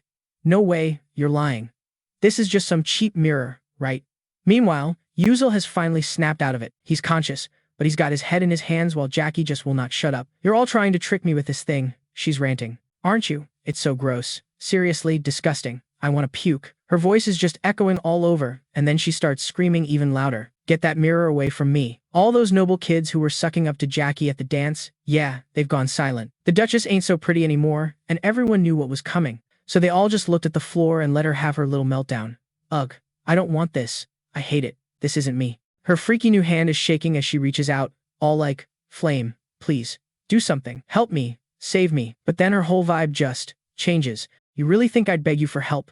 Suddenly, this gnarly, sword-like leg, looking like it came off a giant spider, just pops out. Her creepy arm, still pointed at Flame, shoots up as she screams, even more ticked off. "This is all your fault. Just die." Flame's a blur of white and red, but get this, the one who actually gets messed up in the attack is Jackie herself. Something just shoots out from under Flame's feet and skewers Jackie right through the middle. Her eyes are wide and totally zoned out, and for a second, she's remembering being happy with Henry. There was no saving her. The only way to get Jackie out of this mess was for someone to make a big play. That's when Princess Bayan's fire started to roar to life. Flame hangs her head again, totally bummed because she knows she had to do that awful thing. And Princess Bayan, her twin, was feeling pretty much the same way. But Flame was probably the most wrecked of all, because she knew she was part of the reason her friend was gone. After Jackie just poofed into nothing, she just stood there, saying her last goodbye. "I'm sorry, Jackie. I'm so sorry." The second Jackie went down, some official announcement pops up. And that was it. The end of the line for Duchess Aharin, the girl who was supposed to be the most beautiful and famous person ever. "You have conquered the ballroom of temptation." Lame. Congratulations. Pfft, whatever. Back outside where everyone first came in, another announcement starts blaring. "Team A6, your simulation practice is over. Students are out." Then, the training sim for Group B3 is also done. As the students stumbled out, Teacher Uziel started barking orders. "Get them out of here. Now." Some other teacher answers, "Yes, sir." Everyone's gone. That's when Teacher Lee Hanwal zeroes in on the last remaining area. You could see the worry on his face. Is C7 the only one left? Then, all of a sudden, the red gate right beside him starts acting weird. Red lightning starts crackling all around it. Sensing that things were about to get real bad, real fast, Master Lee Hanwal spins around to some assistant and is all like, "The waves are unstable. Get ready. Now." "Yes, sir." But before the guy could even finish, the gate totally mutates. The whole space stretches out, and that angry red color starts to fade. The master is just staring, laser focused on this crazy change. But then, this tiny smirk plays on his lips. The ant beat the tiger. Right after he says that, all the students pop out except for one. And then the red gate just completely vanishes. When the rookies actually manage to crawl out of that death trap, everyone started freaking out. Like, did a bunch of trainees really just conquer a dangerous level 5 persona gate? No way. Even the grizzled old vets with tons of combat experience thought that place was a suicide mission. So, yeah, people were skeptical. And was that one kid really calling the shots? Arian looked kinda shocked for a sec, like he couldn't believe what he just said. He totally tripped over his own words. Then he just turned and played it off, dissing himself like it was all a joke. Alright, let's bounce. You got it, sir. But oh, it didn't end there. The second they were outside, this dude Uziel stepped forward, held his sword across his chest all seriously, and started talking. Yo, I'm here to report the mission to conquer the Persona Gate is officially done. All in all, 16 of us went in, we lost one person, and 15 of us made it back alive. The teacher, Lee Hanwall, looked totally gutted the second he heard that, so someone still got taken out, huh? After a sec, the teacher pulled himself together and said, you all did a hell of a job. I'm getting a healing mage over here right now, so just everyone get some rest. Yeah, so right when things were happening, some dude just had to show up and break the tension, asking if he missed something. Lame. Everyone just snapped their heads toward the sound of his voice, and then another person pops into view. Oh, looks like I missed some action while I was away. Is that right? For a sec, I was just frozen, totally confused by this random dude's arrival. It was Elwyn, the principal of Stella Academy and some great rank 9 mage, whatever that means. He had this fake smile on as he got closer. So, about that whole situation. Mind telling me everything? And just like that, we were off to his office in Stella Building number 1. I was stuck walking next to Principal Elwyn, and I could feel my face doing this weird, dazed thing while this new wave of anxiety washed over me. A private chat with the principal? Seriously? Ugh, why do I feel so sick to my stomach? My eyes were darting everywhere, like I was trying to telepathically complain about this whole mess. This is exactly why I hate being the leader. Just before we bailed from the gate, Princess Bayern had to get all dramatic and gather everyone up. Wouldn't it be, like, way better if we just picked one leader to report everything? She said, then pointed her thumb at Asel without even a change in her expression. So, what about Asel? Asel, who had just come to after being knocked out, was totally lost about why he was suddenly in the spotlight. But of course, Bayern and Flame had no intention of letting him squirm his way out of it. They both had the exact same look, arms crossed all smugly, saying stuff like, look, commoner, we all saw what you did, so don't you dare try to downplay your own contribution. No matter how much you want to fly under the radar, it's just not happening. A drop of sweat rolled down my face. Besides, for some reason, it feels like this was meant to be your job, Asel. Someone else chimed in, I guess I'm decent enough, but not for this. I just stiffened up, my mind going blank. And of course, the princess was all for it. I just squeezed my eyes shut. So yeah, in the end, I was the one who got stuck being the stupid leader. I don't even know what happened while I was out, but my thoughts got cut short anyway. The principal's voice snapped me out of it, bringing up some new topic. This is the third time we've met, isn't it? I just opened my eyes and stared at him. He looked me over and said, you look taller than last time. Huh. I was still kinda out of it and, you know, a kid, so I had no clue what he was even getting at. I froze up again. Seriously, what was this guy talking about? As I was trying to figure it out, these old memories just flooded back a little village completely buried by a blizzard. Blink, blink, blink. I was standing all alone in that place, where everything was just white snow. Even though my body was totally useless for magic back then, I was obsessively practicing this one stupid magic skill. Blink. Suddenly, I heard a sound and glanced over. You're incredible. Some figure in a cloak appeared out of nowhere. While I was just standing there gawking, he added, you have a pretty interesting talent. I'll write you a letter of recommendation. So, come to my school and take the entrance exam. There'll be bonus points. And yeah, you guessed it, the guy who showed up back then was the same principal sitting in front of me now, Elwyn, bringing me back to this stupid reality. The headmaster started talking again. The reason I called you here is, I flinched, like, for real. He just smiled and continued. I'm here for the academy, to thank you for stopping what could have been a major crisis. I just sat there thinking, it all started because of me. But the principal kept going, and I have zero intention of letting this get out. Of course, if students had been seriously hurt, it would be a whole different conversation. Thank you. It's all thanks to you. And there's just one thing I need to confirm. Suddenly, I was hanging on his every word. In a flash, the principal's whole vibe turned ice cold. Inside that gate, was there a problem? Just like that. Cold sweat started pouring down my entire body. That look on his face? No wonder they call him the Black Witch Slayer. I mean, I'm not a Black Witch or anything, but that glare was seriously intense. It was either lie or tell the truth, so I chose to just get it over with. Yeah. A student died. Jackie. He was showing signs of black magic corruption. With a face that showed zero sympathy, the dean just replied, I see. How unfortunate. To be affected by corruption means you already had dark feelings in your heart. No one can resist that. I could tell he felt absolutely nothing, not even a hint of remorse. It was so messed up. Before I could even process what he just said, the dean totally changed the subject. Oh, listen to me getting sidetracked. Crap, I totally spaced. I haven't even offered you anything to drink. The teacher just flashed that typical bright smile of his. You want coffee or tea? Or are kids these days all about soda? Anyone else would have missed it, but this was it. The real conversation was starting now. Catching the hint, the kid made his move. I'll take tea. Then he asked, all chill. You got any of that stuff called Lil Tea?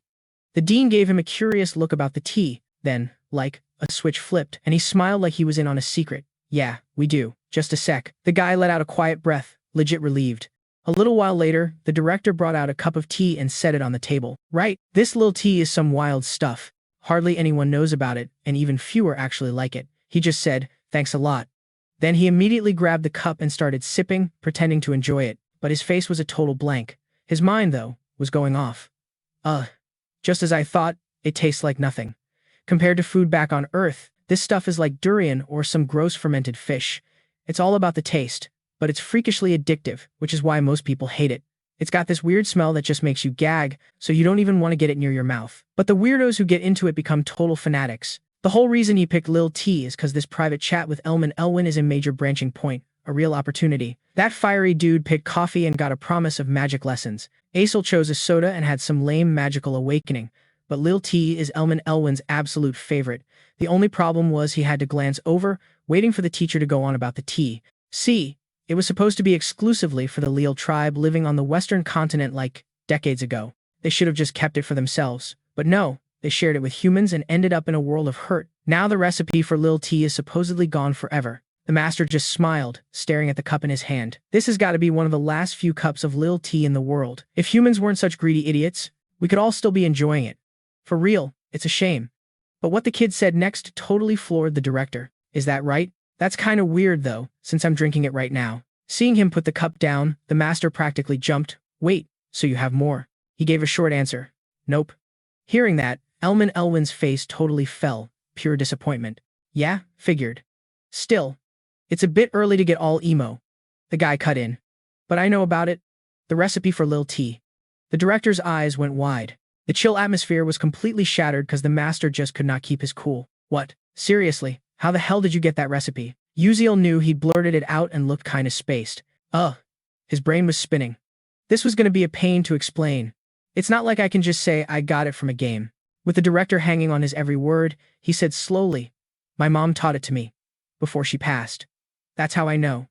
He even put on a kinda sad face while he said it. That last part, the whole gift for my dead mom thing, really sold it. The master got all sad too. Sorry, I probably shouldn't have asked. The kid tried to shake off the fake sadness. It's all good, don't even worry about it. His thoughts were racing again. Thank God, that went off without a hitch.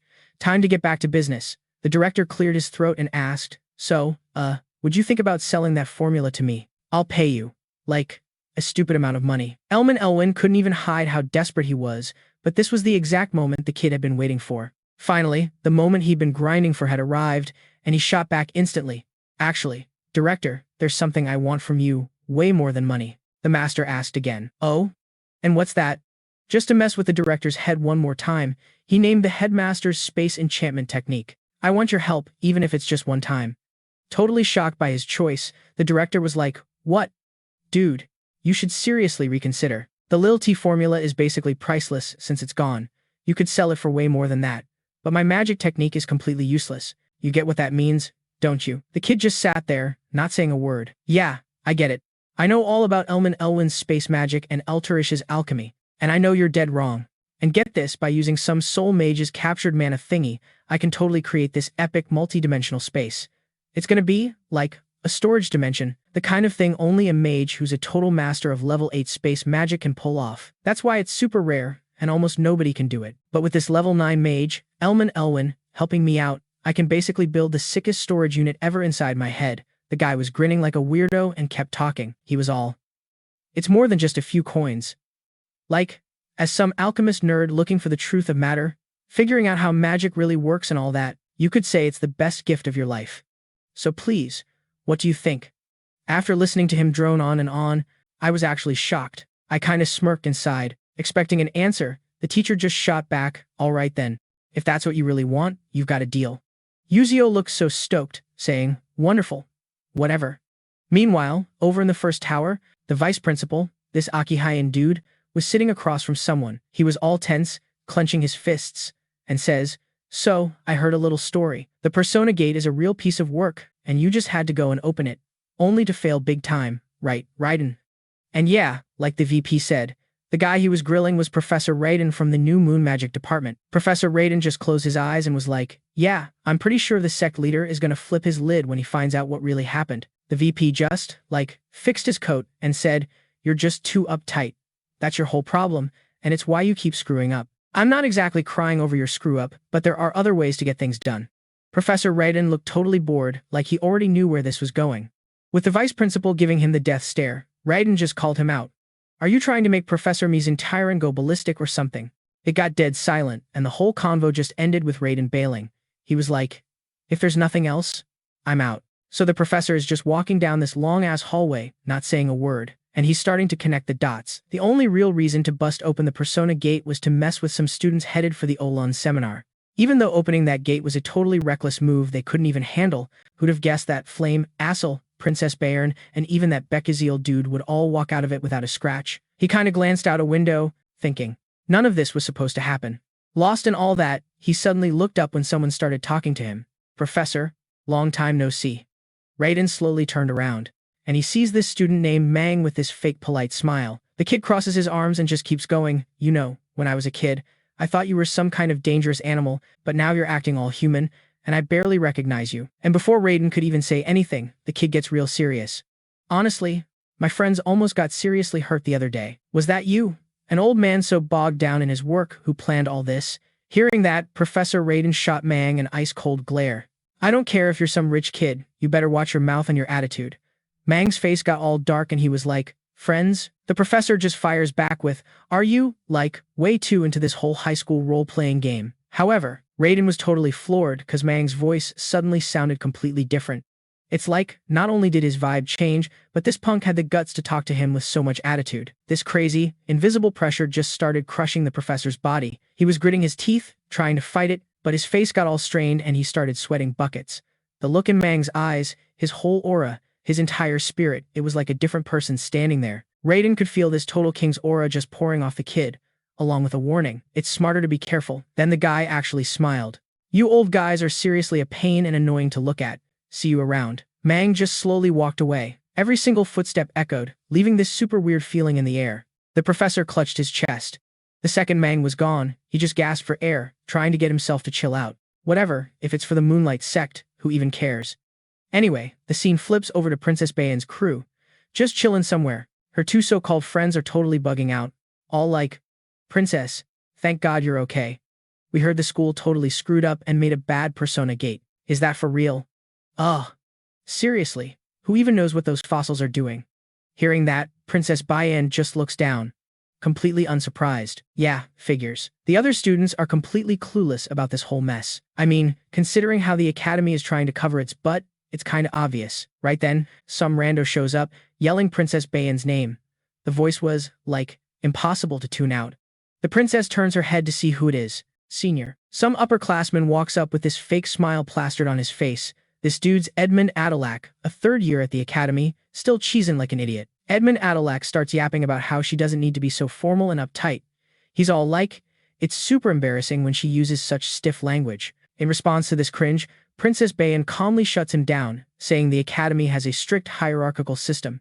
Hearing her ice-cold words, Edmund Adelac immediately tries to change the subject. Haha, so glad you're safe. I was legit worried you got into some trouble. But she's just got this blank look on her face, and the princess just hits him with a blunt, I'm fine, senior. You don't need to worry. Then she's thinking, yeah right, this old creep. He ain't worried about me, he's probably more worried about his own stupid reputation. So, you've got these two major powers in the Adalabic kingdom, the Orcan Duke family backing Princess Hong Siwa, and then the Adalac Duke clan, the only family that can actually go up against the Orcans.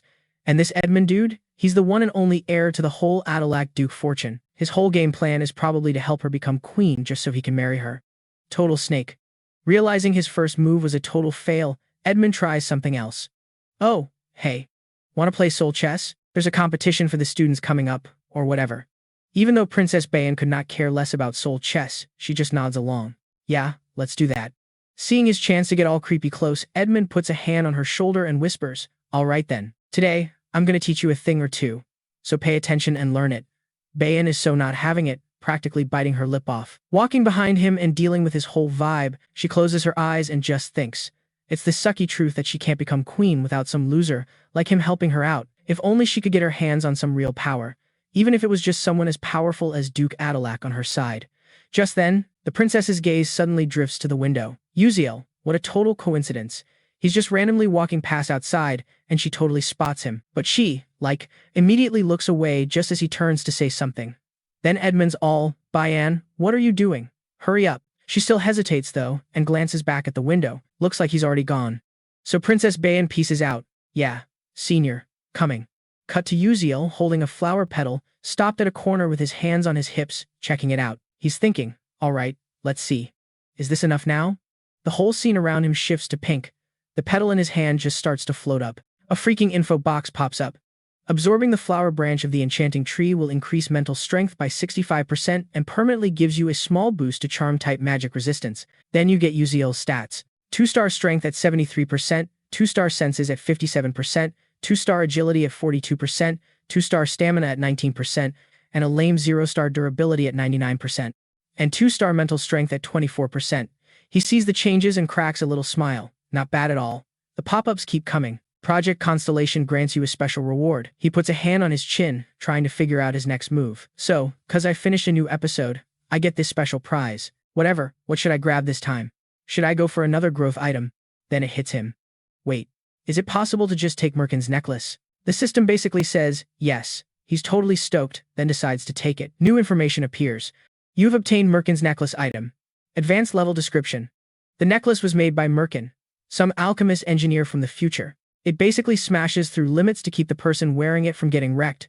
Special function, Merkin's shield automatically blocks any attacks that are level 6 or below. Sweet. One-time use only, whatever. He slaps the necklace on without even thinking.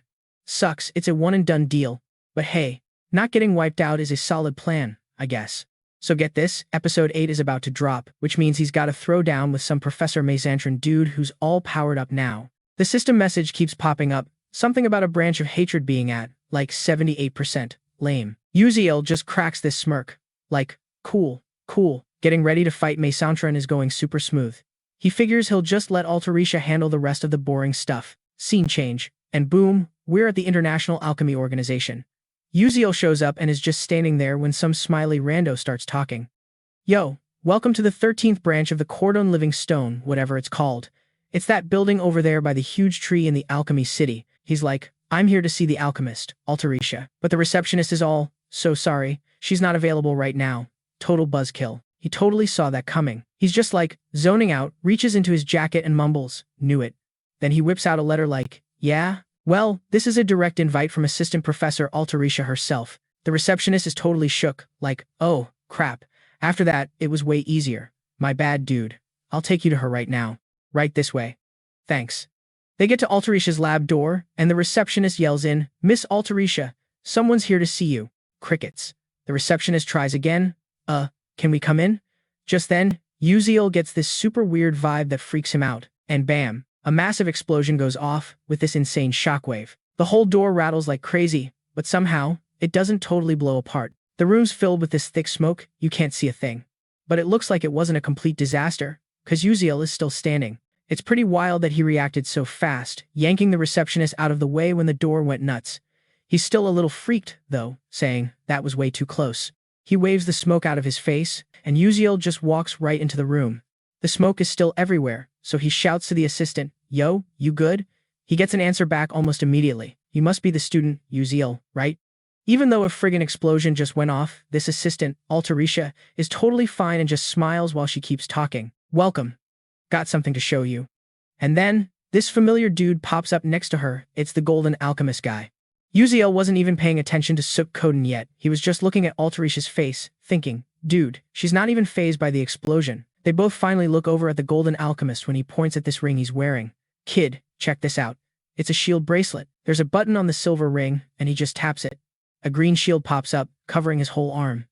The guy is totally geeking out, explaining it. If you double tap this button, boom, you get a 3rd level power shield. Uziel's like, whoa, cause that wasn't even the end of it. The guy keeps going, oh, but hit this button one more time, and check this out. Pretty sick, right? It doesn't matter if your mana's low, or if you're just some rando who can't even use magic, you can still pop this magic shield at least once. It only has like 500 defense points, but in a tight spot, super useful. Then this huge shield, like 3 times the size of the dude's head, appears in front of them, replacing that little arm one. The crazy part was, there were no magic symbols carved on it or anything. The golden alchemist is losing his mind. If this got out, it would literally change everything. And it's all thanks to this genius kid, Altarisha. Then he finally notices Uziel is there. Oh, right, this kid is a co-author, too. Then he tries to get him to join up. Why don't you join the alchemy world with us? Be a real practitioner. Uziel actually wanted to, but the answer he gave them just left him totally confused. I can't be an alchemy practitioner. I don't have any mana. Hearing a supposed alchemy prodigy say he has 0 mana, Koden just blurts out, what did you just say? Apparently nobody at the academy knew about this, but it's not like he was trying to hide it either. He explains that he was born with some condition where he can't absorb mana, which also means his mana leaks out slower. The golden alchemist pushes up his glasses, still not buying it. There's no way the kid means what he just said. Altarisha jumps in for him. So, is that what they call a limited lifespan? He played it cool, but his eyes were totally somewhere else, probably thinking, yeah, that's a wild story and all, but are they for real about fixing them both? Julian then added, look, my clock's ticking. I get it, but I'm not planning on checking out. I got this, so don't even trip. Hearing him say that, Altera finally let out a breath. All right, good. To cut the tension, Julian just raised his hand. Besides that, mind if I check out that shield bracelet for a sec? Scott was totally caught off guard. Like, huh? Oh, yeah, go for it. After he got the silver bracelet, the guy whipped out his encyclopedia thingy to scan it. Some info popped up on the bracelet. He could tell it was basically a prototype, full of junk and useless parts. He glanced at Altera with a smirk and asked, yo, hold up. Can I borrow your magic welding pen? Altera was surprised but didn't put up a fight. Here. Meanwhile, Scott's eyebrows were twitching, like he had no idea what this dude was trying to pull. What is this kid even doing? The super awkward silence was finally broken by Altera. She knew what Julian was up to and was basically running interference, so no one would bother him. Back to our guy, as soon as he got the magic pen, he gently touched it to the silver bracelet with all the data. The second it connected, he got an idea.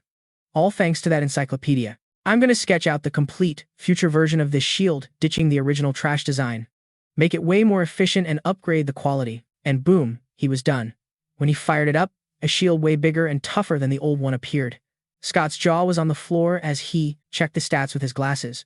This is impossible. Totally hyped, he announced that the defense value had shot up to 800, almost 1.5 times better than before. He was freaking out, his face all red. No wonder she said the kid was a co-author. You ever think about coming to work with me? Don't even worry about the no magic thing. I'll get some alchemists to whip up some magic missiles for you. Julian appreciated it but just laughed it off. Sorry, man, I've got my own thing going on. I'm sticking with this whole magic warrior dream. The old guy looked bummed. Oh, that's a real shame. Then Julian was like, but hey, I do have something to ask you. And held up this purple orb. Altera, can you make an item with this? She took it, looking it over. Some kind of charm? Let's not get ahead of ourselves. Then Julian dropped a bomb on both of them. It's for spatial magic, and Principal Stella said she'd help out. They both just froze. Altera was the first one to snap out of it. Oh, the principal. But Scott was still speechless. Whoa, that old geezer is actually helping this kid. You are seriously a troublemaker. Altera looked embarrassed. I want to help, but I've never messed with elemental attributes. Julian just smiled. I know. I'm not asking you to do it right now. You can take all the time you need to level up your skills. He figured it would probably take a few months anyway. They both agreed. All right, leave it to me. It's time to create a masterpiece. Back in class at Stella Academy, Ashley was at her desk, looking super stressed. Something felt totally wrong. She glanced over at Julian, who was just staring into space a few seats away. He yawned, and Ashley debated whether she should go ask him what's up. Before she could make a move, someone else got there first. A voice she knew all too well, Commoner Julian. Princess Bella popped up right in front of him. I have something important to tell you. Are you free? Ashley just stared at them, wondering what major drama was unfolding now. Julian just replied, yeah, I'm not busy. Ashley watched Princess Bella lead him out of the room. After they were gone, she went right back to feeling bummed out. What they were talking about was none of her business, right? So why did she have such a weird feeling? The two walked down the hall in total silence, and it was getting awkward. Julian finally broke it. So, what'd you want to say? Princess Bella stopped and answered. Word on the street in the alchemy world is that some super high-tech alchemical product just got made. She turned to look at him, thinking he was actually kind of cute for a second, then got straight to the point. I heard you're a co-author of that alchemy book. He paused for a beat. I mean, with the Adalabet Royals spy network, he should have seen this coming. Acting totally unbothered, Julian just said, so what if I am? Are you trying to use me to get a piece of the business? Reading him like a book, Princess Bella crossed her arms and shot him an ice-cold glare. Look, I'm not gonna lie, you're a noble. But get this straight, that item is a huge deal. But, like, vibing with someone like you, that's the real prize. The guy was, like, totally flustered. Wait, for real? The thought totally short-circuited his brain. He never expected she'd actually think he was cool. This is so not how it went down in the original story. Maybe this time I can actually stop Princess Bayern from getting axed. She used to be such an ice queen, but now she's all blushy and awkward. Kinda weird. So she's like, hey, let's go grab some food, and he's all, bet. Then, bam. Some rando interrupts. Ah, if it isn't Bayern. They both just stare at him, totally surprised. It's Edmund Adelac, some other trainee. He says, sounding super annoyed, I literally turned down lunch with you, thinking you had something important to do, and you're just gonna hang with this, commoner? So disappointing. After that burn from Edmund, the three of them just stood there in the most awkward silence ever. But that cringe silence gets wrecked by our boy's inner monologue as he glares at the new guy. Oh, I know this dude from the game. He's literally one of the red flags that gets Princess Bayern unalived, this Edmund clown. Judging by his whole vibe just now, he's totally clueless that he's a co-author on that sketchy report made with that random technique. Just then, Princess Bayern speaks up, totally snapping him out of it. He's not just some nobody, she says, basically thinking she can use this guy to get to the alchemist, Altarisha. So, like, back off. But of course, Edmund wasn't having any of that. He gets this super creepy smile on his face. Seriously, Bayern, you really think some random peasant can do anything to help you? I'm way better than that. Usual just takes the heat, not even caring, like usual. In his head, he's just like, it's actually hilarious watching the princess next to me squirm. His thought train kept rolling. Whatever. I'm used to these snobs treating me like dirt. Even though I know she's secretly my biggest fan. Princess Bayern claps back, all cold. What exactly are you trying to say? Asterisk senior asterisk. Seeing her get all ticked off, Yuzil decides he doesn't want the drama and just cuts in. You know what? Forget it. Let's just pretend this whole item exchange thing never even happened. The princess whips around to look at him. Like, what? Meanwhile, Edmund is looking totally smug about the whole thing. Yeah, that's right. The peasant knows his place. But right before he dips, Yuzil drops another bomb. Oh, and by the way, about the whole item deal, I'll make sure everyone knows Duke Adelac straight up refused to supply the kingdom of Adelit. And right then, Edmund's face gets all hard and serious, but he's still got that psycho smile. Whoa there, you're getting a little bold, aren't you? You have any idea what happens when a first year tries to step to a third year? Yuzil just shoots back, deadpan. So what? Not my problem. The princess is stressing, seeing him go head to head like that, and she's stuck in this super awkward spot. Even as a commoner, he should know the pecking order at Stella is no joke. Plus, that Edmund dude is basically Mr. Big Shot among the third years. What was he even thinking mouthing off like that? Yuzil just ignores them both and bounces. Later, the other two just watch him walk away, and you could totally see the "you're so dead" look on Edmund's face. How can a first year be this clueless about how messed up the seniors are? Looks like I'm gonna have to make this dude's school life a little more interesting. Seeing all her plans go up in smoke, Bayern looks super bummed out, totally defeated. Meanwhile, Yuzil's already out in the main courtyard. As he walks, he's having a private pity party, like, sorry, Bayern, but if that guy doesn't get taken down a peg, you're never gonna get a happy ending. Doesn't matter if you get the throne or Duke Adelac bites it, you're still toast in the end. It's, like, fate or whatever. His footsteps just stop. His eyes dart to the side. No way is he gonna let Bayern bow down to that jerk. His eyes then lock right onto the students leaving, specifically spotting Bayern, who was trying to hide behind a wall. So lame. Princess Bayern could only face palm.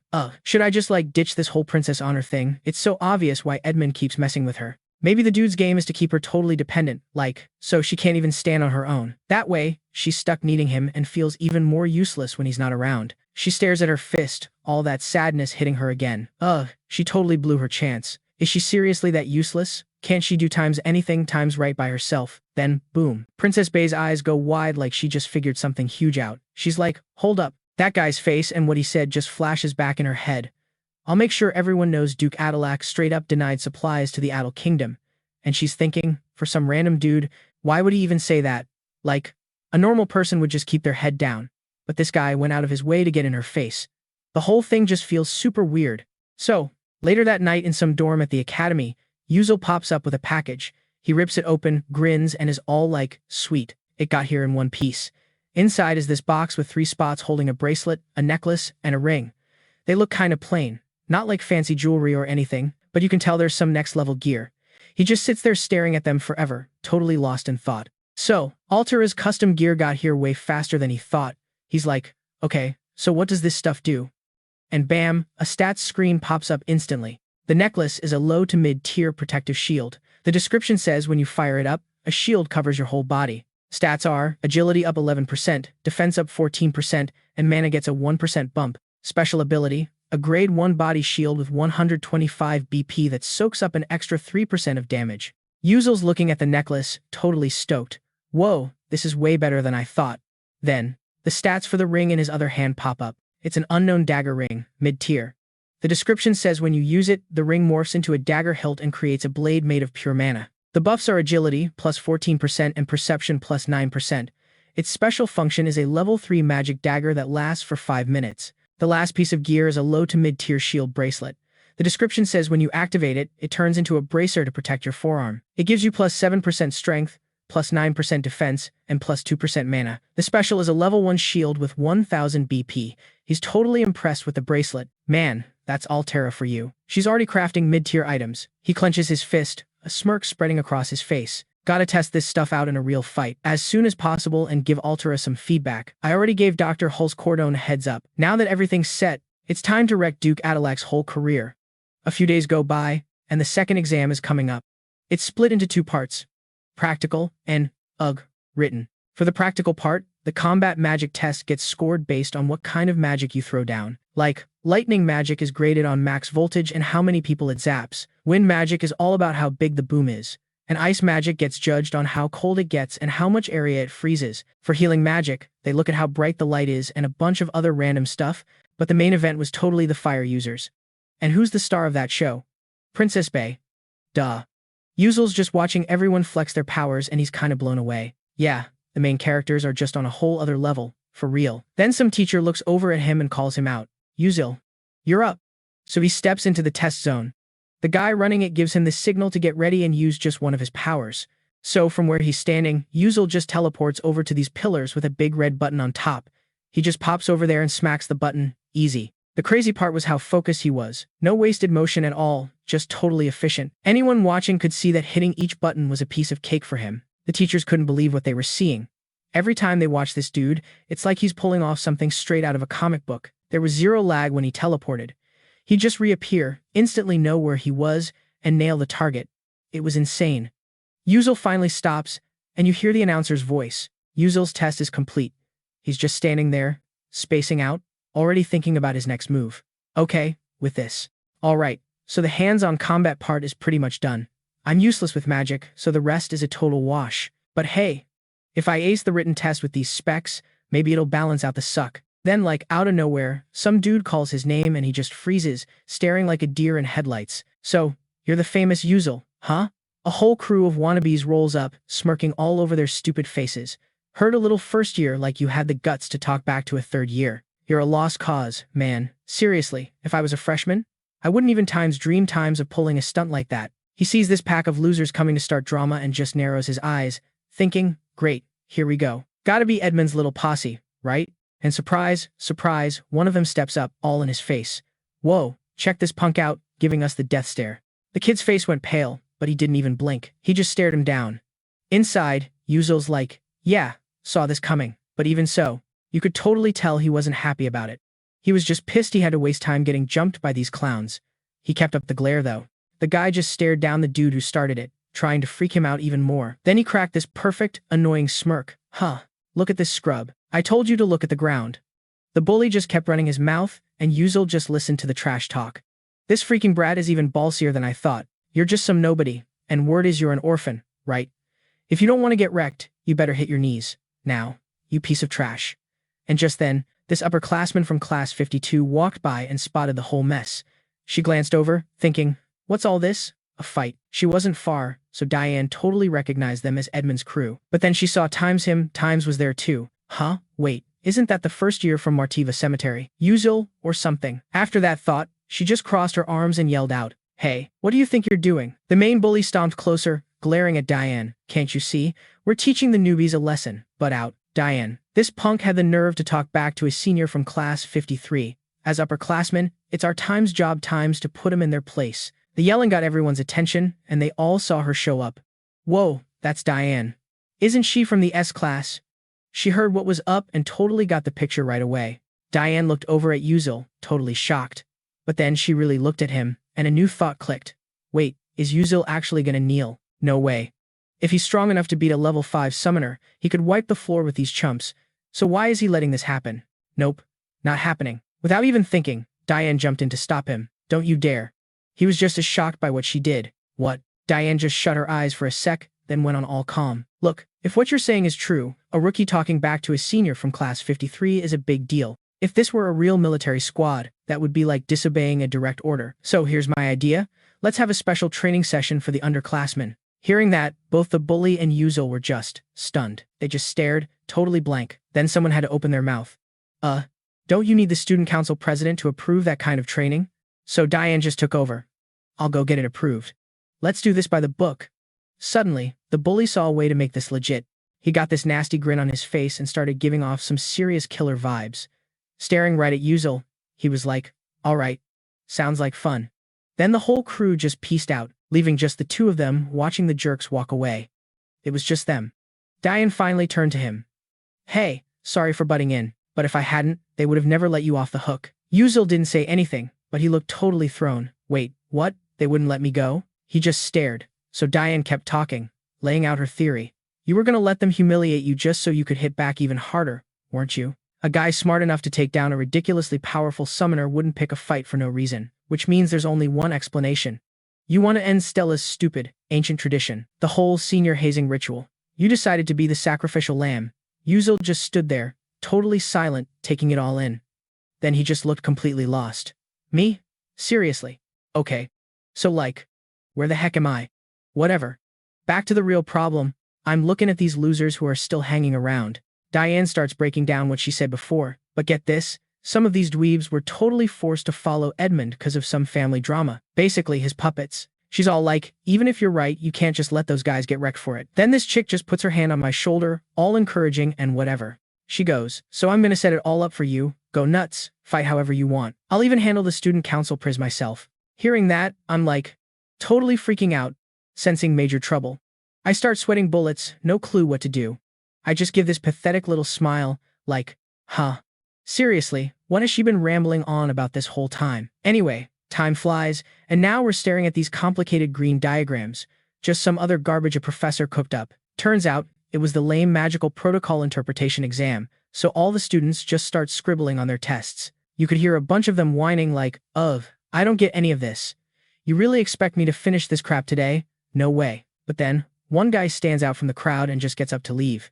Yeah, that was me.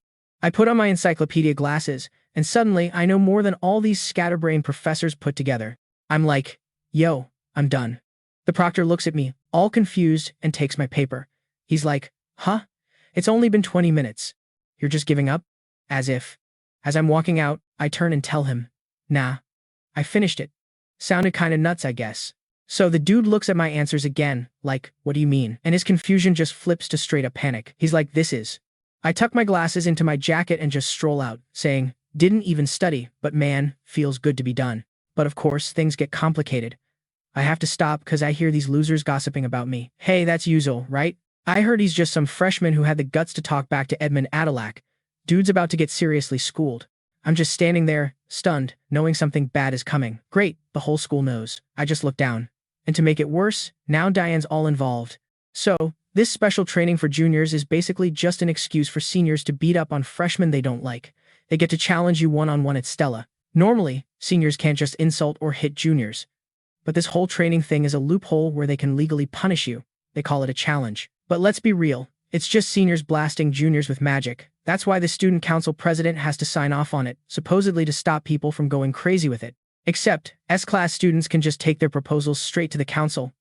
Ugh, I was just gonna take a knee and let it be over, but now it's this whole mess. Looking back, I should have just kneeled, gotten it over with, and gone to bed. On the way back to my room, I started making up my mind. Things have gone this far, I guess. I open up this box. Inside, there's this thing. It's like a special stuffed bear or something. I'm holding it, and I can't help but crack a smile. If I can't get out of this, whatever. Might as well kick back and enjoy the show. Cut to the Stella Student Council meeting room. Inside, some dude is buried in paperwork but looks up when someone comes in. This guy is the Student Council President, Sayo, a second year. And, no surprise, the girl who was talking to me earlier shows up, looking all serious. The Prez immediately asks, "Ban Diane, what are you doing here?" Without even hesitating, she slaps a piece of paper on his desk. He kinda softens his tone a bit. She says, "I need approval to open special training for the juniors, targeting Uzel, the new S-class student." The president is totally shocked, like, "Ha, I thought you hated this kind of ridiculous crap. So why are you doing this now?" Showing zero emotion, Diane just replies, "That's exactly why I'm doing it, because I hate it." Since this was a big deal, the president gives her a little warning. "Look, I don't know what you're scheming, but no matter how talented he is, a new student can't possibly beat a second year. The gap from experience isn't something you can just cover with stats. But still, your time's trying to get this training group thing approved." Waving some paper around, Diane just smirked and was like, "If you really want to know, just show up and watch. It's going to be epic." Watching her whole vibe change, the president just narrows her eyes and huffs. "Seriously, what are you even up to?" Meanwhile, outside the room, you could totally hear someone about to walk in. Then this professor dude, Gerald, who was in charge of checking stuff earlier, strolls in holding a paper. He goes, "Hey, could you take a look at this? It's some thesis a student turned in." The chairman recognized him instantly and was all like, "Oh, Professor Gerald, what's up? You actually got a thesis worth looking at this time?" But, like, you could tell he was throwing some shade. Yeah, he was definitely not impressed. The last paper Gerald brought in was total trash, but the prof still pushed to get it passed. Gerald just laughs. "Whatever, man.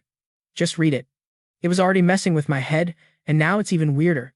The chairman totally got what he was putting down. "Wait a sec. Isn't this your stacked circuit design, Professor?" he asked. "This is actually pretty sick. It's got the iterative formula for reverse model resolution." And the formula was, like, stupidly simple. The more he looked, the more he was like, "Dude, this idea was right here the whole time."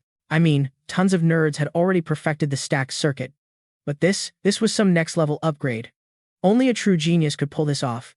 He had to know who did it. So the chairman cut to the chase. "Who wrote this thing?" The professor just grinned and was like, "A grad student, name's Uziel. With this kind of talent, he could totally get an invite to the Olan Symposium." The chairman was like, "Whoa, forget that.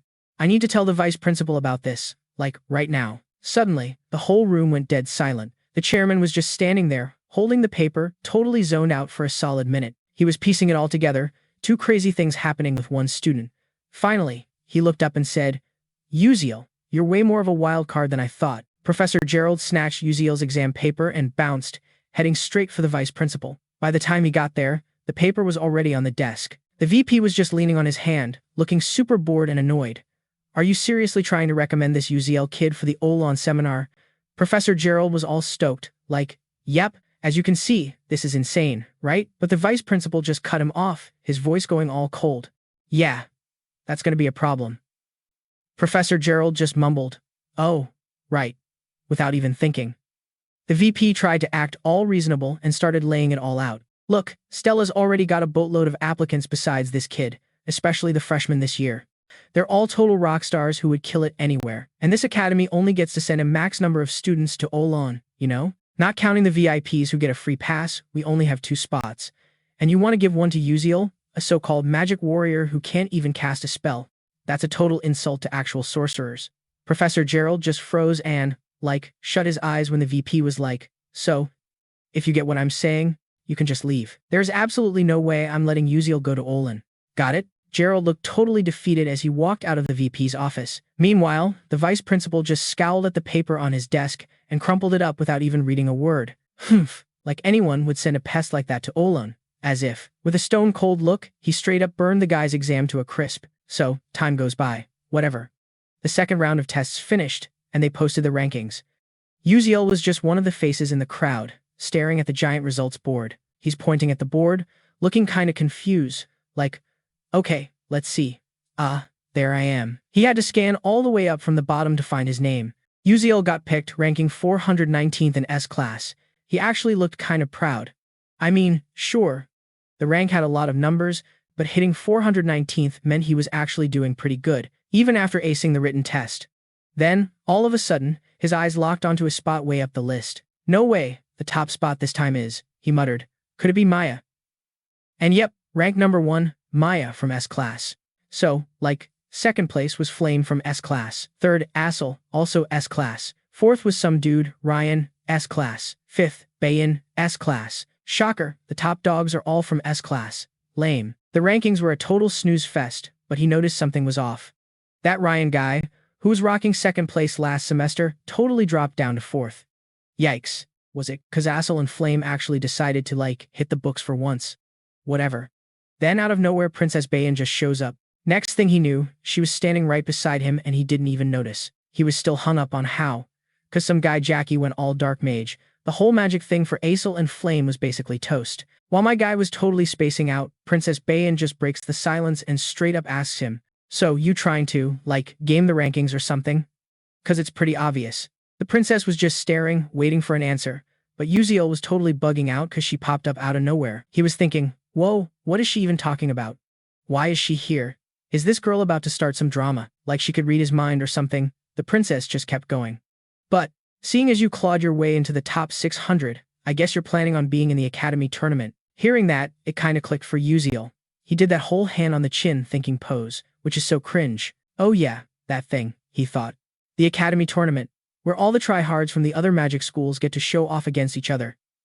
So after mulling it over, he finally looks at the girl who's been sizing him up, and all he sees is this shy, blushing mess with the princess playing with her hair.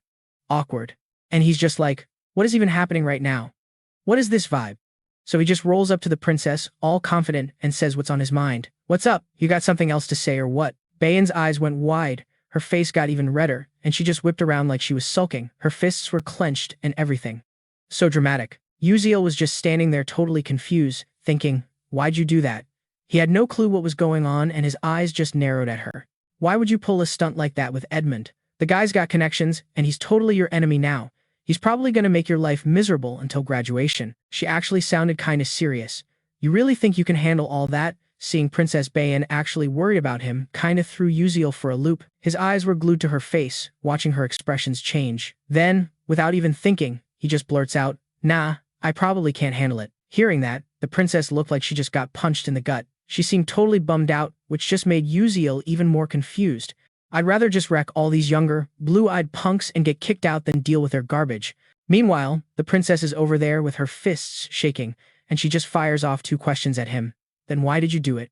What did you even get out of helping me? Instead of a quick answer, Uziel just stares at her for a super long, awkward moment. He finally looks away and says, 'Cause our relationship is more important, I guess. And just like that, Princess Bayan's whole world went all hearts and flowers, but she knew he wasn't done talking. Uziel scratches his face, looks away again, and adds, besides, I'm not doing it for free. When this is over, you're signing a contract to buy an item from me. The princess facing him was kinda confused because she knew something was up with that. I mean, item contracts can be made anywhere, you don't need to do it through some doll.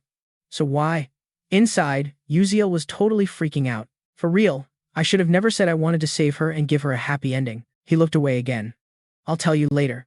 Which, obviously, just made Princess Bayan even more curious. Since she wasn't getting anywhere with that, Bayan just switched topics. Fine. Anyway, got any plans for the newbie training session? This time, he answered right away. Yeah, I gotta figure something out for it. Then the princess gives him some totally unexpected advice. You don't have to hold back. Uziel was like, huh? But Princess Bayan was all confident and just went off. Yeah, with your natural talent, you can totally take on the upperclassmen. Ugh, fine, whatever. I'll deal with the fallout, I guess. Uziel was breaking a sweat, like, okay, thanks, I guess. Then another thought hit him. It felt like she was trying to act all nice to help me out, but what makes her think she even has a chance of winning? While those two were talking, lurking in some shady corner of the hall, someone was totally eavesdropping on the whole thing. And surprise, surprise, it was none other than Arswang, the so-called fire magic prodigy. She had apparently bailed and got sent to some special training spot. Suddenly, a massive fire just erupted right there. Right on the magic practice grounds, Arswang was there, getting trained by Professor Hong Yel. The prof was all smiles, dishing out praise. Your control is, like, seriously, amazing. So Arswang might be weak on raw power, but he said she could totally make up for it with her pinpoint control and that she'd ace this test. It'd be killer against twitchy enemies or when you gotta be all sneaky on a mission. Then, right after that, his gaze flicked over to someone else to compare. But your magic is still totally weak. Princess Bayan just looked down, all bummed out, while the teacher kept laying into her. Fire magic. How many times do I have to say it's not all about just blowing stuff up? But I was ranked number 1 for fire magic. This is so bogus. Fine, I'll try one more time. Arswang shot a glare at all that criticism, a seriously ticked-off look creeping onto her face. The magic flames just kept popping up, burning like crazy. The training dummies in front of her were getting absolutely torched by the fire. Arswang just kept grinding on her fire magic specialty. But, that annoyed look never left her face. I lost again. Seriously. When it comes to putting in the work, I didn't lose. So why is this happening? She just dropped her magic staff. Staring at the wreckage she caused, Arswang still couldn't figure out why she couldn't win. Back with Assel, she was now overhearing some other students gossiping nearby. Come to think of it, isn't it today? I'm talking about the sparring matches between the first and second years. Wanna go watch? Asel had her own private thoughts about it. Could this be about Beckuziel? Meanwhile, she totally blew her chance to talk to the guy when Princess Bayan swooped in and dragged him away earlier. A flash of sadness crossed her face, but it wasn't a huge deal to her. She still had to get to class, so Asel just quietly walked off by herself. Deep down, though, she was seriously struggling. Then, stopping in her tracks, Asel cracked a small smile and got her head back in the game. Ugh, finally made it here. Asel glanced over at the person who was talking to her. Oh, hey, you came here too, some girl said. She had brown hair and these super bright green eyes, and a big ol' smile. Word on the street is Beckuziel likes you. This chick is Enrolling, a first year from Class B. Her new friend didn't even hesitate to sit right next to her, smiling even wider and starting to tease her. So for real, you two aren't secretly dating, are you? That's why you came, right? Asel was already shy. Hearing that, her face went completely red. It's not like that at all. She was even stumbling over her words from the get-go. Beckuziel and I. We're nothing. She couldn't even get the words out. Enrolling, sitting next to her, had a new take on Asel, but kept her smile on. How random. She'd wondered what a girl with the title daughter of a trader would be like. But, isn't she way cuter than I thought she'd be? She knew she couldn't really push the topic. Instead, Enrolling remembered there was something she forgot to do. Ah, this is, super late, huh? I'm Enrolling from Class B. Nice to meet ya. Asel just kinda replied blankly. Yeah. Oh, nice to meet you too. Just then, someone's loud shout made them both snap their heads to the side. Looked like the main event was about to kick off. Down at the bottom of the huge courtyard, Beckuziel showed up, just standing there with a backpack slung over his shoulder. Hearing the chatter get louder and all focused on him, he got that same confused look on his face again. Why are so many people packed in here? And to top it off, that senior, Du Changgang, was yelling encouragement from the stands. Hey, brave kid. I don't really know the deets, but, go easy on them, okay? Hearing those totally over-the-top compliments, Beckuziel was just dazed. A new thought popped into his head. Hold up. Wasn't I the one the seniors picked to fight? Why the heck should I go easy on anyone? As for Diane next to him, he was just standing there, totally chill. Only Diane was on the same page, while the rest of those wannabes were all hyped to see a beatdown. That loser Beckuziel's about to get wrecked. He's just some nobody who thinks he's the center of the universe. Serves him right. Once a senior targets you, it's game over. As the dude said that, his face got all serious, but Bayan wasn't having it. Hearing them trash-talk his friend, he shot them a death stare. He was locked on. The vibe got super icy, basically telling them if they said one more thing, they were done for. And you know what? It totally worked. When Princess Bayan bounced, the two dudes who'd been running their mouths just skulked off into a corner, too chicken to do anything. Just like everyone else, Bayan was kinda into this fight, so she snagged a good spot. But when she thought about him, her eyes got all squinty. She literally couldn't stop staring at Beckuziel. Down in the arena, things got quiet. A second later, Beckuziel locked eyes with the guy across from him, who started talking. Yo, kid, you ready? Your opponent's here. Some second year from Class C, Caliban Catalum. Dude had a mean look. Also Class C, ranked around 300 or whatever. Even though I'm in Class S, if we're just talking a straight-up brawl, he probably has me beat. I should, totally not get in a fistfight with this guy. Beckuziel just kinda shrugged it off. Yeah, I'm ready, I guess. Hearing that, Caliban shot him this psycho smile, like he was trying way too hard. And just when things were getting super tense, some professor steps up to run the show. Alright, everyone's here, so here are the lame rules. This thing's going for at least 15 minutes. It keeps going till one of you eats dirt. If it looks like someone's about to get seriously messed up during the fight, Stella's space magic will just, end it. Also, after 15 minutes you can tap out if you're a wimp. And with that, the fight was on. The bell rang, or whatever, and poof, they were in some huge forest. A clock showing 4 big zeros popped up, signaling the start of this whole mess. Caliban was all cocky, whipping out his wand. Across from him, Uzel finally got serious, summoning a light sword to, I dunno, cut the tension. Harlan turned to Aesel, like, so, who's gonna win? Aesel didn't even hesitate. Duh, the senior. I mean, come on. Senior Caliban's got that whole earth magic thing going on. Those types are like walking tanks, and Uzel's attacks are kinda weak sauce anyway. Harlan was all true, and added her 2 cents. Not to mention, earth mages totally own the ground they walk on. They can just mess with the whole battlefield, which gives them way more attack options. Is Uzel's dinky light sword really gonna get through a tier 3 earth mage's defense? Although I said that, Aesel still felt kinda bummed. Harlan's right. Logically, there's no way Uzel can win this. But, like, she still had this tiny sliver of hope for him. Back in the fight, Senior Caliban's face got even uglier. Today, I'm gonna teach you what real fear is. And just like that, he started casting some crazy domain spell, and everything went nuts. The ground started to crack, but before anything could happen, Uzel just blinked out of there. His first move was to get the heck away from his opponent. And once he put some space between them, Uzel noticed something. And apparently, Caliban did too. Suddenly, this smirk shows up on Uzel's face. He's thinking, screw this, I'm gonna run. Like, run for my life. Caliban was just left there, totally stunned at how fast the guy booked it. What the heck? Watching from the sidelines, Harlan's jaw dropped. Oh, he's just running away, right from the start. So lame, zero shame. Aesel, next to her, was like, yeah, for real. But she was still worried about Uzel. But maybe in this situation, that's actually the smart thing to do. Anyway, back in the fight, Caliban was chasing him, looking more and more ticked off. He was screaming, hey, you little punk, get back here. Yeah, right. Like anyone would actually listen to that and turn around. So stupid. When you get that frustrated, you've got to let it out. Caliban gritted his teeth. Then, right where he was standing, 3 glowing green circles just appeared. So Uziel starts chucking rocks, but his opponent, like, totally flips the script on him. Bam. The attack lands dead on, and dust just billows up everywhere. Princess Bay, Aesel, and the seniors Du Changgang and Diane were all trying to play it cool, but you could tell they were majorly stressing. Popping out from behind a bush, this dude Caliban gets this stupid grin on his face, thinking, heh, nailed him. Ugh. His ego is so massive it's practically written all over his face. Then Caliban just freezes. 'Cause what the heck? There's a monkey hanging upside down by its tail, just swaying there. He's probably thinking, is that, like a toy or something? 'Cause you know, when people get jump scared, their brain just short circuits. He's all, what is that thing? Why is it here? Completely clueless about what to do next. Then the monkey's claws start getting ready to snap shut, and you can just feel this dangerous vibe in the air. Then boom, a freaking flash of light just explodes. The guy is forced to throw his hands up to block. Being an earth mage or whatever, this green glow covers him. He's just standing there, but you can tell he's getting seriously sketched out. He's thinking, whoa, that was a close one. Apparently, he used some lame gravity trick to make himself heavier, but that didn't matter anymore because he felt something else was totally off. A blade made of straight-up dirt forms right behind him, and just like Caliban figured, you hear that whoosh of it slicing through the air. And guess who pops up? Beckuziel. He takes a swing with his sword of light. It makes a sick tearing sound, but total buzzkill, it doesn't even break through. Caliban turns around with that smug-ass grin again and shoves his wand in the air.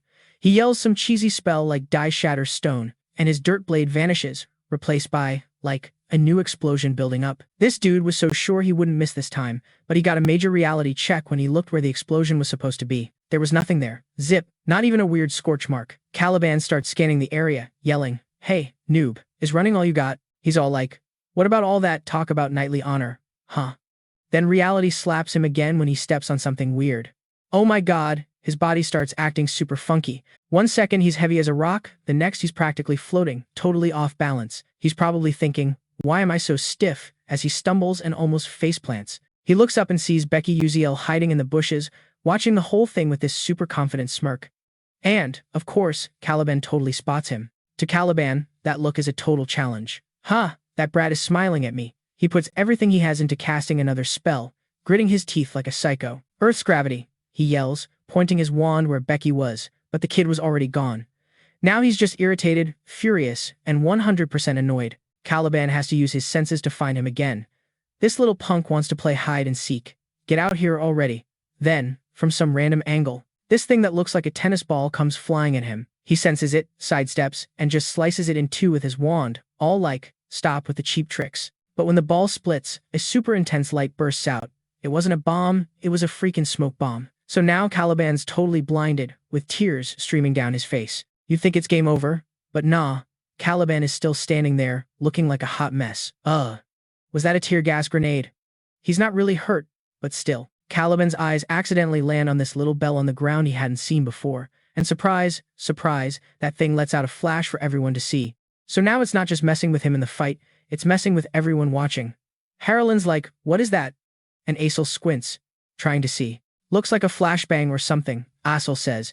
Temporarily messes with your sight and hearing. From tear gas to this, that senior is completely losing it. Princess Hongbei is on the side, smirking like she knows everything. That's it. Now all someone has to do is sneak up and land the final hit, and that commoner will actually win.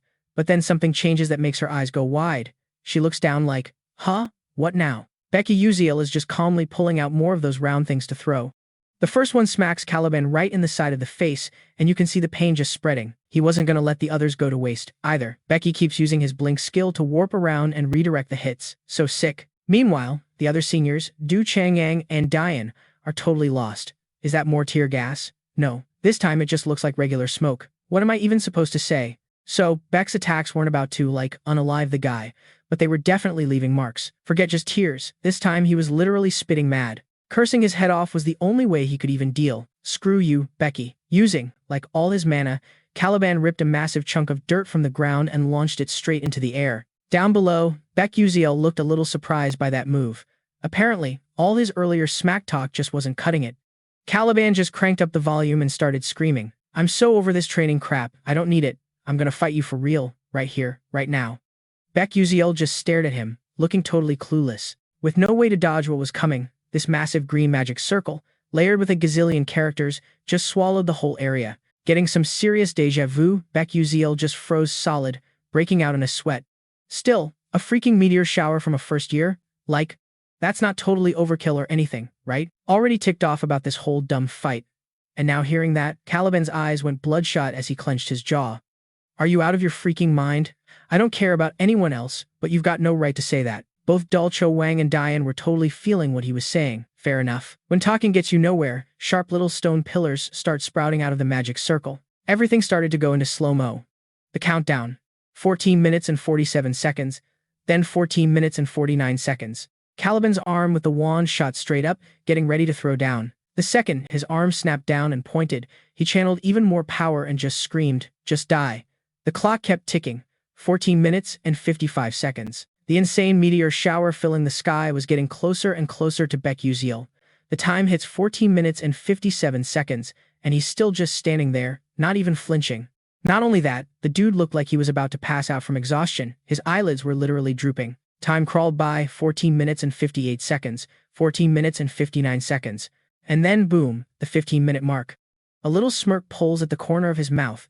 Just as those earth pillars were about to turn him into a kebab, Beckuziel just casually raises a hand and goes, I give up. And it wasn't like, oh, maybe the magic will stop. It was more like, thanks to Stella, all magic just straight up died. The entire square went dead silent, like you could hear a pin drop. Everyone was just stunned that he'd pull a stunt like that at the most critical second. And honestly, the person you had to feel sorry for was Caliban. From the very beginning, he was the only one getting pummeled non-stop, stumbling around with his eyes stinging, coughing his lungs out. Just one irritating moment after another. After a sec, he finally gets himself together. Ha! Then the loudspeaker blares. Training match over. So they both popped back into the real world, just standing there staring at each other. First-year student from Class S, Beckuziel, has surrendered. Therefore, the winner is Caliban from Class C, Year 2. The guy still couldn't wrap his head around it. Is it over? Meanwhile, Beckuziel looked like a massive weight had just been lifted off his shoulders. Ugh, I finally survived that, he sighed. You almost gotta feel bad for him, just standing there while the announcement drones on. The special training match ends here. His body just started shaking uncontrollably. Then this pathetic, almost robotic scream echoed across the whole square. The match ended exactly how most of the students figured it would. The second year won. Big surprise. As people started leaving, the gossip was already flying. Whoa. Did you see that second year's face? He looked like he was about to go totally postal. If I were him, I would have just started throwing hands. I don't care what the results said. You're so right. It totally looked like the freshman wrecked the sophomore. But for real, what was all that gear Beckuziel was using? Are those some kind of new gen items? Yeah, The guy did great, but I was way more interested in those tools. Even Senior Diane got caught up in the chatter. Is that his whole deal? He just really likes using magical gadgets? I mean, most alchemists just use the terrain to their advantage. But Beckuziel was strategically planting his gadgets from start to finish, all because he was so freaking fast. He totally terraformed the battlefield by setting up his items all over the place, just like you'd expect. That kid's actually pretty insane. Senior Dole Changang, who was standing right there, randomly jumped in with his 2 cents. Oh, and Miroyan was like, "You're the one who asked for this training. So, did you get what you wanted out of it?" Diane just scanned the crowd again. The result I wanted? Totally. Now the sophomores can't just go around pushing the freshmen around so easily. And hey, sometimes a sophomore can even lose to a freshman. Then you hear more students muttering, "Man, this sucks. I can't stand seeing that arrogant first year get off so easy. What a total letdown." Same. So Diane's just gonna leave it at that, huh? Guess this is what I was hoping for. Kinda. Things are getting spicy now, for real. Everything's going according to plan. Over in the Red Falcon Club room, some dude's totally losing it, smashing his fist on a desk. Turns out it's Edmund Adelch, looking all kinds of twisted. Caliban, that dumb kid. Meanwhile, not too far away, Princess Evelyn is just chilling, reading the paper like nothing's happening. It's all about this assistant instructor, Altirisha, some alchemist chick who's cooking up new magic tech while everyone's gossiping about Beckuziel. Princess Evelyn's just lost in thought, replaying the fight in her head. Is this seriously what happens when you just let the other guy win? For the whole 15-minute duel, Beckuziel barely touched his sword. He just clowned on the upperclassmen with a bunch of magic gadgets. In other words, that means he could have ended it whenever he felt like it, but he didn't. Throwing the match like that, dude's got a reason, for sure. I mean, a first year wrecking a second year? It'd look weird. He's totally sending a message, like muscle isn't everything. Princess Evelyn totally thought Beckuziel would flip out and destroy the guy, but she never saw him just embarrassing the dude and then dipping out. Seriously, this commoner is on another level, impossible to figure out. In a corner nearby, Edmund and his crew are still trying to figure out how to deal with Beckuziel. So, what's up with the second years? Didn't we tell them to go teach that guy a lesson? About that. The second years haven't actually done anything to him yet. What? Some kid said, scratching his face all awkward-like while explaining. Turns out, totally opposite of the rumors, Beckuziel is super polite to the upperclassmen and treats him real nice. I was gonna give him a piece of my mind, but he's so smooth with his words, I actually ended up buying him snacks instead. Yeah, you heard that right. A total disaster. What the hell? Edmund was just stunned, like he couldn't even process what he was hearing. Right when they started scheming again, someone rushed in yelling, "Young master." Startled, they both snapped their heads in that direction. It was one of the people who came with Edmund to the academy. The look on her face gave him a bad feeling. "What is it?" Spit it out. She was stumbling over her words but managed to get it out. I just got a call from the Duke. I think you need to call him." And just like that, a phone was in his hand. Edmund made the call, already thinking, "Oh crap, this is bad. Dad never calls me first." When it connected, he was all formal. "Yes, father, it's Edmund." His dad's voice came through. "I just got a call from the Alchemy City." He mentioned a newspaper and said, "I've got some major news. The alchemists at the Alteria Research Institute, they've cut off all shipments to our country because some Duke Adelok turned them down." "Do you know anything about this?" his dad asked. "What? Of course not. Why would I mess with the Alteria school?" Even though Edmund denied it, his dad just laid out the facts. "Well, it's true. One of the creators of the Delta Enhancement Technique said so himself." That shut him up real quick. His mind started racing. A co-author? It only took a second for full-blown panic to set in. "Wait, father, I swear I don't know anything. I've never met a person like that." Then it hit him. His heart started hammering in his chest as a certain face popped into his head. Could it be Beckuziel? A massive chill went down his spine right then and there. He started sweating, totally speechless. Then, a tiny, stupid flicker of hope sparked. There's just one thing," he blurted out to his dad. "But still, it's insane to just reject the entire kingdom of Adalabet. Dad, do you have any idea how much pull we have with the Alchemy Council?" But his father cut him off before he could even finish. His voice was ice cold. "This is a revolution in science and tech. This is brand new, something the world has never seen before. It's the power to make stuff on par with ancient artifacts. Even the legendary Golden Alchemist is working with Altirisha on this." Edmund gritted his teeth, realizing just how screwed he was. The Golden Alchemist. This was way bigger than he thought. "As you said, the country will get its trade routes back soon enough," his dad continued, "but the Adalak family name won't be on that list." He got real serious again. "I'm asking you one more time. Were you involved in this?" Edmund's silence was all the answer his dad needed. Anyway, back to Princess Evelyn. The princess totally freaked when some dude just used her full name. Hong Bayan. Like, who even does that? Oh, right, it was Edmund Adelac. She looked so confused, but she was like, yeah, whatever, senior. Since he was totally stuck, Edmund had to ask her for a solid, look, can you hook me up with a meeting with Beckuziel? Princess Hong Bayan couldn't believe Edmund actually said that name, the one she literally hates. After thinking for a sec, she narrowed her eyes and was all, fine, I'll do it. So, over on the southern continent, across the whole plain on the lower moon prairie, the scene was like totally epic. A girl with long red hair was just staring out at whatever was in front of her. That was Jeliel. With a total poker face, she muttered to herself, ugh. Land prices are going up. Just then, some other dude came up to her, literally shaking, and dropped to his knees. Lady Jeliel, please, I'm begging you. Just this once, give me a break. A super weird number 3 panel just popped up over his head. Jeliel saw it was some new system update that scores, like, the value of everything. This whole feature lets her see every living thing, person, or even object as a number. The lowest you can get is 0, and the highest is 100. She sat down near him, but this guy only had a 3. That's basically the same as a rock on the street. So she asked him, see, this is why you're broke. I told you not to get into that lame business. But he was seething, thinking, she's so full of it. This business was going to be huge, and she wrecked everything. But it was a lost cause now. Bury him, she said. Yes. That response sounded like totally stunned. The guards rushed in and dragged the guy away while he was screaming his head off. Ah, please, spare me, Lady Jeliel. Lady Jeliel. She gave him one last glance as the noise faded. A super satisfied smirk crept onto her face. But then it was gone in a flash, and she was back to normal. So boring. Kids these days have, like, 0 spine. Just as she thought that, a voice she knew called out, Jeliel, you here? Hearing it, Jeliel's face lit up, and she started blushing. Her whole vibe did a complete 180. The person who showed up was, of course, the one and only Melian, the chairman of the Stellaris company. My dearest daughter, have you been doing okay? Jeliel ran up and gave Melian a hug. Daddy, was your trip fun? Her cheeks got even redder. How'd the deal go? Is everything cool? She asked with a smile. He answered cheerfully, it's still in the works. This time, the Alterasia Alchemy School cooked up a new item using some special magic. There's a video of it being used in a real fight. Wanna see? The smile never left her face. Jeliel replied, yeah, that'd be awesome. But she was thinking, honestly, I just wish I had more time to talk to my dad. But she'd never say that out loud. So, should we go to my room? Yeah. When they went in, a purple orb was giving off this crazy bright light. Okay, quick intro before the video. He's a freshman at Stella Academy. He used that item to fight a sophomore. Jeliel was kinda surprised by what her dad said. An alchemical technique. The guy who helped create metal magic is only a freshman. For the first time, Jeliel was actually interested in someone. I wonder what that kid's deal is. When the video started, she snapped out of it. Whoa. A clear image of Beckuziel appeared.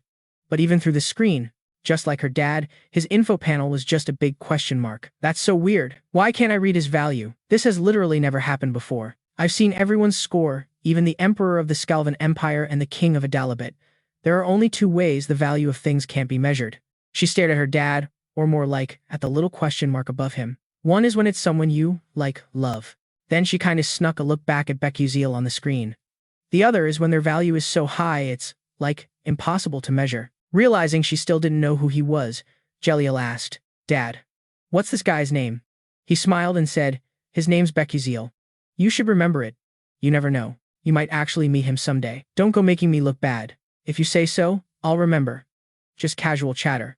Also, Daddy, before you take off, want to play a game of soul chess? Maybe. Tapping her fingers, Jeliel tried to shake the thought of Beckuziel. For real, does he have a value I can't even read? So this dude, Beckuziel, is giving major Ice King vibes.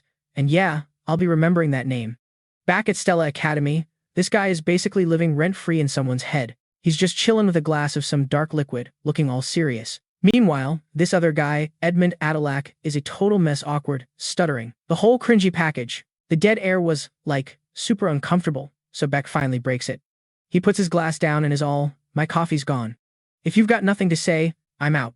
Edmund totally couldn't handle how blunt the guy was. Hold up. He's too chicken to even look at him, mumbling. Look. About before. I messed up. That was on me. For real. I'm sorry. It was lame of me to judge you just 'cause you're a commoner. So, like, please, just forget what I said, and you can take back your threat, right? But Beck's just staring, completely unbothered, like he's not even listening. His brain's on a whole other level. He's thinking, An apology. Whatever, that's not the point. To stop Princess Serafina from hitting a dead end, he needs to completely wreck this Edmund dude's political game. Edmund flinched when the guy's voice went full-on Arctic. Yeah, I don't really feel like it. Actually, I think I'm gonna need a little more from you. So, what's the move? Let's see. Beck reaches into his coat. How about we do it? Like this. And he whips out this paper with some writing on it. But this wasn't just some random piece of paper. It was magic paper, the kind of freaky stuff where you can literally draw something and it becomes real. Beck kept going. It's a magical contract written on this very paper. I'm calling you out. Let's make a bet. Edmund's just staring, totally confused. A bet? Beck laid it all out, but the dude was still lost. The game is soul chess. If I choke, I'll take back everything. I'll even make sure House Adelaide is the only one supplying gear to the Adelaide kingdom. Edmund was like, say that again. Soul chess. And for my end of the deal. If I win, you get me a pass to the Aslan Symposium. A regular one will do. Edmund totally got a bad vibe from that. Why there? He just listened calmly as the other guy talked. So, sound fair to you? Edmund's eyes narrowed. Heck no, it doesn't. The Aslan Symposium? That's like the ultimate nerd fest where all the big shot magic families get together to debate stuff. Only the legit elite houses even get an invite. And there are only, like, 3 ways to get in. 1. You went last year and your paper was so good they basically have to invite you back. 2. You've got a new paper that's fire enough to get you in. Or 3. You're one of the 12 rising stars of the year. Lame title. I know. It's a global stage for all the magic brainiacs to flex on each other. Just getting in proves you're not a nobody. And House Adel the Dukes, they've been going for decades. It's a huge part of what keeps them on top. And I'm thinking of taking a shot at that, he said, tucking the paper back in his coat. Beck just closed his eyes and was like, if you're not down, whatever. He started to walk off, but then this shaky voice called out, wait. Edmund looked totally bummed. You said, soul chess? But then this twisted little smirk appeared on his face, and his eyes got seriously dangerous. Fine, I'll sign your stupid paper. Same time, same place, tomorrow. Beck just watched him, probably wondering how this clown fell for his trick so easily. So a day goes by, and now it's game time. The next day, way more students than usual are crowding around. Obviously, something big is about to go down. And you can hear the clueless ones asking, yo, why's the cafe so packed? And someone else is like, dude, Edmund, the senior, is throwing down in soul chess against some first year. For real? All the whispers are aimed right at Beck. Like, who at Stella Academy is dumb enough to challenge Edmund at soul chess? He's the best. Which psycho freshman is it? Beck's just thinking, hello, it's me, geniuses. He lets out a little sigh and looks away, totally over it. You think I wanted this? I couldn't care less about soul chess. But, whatever. Then he got a jolt when he saw who was walking up. Well, look who it is. It was Edmund and Princess Serafina, rolling in with some other student who was carrying their gear, acting all high and mighty. They were totally milking the attention. Beck watched Edmund and was like, great. He seriously brought Princess Serafina with him. Big yikes. Princess Serafina was already on edge, and the gossip was making it worse. Damn, the princess looks good today, someone whispered. Aren't they, like, secretly a thing? So, Princess Hong is, like, hardcore staring at this Beckuziel dude with this look of understanding. He's totally bugging like, what's this? Why is she giving me the death glare? Did I screw up or something? Since he couldn't do anything else after his little sulk fest, Princess Hong just crosses her arms, shuts her eyes, and plops down in a seat. Then some other student brings out this board with, black and white squares. Up to this point, Princess Hong never really got the guy. And this time was no different.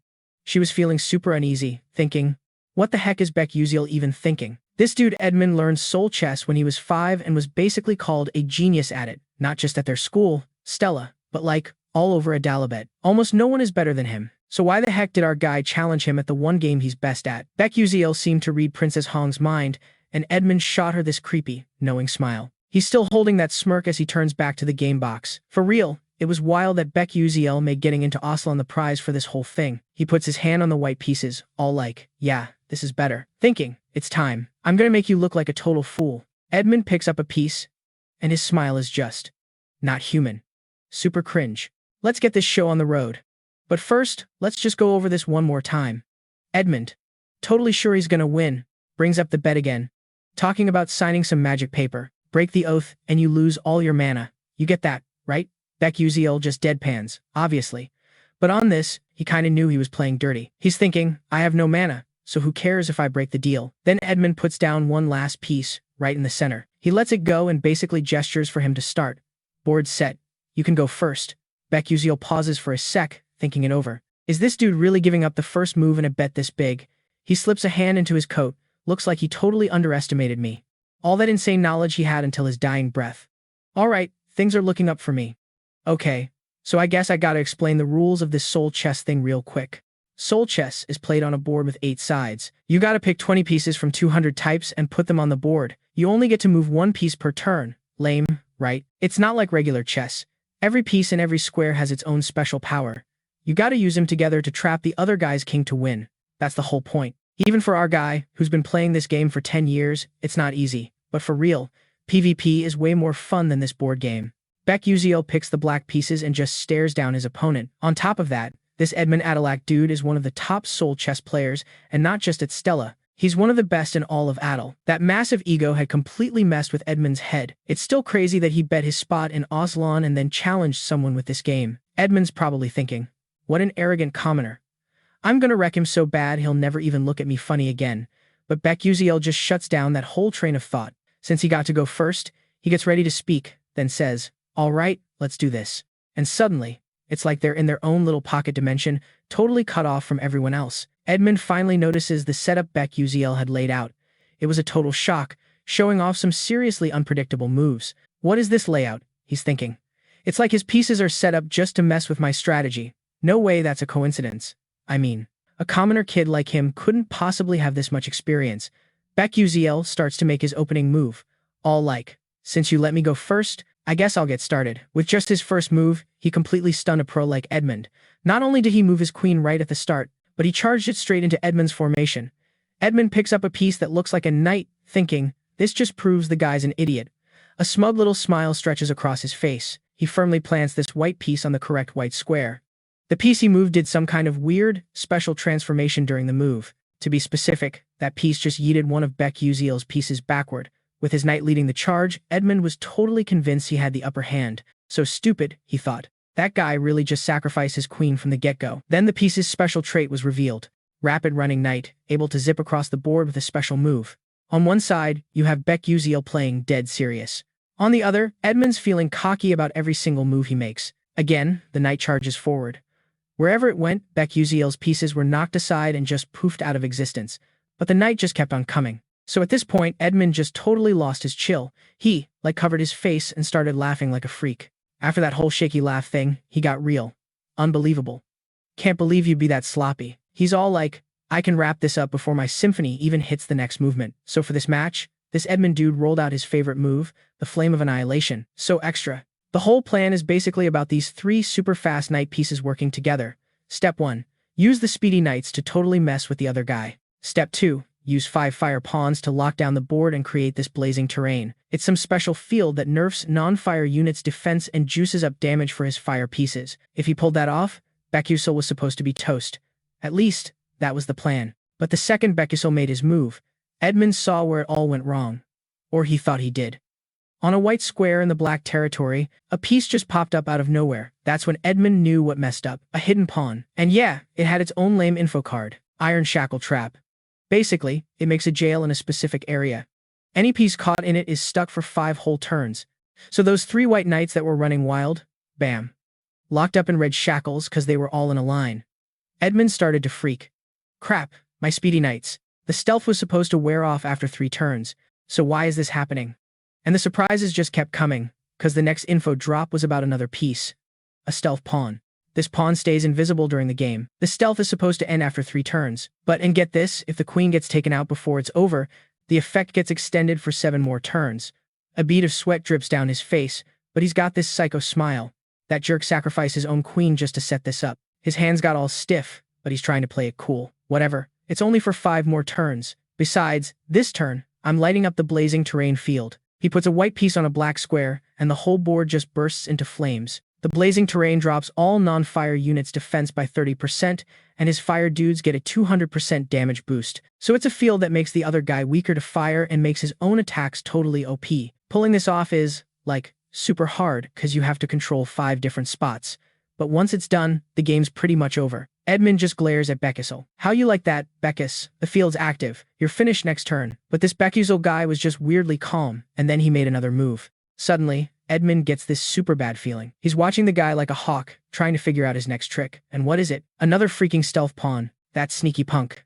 But whatever. It didn't matter what he played. Edmund was so sure of himself. He didn't even get what Beckuziel was doing. And then the piece landed. Edmund just froze. A stupid, huh? Echoed in his head. He totally missed how a regular old pawn had somehow snagged control of a key spot. It was a black piece on a white square, taking over the reversal terrain. See. If you capture a spot while the opponent's field is active, you trigger a reversal. In other words, that whole blazing terrain instantly flips into a frozen terrain. The fire's gone, and now there are giant ice pillars everywhere. Edmund was, like, totally losing the control he thought he had. With the reversal, ice damage gets a 200% boost. The secret condition for the reversal was met, and boom, he gets an extra turn to attack. With just 2 moves and 2 lame-o pieces, he shut down 3 knights and the entire environment. Edmund tried to fall back on his usual arrogance. What the hell? He saw my whole strategy. He, like, squinted to get a better look. No way. It has to be a coincidence. But after a quick push of his glasses, Edmund realized he'd been played by a legit chess monster. He went pale and his jaw just dropped. A coincidence, right? He still had 1 white knight that wasn't locked down. Snap out of it. But since he couldn't corner his opponent, Edmund could only, like, pathetically clutch his pants as another drop of sweat rolled down. He pressed his lips together. I've faced a million guys like this. Just gotta survive till the next turn. Then I can flip this whole thing. If I just hang on, I'll win.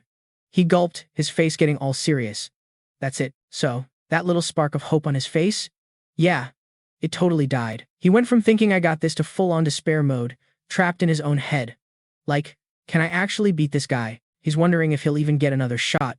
But Beckuziel, he's making moves like it's nothing. You can literally see Edmund shrinking in his chair, trying to get all serious. And, like, he has to give his opponent some credit.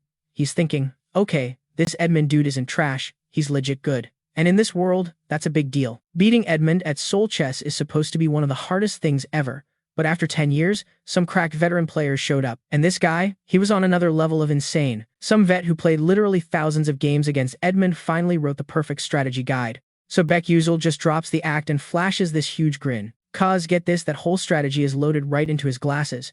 Basically, my guy is playing with a cheat sheet, like a full-on walkthrough for the final boss. He picks his next piece and slaps it down on a black square, which is totally not what you'd expect.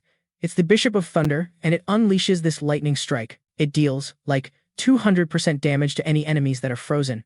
And if the frozen targets are linked up, boom, chain lightning. Total wipeout. Suddenly, this crack shaped like a lightning bolt ripped open. The yellow from the lightning and these energy beams started mixing together. The whole field, which was covered in blue snow and ice, just got totally zapped, turning completely yellow. Edmund just stands there, totally wrecked, stunned by how fast everything went down. It took, like, 1 move. The entire white side of the board, gone, vanished. Now it's just black pieces left. The whole vibe flipped, and Edmund has to choke out the words, I lost. And Beckuziel? His response was just a casual, yep, thanks for the game. Then, total silence. The board is just a sea of black. A second later, the students in the crowd just start losing their minds. One of them finally gets the nerve to speak up, like, hold up. A group of 3 forms and starts freaking out. Are you kidding me? Did you see that? Senior Edmund actually lost. How? Was that a real tactic or some kind of joke? Has his strategy always been this insane? Meanwhile, Edmund is just sitting there frozen, ignoring all the noise. For the first time ever, he's up against someone who plays like a cold, logical machine. That stone-cold gameplay totally shattered his pride, leaving him completely blank. And then, the scene he dreaded finally happened. Hong Bain was over there talking to the main character, but all Edmund could think about was, did I really lose? At Soul Chess, of all things. On top of that, he just couldn't deal with it as they both walked away.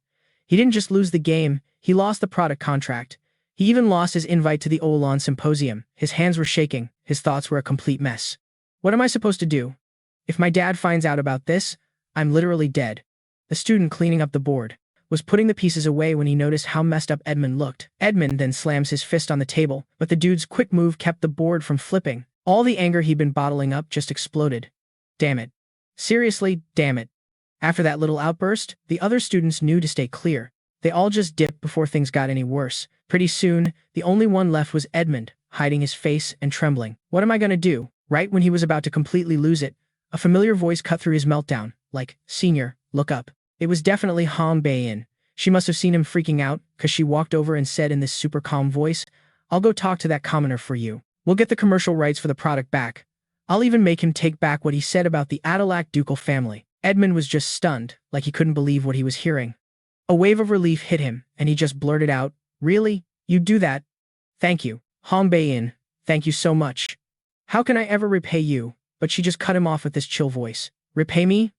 Please, I was born to be a queen." And after that emotional whiplash, Edmund got hit with the same gut-wrenching feeling he had when he first lost to Beckuziel. It had been a long time since Hong Bei-in had that dangerous look in her eyes. So, looking out for someone who's going to be my vassal is only natural. Then Hong Bei-in just turned and walked away, cold as ice. "Next, I'm going to see Beckuziel." Edmund's voice just went dead. A vassal. The second she was out of sight, his agonizing scream just destroyed the silence. Yeah, totally. At first, their whole deal was like some king and his puppet. Edmund was pulling all the strings, trying to twist their connection, messing with it. But now that the whole power dynamic is shot, they're back to square one, playing their original parts. Selena's smug little smile just wiped away all that stress she'd been holding on to forever. Anyway, the camera pans back to our main dude, Kale. So, get this, Stella Academy has a freaking phone booth. Lame. Kale was on the line with someone, being all businesslike. "Yo. Yeah, put a hold on all the deals with that Adalbert merchant for, 1 month. He smirked, then switched gears. "For now, we're only gonna sell this stuff through the royals. You can make that happen, right?" The voice on the other end was like, "Duh, whatever you say. Thanks, TA." And with his little scheme all set, he hung up and took a few stretches, just soaking in the air. Finally. Glad that whole mess is over without anyone getting wrecked. But this Olan entry ticket is kinda useless, TBH. So, what now? Little does he know, our guy is basically a shoo-in for the 12 rising stars. As he was spacing out about it, someone just had to interrupt. Commoner. Who else would call him that but Selena? Guess the fact she's still hanging around means she wanted him to be. She walks up, and Kale reaches into his jacket like he's pulling out a weapon or something. Oh, perfect timing. He shoves a piece of paper in her face. New contract. Selena's eyes practically popped out of her head. He didn't even try to be slick about it, just laid his plan out right then and there. The Altaricious stuff? For 1 month, it only goes through the Adalbert Royals. What you do with it after that is your problem. Selena scans the new contract and then clutches the paper when he suddenly sounds kinda down, like, "Alright, well, I'm outta here." "Wait, don't just bail." The princess, finally, gets some guts and manages to say, I guess I owe you one for this." She's totally blushing and gets all quiet. "Thanks." Kale totally picks up on the vibe shift and looks kinda awkward. He just gives her a lame, okay. He's probably thinking, wow, a thank you from her. Big deal. Knowing this whole feelings thing is awkward, Selena's still blushing but tries to sound casual. "Hey, you said helping me would cost me something. So just spit it out and I'll deal with it." Looks like Kale totally forgot about that part. He, touches his face and looks away, all flustered. The price. Right. Well, what Kale actually wanted was super simple. He just stares at Selena. It's obvious she's not going to go full on evil. Instead, she's going to be one of the good guys and help him get that perfect happy ending. This time, it's Selena who can't even look at him. Seeing the princess acting all shy, he couldn't just say it, so he kept it to himself. I mean, you can't just be like, "Hey, I hope you stop being a jerk." So, using all his vast 29 years of life experience, LOL, he came up with the most textbook response ever. Selena turns back, waiting to see what he's going to pull, and then things get all cutesy between them. "Buy me dinner." "What?" He rubs his stomach, trying to look all innocent. "Yeah, just get me some food. I want to eat so much I'm about to explode." On the princess's dime. Selena was totally thrown. She never expected him to ask for something so random and just freezes for a sec. Then this little smile shows up on her face, and she starts blushing again. "Fine. Come on, then." Kale's whole vibe shifts as they head off to some new spot. "Okay, one thing's for sure. You rolled up with the princess in that car right there. And you're just staring at it, sweating bullets. In the 10 years I played this game, you'd see cash shop items all over. And the cars in Ether are seriously bougie. You can't just let Kale drool over that ride and try to climb in." Selena turns back like she's gonna warn him. She's got this smug look on her face, like she's some kind of superstar. "Dude, you gotta stop staring at the car and follow the princess inside."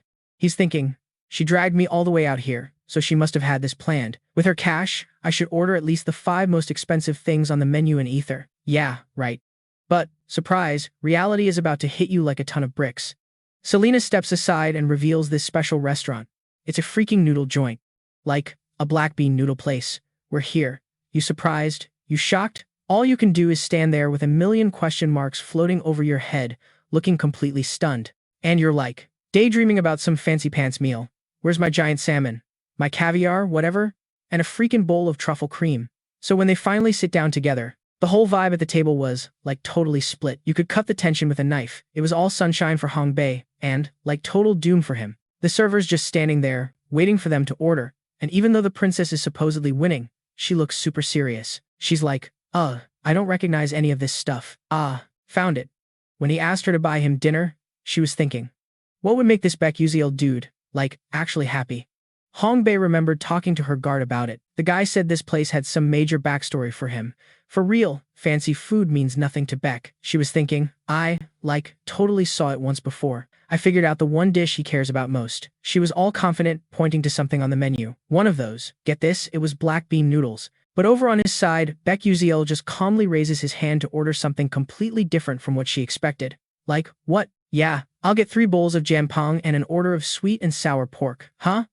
Hong Bei was totally mortified. He just gave her this wide-eyed look, like, what's the big deal? Can't a guy order 3 bowls? Hong Bei got all flustered. No, that's not the problem. She had to, like, totally reboot her brain. Why didn't he order the black bean noodles? Isn't that, like, his special memory with his mom? And then it hits her. Hong Bei totally realizes her screw-up. No way.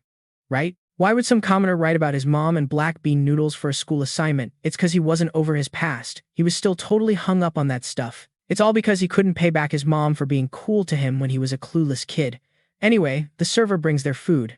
Dinner's served. Thanks. Hong Bei just looked down, feeling super cringe for dragging him to this place. For him, black bean noodles weren't some sweet memory. They were a giant symbol of regret, and I was totally clueless about it. Even though she figured it out late, the princess decided to just come clean. Sorry for taking you to a place like this. Beck didn't even notice her whole internal freakout. He was just chewing way too loud. Huh. It's whatever. He waved his hand, his eyes still wide. Sometimes life happens and your wallet takes a hit. But you're a princess, so a little extra food is no big deal, right? Then he yells, hey, we need more fried dumplings over here. Meanwhile, the tea about that one chess match between Edmund Adele and Beckuziel was spreading like wildfire, thanks to all the students who saw it. A massive rumor just blew up the whole academy. It was getting totally out of control. Wait. What? Edmund, a senior, lost to Beck? And duh. Everyone was asking why. The reason got leaked by a bunch of students who were totally eavesdropping on them in a cafe. And the truth? Even more insane than the rumor. My bad.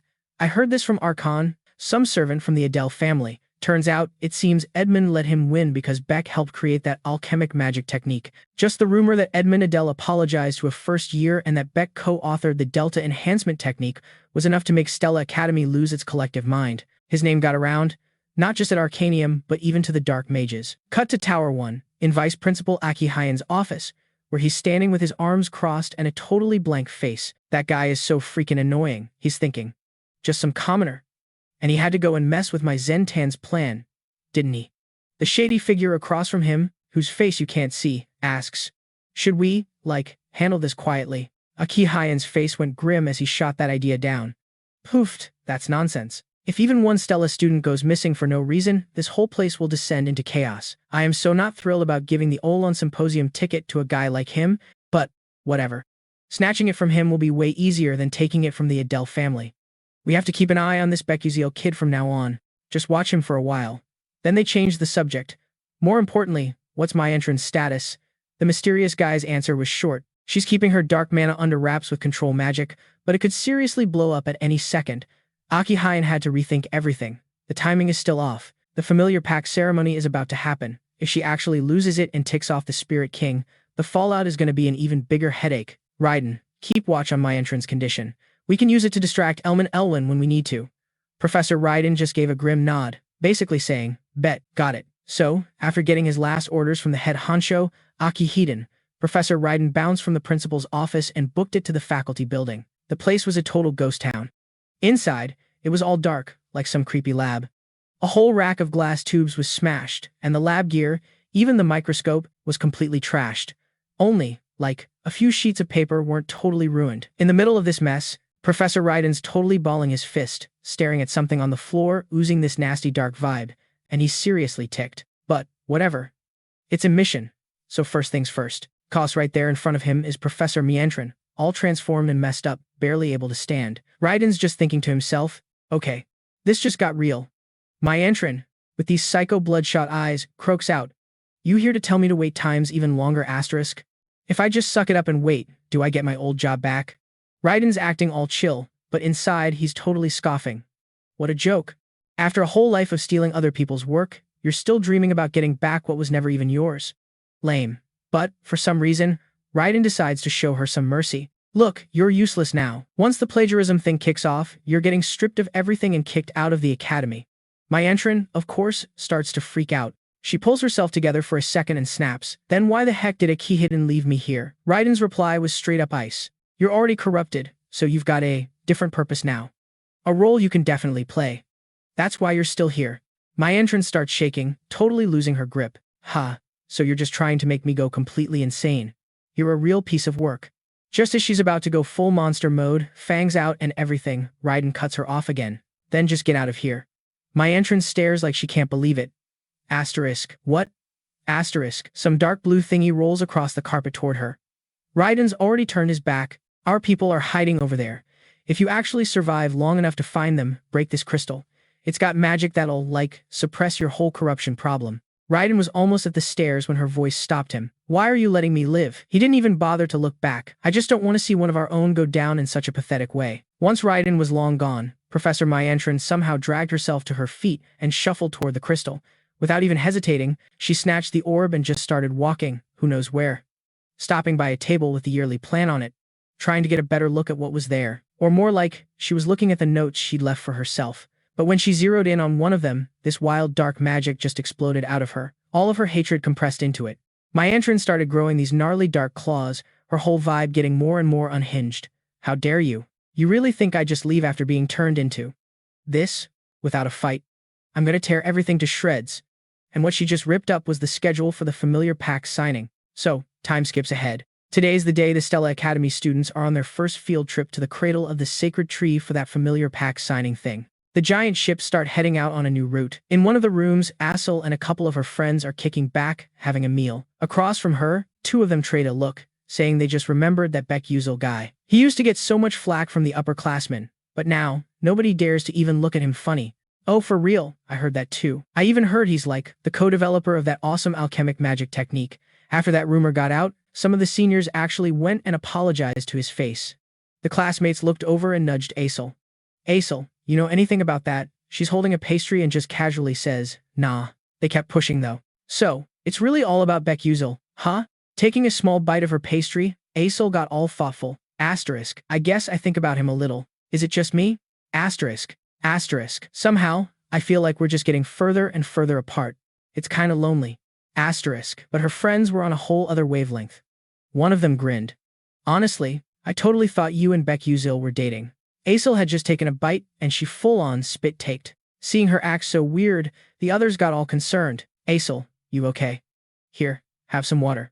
Thanks. He just seems like super close to Princess Hongbei these days." Poof. Would a princess really fall for some random commoner? Assel drank her water, listening to them gossip, but lately, the way that princess looks at him hasn't been normal at all. This time, Assel started coughing for real, slowly sipping her water. So, like flame spots Assel nearby, he's suddenly Mr. Popular with all these classmates flocking around him. She kind of freezes, thinking, then tries to just walk away, but you can tell she's still worried or whatever. Assel's actually getting along with people for once. It's so weird. Usually, he'd be off in a corner fighting with Hongbei, and by now, something's totally different, and I missed it. Is this all because of that Beckuziel guy? And speak of the devil, he just pops up. "I've been looking for you." "Hey, can I ask you for a favor?" Flame totally jumps out of her skin. "Ugh, you scared me. Seriously, who just shows up like that?" She's all moody and just asks him what he wants. He pulled something out and just stared into space, totally zoned out. "Hey, pick me a flower from here," he said. "A windflower." Flame kinda paused, about to ask him what the deal was. "A hammer flower? The one that's always pointing one way? What do I look like? A vending machine?" But even while she's complaining, her hand is already moving towards the dirt box he's holding out. So after a second, her magic flares up. This sick green light hits a spot, and boom, this shimmery white flower with 5 petals just sprouts right out of the box. Beckuziel gets this smug little smile when he gets his flower. "Thanks." But Flame isn't buying it. She crosses her arms like, "Okay, I know you're up to something. What's this even for?" The second she says it, it's like a light bulb goes off in her head. So she just hits him with it straight up. "Hey, don't tell me you're actually planning to go down to the 4th level?" He looked totally shocked, and she could so tell. Duh, I'm going. Why else would I need this? She just had to say something else, you know? Just watch your back.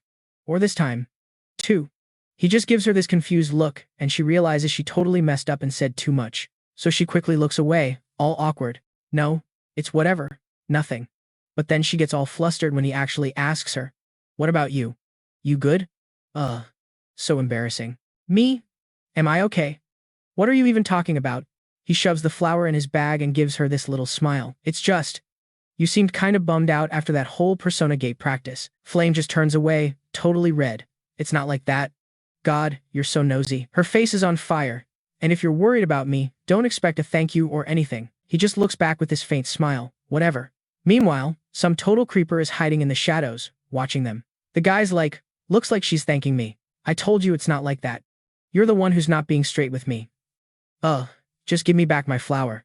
So while they're having their moment somewhere near Men in Tower, these two dudes in 13th Legion uniforms are just staring at some lights. It was about the Myant residents who, like, totally vanished and aren't even called that anymore. And starting today, the first-year research nerds are starting their field trips. Over at Men in Tower, the 13th Legion's commander, Kane. Special activities with dark magic are about to kick off there. My Turin might show up, so try to pay attention. Then, like, the weird isolated space and the sound of that news just faded, and they were back in, wherever. Okay, side note, blink space displacement. It's this Men in Tower thing that lets you basically teleport super far, like magic that only the most OP masters can even use. But whatever, these two guys just peace out using it like it's no big deal. And then you've got the commander's number 2, this Hazen Macaron dude, totally whining about the news. Ugh, why is the Ivory Tower boss so obsessed with Stella? Commander Kane was not having it. He gets all serious and is like, the tower owner can literally see the future, so stop talking crap and let's go. But the deputy, Hazen Macaron, can't stand being talked to like that and just claps back. Yeah, right, prophecies. Please, more than half of those are always wrong. And even though he's kinda right, Kane doesn't back down. That's usually because we deal with the problem before it becomes a disaster, or, like, something else stopped it before we even got there. Hazen kinda gives in on that one. Then some light magic pops up in her hand. Whatever. Our captain is way too hung up on the Tower Master and all his weird predictions. Kane is so over this conversation. Alright, enough. Let's just move. And just like that, these magic circles link up, and poof, they're gone. Anyway, back to the main story. So, Stella Academy is apparently all about field trips, way more than you'd think. They've set up, like, over 20 blink gates for their ships. One of the big ones is this place called the Cradle of the Celestial Tree. It's also where they grow those cloud flowers. So this time, the homeroom teacher, this Lee Hanwell guy, gets all the students together in this pretty big space, his voice carrying responsibility. Listen up. After participating in the World Tree's birthday celebration, the familiar signing will be held and begin tomorrow. Make yourselves comfortable and use your time well until assembly. 12 students answered in unison. Yes. With no longer constrained by time or space, each student split off to do as they wished. And this time attention fell on Flame. She was scanning the surroundings as if looking for something. Looking at the lush tree canopies, Flame dispelled her tension and smiled. Perhaps being surrounded by nature gave her a very relaxed feeling. But then Flame's target appeared as she shifted her gaze elsewhere. Who else could the target be besides Beckuziel? Flame paid attention to Beckuziel, but Beckuziel didn't notice at all. Flame felt deflated because of that, but she had no intention of approaching and watched his back grow farther away from her. Is he wandering alone? Lost in thought, Flame completely failed to notice someone, Jeremy Scalvin, who smiled and radiated a brilliant light. Hello, Flame. Immediately, Flame's face began to crease. Of course, she was very annoyed. She stepped past lightly without bothering to look at that handsome, smiling face. Jeremy kept that expression even though he was briefly ignored. Just as Flame was about to leave, Jeremy hurriedly stopped her with his words. Aren't you going to show me that expression again? Teased while she was annoyed, Flame looked back in confusion. What are you talking about? Jeremy stepped closer, step by step. If you have time, could you walk with me for a bit? Flame stood still. I don't have time. A pause formed. But quickly, Jeremy revealed a not-so-good boy nature. Rather, like a killer, denied what he wanted. Once again, why don't you think it over? Flame realized she was stunned, unable to believe Jeremy could wear that expression now. Very quickly, it matched her thought. This guy is truly dangerous. Jeremy didn't simply want just that. In the situation where she didn't know what to do, suddenly someone else stepped in to block for Flame. Flame could hardly believe this person had appeared too. It was Ryan. He helped untie this knot for Flame. Prince, that's enough. Do you know your actions were quite rude and coercive? Jeremy sneered with derision. Oh, why wouldn't I know that? When Jeremy speaks with a smile, ordinary people naturally turn away and avoid him. However, that won't work on someone at the peak of the magical world as the tower heir. As the two boys stared at each other, Flame sweated, standing between them analyzing. Oh my, what on earth is this situation? Having met, some plot gradually brewed across Jeremy's expressions, leaving one serious and one flustered. Jeremy walked away and returned to normal, waving. It seems your friend misunderstood something, so I'll head back for now. See you next time. Okay. With that, Jeremy fully left, leaving the two there. Although things seemed to go smoothly, Flame sensed a deep unease. She then expressed loudly in a reproachful tone to the one who stayed. Hey, Ryan, what the hell were you thinking? How dare you block Jeremy? Do you think making enemies with the Scalvin family is wise? Ryan seemed unmoved by the criticism. Flame, you're the one who needs to be careful. The prince is very dangerous. If he wants something, he won't hesitate to do anything to obtain it. And right now, you've become what he wants most. Flame knew that better than anyone, so she's currently weighing what to do. However, a new perspective from Ryan puzzled her. Or perhaps you truly trust him. Indeed, Flame couldn't imagine Ryan saying those words. Suddenly, this time, Flame returned to the other. Who are you talking about? Ryan was stunned. From where he stood, he turned his back and tried to hurry away. Sorry, I misspoke. Huh? Flame looked on blankly with suspicion. Hey, who is he? Hey. Ryan suddenly realized his body was gradually losing control for a very strange reason. Immediately, he pressed his hand to his forehead and dropped to one knee. Flame knew something was wrong and hurriedly called his name. Hey. Ryan. Flame rushed closer in concern. Are you okay? However, Ryan quickly raised his hand to stop her. The headache flared up again. Ryan still stood up and continued to leave. I'm fine. How could Flame possibly believe that? Fine, my foot. As he walked away the way Beckuziel had earlier, Flame tried to hold him back. Wait. Ryan. And that cannot happen. So after the guy bounced, Flame was, totally clueless about what just went down. Meanwhile, Ren's just not okay. A super bad vibe hit him all over again, and he just knew something was wrong. He had to peace out. Ren ducked into some sketchy alley where nobody would see him and just slumped against the wall. He was trying to hold himself up and figure out what the heck was going on in his head. He had no idea when this weird sickness started getting this bad. His vision was going all blurry. Crap, he thought. How am I supposed to do this whole familiar signing thing if I can't even see straight? Right when he was at peak confusion, some voice he kind of recognized startled him, all like, well, what do we have here? Even though Ren had only heard the dude's voice a couple of times, he knew. He slowly turned his head, and yup, it was Professor Myron. Freaking great. The professor was all dramatic, half his face hidden in the shadows of this black cloak. He crept closer, way too calm, and was like, I've been wondering where my little seed went. And look, here one is, he said. Perfect. Didn't think the infestation would be this far along. Yeah. Ren totally started to freak out hearing that. Professor, what are you even talking about? But the professor just reached out with his hand, crackling with some nasty dark magic.